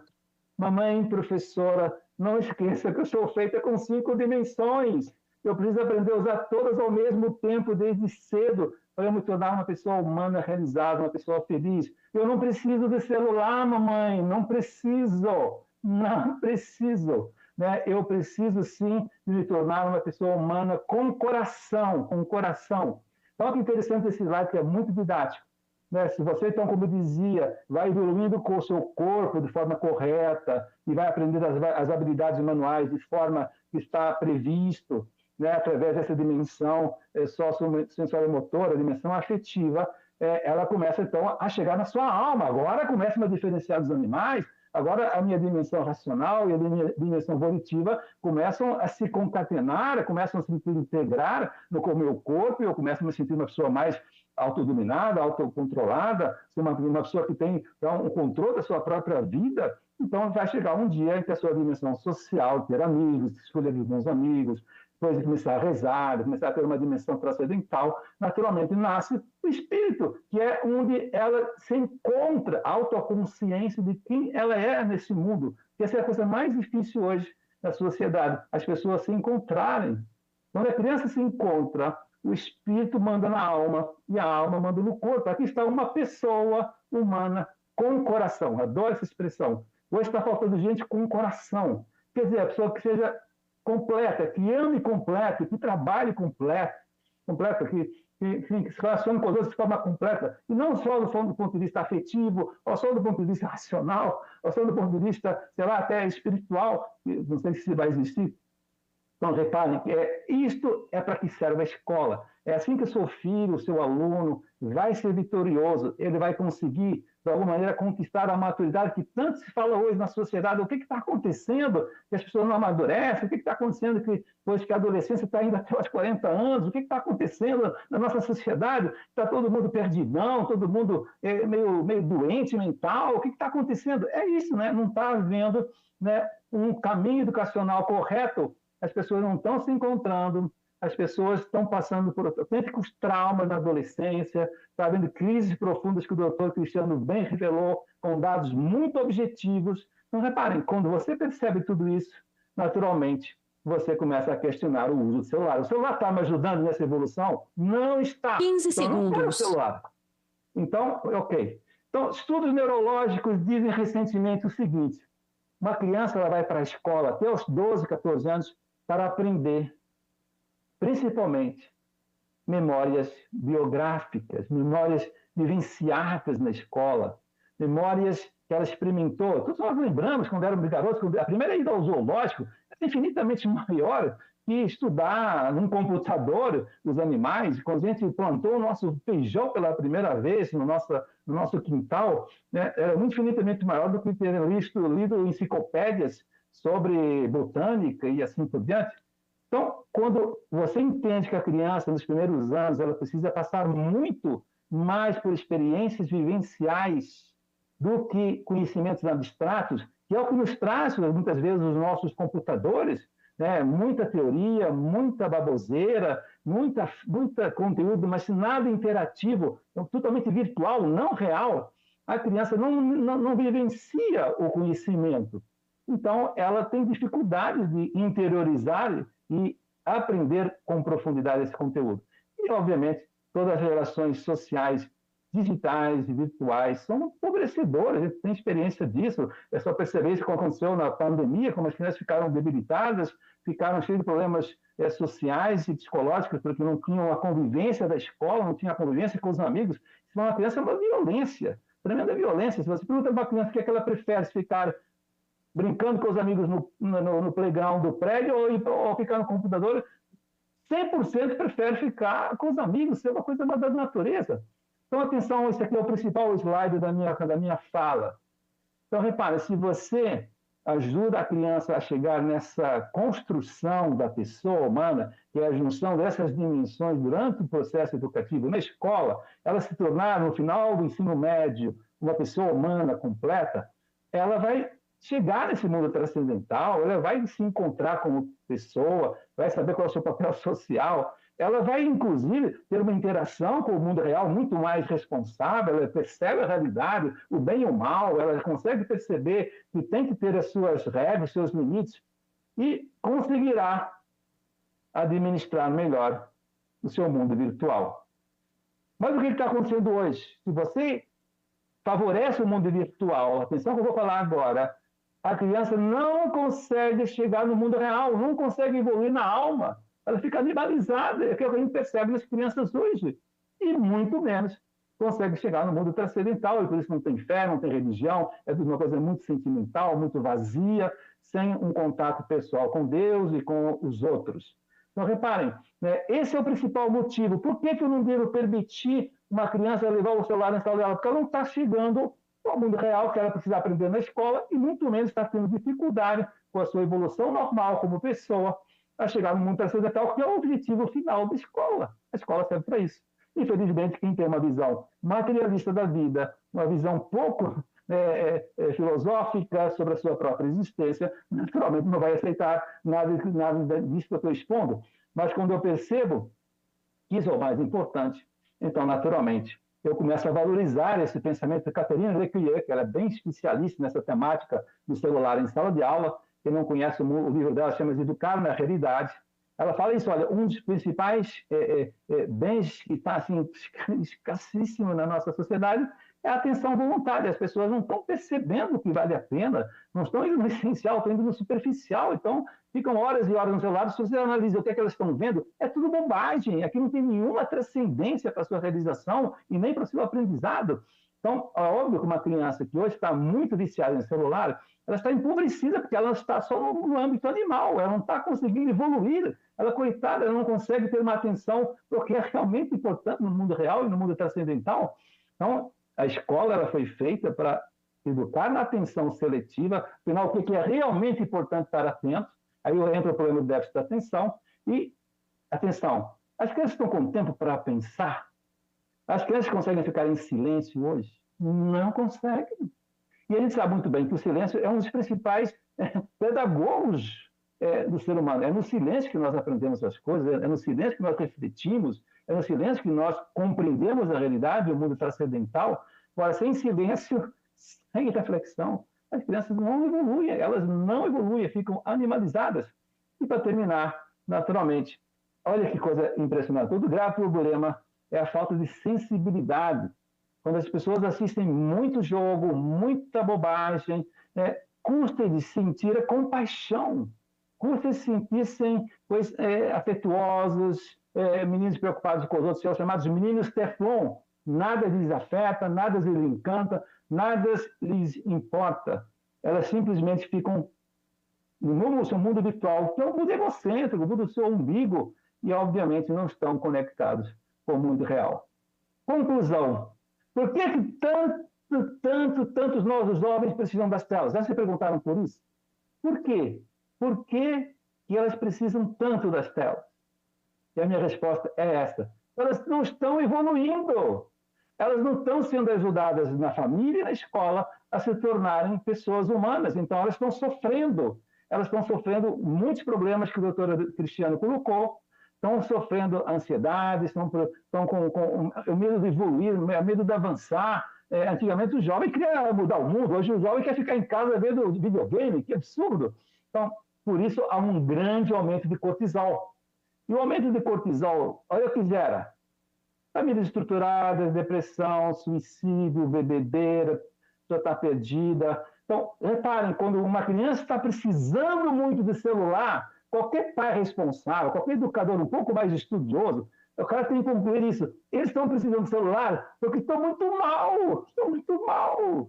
Está precisando de alguma coisa que compense todo esse cortisol. A dopamina, que todo mundo sabe muito bem o que é uma recompensa porque eu sinto uma ansiedade. A gente viu no vídeo do Fantástico desse domingo, como as crianças, no fundo, elas falavam exatamente disso. Eu preciso do celular, eu preciso.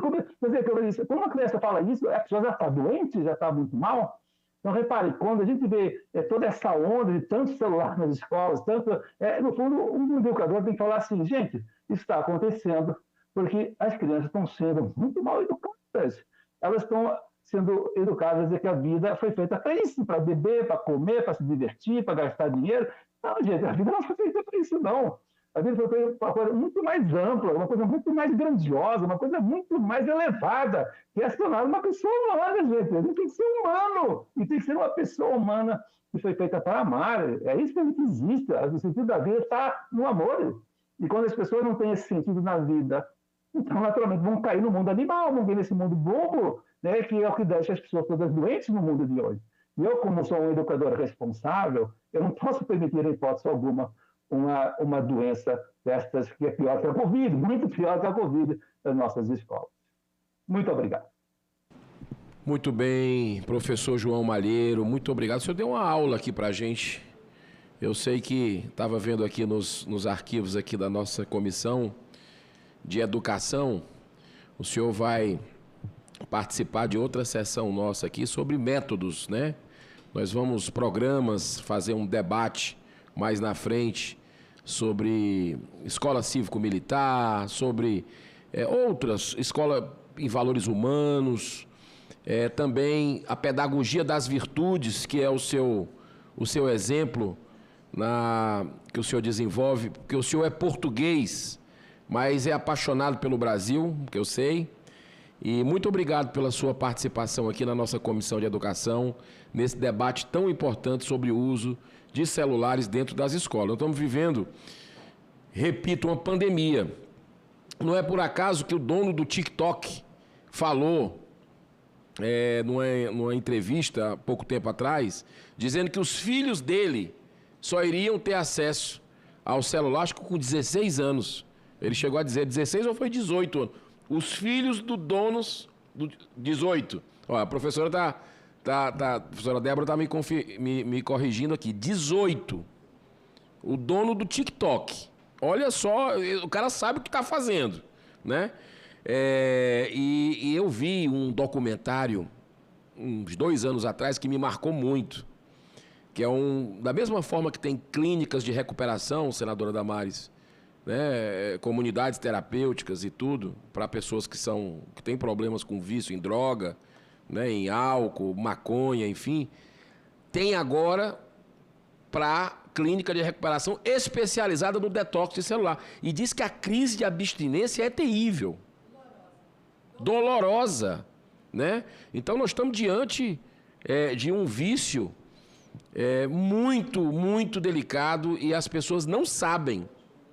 Porque é muito cômodo para o pai, eu tenho 5 filhos, é muito cômodo para o pai estar resolvendo suas coisas, cheio de problema, e deixa o filho quietinho lá, com o celular, não está dando trabalho. E a gente vê essa cultura desde bebê. Desde bebê está acontecendo isso. Já entrega ali o celular, um iPad para ele e fica. Não imagina a tragédia que está fazendo para a sua própria família. Mais cedo ou mais tarde vem a conta. Então esse é um alerta, é um grito de alerta que a gente está vendo o impacto no aprendizado, né? E nas famílias. Eu quero aqui agradecer ao Senado Federal, agradecer ao presidente da comissão, senador Flávio Arnes, por ter colocado para votar esse requerimento nosso. Agradecer aqui a nossa mesa, sempre atenta, a secretaria dessa comissão. E vamos partir, vamos sequenciar aqui o nosso debate, ouvindo justamente a doutora Débora Camargo, que é pedagoga do Colégio Mackenzie, aqui de Brasília. Seja muitíssimo bem-vinda, muito obrigado pela sua participação, doutora Débora. A senhora tem 10 minutos com tolerância da casa.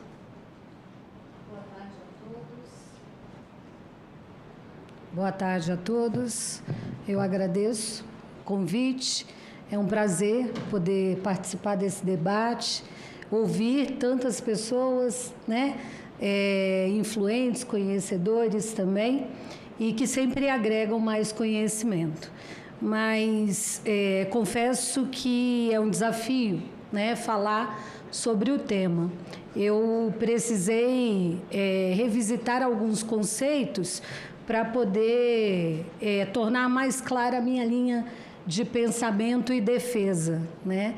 Porque eu tenho total certeza, assim como os palestrantes anteriores, que essa não é uma discussão simples e nem tão objetiva. Quem dera fosse, né?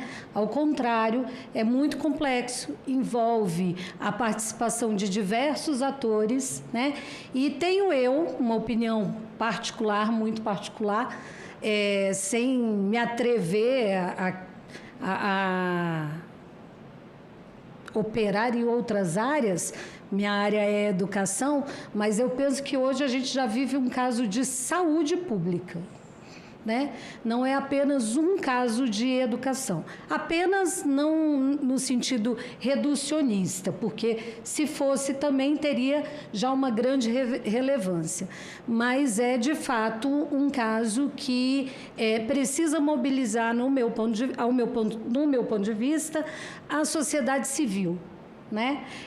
Hoje a gente vive uma degradação de valores, hoje a gente vive e é atingido, parte desse problema advém dos perfis de famílias que a gente tem, né? Então, quem está em escola, quem lida diretamente, ou os psicólogos clínicos também, tem uma noção mais real dessa situação, né? Com o advento da mulher, né, no mercado de trabalho, cada vez mais autônoma, né, e diligente da sua própria vida, isso trouxe impactos que ao longo dos anos a gente vai vendo o acúmulo de prejuízos, né? Então, falar sobre o impacto do uso dos celulares não pode ser considerando um fator só, né? A gente tem a dimensão, a gente tem a consciência de que é multifatorial mesmo. Então, são várias questões que acabam atingindo, né, ou trazendo relevância para essa discussão. Sem querer ser redundante, porque os palestrantes anteriores foram magníficos em suas exposições, muito mais científicos, inclusive, né, do que eu poderia trazer aqui, enquanto o meu lugar de fala é a escola, mas eu, assim como o último palestrante, eu trago a questão do propósito da educação, né? Que é promover o pleno desenvolvimento da personalidade humana, fortalecendo o respeito às liberdades e promovendo a compreensão, a tolerância e a amizade. É nesse contexto que a escola está inserida, né? Esse é o nosso locus, esse é o nosso lugar de atuação. Então, hoje a criança não chega à escola, né?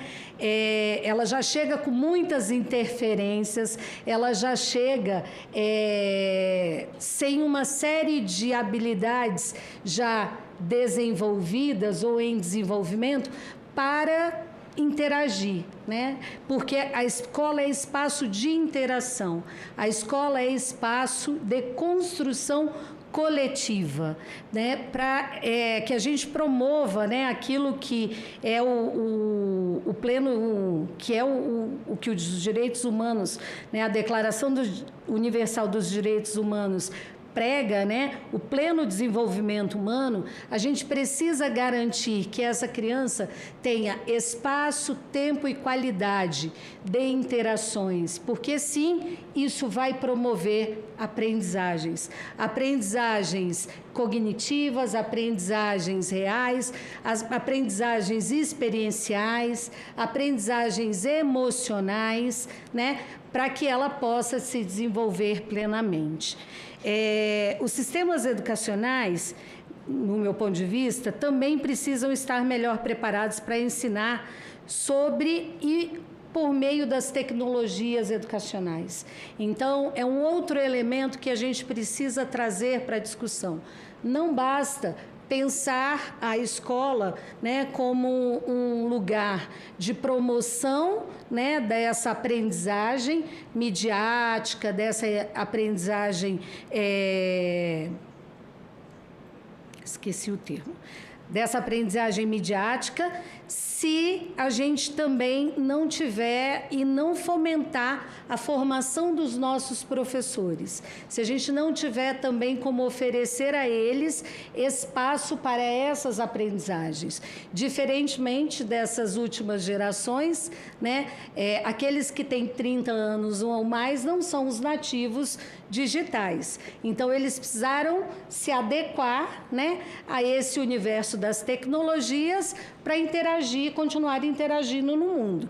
Diferentemente, então, dessas pessoas, dessas faixas etárias que já nasceram, já vieram ao mundo, né, com tudo isso. Então, várias pesquisas já foram feitas comprovando que os nativos digitais, o comportamento já é tão automático que bebês não passavam, foram colocadas revistas e livros à frente deles e eles não sabiam passar as páginas. Eles manuseavam da mesma forma em que eles manuseiam, né, a tela de um computador, que é touch, de um celular, né, fazendo o mesmo movimento. Ou seja, parece que está, de fato, né, enraizado, internalizado, antes mesmo deles começarem a expressar por meio da linguagem, né, e de se comunicar. Eles já faziam, já eram atingidos, né, de alguma maneira por esse tipo de vivência e de experiência.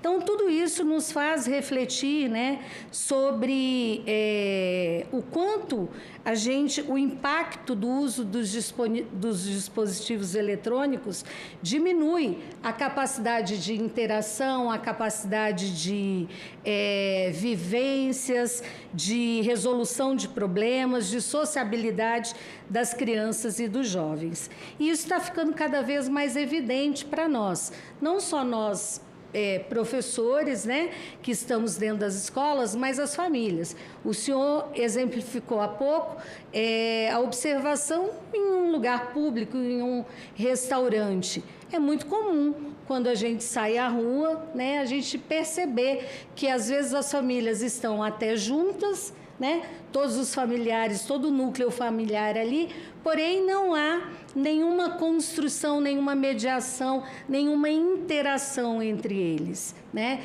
As pessoas estão fechadas em seus mundos e os aparelhos celulares especificamente promovem com muita facilidade, né, essa conexão com o mundo.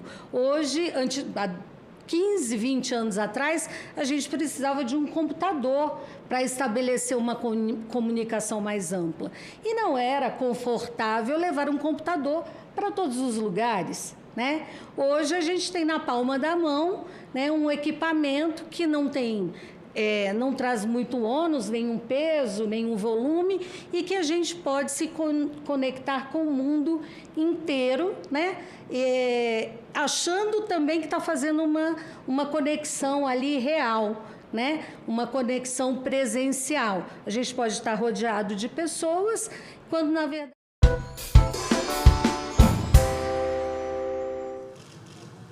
A número regimental, declaro aberta a sessão sob a proteção de Deus e com a presença ilustre dos alunos e das alunas do Centro Assistencial Maria Carmen Colera, de Ceilândia, em Brasília, Distrito Federal, e das professoras também aqui presentes. Sejam todos muito bem-vindos, muito bem-vindas. Nós iniciamos os nossos trabalhos. As senadoras e os senadores poderão se inscrever para o uso da palavra por meio do aplicativo Senado Digital, por lista de inscrição que se encontra sobre a mesa ou por intermédio dos totens disponibilizados na casa. Os senadores e senadoras presentes remotamente e inscritos para o uso da palavra poderão fazê-lo através do sistema de videoconferência. A presente sessão deliberativa extraordinária semipresencial é destinada à continuação da apreciação do projeto de lei complementar número 175 de 2024, do deputado federal Rubens Pereira Júnior, já disponibilizado em avulso eletrônico e na ordem do dia eletrônica de hoje.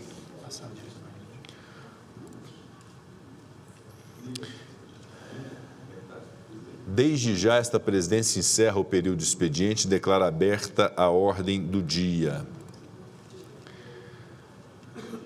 Anuncio o item único da pauta, o projeto de lei complementar número 175 de 2024, do deputado federal Rubens Pereira Júnior, que dispõe sobre a proposição e a execução de emendas parlamentares na Lei Orçamentária Anual e da outras providências.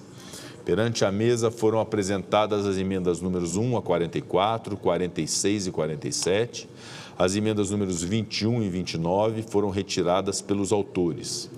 Parecer número 188 de 2024 de plenário, relator, senador Ângelo Coronel, favorável ao projeto e pelo acatamento integral das emendas números 39 e 44, acatamento parcial das emendas números 6, 10, 12, 21, 25, 29, 30, 34 e 35, na forma da emenda número 45, substitutivo que apresenta, e pela rejeição das demais emendas. A matéria tramita em regime de urgência, nos termos do requerimento número 774 de 2024, aprovado em plenário. O texto base da matéria foi aprovado com ressalva dos destaques apresentados na sessão anterior, passando-se para hoje a continuação da deliberação. Eu peço aos senhores senadores e às senhoras senadoras que venham ao plenário do Senado Federal ou se conectem pelo sistema semipresencial para que possamos iniciar a análise dos destaques. Há um destaque do PSB, do líder Jorge Cajuru, requerimento número 777. Um destaque do PL, do senador Carlos Portinho, líder, requerimento 787. Também um destaque do União Brasil, do líder senador Efraim Filho, é o requerimento 788, e um destaque do Partido dos Trabalhadores, do senador Beto Faro, líder, requerimento 789. Portanto, 4 destaques em relação a essa matéria. Eu peço aos senhores senadores e senhoras senadoras que possam vir a plenário ou se conectarem pelo sistema remoto para o início da análise dos destaques. Com a palavra, pela ordem, o líder do governo, senador Otto Alencar. Senhor presidente, agradeço a Vossa Excelência. Conversei pela manhã com o senador Jorge Cajuru, que se comprometeu a retirar o destaque do PSB. Eu falei com ele, inclusive deu a possibilidade de comunicar a Vossa Excelência que esse destaque está retirado. O senador Randolph tem por parte do Partido dos Trabalhadores, o destaque do senador Beto Faro. A interpretação do senador Ângelo Coronel, relator, é que acolheu o texto que veio da Câmara do deputado Rubem, e esse destaque também, me parece, será retirado. Eu estou tentando fazer um contato com o senador Efraim Filho, na tentativa de conversar a respeito do destaque da professora Dorinha. E o senador Randolfo Rodrigues apresentou uma emenda que ela não está como destaque, que é aquela emenda de bloqueio de 15%. E eu gostaria de perguntar a Vossa Excelência se há possibilidade de, com a anuência e com a concordância dos senadores da oposição, se poderíamos pelo menos ter a possibilidade, eu sei que não atende o regimento, se houveria a possibilidade de se conversar a respeito desse tema. O nosso líder, Rogério Marinho, teve um contato com o senador Randolfo Rodrigues, não é isso, Randolfo? A respeito da... Você não teve na quarta-feira? Se Vossa Excelência me permite... Com a palavra, senador Randolfo Rodrigues. Presidente, se trata, na verdade, nos termos aqui que o caríssimo líder Otton apresentou, são duas questões. A primeira é relativa ao destaque do Partido dos Trabalhadores. Se eu não me engano, é o destaque 795. Eu queria um esclarecimento do senhor relator, porque o senhor relator estava fazendo um ajuste no texto para adequá-lo ao texto primeiro, de autoria do deputado Rubens Pereira. Eu queria só ter claro se esse ajuste ocorreu, na verdade é o requerimento 789, eu queria só ter a clareza de qual é o texto que está, porque conforme o texto, se de fato foi proposto, foi restaurado o texto original do deputado Rubens Pereira, então, nesse sentido, não haveria mais razão de subsistir o destaque do Partido dos Trabalhadores. Então, tendo esse esclarecimento, nós retiraríamos o destaque. Mas eu precisaria, presidente, primeiro, desse esclarecimento. O segundo aspecto, presidente, é o seguinte: nós apresentamos um destaque de número 792 ao artigo 12. É um destaque para o contingenciamento que fica autorizado no artigo 12, o bloqueio de contingenciamento se limitar até 15% de forma linear das dotações das emendas parlamentares. Bom, nós apresentamos esse destaque ainda no curso da discussão, chegou a ser numerado. Então, queria somente esse esclarecimento sobre se esse destaque, sobre o acatamento desse destaque para ser votado. Só para deixar claro, o governo estaria revendo a posição relativo ao texto original de bloqueio total para a alternativa de bloqueio linear até 15%, na forma do destaque que foi apresentado.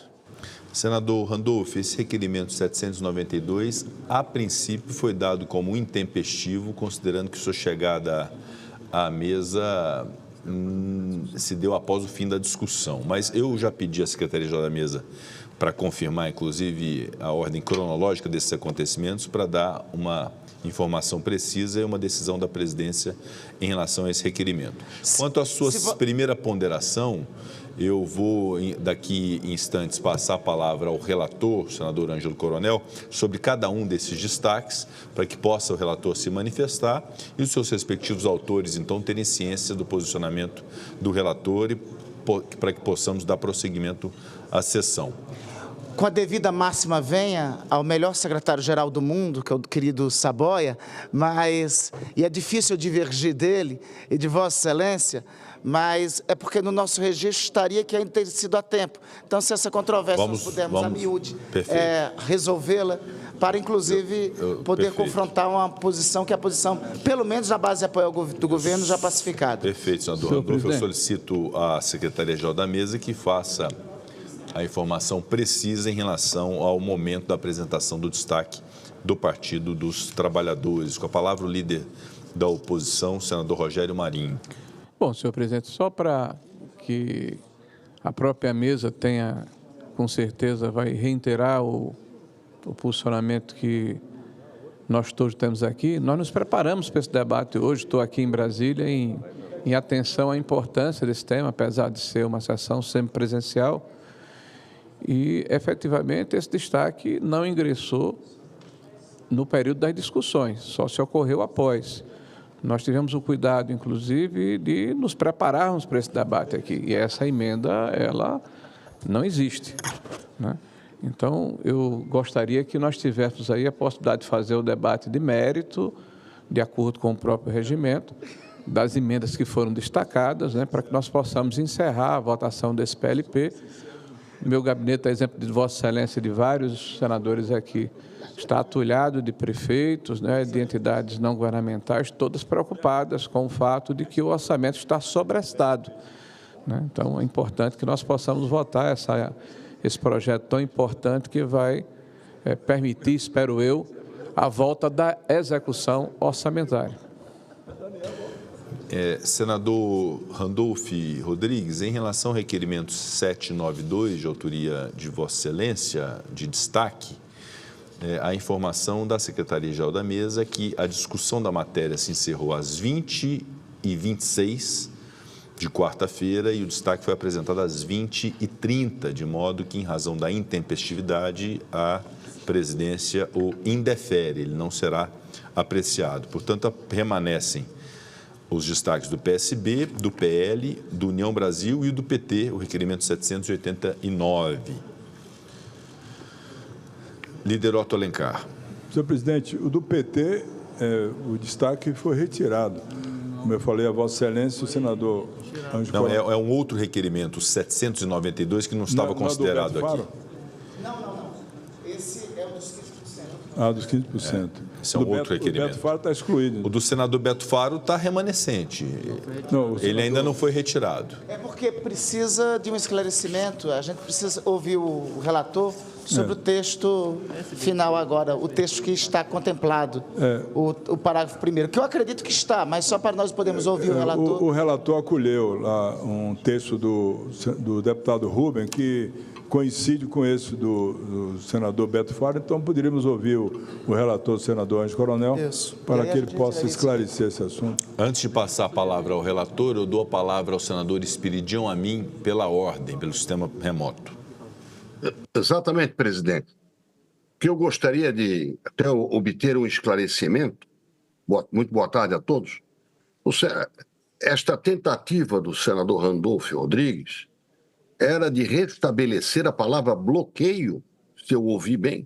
Não, é um outro destaque, senador Espiridião. Pois é, mas ela revitaliza a palavra bloqueio, que tinha sido expungida do texto por um acordo. Razão pela qual o meu partido... senador Espiridião, apenas para Vossa Excelência fixar a premissa correta, a palavra bloqueio está no texto do senador Ângelo Coronel, contingenciamento e bloqueio. Essa expressão bloqueio é objeto de um destaque do Partido Liberal que será apreciado pelo plenário do Senado Federal para sabermos se mantém ou não. O que o senador Randolph agora ponderou é um outro destaque que nada tem a ver, que é o requerimento 792, que não foi deferido pela presidência por intempestividade. Então, é basicamente isso. Senador Espiridião, com a palavra. Perfeitamente, presidente. Eu entendo que o senhor, cumprindo o regimento, não aceitou a suposta redação que seria dada pelo 792. Ele não entra mais. Mas a expressão bloqueio foi retirada do texto por um acordo em face tanto da proposta do PL quanto da proposta do meu partido. Tanto a proposta do Progressistas não está no elenco de hoje, porque ficou esclarecido que bloqueio anula a dotação, enquanto que contingenciamento, não. Com contingenciamento, esse é o entendimento da nossa área técnica, contingenciamento, o crédito orçamentário perdura, inclusive, como exercício findo ou como restos a pagar. Obrigado. Obrigado, senador Espiridião Amin. É justamente esse o cerne da discussão que será travada no plenário do Senado daqui a pouco, quanto a esse destaque do PL do senador Carlos Portinho, justamente em relação a essa expressão e o bloqueio. Portanto, fica indeferido o requerimento 792 do Partido dos Trabalhadores, pelas razões já expostas pela presidência. Remanescem, portanto, os destaques do PSB, do PL, do União Brasil e do PT, sendo que o requerimento do PSB foi retirado pelo PSB, do líder Jorge Cajuru, então não será apreciado. Eu vou, se todos concordarem, senador Marcos Rogério, dar a palavra ao senador Ângelo Coronel, que é o relator, para que possa ter o seu pronunciamento em relação a todos os destaques. Senador Marcos Rogério. Senhor presidente, antes de ouvir o relator, apenas por uma questão, por paixão ao chamado devido processo legislativo, o senador Espiridião Amin, quando suscita uma dúvida quanto à existência ou não do termo bloqueio no projeto, Vossa Excelência diz, não, o termo já existe. Nós vamos votar no plenário agora o destaque. Salvo o melhor juízo, na modalidade que houve a tramitação da matéria, o termo bloqueio foi retirado. Nesse momento, aprovar o destaque, ou ele recoloca no texto o termo bloqueio, se eu não estou enganado, porque isso vai determinar, inclusive, o tipo de voto que se coloca no painel, ou não. Ou não, tem que ter 41 votos. Então, o texto foi aprovado com o destaque. Ressalvado o termo bloqueio. Agora nós vamos votar se bloqueio consta ou não do texto. Então, quem quer aprovar a manutenção vai ter que colocar voto no painel, é isso? Sim. O quórum qualificado é para manter no texto. Exatamente. Okay, compreendido. Tem que ter os 41 votos para colocar o bloqueio. Quem quer colocar o bloqueio tem que botar voto. Obrigado, presidente. Acho que ficou esclarecido, senador Espiridião. Obrigado, senador Espiridião Amin. Eu concedo a palavra ao eminente relator, o senador Ângelo Coronel, para o seu pronunciamento na qualidade de relator acerca dos destaques, à exceção do destaque do PSB, do senador Jorge Cajuru, que foi retirado. E aí anuncio ao plenário que, retirado o requerimento de destaque do PSB, a matéria retorna ao grupo ao qual pertence, sendo considerada aprovada na votação do texto base, nos termos do inciso 5 do artigo 314 do Regimento Interno. Com a palavra, senador Ângelo Coronel. Boa tarde, presidente. Boa tarde, senhoras senadoras, senhores senadores, queridos prefeitos que estão aí ansiosos, ouvindo, dando uma audiência marcante a essa sessão, principalmente num momento muito difícil, onde a gente vê no interior do Brasil afora, em especial aqui da Bahia, obras inacabadas, obras abandonadas por falta de recursos, onde os prefeitos firmaram contratos e não estão podendo honrar, porque foram contratos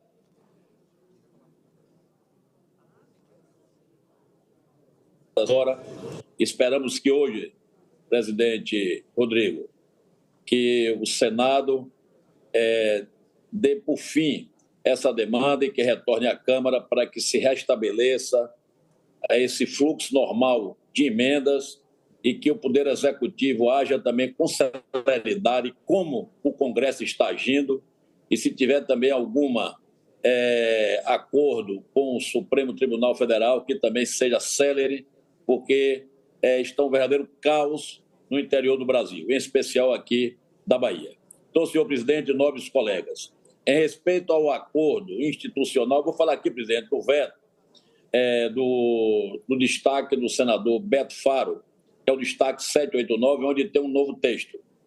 Depois a gente parte para os outros destaques quanto à questão de bloqueio ou não.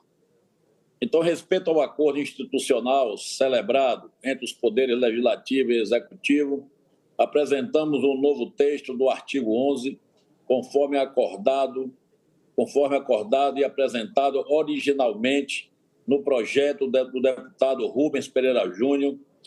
Esse consenso foi alcançado com a concordância da liderança do governo, evidenciando o compromisso mútuo com a responsabilidade fiscal e a separação de poderes. O texto proposto possibilitará que os parlamentares exerçam plenamente suas funções na apreciação do orçamento, garantindo uma atuação eficaz e equilibrada no processo legislativo orçamentário. Essa cooperação entre os poderes reforça a harmonia institucional e vai possibilitar o desenvolvimento de políticas públicas alinhadas aos interesses da sociedade. O texto acordado é o seguinte, presidente Rodrigo. Artigo 11. Fica estabelecido o limite de crescimento das emendas parlamentares aos projetos de lei orçamentária anual, em observância aos princípios da separação de poderes e da responsabilidade fiscal. Parágrafo 1º.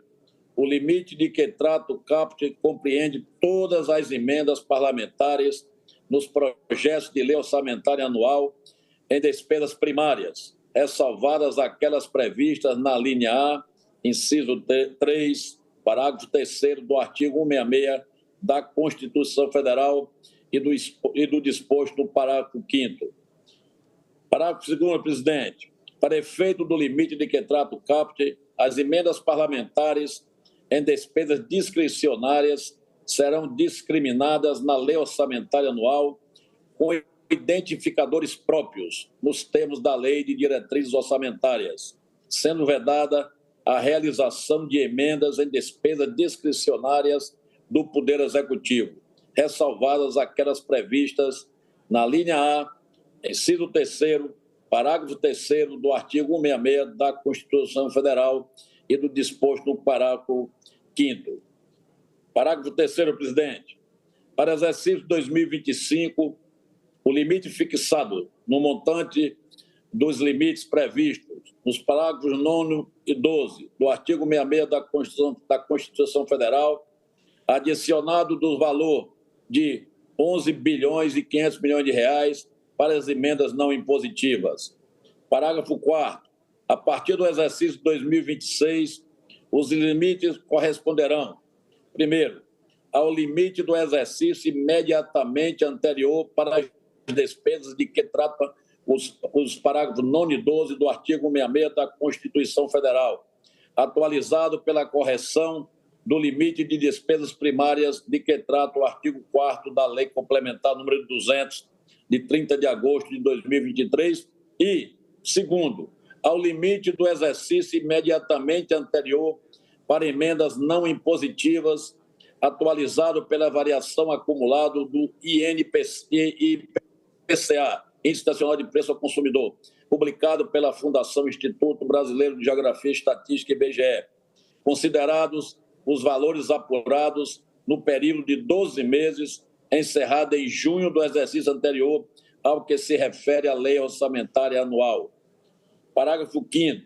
O disposto nesse artigo não é aplicável às emendas parlamentares de modificação de que trata o artigo 166, parágrafo 3º, inciso 2, desde que, cumulativamente, primeiro, incidam sobre despesas não identificadas nos termos do parágrafo 2º. 2, sejam de interesse nacional e não contenham localização específica na programação orçamentária, exceto na hipótese de programação com localização especificada constante no projeto de lei orçamentária anual. E terceiro, não contenham destinatários específicos, exceto na hipótese de programação com destinação especificada constante no projeto de lei orçamentária anual.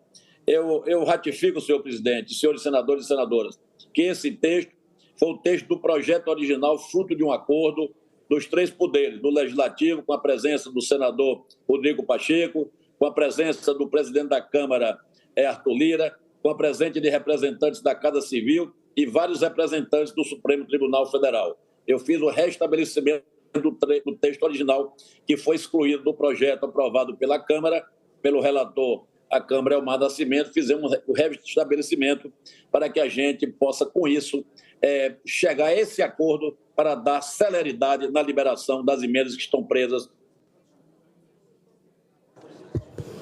Presidente. Senador Ângelo Coronel, Vossa Excelência se refere ao texto original do projeto de lei complementar no que toca ao artigo 11, correto? Exatamente, que foi o do mesmo texto elaborado pelo deputado Rubens Júnior. Então eu passo a palavra ao Partido dos Trabalhadores. E com aí, isso aí, caso...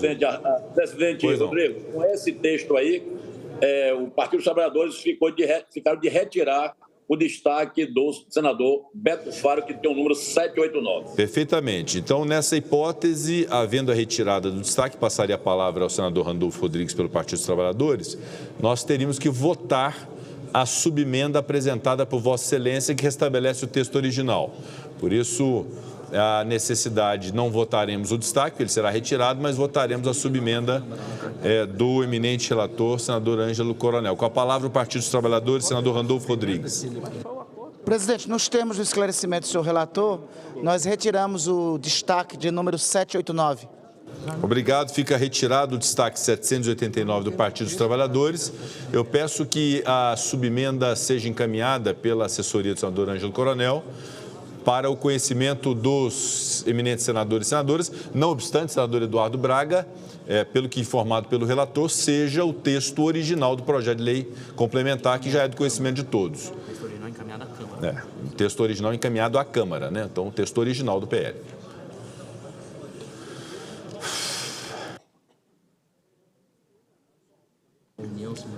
Eu consulto União Brasil, senador Efraim Filho, sobre o destaque 788 de sua autoria, referente ao parágrafo 4º do artigo 4º do substitutivo. Com a palavra, senador Efraim Filho.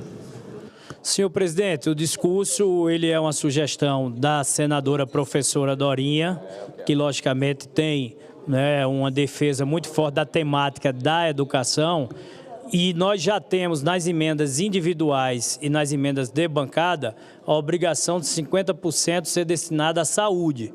Nas emendas de comissão, como nós temos diversas comissões temáticas, né, pela Câmara dos Deputados, pelo Senado Federal, se tiver a obrigatoriedade que 50% dos recursos de emendas de comissão vão para uma área temática apenas, que é a da saúde, outras 20 áreas temáticas, o projeto ele traz 21 áreas de possibilidade de investimentos, essas 20 áreas dividiriam esses outros 50%. Então, educação, agricultura, infraestrutura, abastecimento de água, cultura, esporte, turismo, todas elas de diversas comissões que nós temos, ficariam prejudicadas diante desse todo. Então, o entendimento do União Brasil, seguindo a sugestão da professora Dorinha, é a manutenção do destaque nesses termos, senhor presidente. Fica mantido o destaque do União Brasil, portanto, retirado os destaques do PSB, que incorpora ao texto ao qual pertencia, e o destaque do PT, e no lugar do destaque do PT será votada a subemenda proposta pelo relator, que será do conhecimento do plenário em instantes. Nesse momento, o senador Rogério Marinho, o senador Marcos Rogério, os senadores do Partido Liberal, nós votaremos o destaque do PL, que é a votação, é porque prejudicou o do PSB, né? Foi retirado do PSB, e na ordem o primeiro é do PL. Não, na ordem aqui PSB, PL, União e PT. Né? Tudo bem? Registrar a presença e o retorno do nosso querido senador Carlos Viana aos trabalhos do Senado Federal, depois do período de licença. Seja muito bem-vindo de volta, meu caro colega de Minas Gerais, senador Carlos Viana. Votação da expressão, aspas, e o bloqueio, do caput do parágrafo 3º e os parágrafos 1º, 2º, 4º e 5º do artigo 12 do substitutivo do relator, destacados pelo líder Carlos Portinho, líder do Partido Liberal. Concedo a palavra ao autor do requerimento para sustentar o seu destaque. Senador Carlos Portinho. Alô? Travou aqui o meu. Espera aí, caiu a internet, eu já volto. Nós estamos ouvindo Vossa Excelência, senador Carlos Portinho, mas a câmera está virada. Ela estava de lado, agora ela está de cabeça para baixo. Agora sim. Agora sim, senador Carlos Portinho, Vossa Excelência tem a palavra para sustentar o destaque do PL, da expressão e o bloqueio do caput do parágrafo 3º, parágrafo 1º, 2º, 4º e 5º do artigo 12 do substitutivo do relator. Agora sim, senador Portinho. Vossa Excelência tem a palavra. Muito obrigado. O PL orienta favoravelmente a emenda do senador Rogério Marinho. Eu vou pedir para o senador Rogério Marinho, que está presente, fazer a defesa, porque presencialmente é sempre melhor. Senador Rogério Marinho. Obrigado, senhor presidente. Obrigado, líder Portinho. Bom, de uma forma muito rápida, apenas nós estamos mantendo o espírito da Constituição. É evidente que todos nós temos responsabilidades, e quando falo todos nós, dos poderes, né, de darmos a nossa parcela de contribuição para o equilíbrio fiscal do país. Ocorre que existem mecanismos e mecanismos. O que o governo nos propõe através desse artigo, o bloqueio, é uma situação praticamente de confisco, né, do recurso orçamentário. Porque a diferença entre o bloqueio e o contingenciamento é muito claro. Quando se contingencia os recursos por uma frustração de receita, e é normal que isso ocorra, há um tratamento equânime entre os poderes, ou deve ser assim, e na hora em que há um comportamento diferente da receita, no sentido de que haja uma melhoria dessa receita, os recursos voltam, se mexeu apenas na questão do limite financeiro e a aplicação do que foi contido, né, no projeto orçamentário do ano anterior, que é a peça mais importante do Parlamento brasileiro. Quando ocorre o bloqueio, não. É possível que o Executivo, de posse do bloqueio, utilize os recursos de maneira discricionária e sem consultar o órgão que foi bloqueado, no caso legislativo, para pagamento de despesas obrigatórias. E mesmo que haja uma alteração no comportamento da Receita, esses recursos não poderão ser recompostos porque se subtraiu também a questão orçamentária. Então, o que nós propomos é que a Constituição se mantenha rígida e que todos os poderes da República e toda a sociedade civil organizada se dispõem a fazer a sua parte no sentido de restabelecer o equilíbrio fiscal do nosso país, mas não através do desfiguramento da peça legislativa mais importante do Congresso Nacional e da nação brasileira, que é o orçamento. Por isso, nós propusemos a retirada da palavra bloqueio e a manutenção da palavra contingenciamento, que poderá ser sacado sempre que houver necessidade por parte do governo federal. E todos nós aqui estamos dispostos a fazer a nossa parcela, inclusive votando uma reforma administrativa, né, a diminuição de determinadas sinecuras, né, de supersalários, né, fazermos a nossa contribuição para que ocorra um equilíbrio de fato nas finanças públicas do país. Por isso, nós propusemos essa emenda supressiva e pedimos o apoio dos nossos pares no sentido de que ela seja aprovada. Obrigado, senador Rogério Marinho. Eu consulto o eminente relator, senador Ângelo Coronel, se deseja fazer uso da palavra em relação a esse destaque do Partido Liberal. Presidente, esta matéria veio da Câmara, esse artigo foi suprimido pela Câmara dos Deputados. Nós, no nosso relatório, nós restabelecemos ele, porque foi fruto de um acordo entre os três poderes, e eu aprendi na minha cidade de origem, minha família, acordo é acordo, e quando a pessoa não quer acordar, não faça, mas se quiser tem que cumprir a palavra. Então, eu simplesmente estou seguindo uma premissa do que foi acordado pelos três poderes, retirando a palavra bloqueio.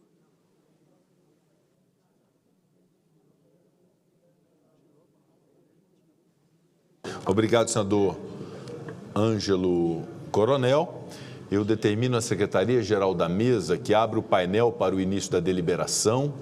A presidência esclarece que quem apoia o relator, o senador Ângelo Coronel, vota sim e mantém a expressão e o bloqueio do caput e do parágrafo 3º e os parágrafos 1º, 2º, 4º e 5º do artigo 12 do substitutivo do relator, desde que alcançados 41 votos favoráveis.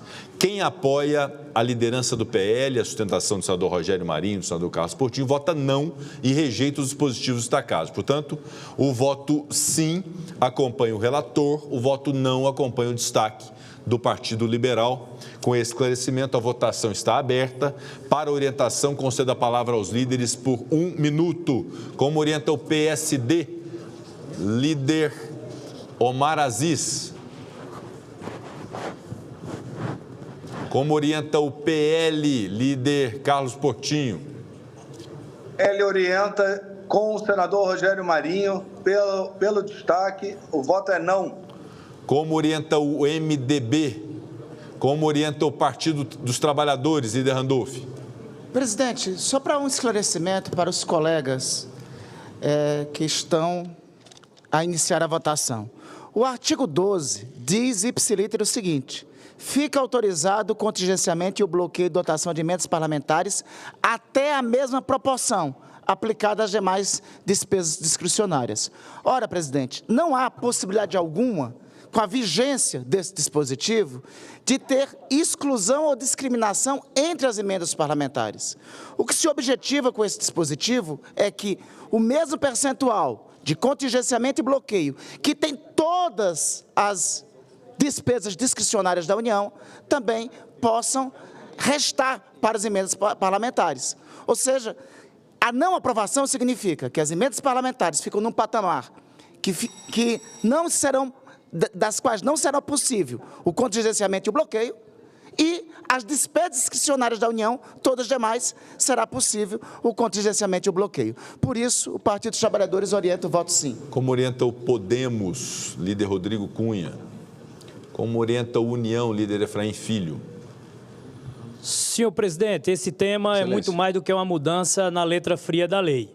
Esse é um tema que ele dialoga com as prerrogativas do parlamento e principalmente com história recente que não deixou nenhuma saudade.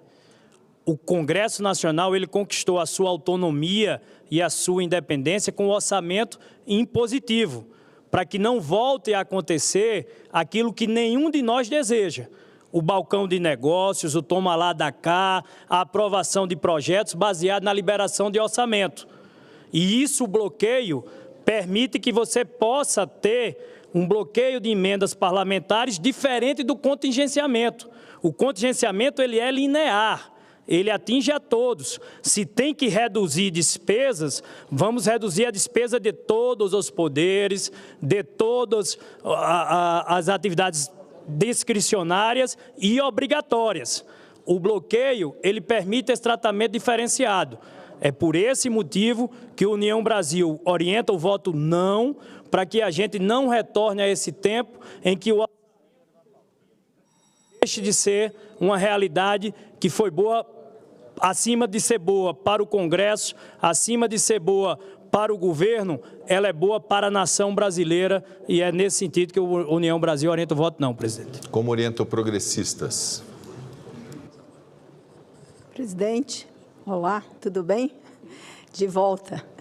Seja bem-vinda, senadora. Obrigada, presidente. O Progressistas orienta não, a favor da emenda do senador Rogério Marinho, porque entende que essa é uma prerrogativa do Congresso. E eu ainda tenho dúvida se esse bloqueio é constitucional. Obrigada. Como orienta o Podemos, senador Carlos Viana? Primeiramente, obrigado pela saudação. Uma alegria retornar a essa casa. Depois de 4 meses de uma boa experiência, de um grande aprendizado, voltamos sempre mais maduros, mais conscientes da importância do nosso mandato. Com relação ao assunto que discutimos, a experiência das emendas que nós colocamos nos municípios, ela é muito bem sucedida. Os prefeitos, o país hoje, o municipalismo, consegue avançar, nós conseguimos, por estar mais próximos da população, atender com mais rapidez. Nosso estado, por exemplo, senador Rodrigo Pacheco, eu tenho diversas obras que estavam paralisadas há 10, 11 anos, nós conseguimos terminá-las, evitando o flagelo da seca, a questão de caminhões-pipa, desenvolvimento da riqueza, mas a população sempre nos cobra a transparência em como nós estamos usando e, de fato, quem está indicando. Acredito que o texto traz tudo isso, parabéns ao senador Ângelo Coronel pela relatoria, mas a questão do bloqueio, nós entendemos que não faz parte dessa transparência é uma possibilidade que vem de encontro aos interesses do parlamento, ou seja, aquilo que nós defendemos e queremos, como utilização desse recurso, o bloqueio pode nos impedir de terminar a função junto aos prefeitos e aos municípios. Portanto, Podemos indica o voto não, acompanhando o destaque do PL em relação a esse assunto. Obrigado, presidente. Senhor presidente, obrigado, senador Carlos Viana. Só sequência de orientações de bancada. Votação, presidente. Se você observar, só de quem está presente... nós estamos com problema pelo sistema remoto, já estamos com... A bancada já está tendo dificuldade. Já há manifestações, senador Marcos Duval, do senador Carlos Portinho, todos que estão no remoto estão com dificuldade, nós já estamos corrigindo para que todos possam votar e, obviamente, nós vamos garantir que todos possam votar.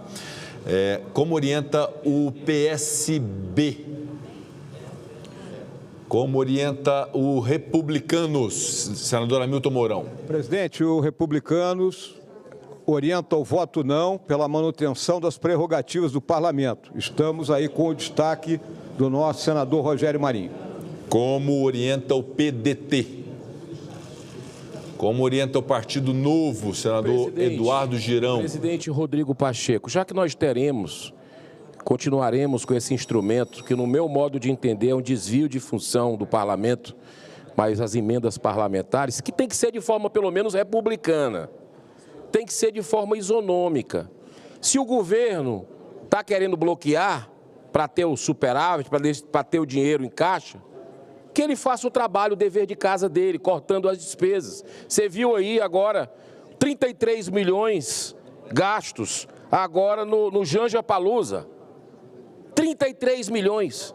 Então, quer dizer, que faça o dever de casa. E o ministro Flávio Dino, presidente, precisa trazer à luz as sombras da declaração que ele falou e colocou uma dúvida na população brasileira sobre esse parlamento com relação a mais de 200 irregularidades em ONGs.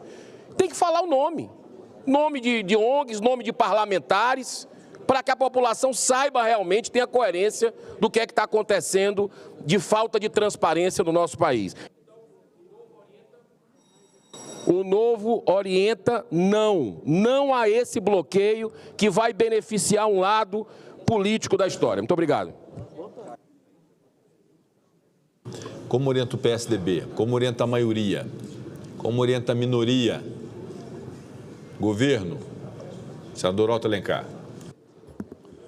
Senhor presidente, o governo orienta o voto sim, até porque, aprovando-se o destaque apresentado pelo senador Carlos Portinho, só as emendas parlamentares ficarão excluídas do bloqueio.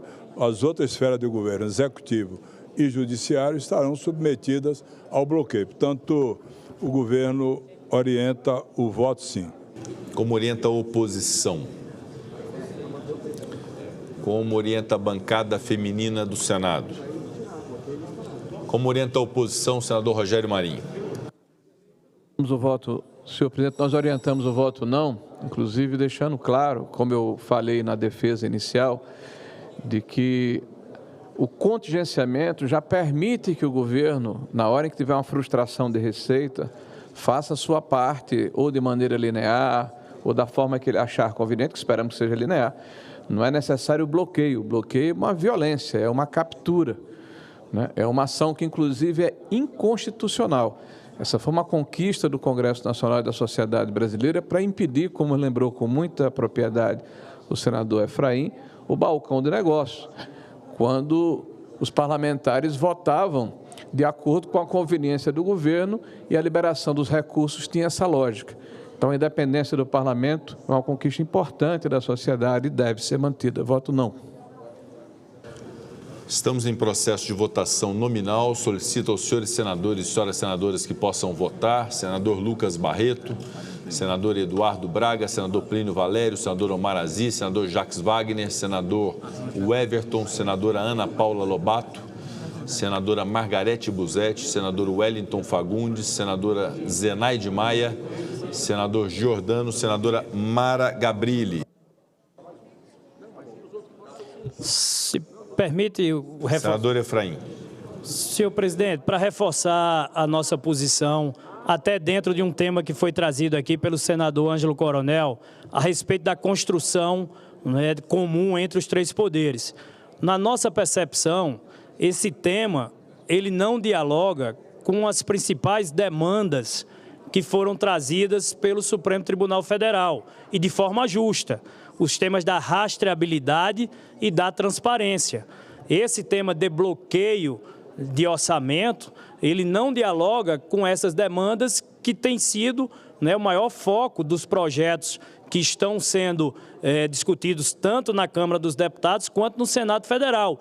Tanto que no texto que veio da Câmara dos Deputados, lá foi suprimido a expressão bloqueio. E a intenção que se pretende com esse destaque é se manter no Senado Federal o mesmo entendimento já consolidado na Câmara dos Deputados. O Senado não está inovando, né, nesse destaque. Nós estamos querendo manter o entendimento que a Câmara dos Deputados já trouxe, já votou e já aprovou, exatamente porque nesse item específico, rastreabilidade e transparência estão sendo preservadas sem nenhuma ofensa àquilo que a gente considera a principal conquista do projeto de lei que virá a ser aprovado.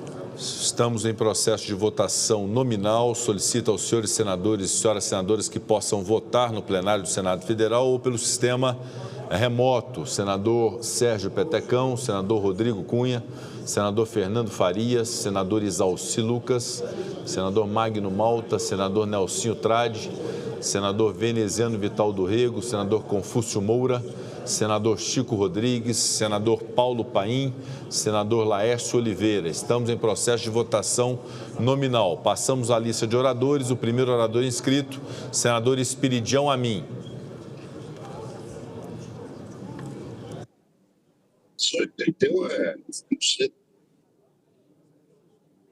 Senador Espiridião Amin, gostaria de fazer uso da palavra como orador?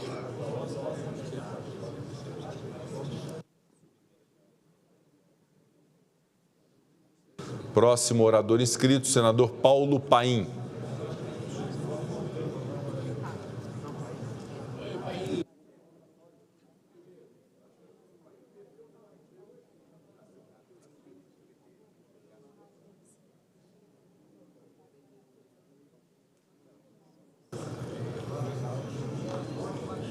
Senador Paulo Paim tem a palavra como orador.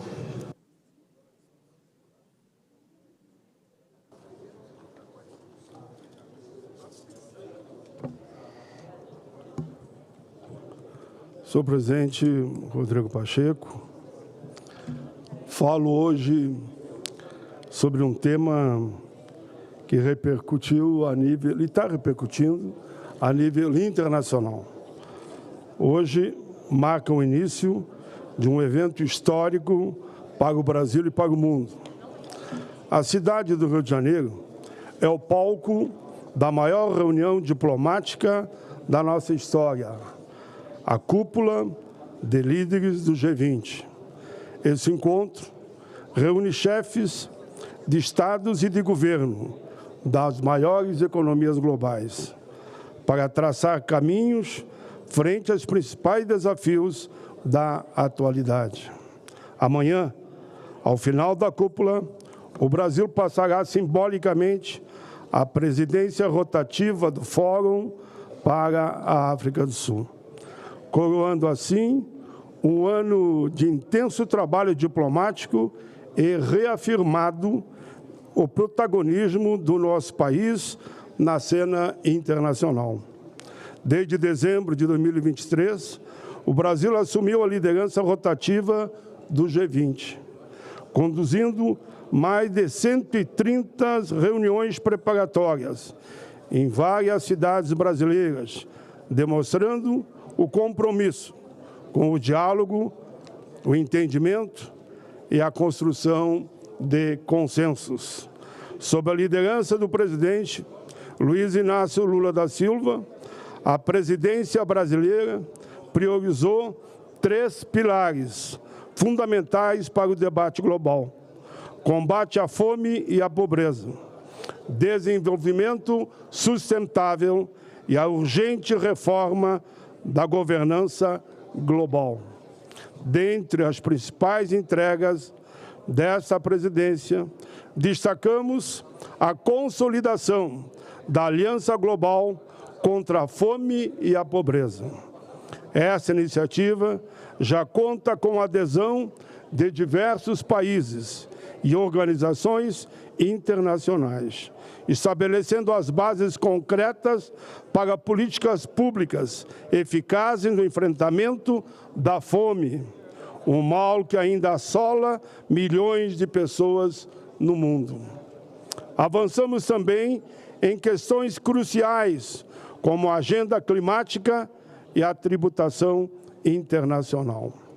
Foi aprovada uma declaração ministerial histórica que reafirma o compromisso dos países com o Acordo de Paris e com a meta de limitar o aquecimento global em 1,5, um passo vital para a preservação do nosso planeta.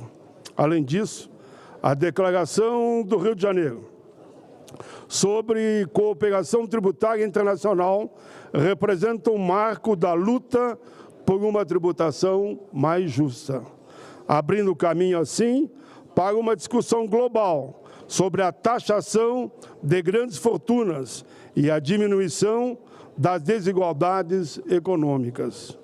A cúpula do G20 no Rio de Janeiro traz uma presença internacional de altíssimo nível, com líderes de todas as nações membros, como Joe Biden, dos Estados Unidos, Xi Jinping, da China, Emmanuel Macron, da França, além de outras importantes figuras de organizações internacionais, como Antônio Guterres, secretário-geral da ONU, e Kristalina Georgieva, diretora-gerente do FMI. O Brasil também fez questão de convidar líderes de países não membros e representantes de organizações regionais, reforçando assim o caráter inclusivo e democrático deste fórum. A agenda brasileira para o G20 é robusta e focada em firmar compromissos concretos que tragam benefícios reais para toda a população. Entre os principais pontos de discussão, repito, estão o combate à fome e à pobreza e a implementação de políticas públicas de transferência de renda e incentivo à agricultura familiar, à preservação ambiental, à transição energética e à reforma das instituições de governança global. Os desafios são imensos, mas estamos confiantes de que o encontro resultará em metas claras e concretas, que poderão transformar a vida de milhões de pessoas ao redor do mundo. O Brasil reafirma seu compromisso com a construção de um futuro mais justo, sustentável e inclusivo, demonstrando que é possível a construção de um mundo melhor para todos viver. Era isso, presidente Rodrigo Pacheco. Eu agradeço muito a oportunidade que me foi dada por Vossa Excelência. Muito obrigado, senador Paulo Paim. Eu consulto se todos já votaram, se podemos encerrar a votação. Senador Paim? Não? Não? Podemos encerrar?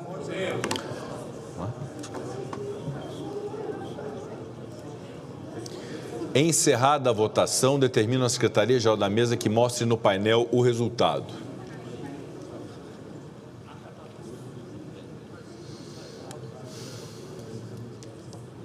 Votaram sim 14 senadores, não 47 senadores, uma abstenção. Está rejeitada a expressão "e o bloqueio" do caput e do parágrafo 3º, assim como os parágrafos 1º, 2º, 4º e 5º do artigo 12 do substitutivo do relator. Os dispositivos referidos ficam suprimidos. Passamos ao destaque do União Brasil. Votação do parágrafo 4º do artigo 4º do substitutivo do relator, destacado pelo senador Efraim Filho, líder do União Brasil. Conceda a palavra ao autor do requerimento para sustentar o destaque. Presidente, eu até questiono, acredito que não, se a senadora Dorinha votou ali no painel. Eu não sei se ela está online para fazer a defesa. Se ela não estiver, eu posso fazer a defesa por ela. Mas pergunto aí à mesa se tem a senadora Dorinha no painel. Não tendo, sigo. Ela votou, mas... Senadora Dorinha está conectada? Ela está conectada. Não está. Com a palavra, senador Efraim Filho. Tudo bem, senhor presidente. De forma rápida, o destaque apresentado pela senadora Dorinha, e que eu, na condição de líder, faço aqui a defesa, ela trata de suprimir o artigo 4º, parágrafo 4º, onde ele impõe que 50% dos recursos das emendas, né, de comissão sejam destinados à saúde, independentemente da área temática de cada comissão. Nós já temos essa obrigatoriedade, concordamos com elas nas emendas individuais e nas emendas de bancada. Porém, as emendas de comissão, elas obedecem a uma lógica do próprio parlamento. Aqui na comissão, aqui no Senado, salvo engano, são 16 comissões temáticas. Na Câmara tem um pouco mais, deve chegar a 25, próximo de 30 comissões temáticas. Quando nós reservamos 50% apenas para uma comissão, são 20 outras áreas temáticas que irão ficar restritas apenas ao bolo orçamentário de 50%. Numa conta, se fosse igualitária, seria 2,5% para cada área temática. A professora Dorinha, logicamente, ela tem essa proximidade ideológica com a área da educação, que terá que dividir toda essa outra metade com a agricultura, com a infraestrutura, com a parte de abastecimento de água e toda cultura, lazer, esporte, juventude, meio ambiente. Então, são todas temáticas importantes e que a gente entende que não se justificaria, né, que tivesse também para as emendas de comissão a mesma imposição que já existe e ficará mantida para as emendas de bancada e para as emendas individuais. É nesse sentido que a gente encaminha o destaque e orienta o voto não, senhor presidente, não ao texto. Eu consulto o eminente relator, senador Ângelo Coronel, se deseja fazer uso da palavra sobre o destaque do União Brasil referente ao parágrafo 4º do artigo 4º do substitutivo. Senador Ângelo Coronel. Presidente, é questão de interpretação que a professora Dorinha teve. Na minha ótica, o recurso para a questão de saúde, que é uma prioridade nacional, onde são essas emendas que salvam as entidades filantrópicas e as santas casas. Então, quanto mais recursos para a saúde é bem-vindo para o Brasil. Mas, por questão de interpretação, respeito e vamos a voto. Determino a Secretaria-Geral da Mesa que abra o painel para o início da deliberação. A presidência esclarece que quem apoia o relator, senador Ângelo Coronel, vota sim e mantém o parágrafo 4º do artigo 4º substitutivo. Deixe alcançado 41 votos favoráveis. Quem apoia o União Brasil, líder Efraim Filho, vota não e rejeita o dispositivo destacado. Portanto, sim com o relator, não com o destaque do senador Efraim Filho. A votação está aberta. Para orientar, conceda a palavra aos líderes por 1 minuto, como orienta o PSD. Como orienta o PL? Como orienta... Perdão, PL. PL sim, senhor presidente. PL orienta o voto sim. Não, desculpe. Não, perdão. Voto não aqui, acompanhando a argumentação do senador Efraim. PL orienta o voto não, perfeito. Como orienta o MDB? Senhor presidente, o MDB encaminha o voto sim, em virtude de que esses 50% destinam recursos não apenas à saúde, mas a Seguridade Social, em que está incluso a saúde, está incluso políticas sociais, a Seguridade Social. Portanto, é uma área em que há grandes demandas, inclusive municipais. Não há como negar de que nos últimos anos tem sido exatamente as emendas na área da saúde e na área social que tem possibilitado as prefeituras municipais manter as saúdes nos seus municípios, manter uma política social que tem enfrentado o desafio, inclusive, do combate à fome. Portanto, o MDB encaminha o voto sim, senhor presidente. Como orienta o Partido dos Trabalhadores, senador Randolfo Rodrigues? Você quer fazer? Senhor presidente, senador Humberto Costa. O Partido dos Trabalhadores recomenda o voto sim pela manutenção do texto. Nós temos visto que as emendas parlamentares, da forma como elas existem hoje, têm provocado um processo importante de interferência no planejamento dos ministérios, na aplicação do programa de governo. No entanto, alguns mecanismos de defesa contra uma ampliação desse processo existem. Entre eles, a garantia de que os recursos, no seu total, tenham, para cada parlamentar, pelo menos 50% destinados à área da saúde. É uma salvaguarda para que nós não tenhamos mais distorções ainda na aplicação, na execução do orçamento, a partir da existência das emendas parlamentares. Então, entendo que é fundamental que nós possamos manter esse aspecto tão importante da legislação atual. Portanto, o PT vota sim pela manutenção dos 50% dos recursos para emendas parlamentares destinados à saúde. Como orienta o Podemos, senador Carlos Viana? Senhor presidente, nós do Podemos, em análise do texto bem detalhada, entendemos que já existe a obrigatoriedade em lei, inclusive constitucional, da distribuição de metade desse dinheiro ao sistema de saúde. Portanto, nós criaríamos uma outra regra paralela ao mesmo sistema que, ainda que tão importante, vai impedir que os parlamentares possam auxiliar prefeitos em outras áreas também importantes na qualidade de vida dos munícipes, das pessoas que vivem nas cidades. Portanto, nosso voto é não, senhor presidente. Como orienta o União Brasil, líder Efraim Filho? Presidente, para complementar a argumentação que já foi trazida no encaminhamento, é importante dizer que não há impeditivo de que possa, até por entendimento do Congresso Nacional, ser destinado até mais do que 50% para a saúde.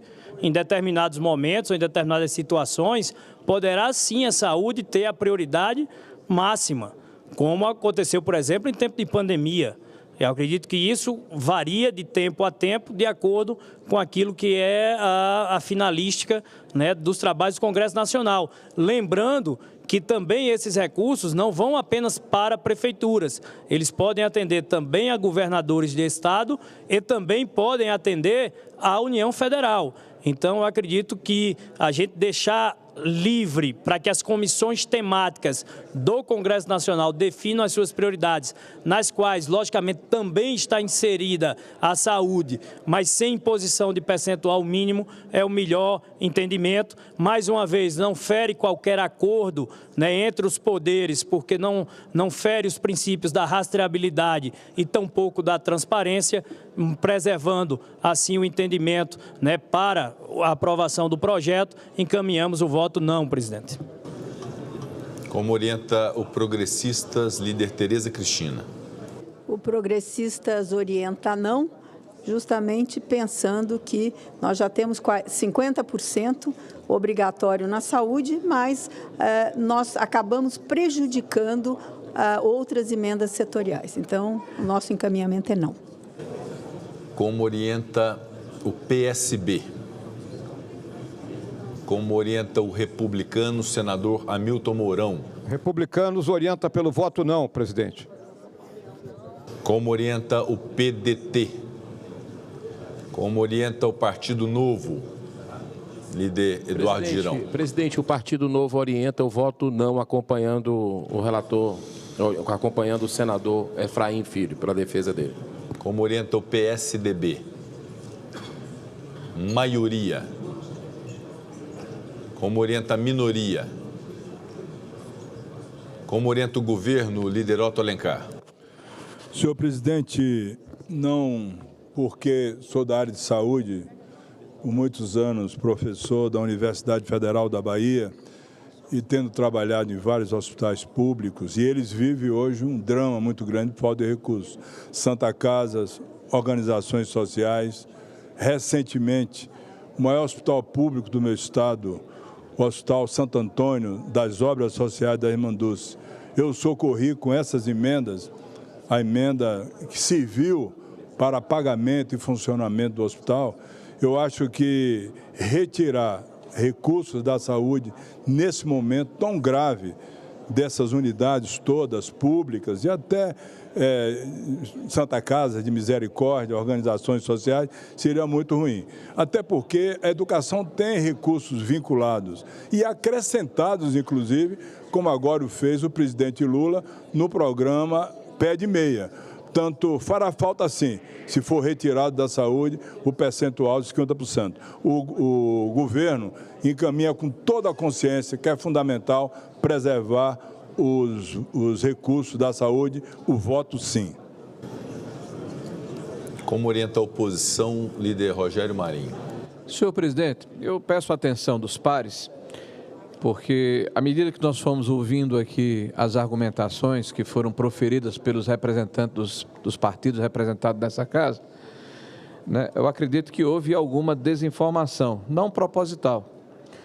Primeiro, é importante colocar que essas emendas de comissão, elas já são de livre provimento, ou seja, ninguém está retirando recurso de canto nenhum. Já há uma impositividade aceita pelo conjunto do parlamento de que as emendas individuais e as emendas de bancada precisam contabilizar pelo menos 50% do seu recurso para a saúde. No caso do RP8, ano passado, que são as emendas de bancada, eminentes senadores, 58% foi para a saúde. Então, além do limite estabelecido na própria legislação. Essa supressão do parágrafo 4º é apenas na questão da saúde, não da seguridade social. Então, é evidente que nós temos um problema com a Previdência, aliás, causada pelo próprio governo, que indexa o crescimento do salário mínimo ao crescimento do PIB, além da correção monetária, e há uma discussão interna do partido, porque, literalmente, nós temos o cachorro correndo atrás do próprio rabo. As contas públicas, no caso da Previdência, estão explodindo em função da imperícia do governo de tratar do tema. Então, não tem nada a ver aqui com seguridade social. Então, com muita segurança e propriedade, nós acreditamos que as demais comissões temáticas, como segurança, como infraestrutura, como ação social, também merece que sejam contempladas nas emendas de comissão. Então, nós opinamos e orientamos o voto não. Como orienta a bancada feminina? Vê se eu mudei seu voto. Estamos em processo de votação nominal. Peço aos senhores senadores e senhoras senadoras que possam votar. Voltamos à lista de oradores. Com a palavra, senador Marcos Duval, pelo sistema remoto. Senador Marcos.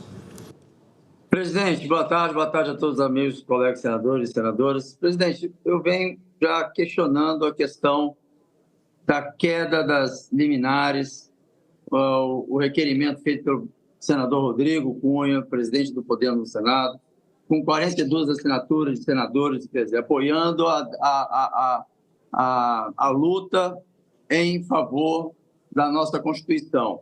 Eu estou com 2 passaportes, os 2 passaportes bloqueados. Isso é uma violação dos direitos humanos, porque me impede de ir e vir, não só por questão diplomática da minha função, como na Comissão de Relações Internacionais e Defesa Nacional, como também como cidadão brasileiro, me impedindo de ir e vir sem nenhum processo, sem nenhuma decisão. E ainda, como diz aqui no mandado, diz o seguinte: proferida nos autos em referência ao 7 de agosto, que manda a Polícia Federal proceder à intimação do senador tal, no endereço tal, o bloqueio de todas as suas redes sociais.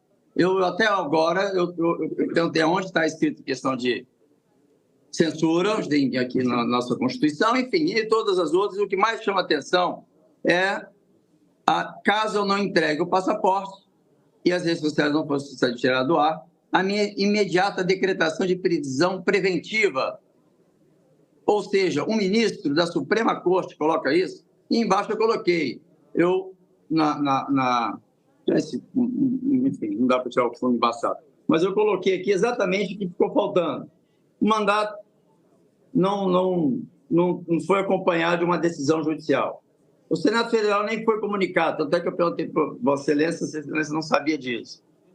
O presidente do Senado não tomou conhecimento, no ciência dessa decisão, que ele diz que é sigilosa, nos termos de decisão sigilosa.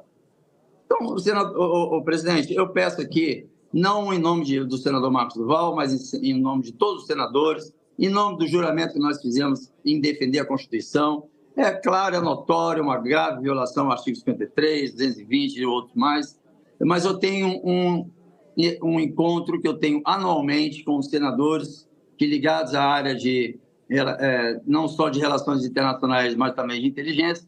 E agora quem vai estar liderando esse encontro é o próximo secretário-geral dos Estados Unidos, o Marco Rubio, que ele vai ter autonomia de fazer sanções ou não aos países que ele determinar que estão infringindo a Constituição ou a democracia. Eu não estando lá, vai ser visível e concretizado o ato contra a nossa democracia e contra a nossa Constituição. Eu peço que Vossa Excelência, como presidente do Congresso, como presidente do Senado e um defensor da Constituição, que possa, de fato, fazer jus a nós, senadores, ao cargo que ocupamos perante a confiança da população brasileira, de continuar defendendo a Constituição. Não há nenhum outro artigo que diz, que cita, que sugere a possibilidade de censura de redes sociais ou, muito menos, o passaporte. Tanto é que o delegado não pode nem encostar no passaporte diplomático. Há um acordo internacional sobre isso. Não pode nem botar a mão.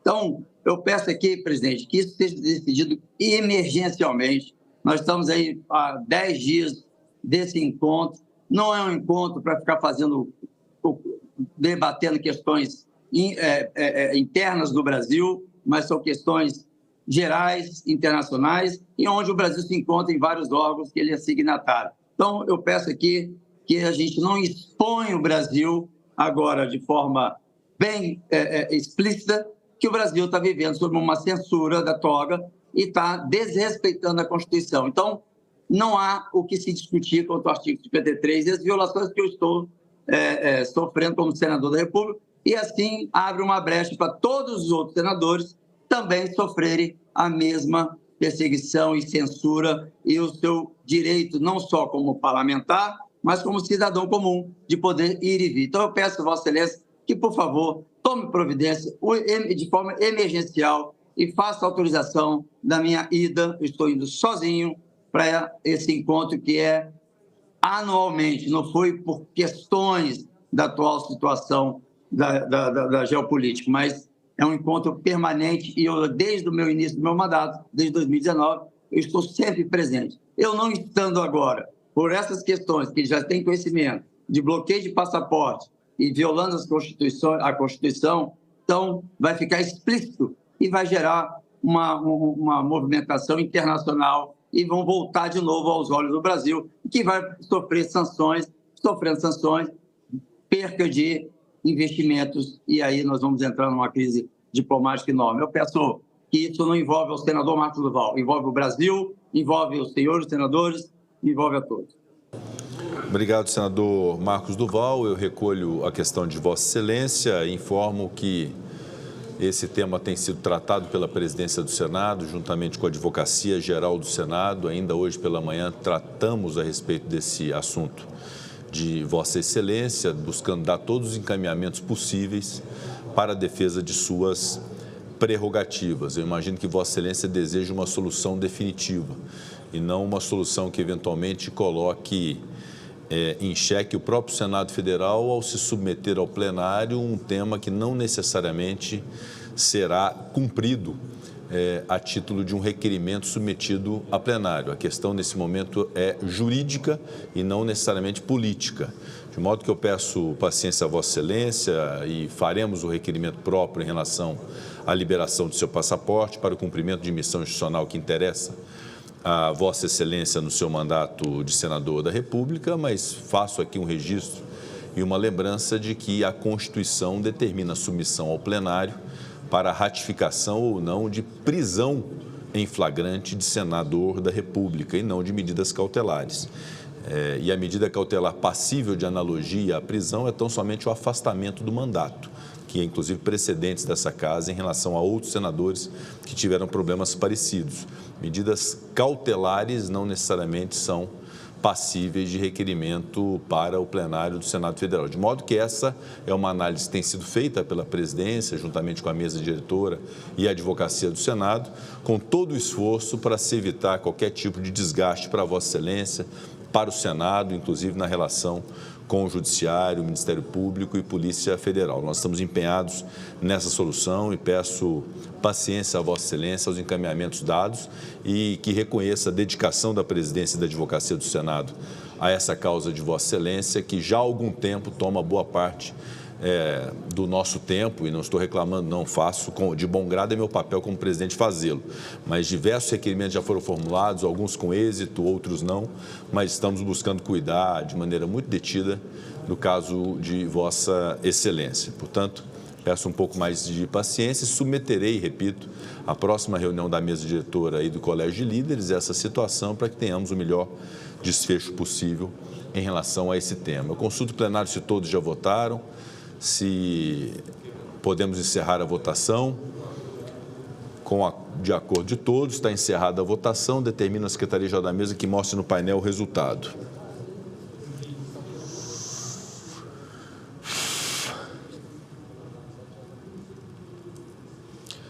Votaram sim 25 senadores, não 39 senadores, nenhuma abstenção.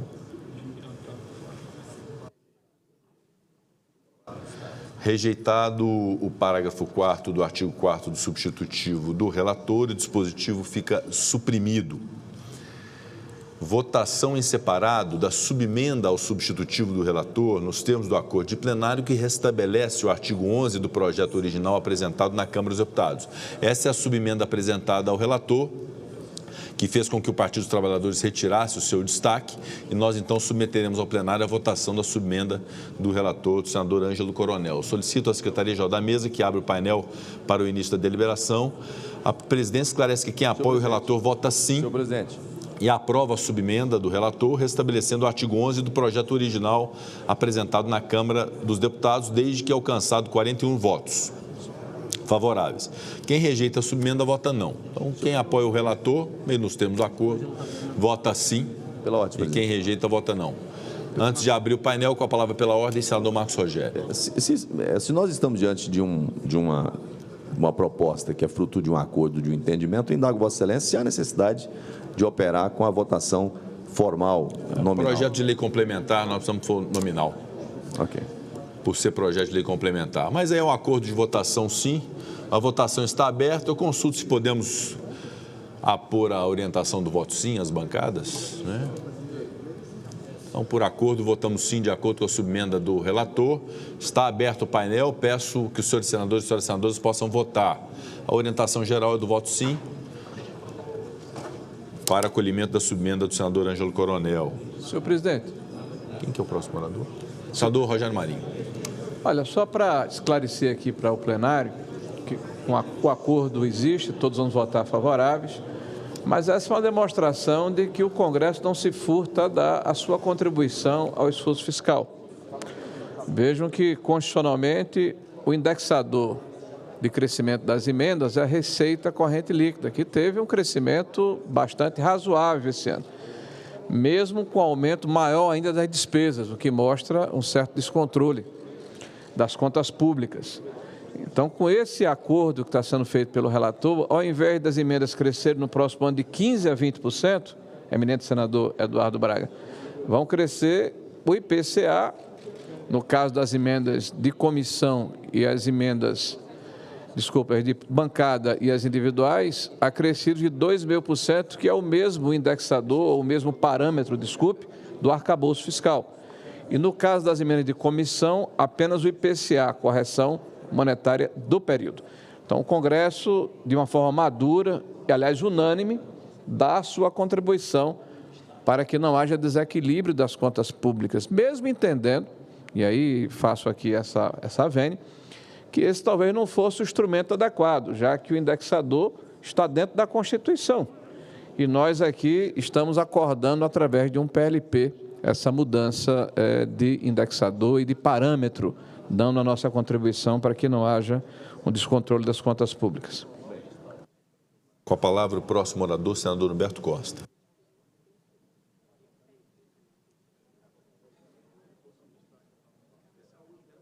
Só, senador Humberto, me permita apenas, paciência, Vossa Excelência, é porque o relator da matéria pede a palavra pela ordem, pode ser que seja algum encaminhamento em relação à votação, por isso dou preferência ao relator para o seu pronunciamento. Senador Ângelo Coronel.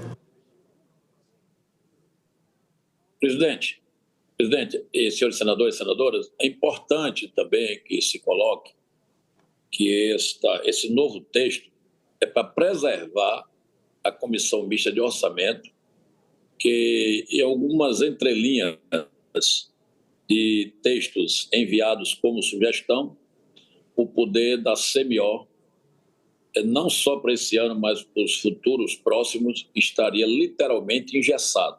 Então, foi um texto menos danoso, mas pelo menos foi fruto de acordo. Como eu repito, acordo é acordo, o importante é que mantenhamos a independência da CMO, para que com isso os parlamentares possam colocar emendas ou fazer até mudanças de rubrica, isso é importante, porque como estava anteriormente, você não poderia nem remanejar o dinheiro de um transporte escolar para uma merenda escolar. Pelo menos restabelecemos uma boa parte para, com isso, dar a proteção mais aos municípios do Brasil.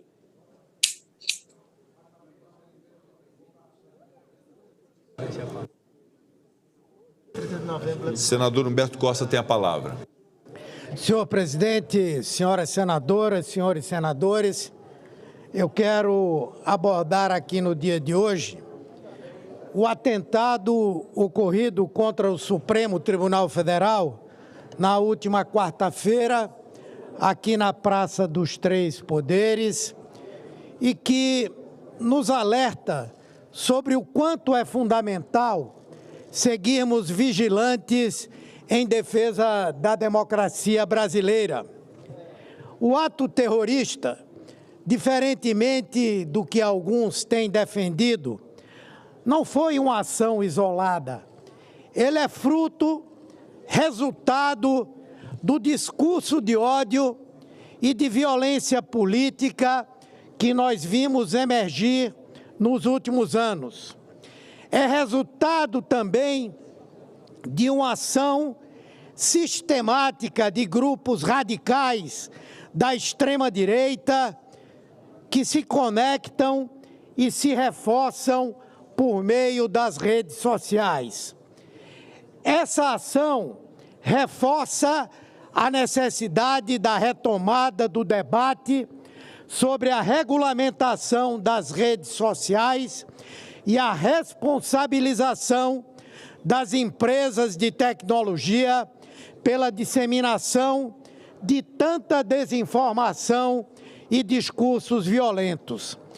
Os ataques contra a democracia e as nossas instituições não vêm de agora, são a consequência direta das falas beligerantes, mentirosas, irresponsáveis e criminosas do próprio ex-presidente da República, Jair Bolsonaro, e de lideranças ligadas a ele.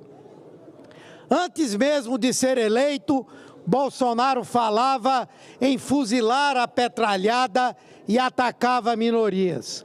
No cargo, ele fez todo tipo de ataque contra o STF, a nossa democracia e o sistema eleitoral. Chegou a defender, num ato na Avenida Paulista o descumprimento de decisões judiciais e atacou reiteradas vezes o ministro do Supremo, Alexandre de Moraes. Esta não foi a primeira vez que grupos ligados ao ex-presidente tentaram ferir de morte a nossa democracia. No dia da diplomação do presidente Lula, houve uma tentativa de invasão da sede da Polícia Federal e vários carros e ônibus foram incendiados naquela ocasião. Na véspera do Natal de 22, mais uma ação violenta.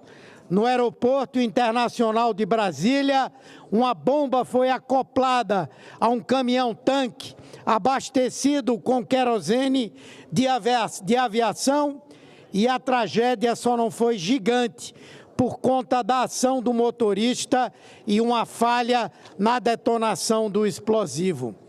Posteriormente, vieram os atos antidemocráticos do dia 8 de janeiro, que resultaram no ataque ao Supremo, ao Congresso e à Presidência.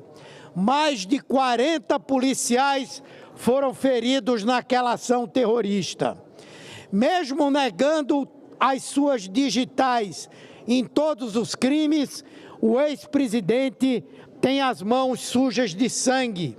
Já existem provas fartas de que ele conspirou contra a democracia e que suas graves ações implicaram em uma onda de ódio e violência pelo país. Absolutamente todos os episódios que relato aqui foram promovidos por admiradores do ex-presidente. O mais recente, realizado por Francisco Vanderlei da Luz, também o foi. Ele não só era afiliado ao PL, como foi candidato a vereador pela Legenda e fazia postagens com ameaças terroristas em suas redes sociais.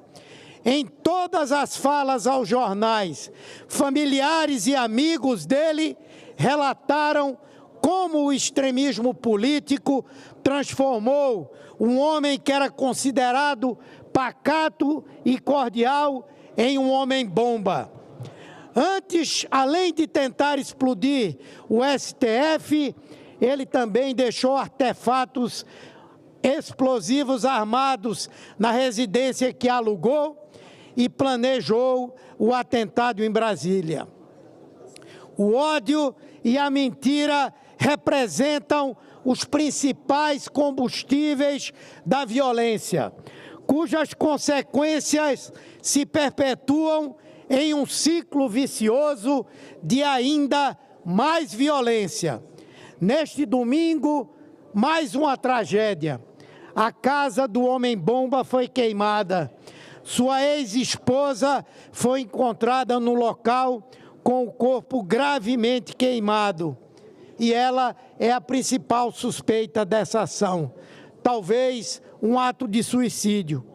A seriedade dos ataques evidencia que a tentativa de deslegitimar a democracia e suas instituições persiste e que é preciso dar um basta nessa onda de intolerância gerada pela violência política e pela desinformação.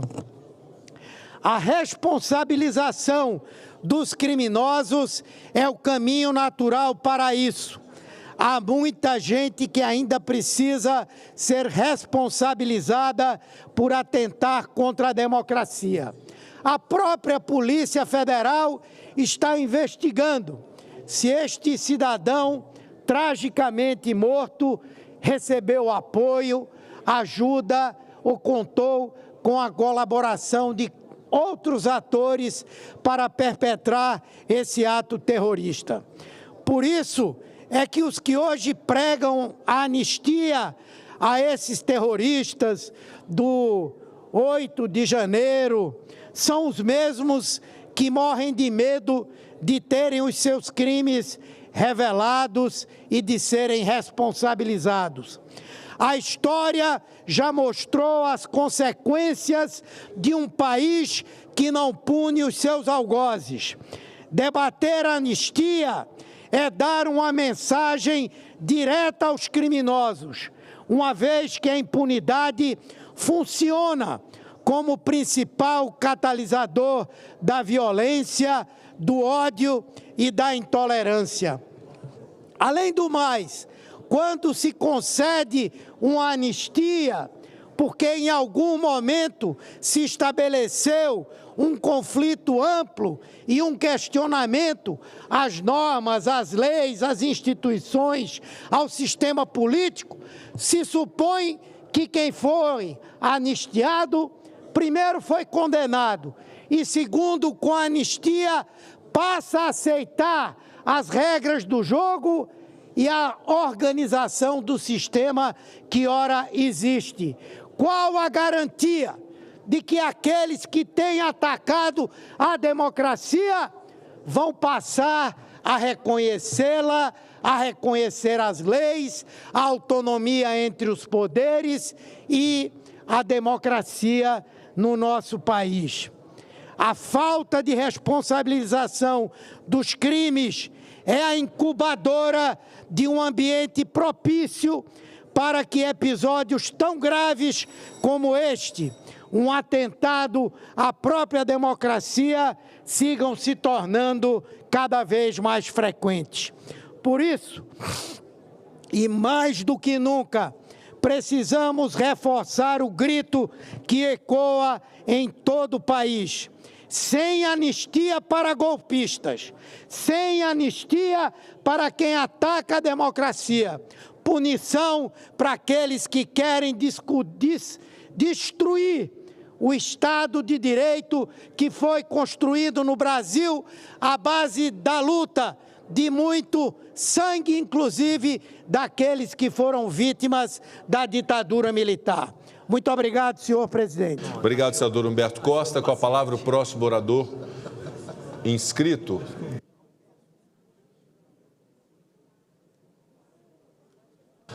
Senador.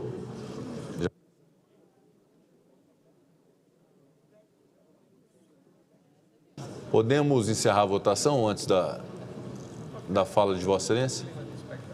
Então, perfeito. Com a palavra, o senador Rogério Marinho. Obrigado, eminente presidente, senhores senadores. Eu tive o cuidado de fazer uma pesquisa de prospecção sobre o que se denomina hoje de discurso do ódio, como método. Nós ouvimos há pouco aqui um discurso político, por isso mesmo legítimo, de um representante nesse Senado da República, que coloca o seu posicionamento de uma forma unilateral. Nos anos 2000, o então deputado federal José Disseu afirmou que, abre aspas, era preciso bater nos tucanos nas ruas e nas urnas, fecha aspas. Um dia depois, 3 ou 4 dias, houve uma agressão física ao então governador de São Paulo, Mário Covas, que inclusive estava com câncer, estava doente de câncer, anos 2000.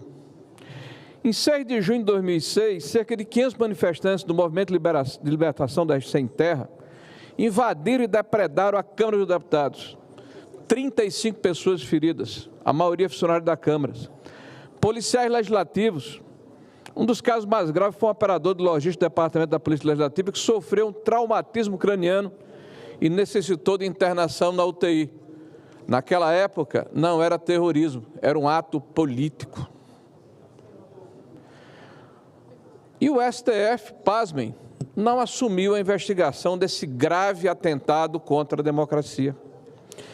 Em setembro de 2010, Lula afirmou durante a campanha presidencial de Dilma que, abre aspas, era preciso extirpar da vida pública um partido político, os democratas, fecha aspas. Extirpar, senhores.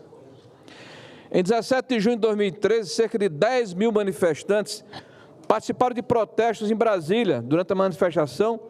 Uma parte significativa desse grupo conseguiu acessar a marquise do Congresso Nacional, ocupou a cúpula do prédio, e ainda em junho, durante as manifestações contra a Copa do Mundo e o transporte público, houve depredação em prédios públicos e ataques ao Congresso, incluindo incêndio de parte do Ministério da Agricultura. Os Ministérios da Fazenda e da Cultura sofreram vandalismo, inclusive vidros quebrados e pichações. O Palácio do Planalto também sofreu pichações e depredações.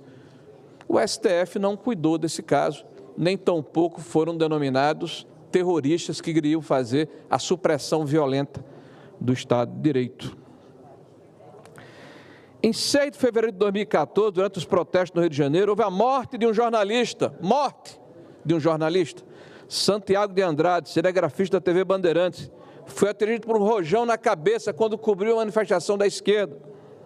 O responsável identificado, Caio Silva de Souza, foi condenado a 12 anos de prisão por lesão corporal seguida de morte, recorreu em liberdade e teve a pena reduzida para apenas 4 anos, para ser cumprida, pasmem senhores, em regime aberto.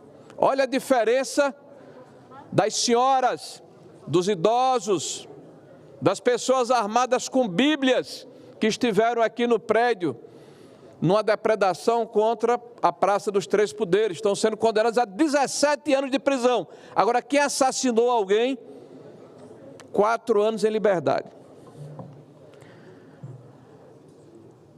Em 24 de maio de 2017, os movimentos sociais e centrais sindicais executaram o, abre aspas, Ocupa Brasília, fecha aspas, contra as reformas trabalhistas e previdenciárias propostas pelo governo de Michel Temer, sendo que esse grupo depredou e incendiou parte dos edifícios dos ministérios. O Ministério da Agricultura, sempre ele, foi parcialmente incendiado e imagens mostram focos de fogo em andares do edifício e intensa fumaça. A fachada também foi danificada. O Ministério do Planejamento, o edifício também sofreu depredação, manifestantes quebraram vidraças e invadiram o local. Houve registro de vandalismo interno no Ministério da Fazenda e da Cultura. Ministério de Minas e Energia, Turismo. O STF não assumiu a investigação desse caso, ou processou ninguém. As notícias apontam que houve a detenção de apenas 8 pessoas e não há notícias de nenhuma condenação decorrente desse caso. Fecho o pano de forma rápida. Eu não vou falar das invasões na Alesp, em outras assembleias legislativas, depredações em prédios públicos por todo o país, sempre feitas de forma violenta pelos black blockers, por movimentos sem terra e outros componentes sociais de esquerda. Vamos falar de uma analogia recente, facada em Jair Bolsonaro versus caso Tio França. Em 2018, o caso foi investigado, guarda esse nome, senhores, pelo delegado federal Rodrigo Moraes Fernandes, que em fevereiro de 2023, foi promovido por Lula para a função de diretor de inteligência da Polícia Federal. Em setembro de 2018, Rodrigo Fernandes ocupava a função de delegado regional de combate ao crime organizado em Minas Gerais e comandou a investigação do atentado contra o então candidato à presidência. O candidato a presidente da República estava em primeiro lugar, levou uma facada, mas o STF não assumiu a investigação do caso. Eu não conheço uma forma mais contundente de se agredir a democracia, mas o STF não tomou conta desse caso. O referido delegado afirmou ainda no mesmo mês, abre aspas, fica claro que o motivo do atentado era o inconformismo político do senhor Adélio com os projetos do então candidato. A conclusão é que no dia desse ato, Adélio agiu desacompanhado de qualquer pessoa e não contou com a participação de ninguém. Fecha aspas. Em 5 de julho de 2018, Adélio esteve no clube de tiro em São José, na Grande Florianópolis. O clube de tiro onde ele esteve confirmou que os 2 filhos de Bolsonaro, Carlos e Eduardo, frequentaram o local e que os diretores são próximos da família. Esse fato nunca foi investigado como um ato preparatório ao ataque. Também não se investigou quem custeava o deslocamento e permanência de Adélio em Santa Catarina. Após o ataque, Adélio passou a ser imediatamente defendido por 4 advogados. Zanoni Manuel de Oliveira Júnior, Pedro Augusto de Lima Felipe, Fernando Costa Oliveira Magalhães e Marcelo Manuel da Costa. O advogado Zanoni utilizou um avião particular para deixar Belo Horizonte às pressas rumo ao Juiz de Fora, na zona da mata, para participar da defesa de Adélio. O trajeto foi feito no dia seguinte ao ataque de 7 de setembro. Ao lado de Zanoni também viajou o então advogado Fernando Costa. Alegaram que a defesa de Adélio seria paga por uma congregação religiosa de Montes Claros, norte de Minas. O nome da igreja, contratanto, foi mantido em sigilo. 4 horas após o ataque a Bolsonaro, houve a tentativa de se criar um álibi para Adélio, como se ele tivesse visitado a Câmara dos Deputados no dia do atentado, em 6 de setembro de 2018. Mas tal fato não teve investigação aprofundada pela PF e foi considerado um mero erro de servidores. No interrogatório após a prisão, Adélio disse estar desempregado e que seu último trabalho teria sido como garçom em Florianópolis. Porém, a Polícia Federal Juiz de Fora apreendeu com Adélio um cartão internacional do Banco Itaú. A informação consta da apreensão 194/2018, lavrada da Delegacia de Juiz de Fora, quando foi preso em flagrante. Também foram apreendidos vários extratos impressos de Itaú e de Caixa Econômica Federal. Todos em nome deles, com o agressor havia ainda alguns cartões da Caixa. Por fim, a polícia passou a investigar a suposta relação do PCC com o atentado, depois de descobrir pagamentos a um dos advogados de Adélio por parte suspeito de integrar a facção. Os repassos foram feitos após o ataque. Em julho de 2024, a Polícia Federal realizou ações de busca e apreensão em Minas Gerais contra um desses advogados e encontrou 200 milhões de reais que foram bloqueados. Por sua vez, e esse cidadão agiu sozinho, era um lobo solitário, foi dito por todos. Por sua vez, tio França, imediatamente, o STF assumiu imediatamente a investigação do caso. O ministro Barroso nomeou o ministro Alexandre de Moraes para conduzir o inquérito. E na sua primeira declaração, antes de assumir o inquérito, inclusive, Alexandre antecipou o julgamento de causa, enquadrando o falecido como terrorista, e fez uma análise política de conjuntura, dizendo, a exemplo do senador que me antecedeu, que não cabe anistia. O senador que me antecedeu é político, tem mandato, tem direito a ter a sua opinião sobre um fato político, que vai ser, evidentemente, levado em consideração no Parlamento brasileiro ou no Executivo, conforme a Constituição. Não cabe ao ministro do STF opinar sobre o que não é sua prerrogativa.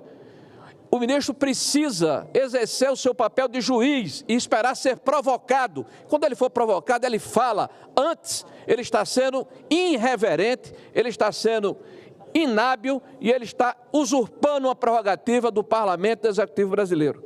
E isso gera desequilíbrio institucional claro e, ao mesmo tempo, nos leva a indagar qual a imparcialidade do ministro Alexandre de Moraes de julgar um caso em que ele, antes de ter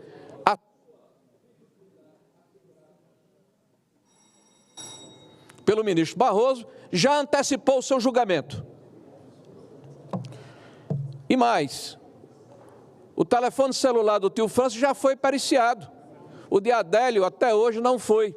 Houve um impedimento. No mesmo dia se pericia o telefone celular. Nós queremos uma apuração rigorosa e isenta. Nós queremos transparência e rapidez nessa investigação.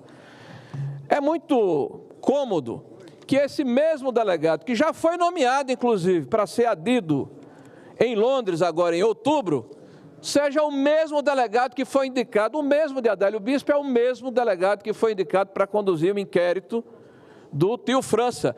Me parece que, eu não sabia, eu quero que os senhores me esclareçam, que existe prevenção também na Polícia Federal. Se você é delegado de uma causa, então por prevenção você vai, por um crime conexo, ser o delegado que vai expulsionar. Porque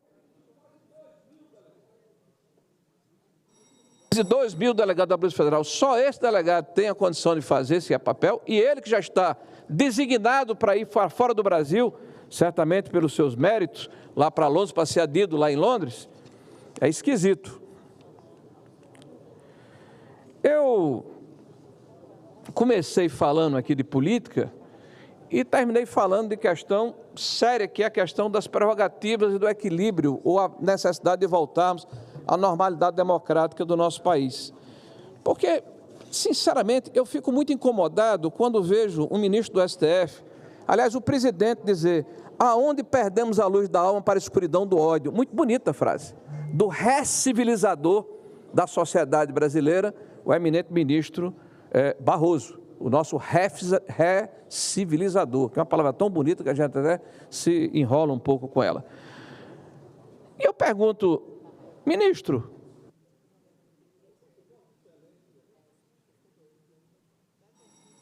tem tanta pressa de pré-julgar uma ação que eventualmente vai ficar nas mãos de Vossa Excelência. Vossa Excelência não acha que a presunção de inocência é um princípio do nosso judiciário? Que a impessoalidade do judiciário é o que leva a sociedade a acreditar nas instituições? Há algum tempo, Vossa Excelência era advogado de César Batista, que é terrorista, confesso, e assassino. E Vossa Excelência o defendeu sob o princípio da presunção da inocência. O que aconteceu com Vossa Excelência? Vossa Excelência perdeu os seus princípios? Vossa Excelência perdeu os seus valores? Vossa Excelência está se recivilizando? Acreditando que a nossa Constituição é página morta e deve ser repaginada de acordo com a sua conveniência ou com as circunstâncias do momento? Eu acredito que é importante, é essencial que nós possamos reencontrar esse equilíbrio perdido.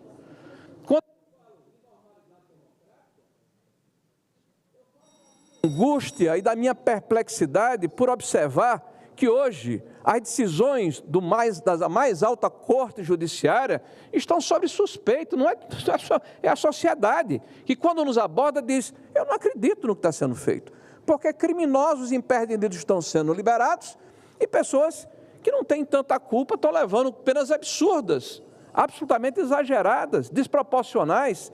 E quando você se debruça sobre a sociedade para perguntar o que acham do que o STF está fazendo e como ele se posiciona, mesmo aqueles que concordam, se você for observar os dados, na sua maioria votaram na esquerda, ou seja, não é a questão de estar certo ou errado, é de quem está fazendo mal ao meu inimigo. A lei, para ser boa, tem que ser boa para mim e para meu inimigo. A lei precisa nos acolher, nos preservar e nos proteger a todos, independente do espectro ideológico.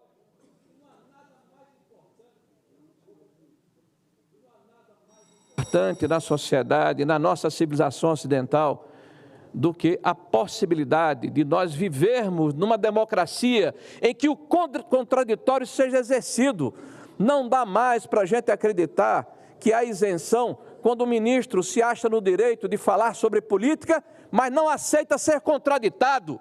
Se não quer brincar, não desce por player, comece a se manifestar nos autos dos processos e deixe de dar opinião sobre política e se sentir incomodado quando é contraditado ou quando é confrontado com as incoerências e com o fato de que está se preservando um determinado espectro ideológico da sociedade em detrimento do outro.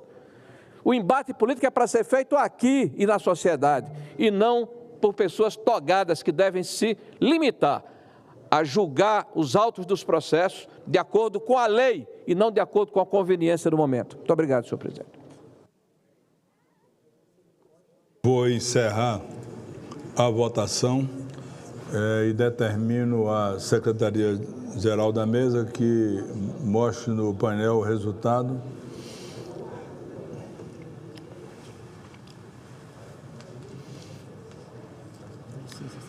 Votaram, sim, 64 senadores e senadoras. Está aprovada a subemenda do relator, senador Ângelo Coronel.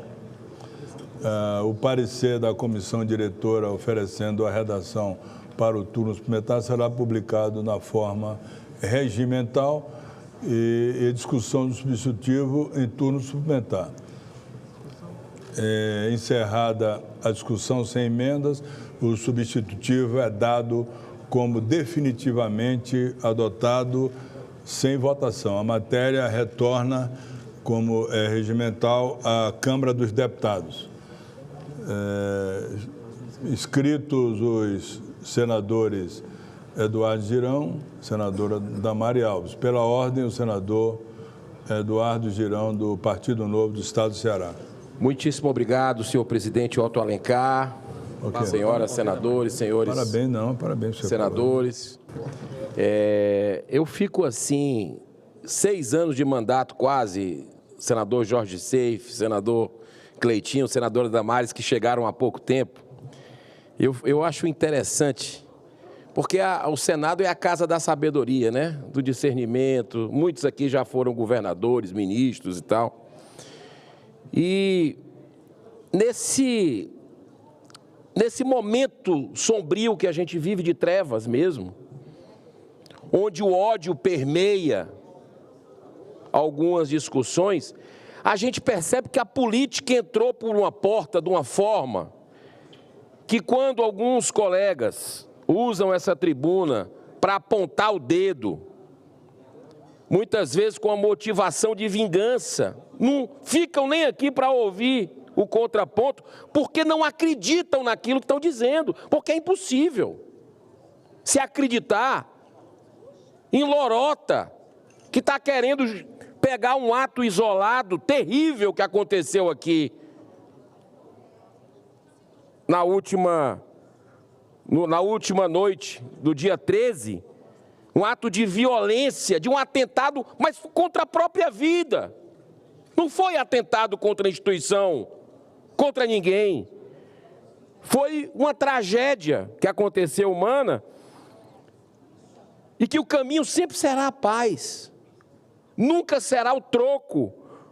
O caminho é o entendimento, é a tolerância. O caminho é o diálogo. Mahatma Gandhi dizia o seguinte: no olho por olho, dente por dente, a humanidade vai acabar cega e sem dentes. O que a gente vê aqui quando se brada sem anistia, essa turma pedia anistia na época que sequestraram aviões, que sequestraram embaixadores, que queimaram aqui na esplanada dos ministérios, vários ministérios. Eles não lembram disso, senadora Damares. Esqueceram as barbaridades que fizeram ao longo da história e que tiveram anistia em nome de uma pacificação. Agora vem pegar o que aconteceu 8 de janeiro, que não se sustenta, está todo mundo vendo. Até as imagens foram negadas do Ministério da Justiça, porque sabem que tinham como evitar aquilo. Cadê os infiltrados que nunca foram descobertos, senador Cleitinho? Quem quebrou? Nunca foi identificado. Agora, Marias vai com as outras, idosos, idosas, com a bandeira do Brasil, com a Bíblia, estão sendo colocados como extremistas. Extremistas são eles. A história mostra essa turma marxista, essa turma de guerrilha. O que é que fez no Brasil? Ou eles esqueceram? Então, o senhor Francisco Vanderlei Luiz tinha 59 anos de idade. Era chaveiro na cidade de Rio do Sul, no interior de Santa Catarina. Terra agora do senador Jorge Seife, que está aqui na presidência. Ele estava separado, o senhor Vanderlei, de sua esposa e apresentava sinais de desequilíbrio mental. Conforme demonstram as imagens das câmeras de segurança do próprio STF, ele atira 2 artefatos explosivos de fogo de artifício contra a estátua de frente ao Supremo. Em seguida, acende o 3º artefato e deita-se com a cabeça sobre ele, cometendo ali um suicídio. É claro que todo ato de violência deve ser repudiado, toda atitude extremada. Mas a violência, a gente sabe, só causa mais destruição, só causa mais desarmonia. Mas não vamos querer aqui fazer uma peça de ficção científica, querer juntar na marra as coisas. Sabe para quê? Porque o objetivo, sabe qual é? Do sistema, dos tribunais superiores, dessas declarações precipitadas do ministro Moraes e ministro Barroso, 2 políticos que atuam politicamente nos tribunais desse país, envergonhando toda a nação brasileira, não de hoje, de muito tempo, querendo justificar seus erros. A história vai mostrar. Não tem jeito, a história vai mostrar. Mas sabe o que eles querem? Junto com o governo Lula, eles querem controlar as redes sociais, senador Jorge Seife. E querem usar o que aconteceu de novo para perseguir adversários políticos. Eles é que estão com ódio. A população brasileira que não aguenta o que está vendo, os valores invertidos da nossa sociedade. Eu quero dizer o seguinte, exatamente nesse instante, a alguns metros de distância, sabe quem é que estava acontecendo?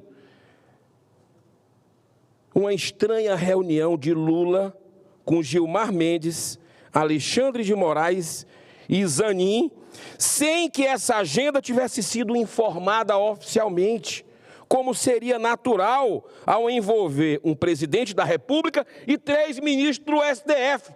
Enquanto estava acontecendo o triste episódio, aqui na Praça dos Três Poderes, na noite do dia 13, ministros do STF reunidos com Lula. Isso é normal? Isso é normal? Nada acontece por acaso.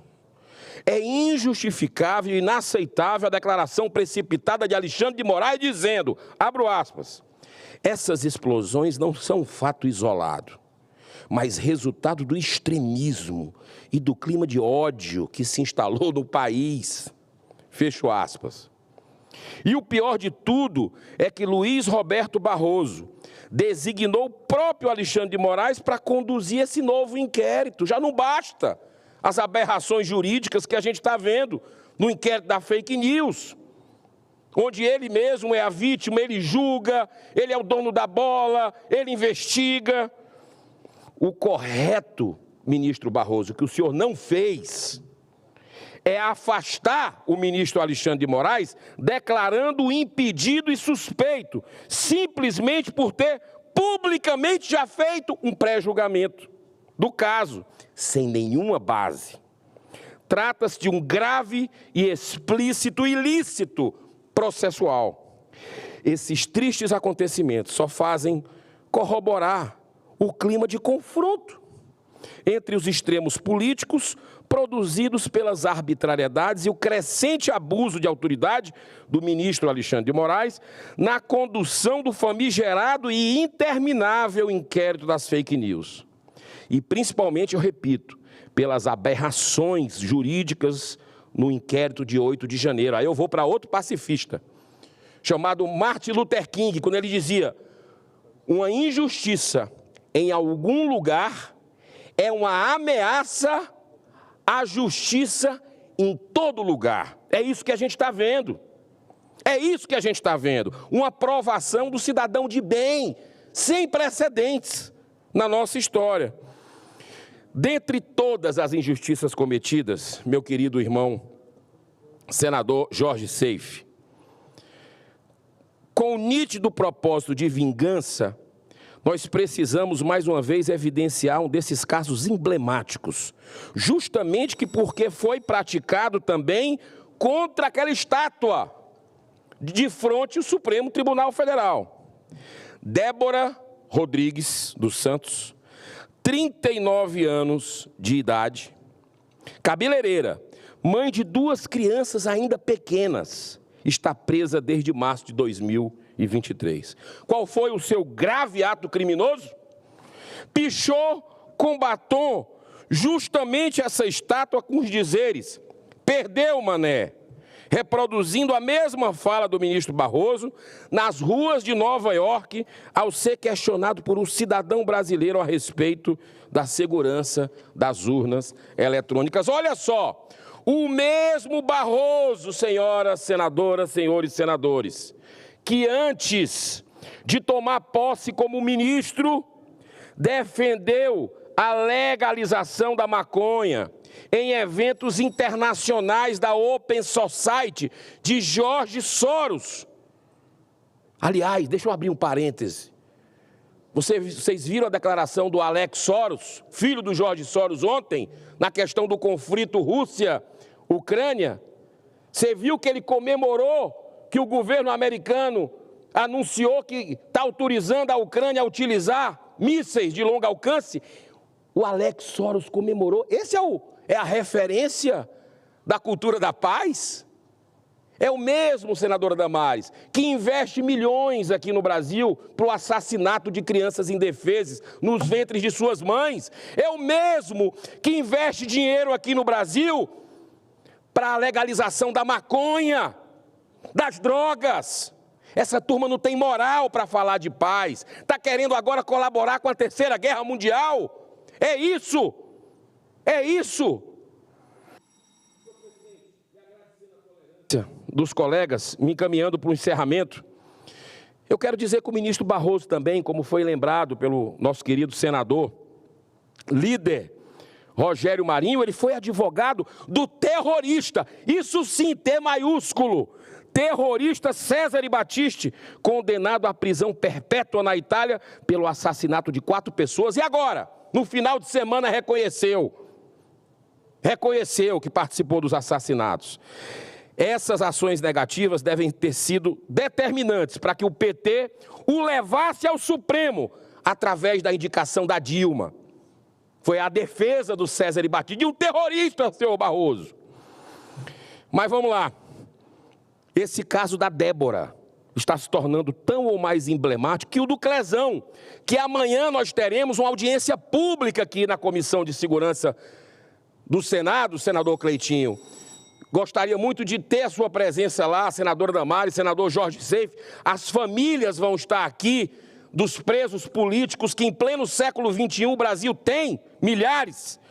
E nós vamos ouvir a autoridade sobre isso. Agora, olha o caso da Débora. Ela já foi indiciada como ré dos seguintes crimes. Primeiro, tentativa de abolição violenta do Estado Democrático de Direito. Aí eu pergunto, com qual exército? Um simples batom? Segundo, golpe de Estado. Com que força? Um único batom? Terceiro, associação criminosa armada. Com quais armas brasileiras e brasileiros? Um único batom? Quarto, dano qualificado e deteriorização do patrimônio tombado.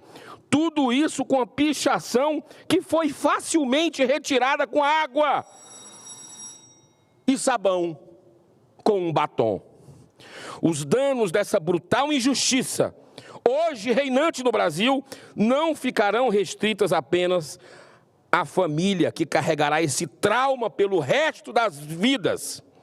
Se estenderão por milhões de senadores, de cidadãs e cidadãos brasileiros que se mantêm impotentes diante de tanta perseguição vingativa.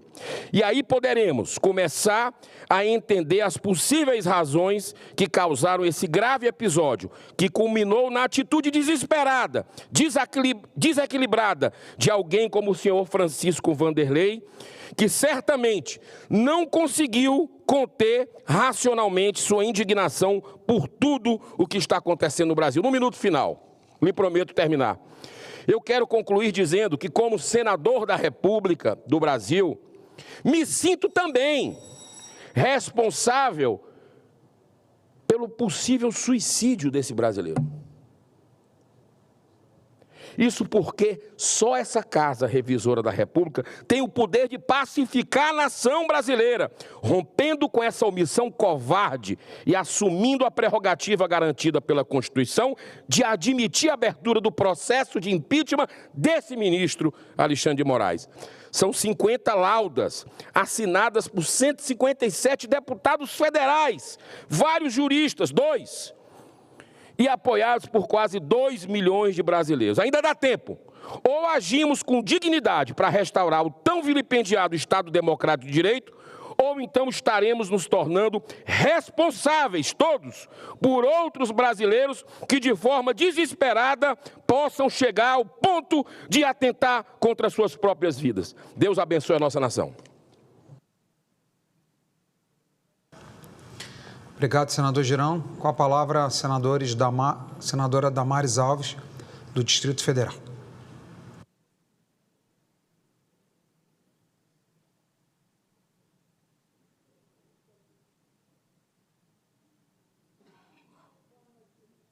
Boa noite, presidente. Eu ocuparia a tribuna nessa tarde, nessa noite, para celebrar o dia 17 de novembro, ontem, que é o Dia Mundial da Prematuridade.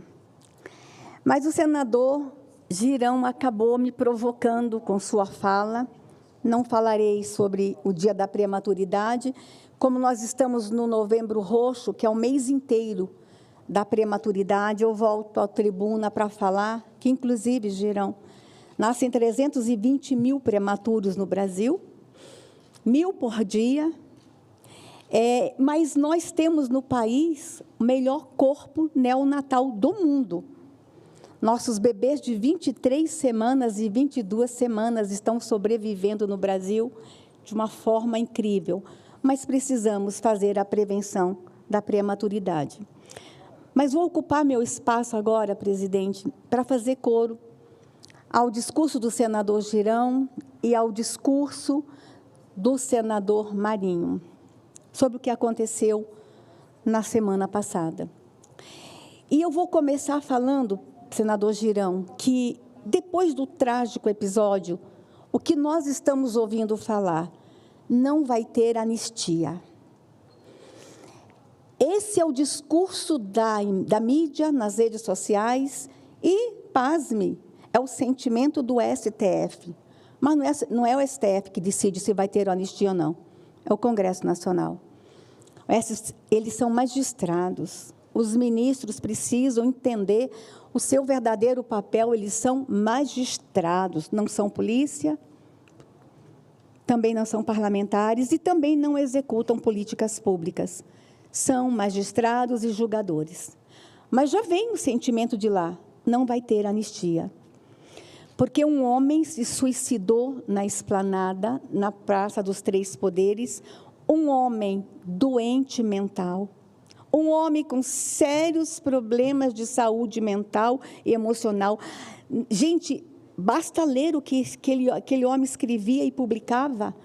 Está comprovado que ele era um homem que estava doente. E ontem, a gente viu que a esposa também acabou cometendo uma tentativa de suicídio, a ex-esposa, quando ela colocou fogo na casa, o que mostra uma família com sérios problemas de saúde mental.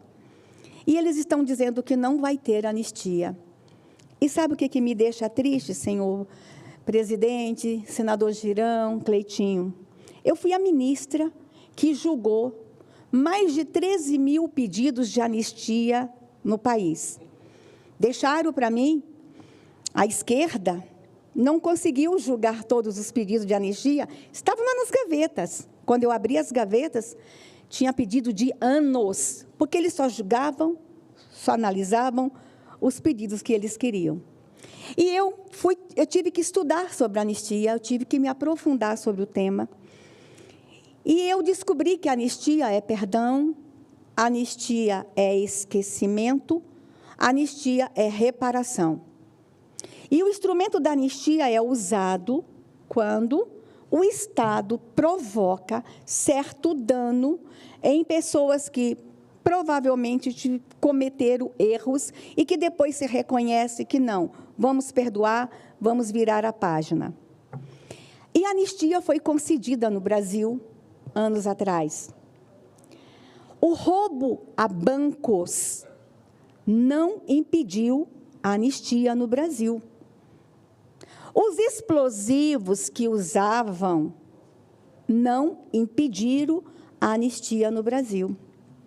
Quero lembrar, senador Girão, senador Seife, que o sequestro do embaixador Charles Burke, em 1969, não impediu a anistia. Mas eu quero lembrar também que a morte do capitão Charles Rodney, em outubro de 1968, não impediu a anistia. Mas eu quero lembrar um outro fato que todo mundo esquece. Por que todo mundo esquece? O que aconteceu em Araguaia. Levar o horror e o terror para o território. Eu estive em Araguaia. Eu tenho amigos naquela região. pessoas de idade avançada que contam como os homens que queriam livrar o Brasil foram para lá armados e apavoraram os moradores daquela região. E todo mundo sabe o que aconteceu lá. Eram homens da esquerda, terrivelmente armados. Era uma guerra nesse país instaurada. Ai, se não fosse o Exército Brasileiro. E esses homens receberam anistia, chegaram ao poder, chegaram ao parlamento. Mas porque um homem com saúde mental deteriorada se suicida ali, na Praça dos Três Poderes, usando fogos de artifício, não vai ter anistia. Que nação é essa, senador Seife? Que 2 pesos e 2 medidas são estas? E eu estou vendo aí todo esse movimento lá do Supremo Tribunal, terrorismo, terrorismo, terrorismo. Aí eles esquecem que nós não somos bobos. Por quê? Em fevereiro de 2023, senador Girão, um homem também ateou fogo no corpo aqui na Esplanada, em protesto. Por que o silêncio? E por que esse barulho todo e dizendo que este era um ato de terrorismo? O homem que ateou fogo no corpo em fevereiro de 2023 aqui na Esplanada foi em protesto ao ministro Alexandre de Moraes também. Aí, esse caso agora, terrorismo e não vai ter anistia. Porque o inquérito estava acabando, presidente. Estava acabando o inquérito. Eles já iam entregar o relatório. E sabe o que ia acontecer no inquérito de 8 de janeiro? Erramos. É o que ia acontecer no inquérito de 8 de janeiro. Erramos. Aí, esse episódio reacende e eles começam a usar como narrativas de que não vai ter anistia. O meu país precisa ter memórias. Se sequestradores, ladrões de banco, se torturadores, se quem levou terror para Araguaia teve anistia, uma mulher que escreveu com batom numa estátua também merece a mesma anistia. O Congresso Nacional não pode recuar, senador Girão. Nós não podemos recuar. Ou a gente caminha em busca da justiça, ou a gente declara que esta é uma nação falida. Lamento que os senhores ministros do Supremo Tribunal tenham se antecipado e tenham emitido juízo de valor em relação ao que eles vão julgar. Estão todos impedidos. Todos que se manifestaram estão impedidos de julgarem qualquer pedido sobre 8 de janeiro, porque eles anteciparam juízo de valor. E aí eu encerro a minha fala. E encerro a minha fala agora com mais um outro assunto, presidente. Me permita só mais um minuto, mas eu acho que o G20, que a gente tanto aguardou, acabou sendo um palco dos horrores. Lamento que a gente trouxe autoridades do mundo todo para cá, para o presidente Lula hoje, usar um dado da FAO para dizer que em 2014 eles acabaram com a fome e em 2022 a fome voltou no Brasil, quando o IBGE, quem é a FAO diante do meu IBGE? Quando o IBGE fala que de 2001 a 2022 a extrema pobreza e a pobreza recuaram em todas as regiões, em especial no norte do país. Quem é a FAO para contestar os dados da Fundação Getúlio Vargas, que diz a desigualdade de renda durante a pandemia e depois, em 2022, apresentou os mínimos históricos da série brasileira iniciada em 1976. Já a extrema pobreza atingiu, respectivamente, o segundo e o terceiro menores valores de toda a série histórica. Como é que a gente voltou à fome? Se eles disseram que acabaram com a fome, com o Bolsa Família, nós acabamos com o Bolsa Família em 22, senador? O Bolsa Família continua melhorado no valor de R$ 600. E detalhe, depois de termos dado auxílio emergencial para milhões de brasileiros, se o instrumento para acabar com a fome é o Bolsa Família, e o Bolsa Família continuou sendo dado, o Lula mente. O Lula mente. E eu fico muito triste que, mais uma vez, o presidente Lula mente e mente num fórum internacional. Mas quando eu falei que aquele G20 virou um espetáculo de horrores, eu preciso me manifestar também com relação à primeira-dama. E aí, presidente, tem alguns que vão dizer assim, vai cometer violência política contra a mulher. Espera aí. A mulher pode errar e, quando erra, pode sim ser criticada. E eu faço aqui as minhas críticas à atual primeira-dama do Brasil. Primeiro, xingar daquela forma um empresário americano que tem parceria com a nação brasileira. Faltou para a primeira-dama do Brasil bom senso, classe. Faltou para a primeira-dama do Brasil, naquela fala, juízo. Que saudade da ex-primeira-dama Michele Bolsonaro. Mas eu encerro dizendo que faltou para ela também piedade e misericórdia quando ela chamou o suicida, aqui da Praça dos Três Poderes, de bestão.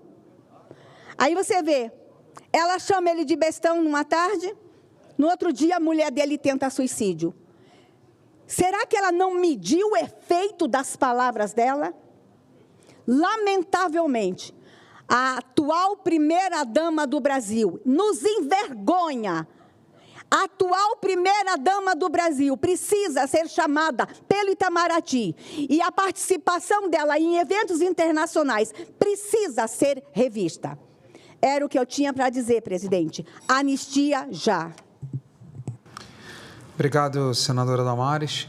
Gostaria de trocar, minha vez seria agora de falar, mas eu troco então com o senador Cleitinho, de Minas Gerais. Senador Cleitinho, a palavra está com o senhor. Em seguida temos o senador Wellington Fagundes, depois a senadora Zenaide Maia, do Rio Grande do Norte. Senhor presidente, muito obrigado. Boa noite aos senadores, senadoras, à população que acompanha a gente pela TV Senado e aos servidores dessa casa. Aqui, continuando a fala da nossa querida senadora Damares, como o atual presidente da República hoje diz, que quer acabar com a fome, eu já entendo por gente, desde 2002 que virou presidente da República aqui, que vem falando isso, e continua ainda um monte de gente passando fome. Agora, senhor presidente Lula, você quer acabar com a fome? Como é que você vai acabar com a fome, principalmente aqui no Brasil, com um evento desse, que até rotulou o nome de Janja Palusa, gastando 30 milhões de reais. 30 milhões de reais. E o mais que me chama atenção ainda, várias estatais patrocinando esse evento com dinheiro público e essas estatais dando rombo nos cofres públicos. Essas estatais dando déficit aos cofres públicos. E o pior de tudo, algumas estatais aqui, senadores, não querendo divulgar o que gastou, pois devemos fazer aqui requerimento, aqui convocação para esses presidentes das estatais para poder comprovar centavo por centavo o que foi gasto. Como é que o senhor quer acabar com a fome gastando 30 milhões de reais com o evento de Janja Palusa? E só ver as imagens do evento, que beleza, que maravilha. E aonde a protagonista do evento mesmo é a primeira-dama, passando vergonha mundial no mundo, falando palavrão para o mundo inteiro ver uma primeira-dama. E aqui eu queria chamar a atenção novamente aqui, porque a nossa atribuição aqui é fiscalizar. E como é que você quer acabar com a fome, presidente Lula? Se vai vir mais um evento agora dos BRICS, gente, você sabe quem que é a presidente do BRICS, né? Vai gastar também 50 milhões de reais. 50 milhões de reais. Só com coffee break, gente, vai gastar 5 milhões de reais com coffee break. Vocês têm noção disso? 5 milhões de reais? É esse mesmo que fala que é o pai do pobre, que quer acabar com a fome no país, no mundo, gastando agora no evento 50 milhões de reais. Aí, gente, eu comecei a olhar o evento. É muito chique o evento, viu, gente? Aqui, ó. Deixa eu começar a ler para vocês aqui, ó. Almoço ou jantar tipo a francesa ou inglesa. Ó, tem mais, ó. Almoço ou jantar tipo americana. Almoço ou jantar, alimentos e bebidas em churrascaria. Aí vem um detalhe aqui do coffee break que eu vou chamar a atenção para vocês. Nesse coffee break aqui, gente, olha aqui, ó, vou mostrar para vocês aqui. Só com bebidas 1,5 milhão. Acho que é por isso que a primeira-dama vem falando tanta asneira aí, viu? Senador, esse povo está bebendo demais da conta nesse evento. Bebida alcoólica? Bebida alcoólica, 1,5 milhão. Comprado com verba das estatais? Não, essa aqui é um evento que vai vir. O que vai vir, bebida alcoólica? Aqui, ó, bebida alcoólica, uísque, gin.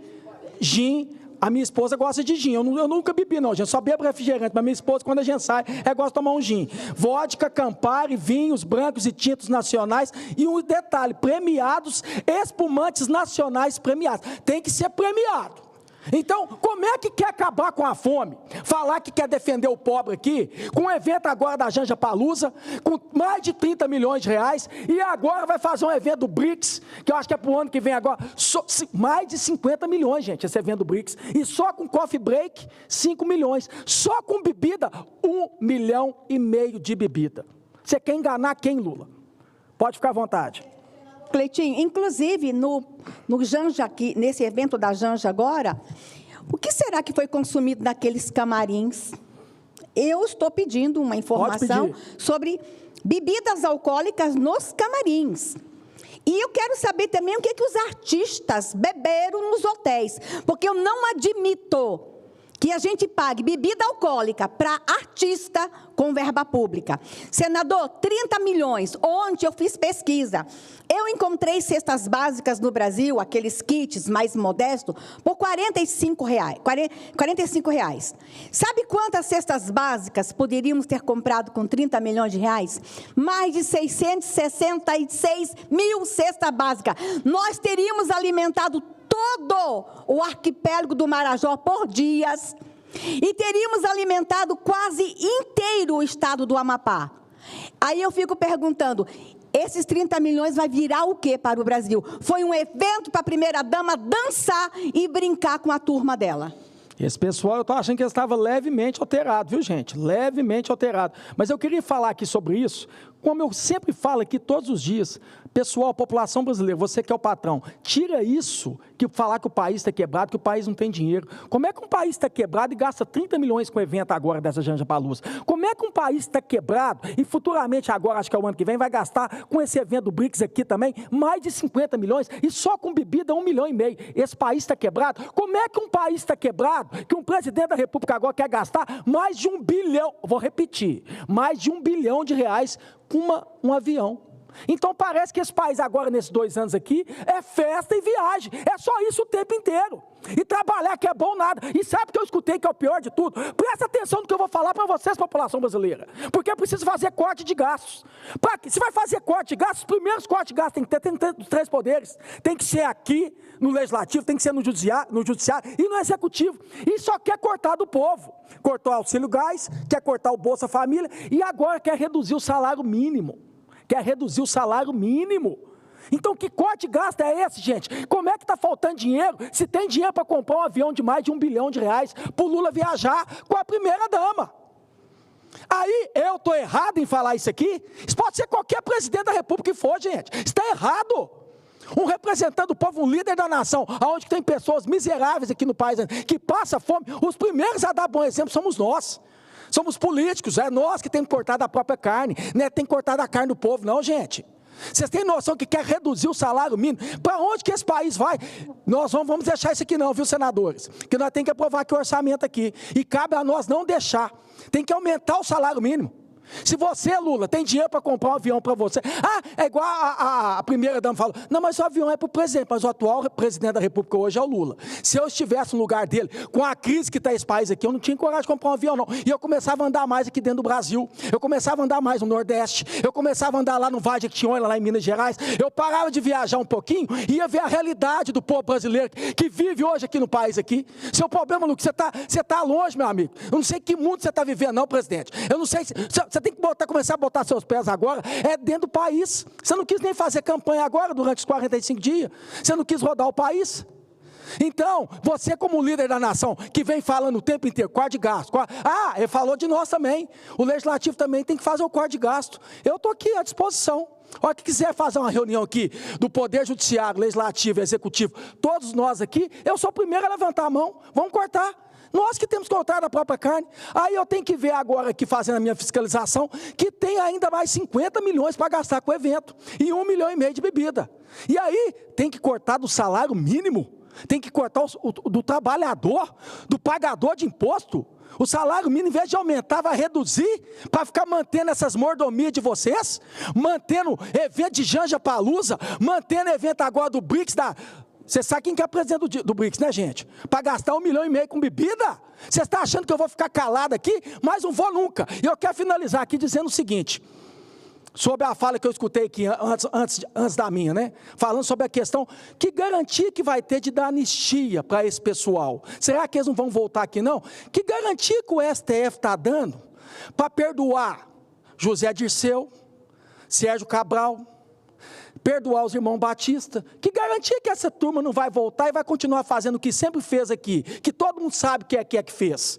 Que garantia que o STF está dando para esses que são condenados por corrupção, não vai voltar para a cena do crime? Eu faço uma pergunta aqui, que garantia que vai ter? E eu queria finalizar que estão ficando no desespero da Damares, Jorge Seife, Girão. Você sabe por quê? Porque toda hora a ladainha fica falando, Bolsonaro, Bolsonaro, Bolsonaro, Bolsonaro. Ô, meus amigos, já tem 2 anos, já vai fazer agora, que é o Lula. Esqueça o Bolsonaro.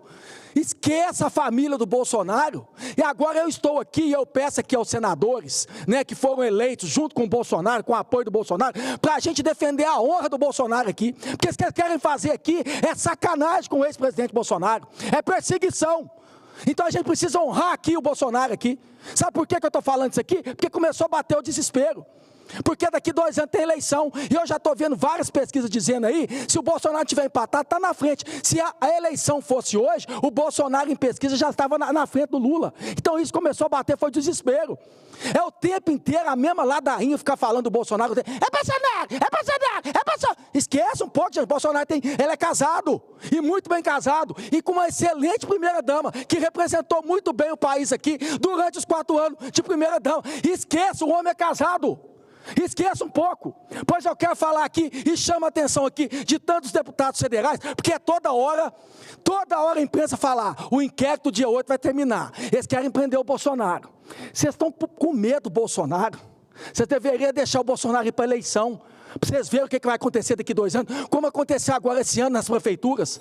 Vocês estão desesperados. Então peço aqui aos senadores da República, aos deputados, que quando esteve com o Bolsonaro, igual eu tive em 2022, na garupa dele, fazendo campanha com ele, esteja agora para defender a honra do Bolsonaro. Vocês não vão fazer patifaria aqui com o ex-presidente Bolsonaro, pois para ele, para mim, é o candidato 2026. Se vocês estão com medo, vocês vão orar, vai rezar que vai passar. Muito obrigado, viu, presidente? Obrigado, senador Cleitinho. Eu convido o senador Wellington Fagundes, do PL do Mato Grosso, para fazer seu discurso.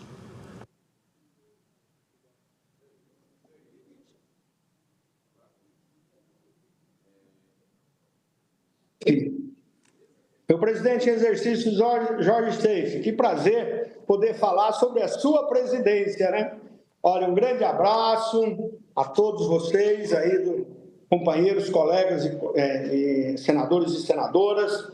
E aqui também eu quero cumprimentar todos aqueles que nos assistem pela TV Senado, bem como também nos ouvem pela Rádio Senado. E aqui no Mato Grosso, em conjunto também com a TV Assembleia e também com a Rádio Assembleia. Então, portanto, a nossa audiência aqui, Cuiabá, Várzea Grande, Tangará, é muito grande. Então, eu quero, senador Jorge, inclusive eu quero agradecê-lo também, porque Vossa Excelência faz parte da nossa subcomissão do Pantanal, né? E eu quero agradecer a todos, né? Margarete Busetti, a Tereza Cristina, ao senador Jaime Campos, inclusive, que foi relator da minha proposta, que é o Estatuto do Pantanal, que hoje está na Câmara dos Deputados. Eu quero também agradecer o presidente da Câmara, Arthur Lira, por ter colocado em apreciação e aprovado a urgência desse projeto. E aí também eu agradeço o deputado Nelson Barbudo, do meu estado, Mato Grosso, que também trabalhou muito para que essa urgência pudesse ser aprovada. E eu agradeço ainda aos senadores Nelsinho Trade, Zequinha Marinho e também a Damares, nossa senadora que agora há pouco falou, porque também faz parte da nossa subcomissão. Senador Jorge, na próxima terça-feira, a partir das 13 horas, nós vamos estar realizando aqui um grande evento que é a dirigência da nossa Comissão de Meio Ambiente, em conjunto com a Comissão de Educação do Senado. E por isso eu quero agradecer também a senadora Leila Barros, que já confirmou a presença, estará aqui conosco na abertura e durante esse evento. Também agradeço o senador Flávio Arnes, inclusive porque me delegou também para estar representando a Comissão de Educação. E faço mais uma vez aqui um convite a todos os senadores e a Vossa Excelência também. Nós vamos ter aqui no evento, na Assembleia Legislativa no período da tarde, depois vamos visitar aqui a Casa Coro, um grande evento que está acontecendo aqui em Mato Grosso, inclusive no estádio, que hoje é um dos estádios mais modernos do Brasil, que é aqui em Cuiabá.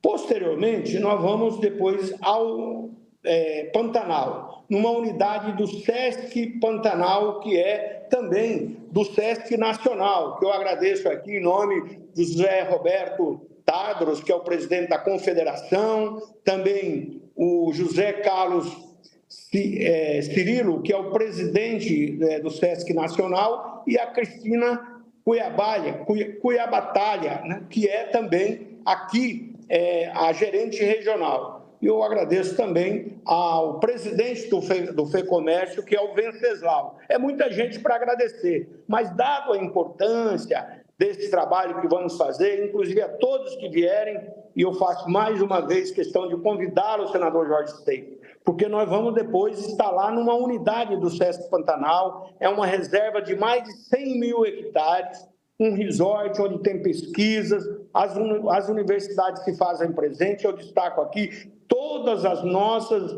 universidades do estado de Mato Grosso, aqui a UNEMAT, que é dirigida pela reitora Maria Vera Lúcia, também o IFMT, o Júlio César, o UFR, Anali Polizel, que é a Universidade Federal da minha cidade, Rondonópolis, além da Universidade Federal de Mato Grosso, da nossa reitora Marluce.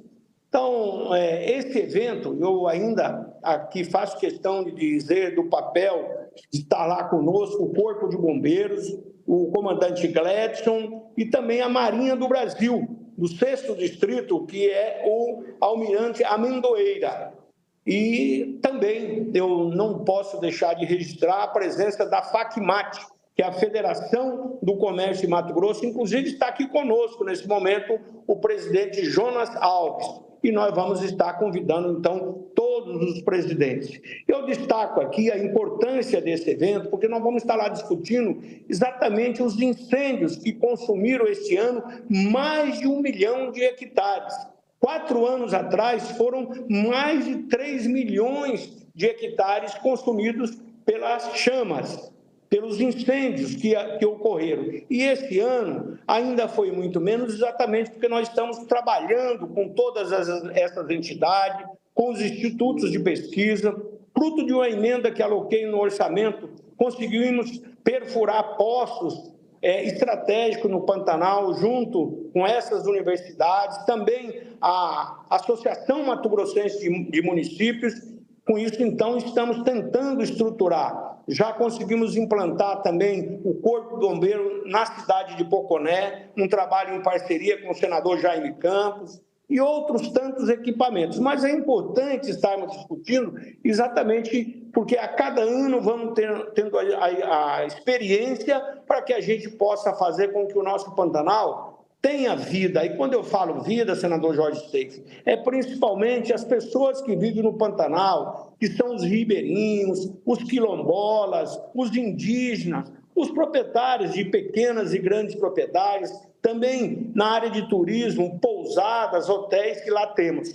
Então, todo esse pessoal estará envolvido. E ainda, claro, nós vamos fazer uma demonstração do planejamento necessário para que a gente possa estar, então, evitando que essas chamas consumam o nosso Pantanal. E alerto, quem vir hoje já vai ver um Pantanal que com pouca chuva já está tudo brotando, uma natureza inimaginável. O Pantanal é um patrimônio na humanidade, reconhecido pela Unesco, mas que cabe a nós todos trabalharmos para que as nossas futuras gerações possam ter essa vida exuberante ainda à sua disposição. E essa visita, então, senador Jorge Steiff, tem como objetivo, mais firmemente, esse planejamento exatamente que vamos fazer. E eu registro aqui todo o trabalho que já, além de estarmos fazendo, o Estatuto do Pantanal, que é um regramento jurídico necessário que a gente possa aprovar. Inclusive, o Supremo Tribunal Federal, já através de um ADO, deu um prazo de 180 dias para deliberarmos, sob pena de omissão do Congresso Nacional. Daí a importância, então, de estarmos aqui discutindo todas as ações que poderemos estar fazendo, além de ações de compra de equipamentos e outras necessidades que o nosso Pantanal precisa. Então, portanto, estamos aqui acompanhando também, e já com recursos que aloquei no orçamento, a construção de um grande centro de triagem de animais, que terá um grande espaço aqui na nossa capital para atender esses animais que são vítimas de incêndio. Isso já está em construção, além do Instituto Nacional de Pesquisa do Pantanal, que é um órgão do Ministério da Ciência e Tecnologia, e que eu quero aqui enaltecer o nosso ministro, ex-ministro e senador hoje, Marcos Pontes, porque como ministro ele esteve aqui para implantar o Instituto Nacional de Pesquisa do Pantanal. E esse instituto, senador Jorge, ele atende Mato Grosso e Mato Grosso do Sul. Por isso eu faço aqui, mais uma vez, um apelo para que todos que puderem estar aqui nesse evento estejam aqui conosco. Eu encerro aqui, presidente Seis, se Vossa Excelência puder estar aqui, inclusive lá no Sesc Pantanal, aqueles nossos convidados estarão lá sendo recebidos pelo Sesc com todo o espaço lá devido para a melhor receptividade a todos os senadores que aqui estiverem. Então, eu agradeço muito, lembrando mais uma vez que o nosso evento do Pantanal será nessa próxima terça-feira, a partir das 13 horas, na Assembleia Legislativa. E destaco ainda o trabalho e a ajuda do nosso deputado Avalone, que é o presidente da Comissão de Meio Ambiente da Assembleia Legislativa, além do governo do Estado, através do governador Mauro, da também secretária de Meio Ambiente Maureen, e, enfim, de todas as autoridades que estão nos apoiando nesse evento. Um grande abraço e amanhã vamos concluir essa votação do orçamento, que é extremamente importante. Aliás, o Brasil precisa de um planejamento, precisa de termos um orçamento votado e que essa judicialização que o Supremo entendeu por tomar, que a gente resolva de uma vez por todas, porque está faltando, senador Jorge Steiff, remédio em hospitais, estão faltando equipamentos para as nossas escolas e nós não podemos deixar a população brasileira sofrer. Aliás, um trabalho que fizemos muito grande. 15 segundos. Eu destaco aqui, mas só tenho 15 segundos para encerrar. Infelizmente, a notícia de que vacinas estão vencendo no Ministério da Saúde. Isso é inaceitável e inimaginável. Olha, eu falei aqui, quero repetir, o nosso evento é na quinta-feira, na próxima quinta-feira, portanto, teremos o feriado na quarta-feira, então na quinta será o evento.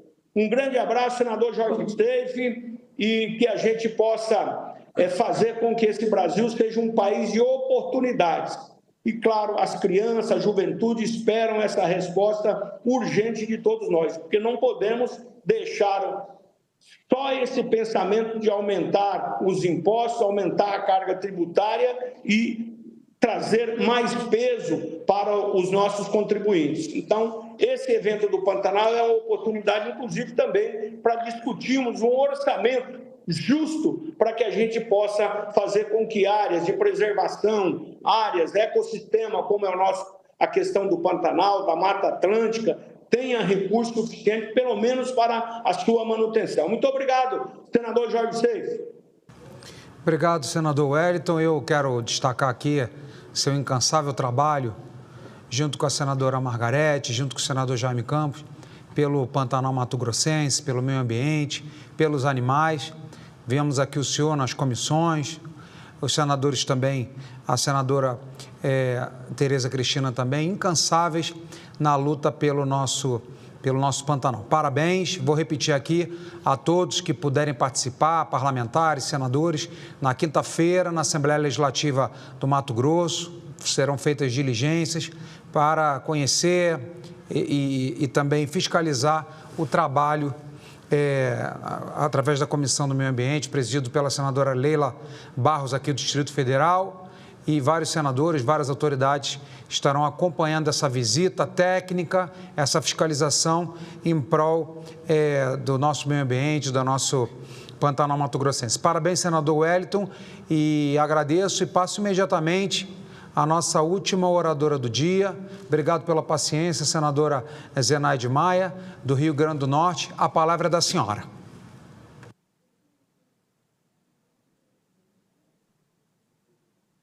Os que estão nos assistindo.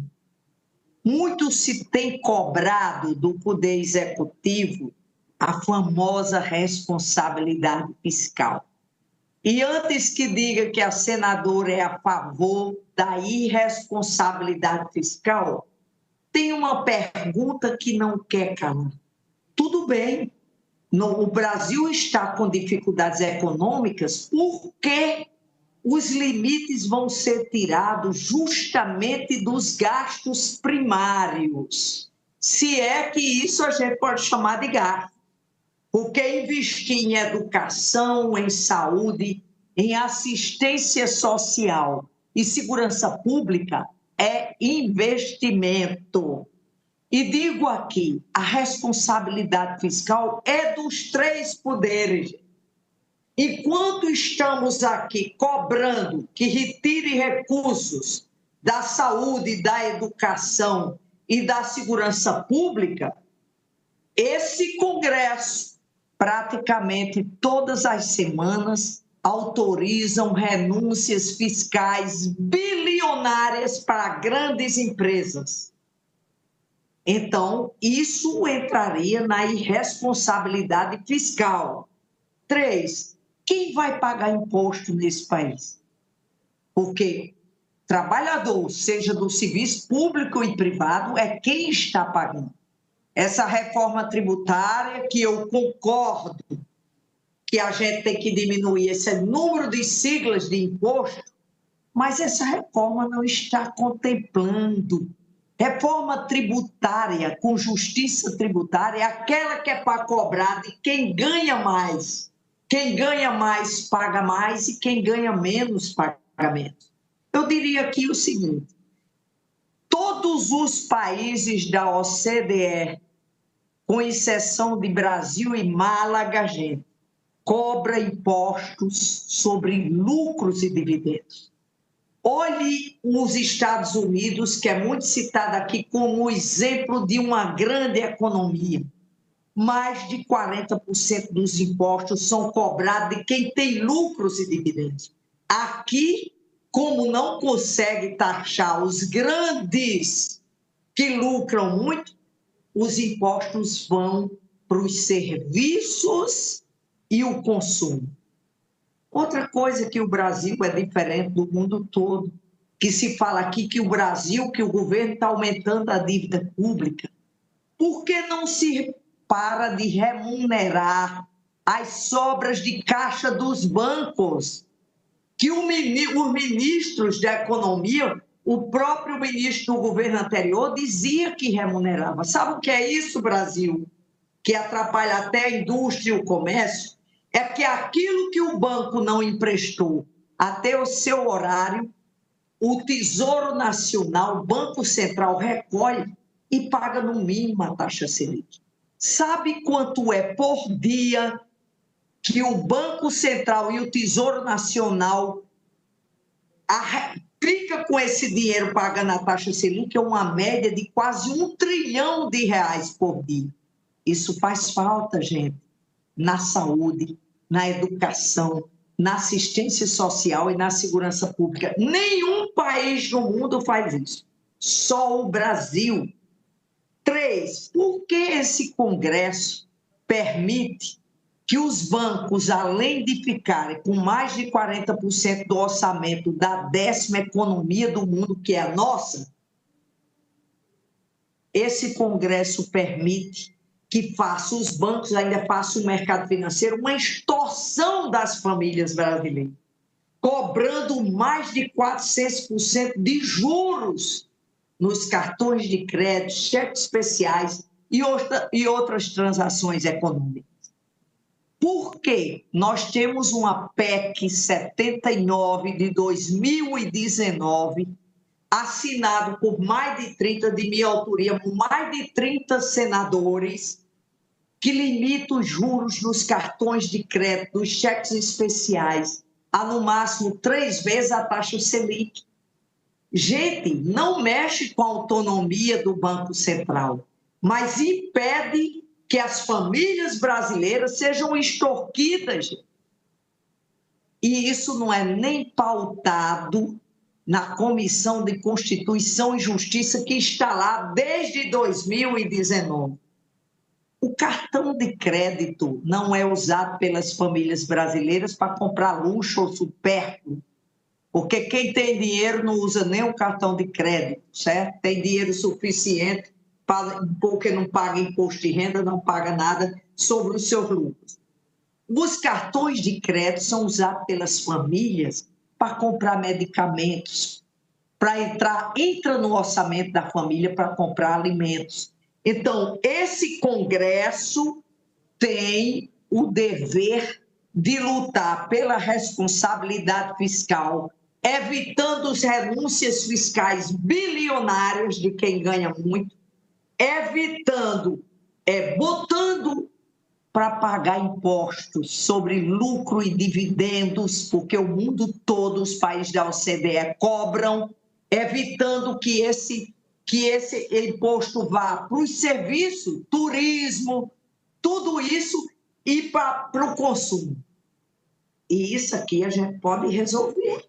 Por que não cobrar de quem ganha? Eu digo que essa reforma tributária, ela não faz justiça tributária, porque quem ganha menos paga mais, como é o trabalhador. Isso é tão injusto, presidente, que nós, com o salário de senadores, nós pagamos numa lata de leite, se ela não tiver na cesta básica, o mesmo imposto que o trabalhador que ganha o salário mínimo. E o Congresso Nacional pode sim fazer isso, fazer justiça tributária. Mas eu queria finalizar aqui dizendo: o Brasil não está falido. O problema é que ninguém respeita os investimentos e os gastos primários. Quando vai cortar, o ajuste fiscal é só para os gastos primários. O Brasil sabe que no orçamento desse país, enquanto paga 45% no mínimo de juros e serviços de uma dívida que nunca foi auditada, mesmo estando na Constituição, fica com 45% do orçamento. E nós ficamos aqui mendigando por 4% para a saúde, 4% para a educação na Comissão Mista de Orçamento. Pasmem, Brasil, sabe quanto é investido na segurança pública desse país? Menos de 0,5%. Temos um SUSP que foi criado, na época foi o saudoso Major Olímpio, a gente ajudou, mas não adianta ter um sistema único de saúde, de segurança pública, se não tiver investimento.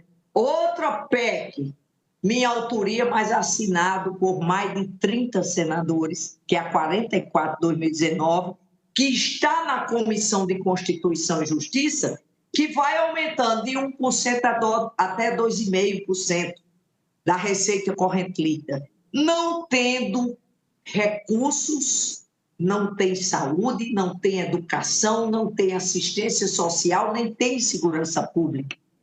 E se não pararmos de fazer renúncias fiscais bilionárias até para quem deve contribuição social sobre o lucro líquido, não vai ter saúde, não vai ter educação, nem vai ter segurança pública nesse país. Então, termino dizendo, responsabilidade fiscal é, sim, de todos os poderes. Obrigada, senhor.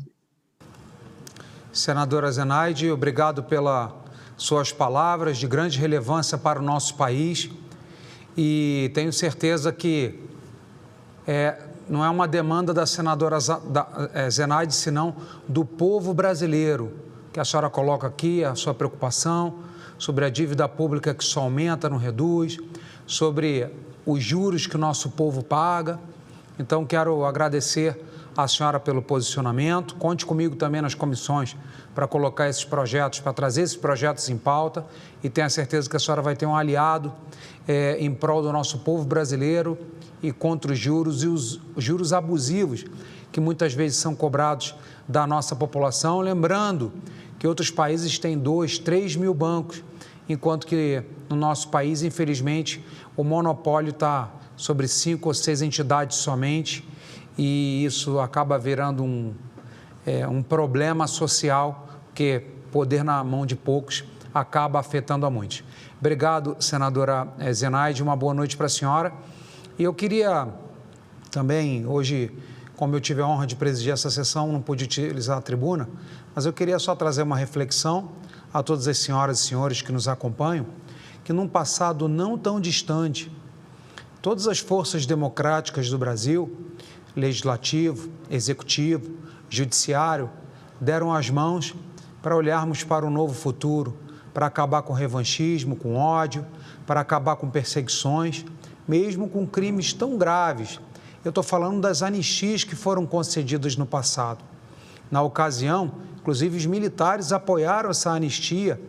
Lembramos ainda que manifestações recentes do líder do Partido Liberal, o senador Rogério Marinho, inclusive o editorial na Folha de São Paulo, escrito pelo presidente Jair Bolsonaro, conclama todas as forças da República para darem as mãos em prol de uma pacificação. Eu quero fazer coro com essas entidades e pedir uma reflexão do Executivo, do Legislativo e do Judiciário, independente de qual partido, de qual corrente ideológica você participe, as senhoras e os senhores participem. O nosso país precisa acabar com esse revanchismo, né? Precisa acabar com essas perseguições.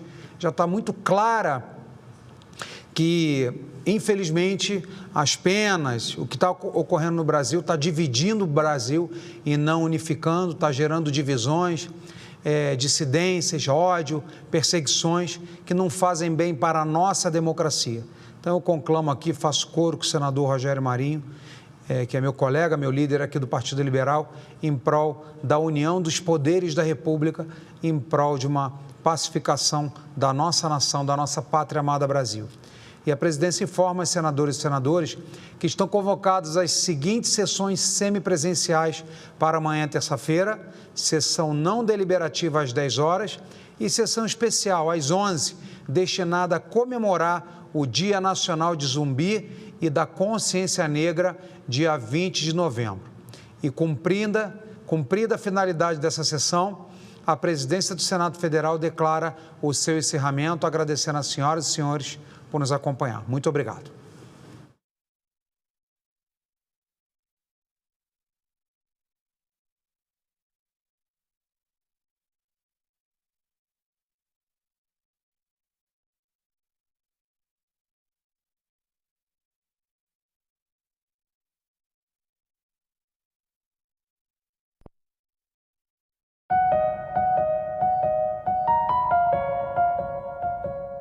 No próximo assunto de Estado, vamos falar aqui sobre saúde, geração de emprego, regularização fundiária, entre outros temas.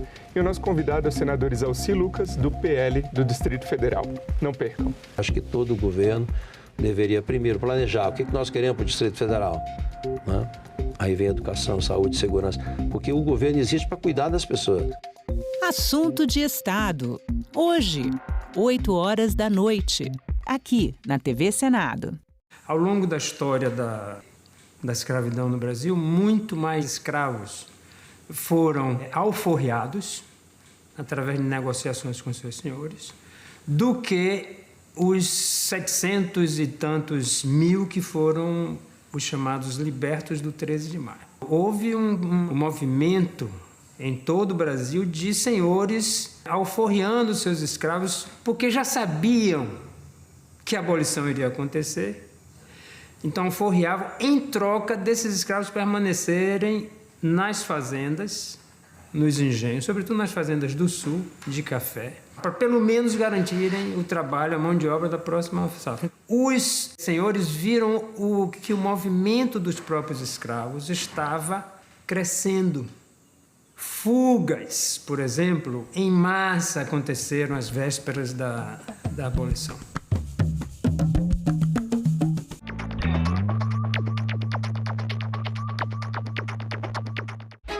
Nós devemos sempre ter como princípio o conceito de cidadania plena.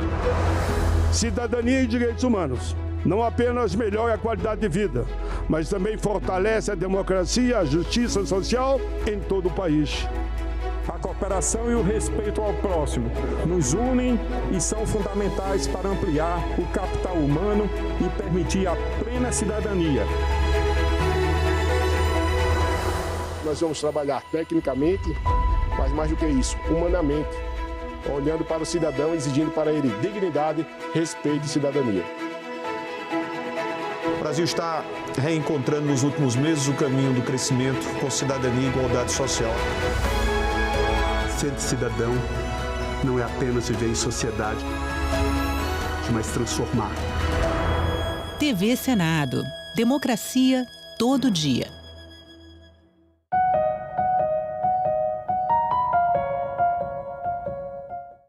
O programa a seguir é livre para todos os públicos.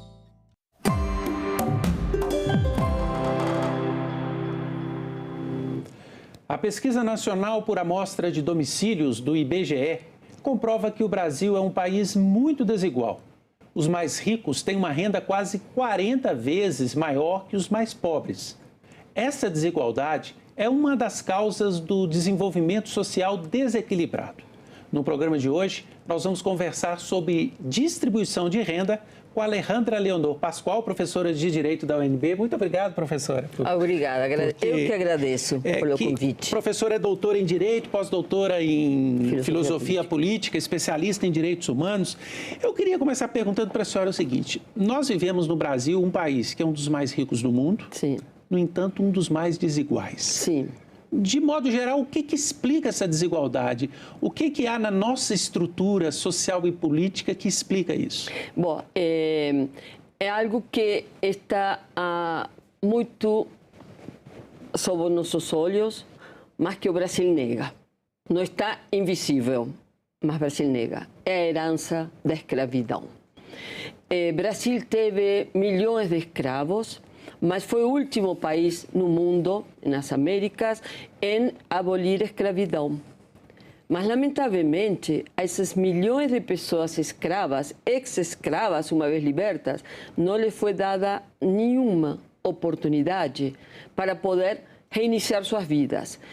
Entanto que o Brasil, naquela época, a partir de 1878, quando foi abolida a escravidão, começou um processo de imigração, da citada imigração europeia, especialmente de italianos, também de espanhóis.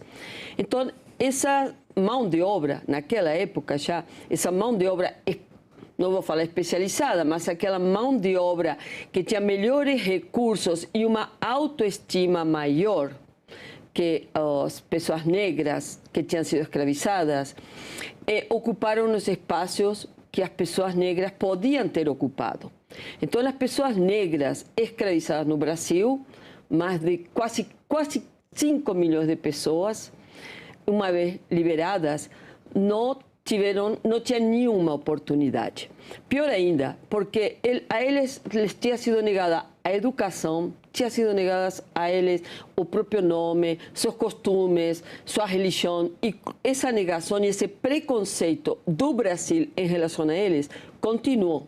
E continua até hoje. Interessante. Daqui a pouco eu quero aprofundar mais esse componente racial da desigualdade, mas vamos ver alguns dados da última pesquisa do IBGE, a última PNAD, que mostra que quando nós pegamos ali 1% mais ricos do Brasil e comparamos com os 40% mais pobres, a renda dos mais ricos é 39,2 vezes maior, ou seja, quase 40 vezes mais.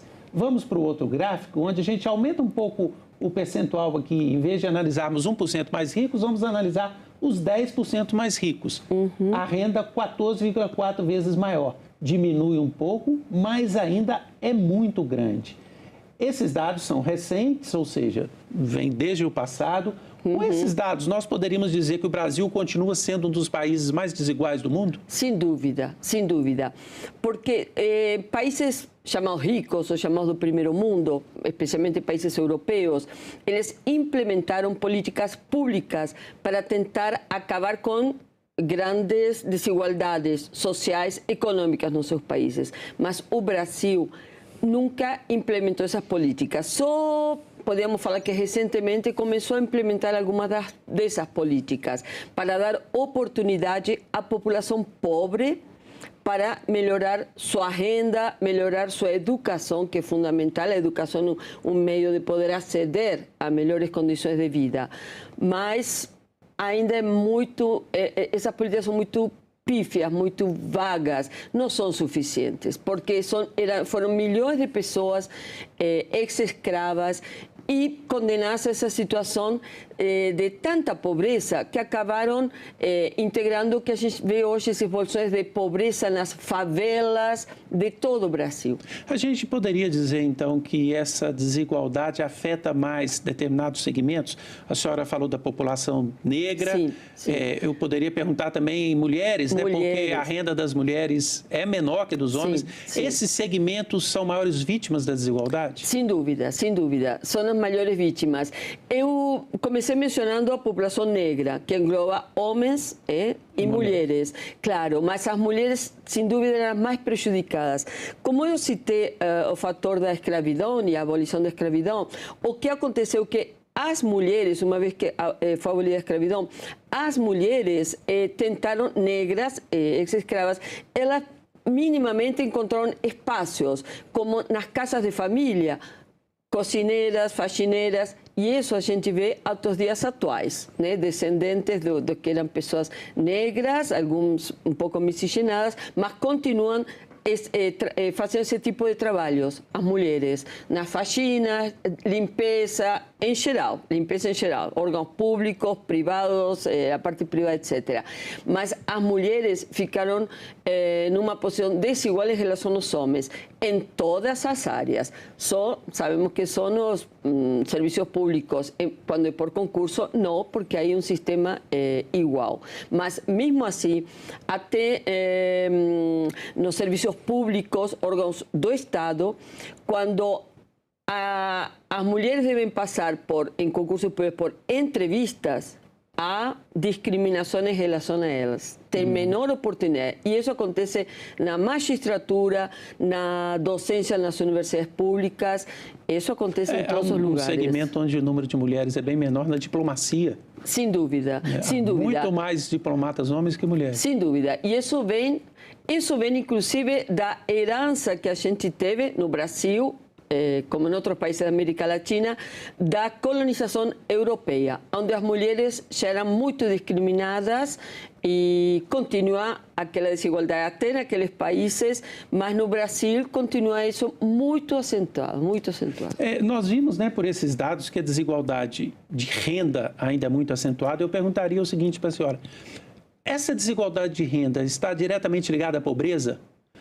Quanto mais desigual, mais pobre, qual que é a relação entre renda e pobreza? Claro, é uma relação direta, sim, né? Sim. Mas eu digo do ponto de vista do sistema que perpetua a desigualdade, é mais difícil para as pessoas ascenderem? Totalmente, totalmente.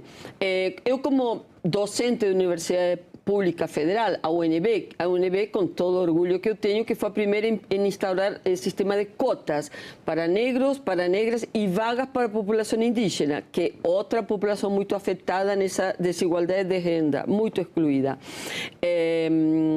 Não assim mulheres, porque as mulheres nas universidades federais têm mais ou menos o mesmo acesso. Portanto, ao entrar no chamado mercado de trabalho, tem as mesmas condições e mais ou menos são a mesma quantidade que homens, proporcionalmente. Mas em relação à população negra, nas universidades, com a implementação das cotas ajudou bastante. E temos cotas para negros e negras também nos concursos públicos, para acessar serviços públicos, né, no Brasil. Parece haver um sentimento de certas parcelas da população, quando a gente fala de renda, de que se eu estou numa classe mais alta, políticas que favoreçam aqueles que estão na classe mais baixa podem me prejudicar. Sim. Porque se eu aumento a renda de quem está abaixo de mim, eu posso ter dificuldades no futuro. A senhora concorda que esse sentimento existe de um modo geral na sociedade? Existe. Eu, como pesquisadora, por um lado, e por outro lado, eu vivenciei isso diretamente a partir da implementação de cotas para negros e negras nas universidades públicas. Totalmente. Esse preconceito acirrou o ódio, vou falar ódio, o preconceito, o ódio da população rica, branca, contra a população mais pobre e contra as pessoas negras que tinham acesso à universidade. Ou seja, as pessoas brancas, descendentes dessa colonização europeia, descendentes de europeus, em geral, né, descendentes europeus, tem muito, viu seu lugar que sentia que era por natureza, que não é por natureza, que era deles, sentiu que tinha sido prejudicado e resistiram muito a essa entrada de pessoas, eu colocaria de pessoas negras, que são as que estavam no espaço mais desigual da sociedade. Mas aí eu acho que há um efeito cascata, né? Porque o rico pode ter esse sentimento, mas muitas vezes a pessoa de uma classe média, ou até de uma classe média baixa, se preocupa quando há políticas para aqueles que são pobres. Isso mesmo. É uma garantia de espaço? Sim, isso mesmo temos observado. Mas o que acontece? A mídia contribui muito na reprodução dessa visão preconceituosa. Então, a mídia, por exemplo, TV, tem seus donos, seus proprietários, e eles querem manter aquele, chamemos, status quo, esse privilégio dos brancos. A mídia chega a todos, e aquela mídia muitas vezes passa em programas de TV situações em que tem aqueles programas em que passam situações em que mostram pessoas pobres, em que roubam, assaltam, ou seja, é como se o delinquente, o mal estivesse no pobre, na população mais embaixo. Então, a população branca, classe média, assiste TV ou hoje em dia tem mais através dos diferentes meios que chamaria de celulares. Redes sociais. Redes sociais.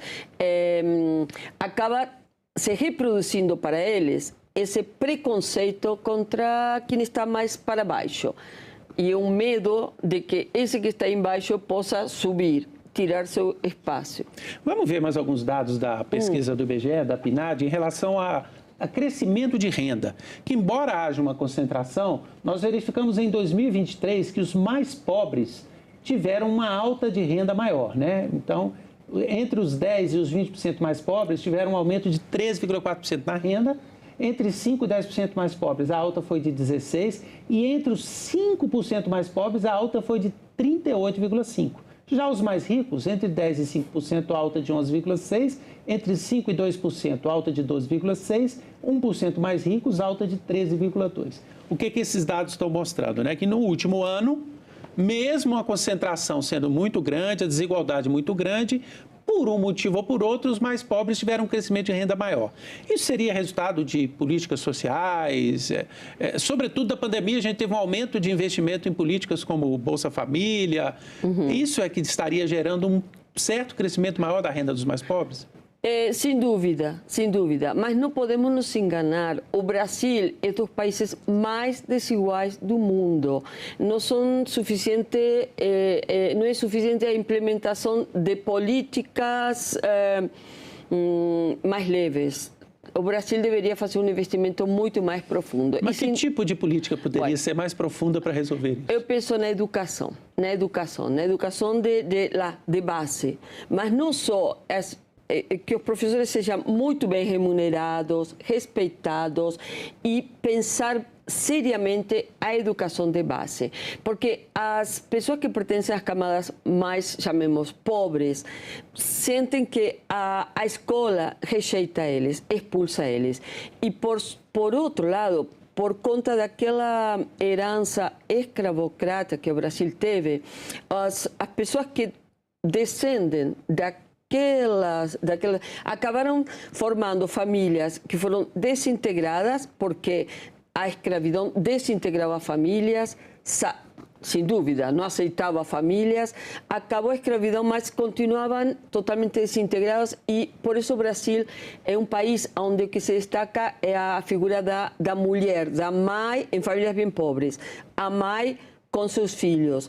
Os homens não, em geral, estão fora da família, vou falar assim, ou seja, estão desintegradas, não integram a família. Então, essas famílias desintegradas são muito diferentes da camada mais popular, da classe média, onde a noção de família, a integração de família é muito mais forte. Isso cria um núcleo mais forte, mais coeso e mais orgulho de si. As mulheres mais pobres são aquelas que normalmente lideram sozinhas as famílias. Sim, e a própria pessoa, é muito triste, mas a própria pessoa negra ou com essa miscigenação mais prevalecentemente negra, com prevalência das mães de família com eles, tem uma autoestima muito, muito baixa. Então, sentem que a escola não é para eles, não serve para eles.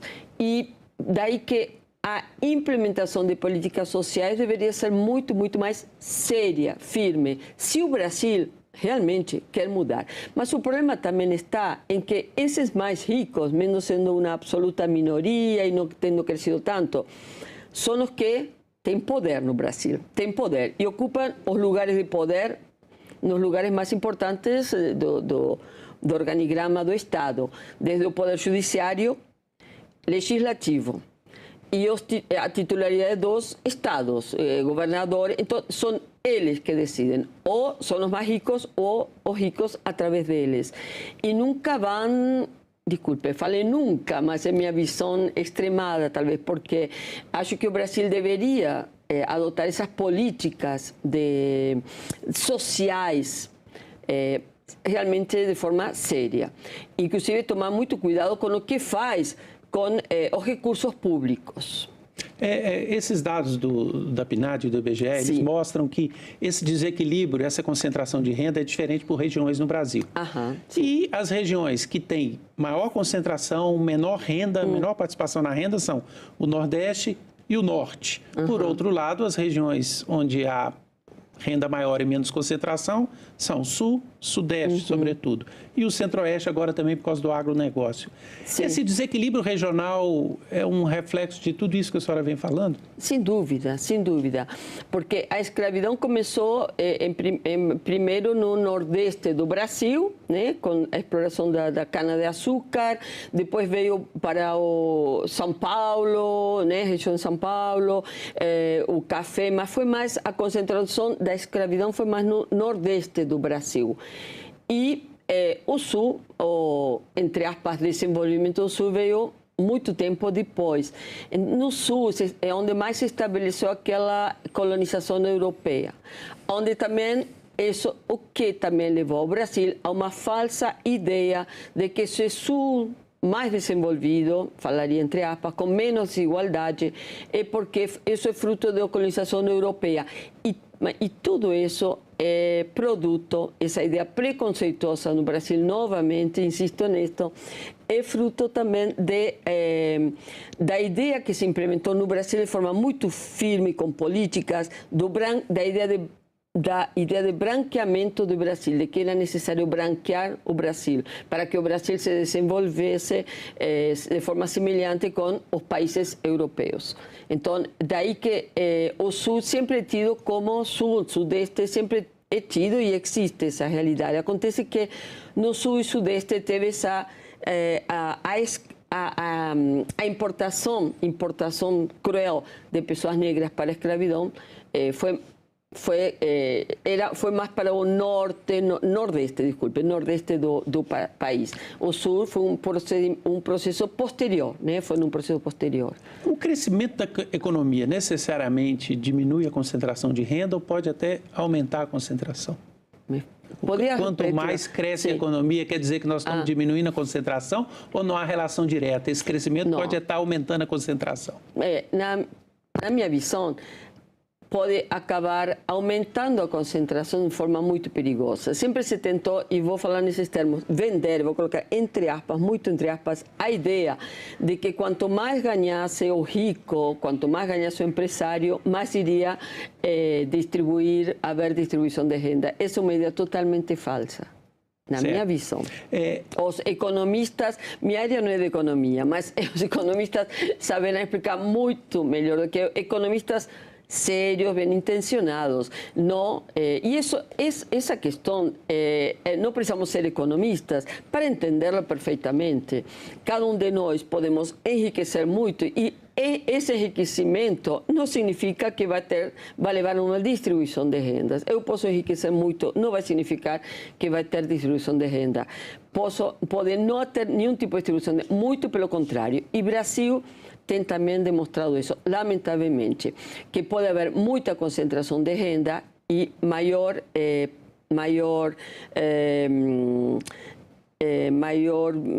exploração em relação às pessoas. Aí deveria intervir o Estado de forma firme, com leis severas para evitar exploração de seres humanos. Estou falando isto e estou lembrando dos atuais sistemas de escravidão que existem, né? Especialmente em fazendas, em grandes fazendas, como também a gente tem escutado casos na cidade de São Paulo. Então, aqueles muito ricos, os muito ricos, não quer dizer por isso, ou não quer dizer que o muito enriquecimento de determinadas pessoas leve a enriquecimento daqueles que dependem dele, não.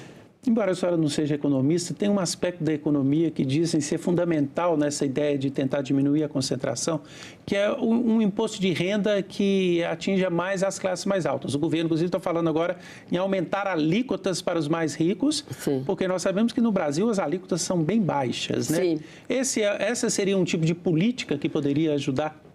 Funcionando, poderia sim, porque sabemos que hoje em dia até o imposto de renda para os mais ricos, pelo que eu leio, estou informada, não funciona. Eles não são efetivamente cobrados. Ou seja, há muitos sistemas, inclusive existe às vezes uma legislação que pode ser muito boa, propícia, mas os meios para fiscalizar o real cumprimento não funcionam. Então, o que o senhor acabou de funcionar na ideia e na criação de uma lei pode funcionar, mas na implementação, se isso não é fiscalizado, controlado, pode não funcionar.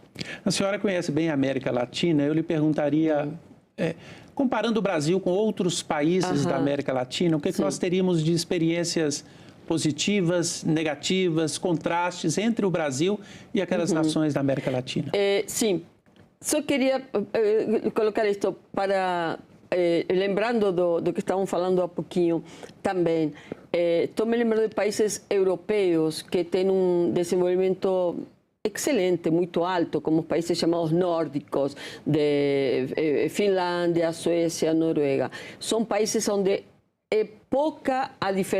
não há quase desigualdade social, econômica entre as pessoas.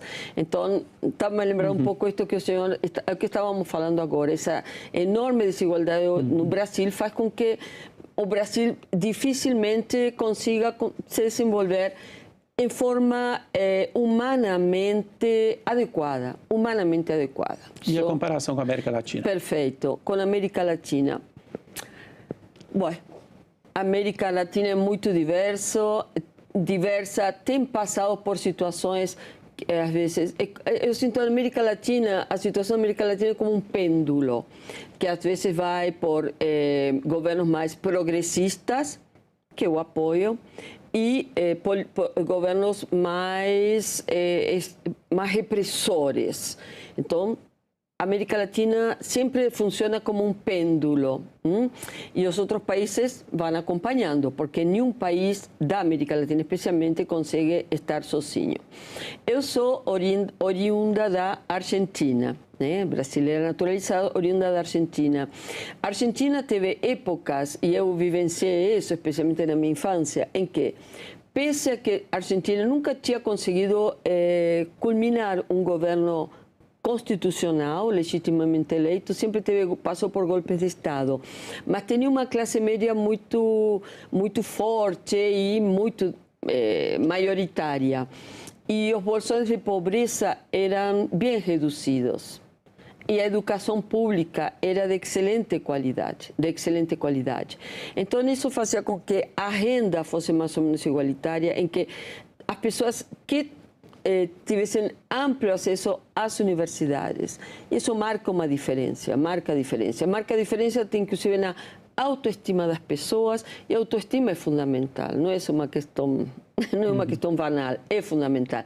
A autoestima faz com que as pessoas, a partir do acesso, da possibilidade que tenha de acessar a cargos públicos, políticos e um salário digno, possam se desenvolver bem. Então, a Argentina teve uma classe média muito ampliada e agora, sabe que eu considero que, seja na Argentina, como no Brasil e outros países, o golpe de Estado pelo que a gente passou, como o Brasil passou quase 30 anos de regime militar, a Argentina passou por uma ditadura militar muito terrível,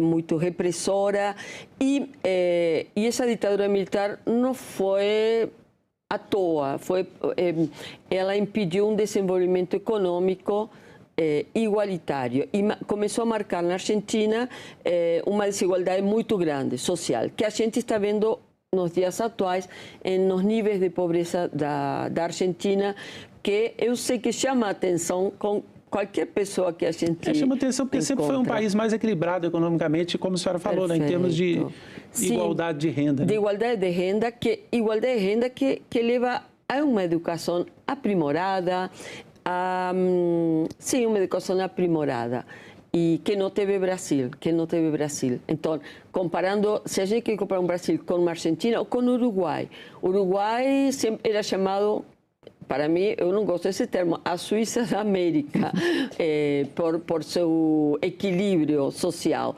Um pouco semelhante com a Argentina, em termos comparativos.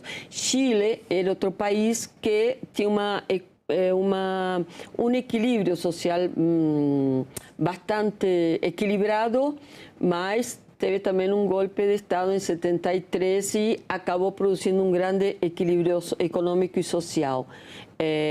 E podemos ir pelo resto da América Latina, mas em geral, então eu comparei por países com, também, do outro lado, países com, bem, chamaríamos em termos genéricos, pobres, Equador, Bolívia, Paraguai, que onde a população em geral é empobrecida e, de forma excepcional, alguns muito poucos ricos. Mas a Argentina, como o senhor bem falou, sempre se caracterizava por uma base social equilibrada e que aí socialmente mais equilibrada, uma educação mais aprimorada, né? E daí que as pessoas, isso leva a que as pessoas tenham mais o que a gente chama de consciência política, mais possibilidade de discutir, mesmo na diversidade, mais possibilidade de discutir, ter consciência, boas leituras e culturalmente,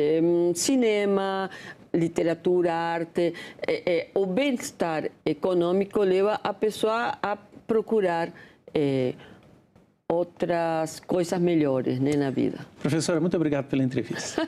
De nada. Agradecemos também a você que nos acompanhou até aqui. Este programa já está disponível no site da TV Senado, senado.leg.br/TV, ou no nosso canal do YouTube. Até o próximo Agenda Econômica.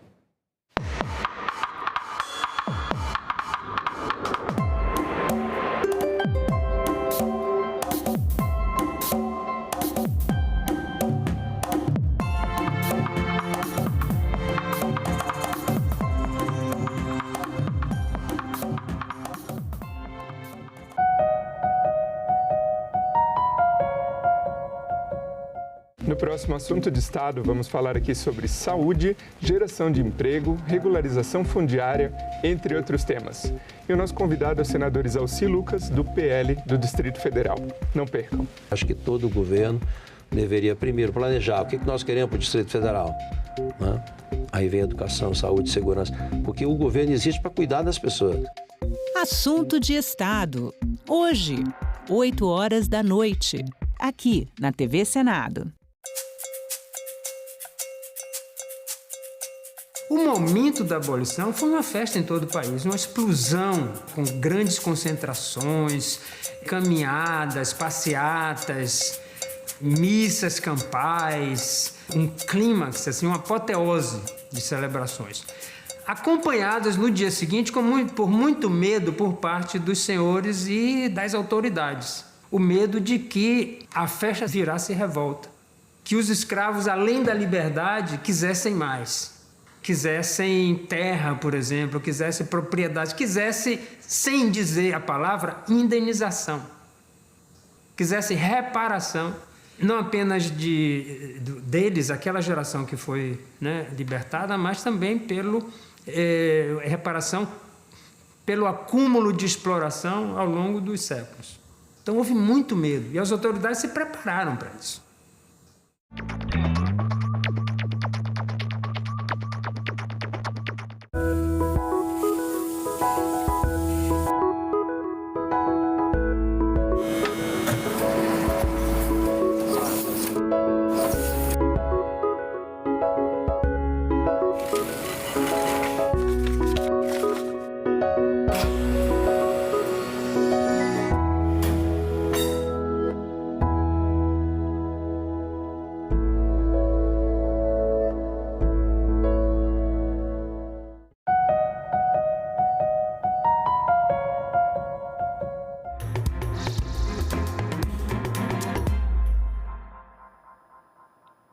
Boa noite. Hoje é segunda-feira, 18 de novembro, e o Senado Notícias está no ar. Os senadores analisaram hoje em plenário destaques ao projeto de lei que estabelece regras para que os parlamentares possam propor emendas ao orçamento da União. O texto base do projeto já tinha sido aprovado na última quarta-feira. A proposta aprovada pelo Senado define regras para a proposição e execução de emendas parlamentares.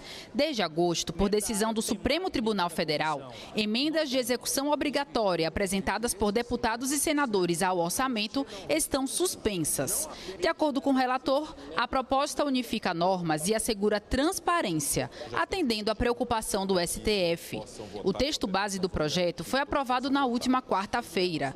Pedidos de votação em separado de alguns trechos da proposta, conhecidos como destaques, foram analisados nesta segunda-feira em plenário. Que o Poder Executivo haja também com celeridade como o Congresso está agindo e se tiver também alguma acordo com o Supremo Tribunal Federal, que também seja célere, porque está um verdadeiro caos no interior do Brasil. Inicialmente, 4 destaques seriam analisados, mas depois de acordo entre os senadores, sobraram apenas 2 para votação. Um deles foi apresentado pelo PL e pedia para retirar do texto a possibilidade de bloqueio pelo Executivo dos recursos na execução das emendas. O bloqueio não estava no texto encaminhado pela Câmara dos Deputados e foi inserido pelo relator. Por 47 votos a 14, ficou decidida a retirada da possibilidade de bloqueio. É evidente que todos nós temos responsabilidades, e quando falo todos nós, dos poderes, de darmos a nossa parcela de contribuição para o equilíbrio fiscal do país. Ocorre que existem mecanismos e mecanismos.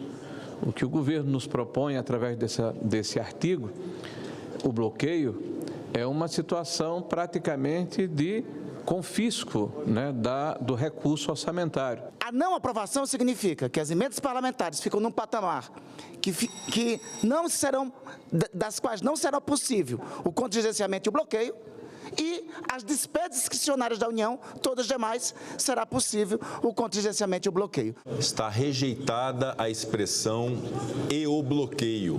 O outro destaque foi apresentado pelo União Brasil. Retira a obrigatoriedade da aplicação de 50% das emendas de comissão em saúde.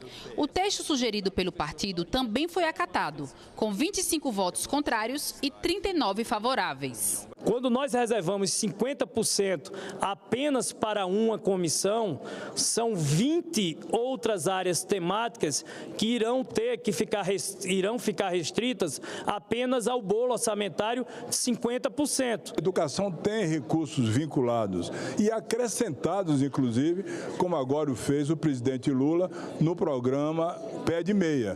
Portanto, fará falta sim, se for retirado da saúde, o percentual de 50%. O importante é que mantenhamos a independência da CMO, para que com isso os parlamentares possam colocar emendas ou fazer até mudanças de rubrica.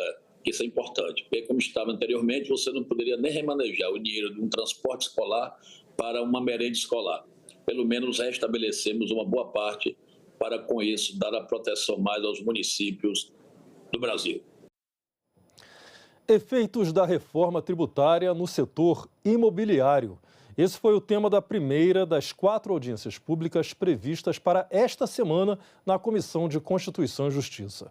O setor imobiliário teme os impactos dos novos impostos nos preços dos imóveis.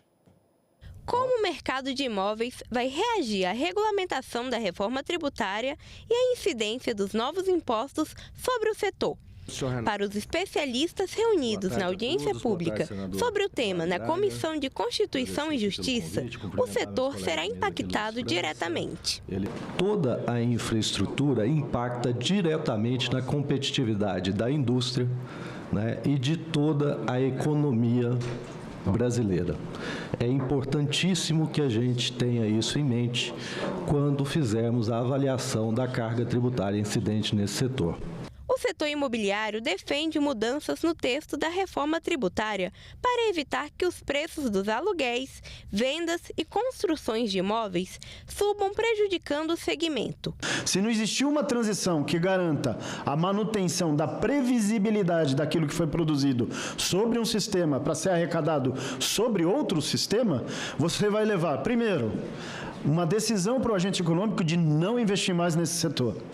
E o que significa não investir mais no setor, seja de loteamento, seja da construção civil, seja da incorporação imobiliária, seja da locação, é perda de oferta de imóveis. Perda de oferta de imóveis vai significar aumento dos preços destes imóveis ou daquilo que está relacionado a esses imóveis. Com a nova reforma tributária da locação, só um desavisado vai comprar um imóvel para botar para locação. Muito melhor vai ser ele botar numa CDB do banco e passear.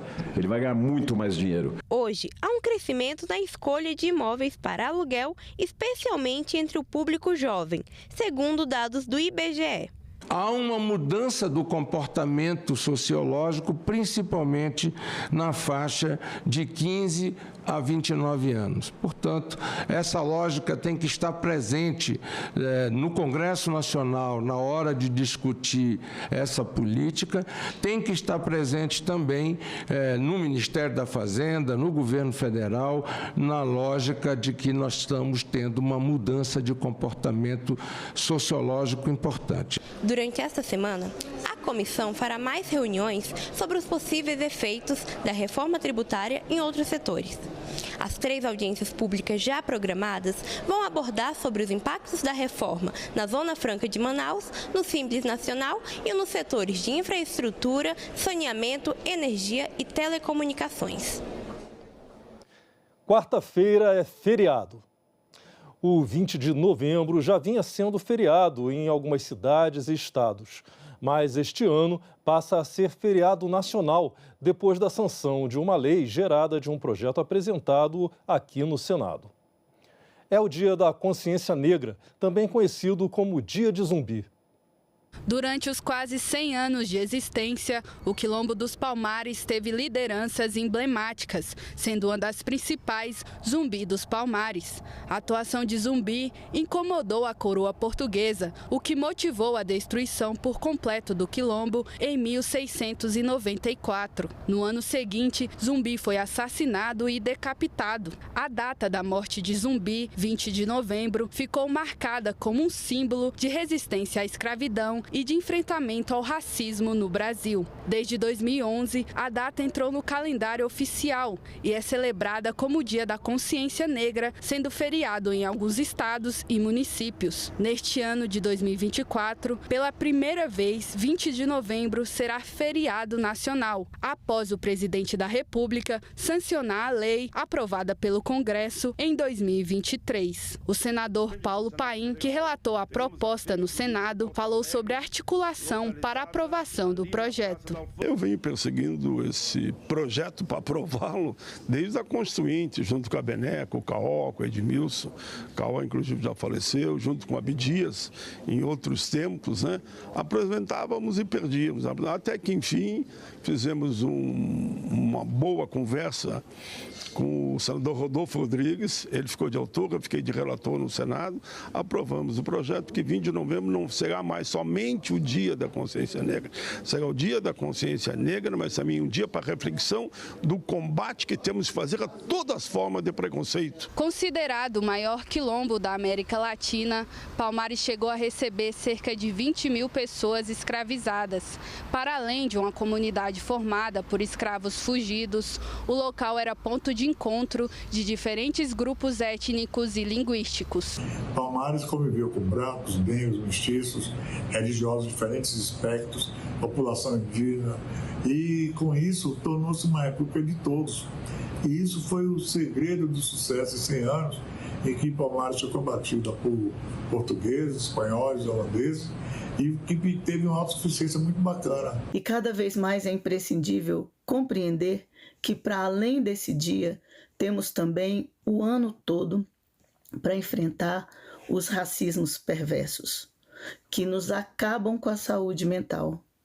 Termos consciência para conhecer e valorizar a cultura africana. Quando a reivindicação pelo 20 de novembro se nacionaliza, ela também vem junto da denúncia da farsa da abolição, visto que a assinatura da Lei Áurea não veio junto de políticas públicas para a inserção da população negra que passou tanto tempo escravizada e marginalizada. A marca da data como feriado nacional serve para honrar as lutas do povo negro. Serve também para que aqueles que não entendem muito bem e não conhecem muito bem essa trajetória se questionem por que estamos parando no dia de hoje. O que aconteceu em 20 de novembro? E quem é Zumbi dos Palmares? A existência destes questionamentos a partir do feriado já cumpre um papel educativo fundamental para a população brasileira. Vimos aí na reportagem sobre o 20 de novembro o senador Paulo Paim citando Abdias Nascimento em outros tempos. Abdias foi senador de 1991 a 1992 e de 1997 a 1999. E nesta quarta-feira, o Senado lança um filme em 3D que foi preparado para ele e simula uma visita imersiva. Abdias Nascimento foi o primeiro senador assumidamente negro da história do Brasil. Era ativista da causa negra e fundou o Teatro Experimental do Negro e o projeto Museu de Arte Negra. Foi poeta, escritor e dramaturgo. Suas pinturas foram exibidas dentro e fora do Brasil e exploram o legado cultural africano com foco no combate ao racismo. Para mostrar todo o trabalho e a vida de Abdias Nascimento, o Senado faz uma exposição, O Sonho de Abdias, uma jornada imersiva sobre luta, esperança e transformação. O filme foi todo produzido em 3D. A imersão ela não acontece imediatamente. Então, normalmente você vai colocar o óculos, você vai colocar o fone de ouvido e aí você começa um processo de se desprender, de desconectar de onde você está fisicamente para se transportar para essa imersão. Então, ali no primeiro minuto, a gente costuma começar o filme bem devagar, para primeiro você entender onde é que você está, você vai olhar para a cúpula do Senado, você vai olhar para a tribuna, você vai entender e aí as coisas começam a acontecer. E aí, a partir disso, você começa realmente a entender, o seu cérebro começa a dizer para você que você está ali. E é isso que faz essa experiência ser tão especial. Você ter o Abdias Nascimento na sua frente, você ouvir o que ele tem para te dizer, com o Rocco Pitanga, que é maravilhoso, tão perto de você. O ator Rocco Pitanga interpreta Abdias Nascimento. Ele passou por uma caracterização para ficar mais parecido com o ex-senador. Em O Sonho de Abdias, você acompanha Camila, interpretada por Sofia Rosa, uma jovem visitante do Senado que é transportada para uma jornada de descoberta e inspiração ao encontrar o funcionário do Senado, Clodoaldo Santos, e, através dele, a poderosa figura de Abdias Nascimento. A experiência culmina com Camila visualizando-se no futuro como uma líder, continuando o legado de Abdias e outros heróis negros. As cenas filmadas no Senado retratam uma conversa fictícia entre Camila e Abdias. Então você foi o primeiro senador preto? Eu fui muita coisa nessa vida, menina. Fui entregador de doces da minha mãe, faxineiro, economista, poeta. Mas, eu não fui o primeiro negro a passar por aqui. Não é? Então quem foi? Bom, pelas minhas pesquisas, mais de 20 filhos de africanos cumpriram mandato aqui no Senado antes de mim. 20? Uhum. É que nenhum deles assumiu sua condição de afro-brasileiro e nem lutou pelas causas da negritude. Essa forma de imersão, isso possibilita que as pessoas não apenas assistam e conheçam a história da Abdias, mas também proporciona aquele contato, né? Você vai estar ali dentro do Senado, você está olhando para um pioneiro da questão de ser o primeiro senador negro brasileiro, ele estar dentro de um local que ele lutou para que outras pessoas pretas também entrassem, para que ele abrisse esses caminhos, e a gente ter essa visão próxima, né? Então, eu acho que ainda é melhor do que ver em tela, ainda que a gente mereça um documentário, um filme sobre a vida de Abdias, é ainda melhor porque você está perto, você está próximo, você está dentro da história que você está vivendo e está podendo revisitar ali de uma forma tão bem feita. O filme tem a duração de 10 minutos e pode ser assistido no Senado Federal a partir do dia 20. A trajetória de 3 mulheres negras que têm suas vidas impactadas por uma série de episódios da conquista de direitos no Brasil. Esse é o enredo do documentário Quando Elas Se Movimentam, que é parte das comemorações dos 200 anos do Senado. Antônia, Angélica e Luana. 3 mulheres negras que têm suas vidas impactadas por diferentes momentos na luta pela conquista de direitos no Brasil. A história é contada no documentário Quando Elas Se Movimentam, dirigido pela cineasta Suzana Lira. Queremos proclamar a nossa abolição. Não é ódio, nem rancor, apenas um grito de liberdade.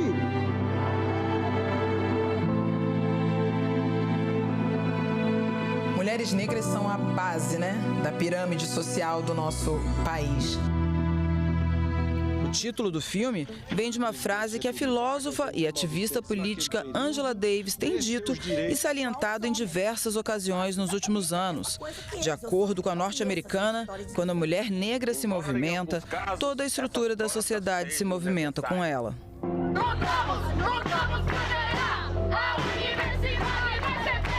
universidades deverão... Será que pode pedir um pouco de silêncio que eu estou... Mas há quem queira colocar na mente dos brasileiros esse veneno, o veneno da raça. O documentário faz parte da comemoração dos 200 anos do Senado.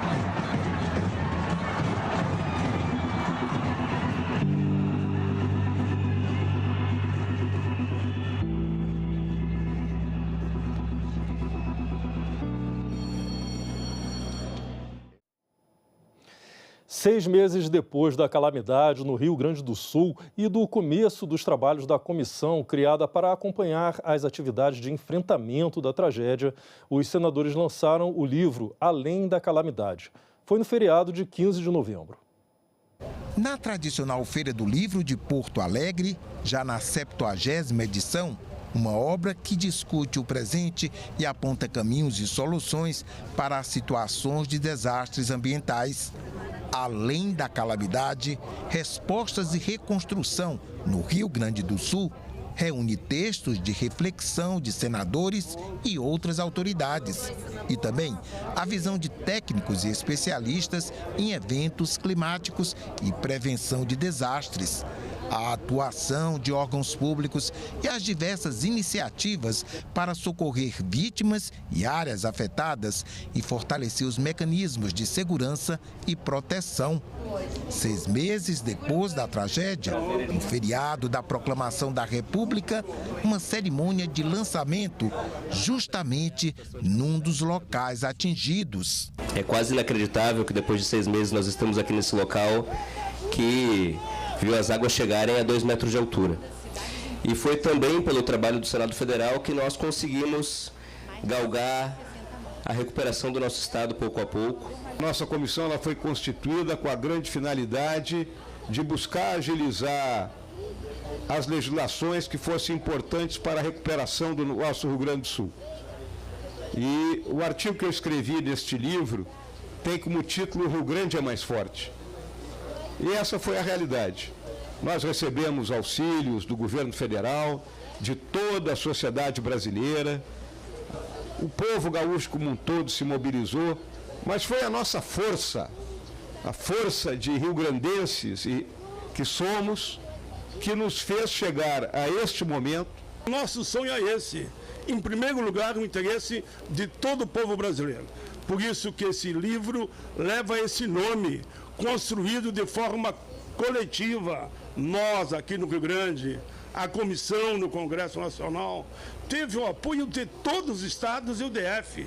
Não teve uma área desse país, um estado desse país, que não mandou recursos para ajudar o Rio Grande. Vamos entregar um relatório robusto, com várias indicações e, vamos dizer assim, medidas que devem ser tomadas, tanto na esfera federal, como na esfera estadual, como nos municípios e no próprio Legislativo Federal, no sentido de que, principalmente, tragédias desta natureza não voltem a ocorrer. Depois desse momento, no estande da Livraria do Senado na feira, a obra, distribuída gratuitamente, foi autografada pelo senador Paulo Paim, presidente da comissão, em outro espaço da feira. Mais de 800 milhões de pessoas no mundo têm diabetes. Para reforçar a necessidade de políticas de acesso e prevenção à doença, o Senado celebrou em sessão especial o Dia Mundial do Diabetes. O pedido foi feito pelo senador Jorge Cajuru, que é diabético. O Dia Mundial do Diabetes é celebrado em 14 de novembro, para reforçar a importância das políticas de acesso à prevenção e ao tratamento da doença. O senador Jorge Cajuru presidiu uma sessão especial no plenário do Senado. Hoje, nos reunimos para chamar a atenção para uma doença que afeta milhões de pessoas em todo o mundo e que exige de nós, legisladores, um compromisso renovado com a saúde pública e com políticas eficazes de prevenção e tratamento. Dados citados pelo parlamentar mostram que a prevalência global de diabetes dobrou entre 1990 e 2022, passando de 7% para 15% da população mundial. Ou seja, 828 milhões de adultos vivendo com a doença. O Brasil é o 6º país com maior número de diabéticos no mundo, com cerca de 22 milhões de pessoas, sendo que 1 a cada 3 desconhece o próprio prognóstico. No nosso caso especificamente, nós temos pelo menos 20 milhões de diabéticos no Brasil. 10% da população adulta brasileira apresenta diabetes. E o que pode levar particularmente a risco aqueles inadequadamente controlados. Esses pacientes se vulnerabilizam para as chamadas complicações crônicas, como a retinopatia diabética, a nefropatia diabética, a neuropatia diabética e as doenças cardio- e cerebrovasculares. Enquanto eu estiver aqui, esta causa continuará sendo uma prioridade. O diabetes não pode ser uma sentença de sofrimento e limitações. Nosso papel, enquanto representantes do povo, é agir com coragem e determinação para assegurar que nenhum brasileiro seja negligenciado de suas necessidades de saúde. Não pelos números, mas pelas vidas que dependem de nós. E ainda sobre saúde. O câncer de próstata é o 2º tipo de câncer mais comum entre os homens no Brasil e deve atingir cerca de 71 mil indivíduos entre 2024 e 2025. A campanha Novembro Azul alerta para a importância da prevenção e do diagnóstico precoce, em que um exame simples e barato pode significar a cura completa da doença. Essas são imagens de uma cirurgia de próstata com tecnologia de última geração. Com o auxílio de um robô, o médico afasta com precisão de milímetros todas as estruturas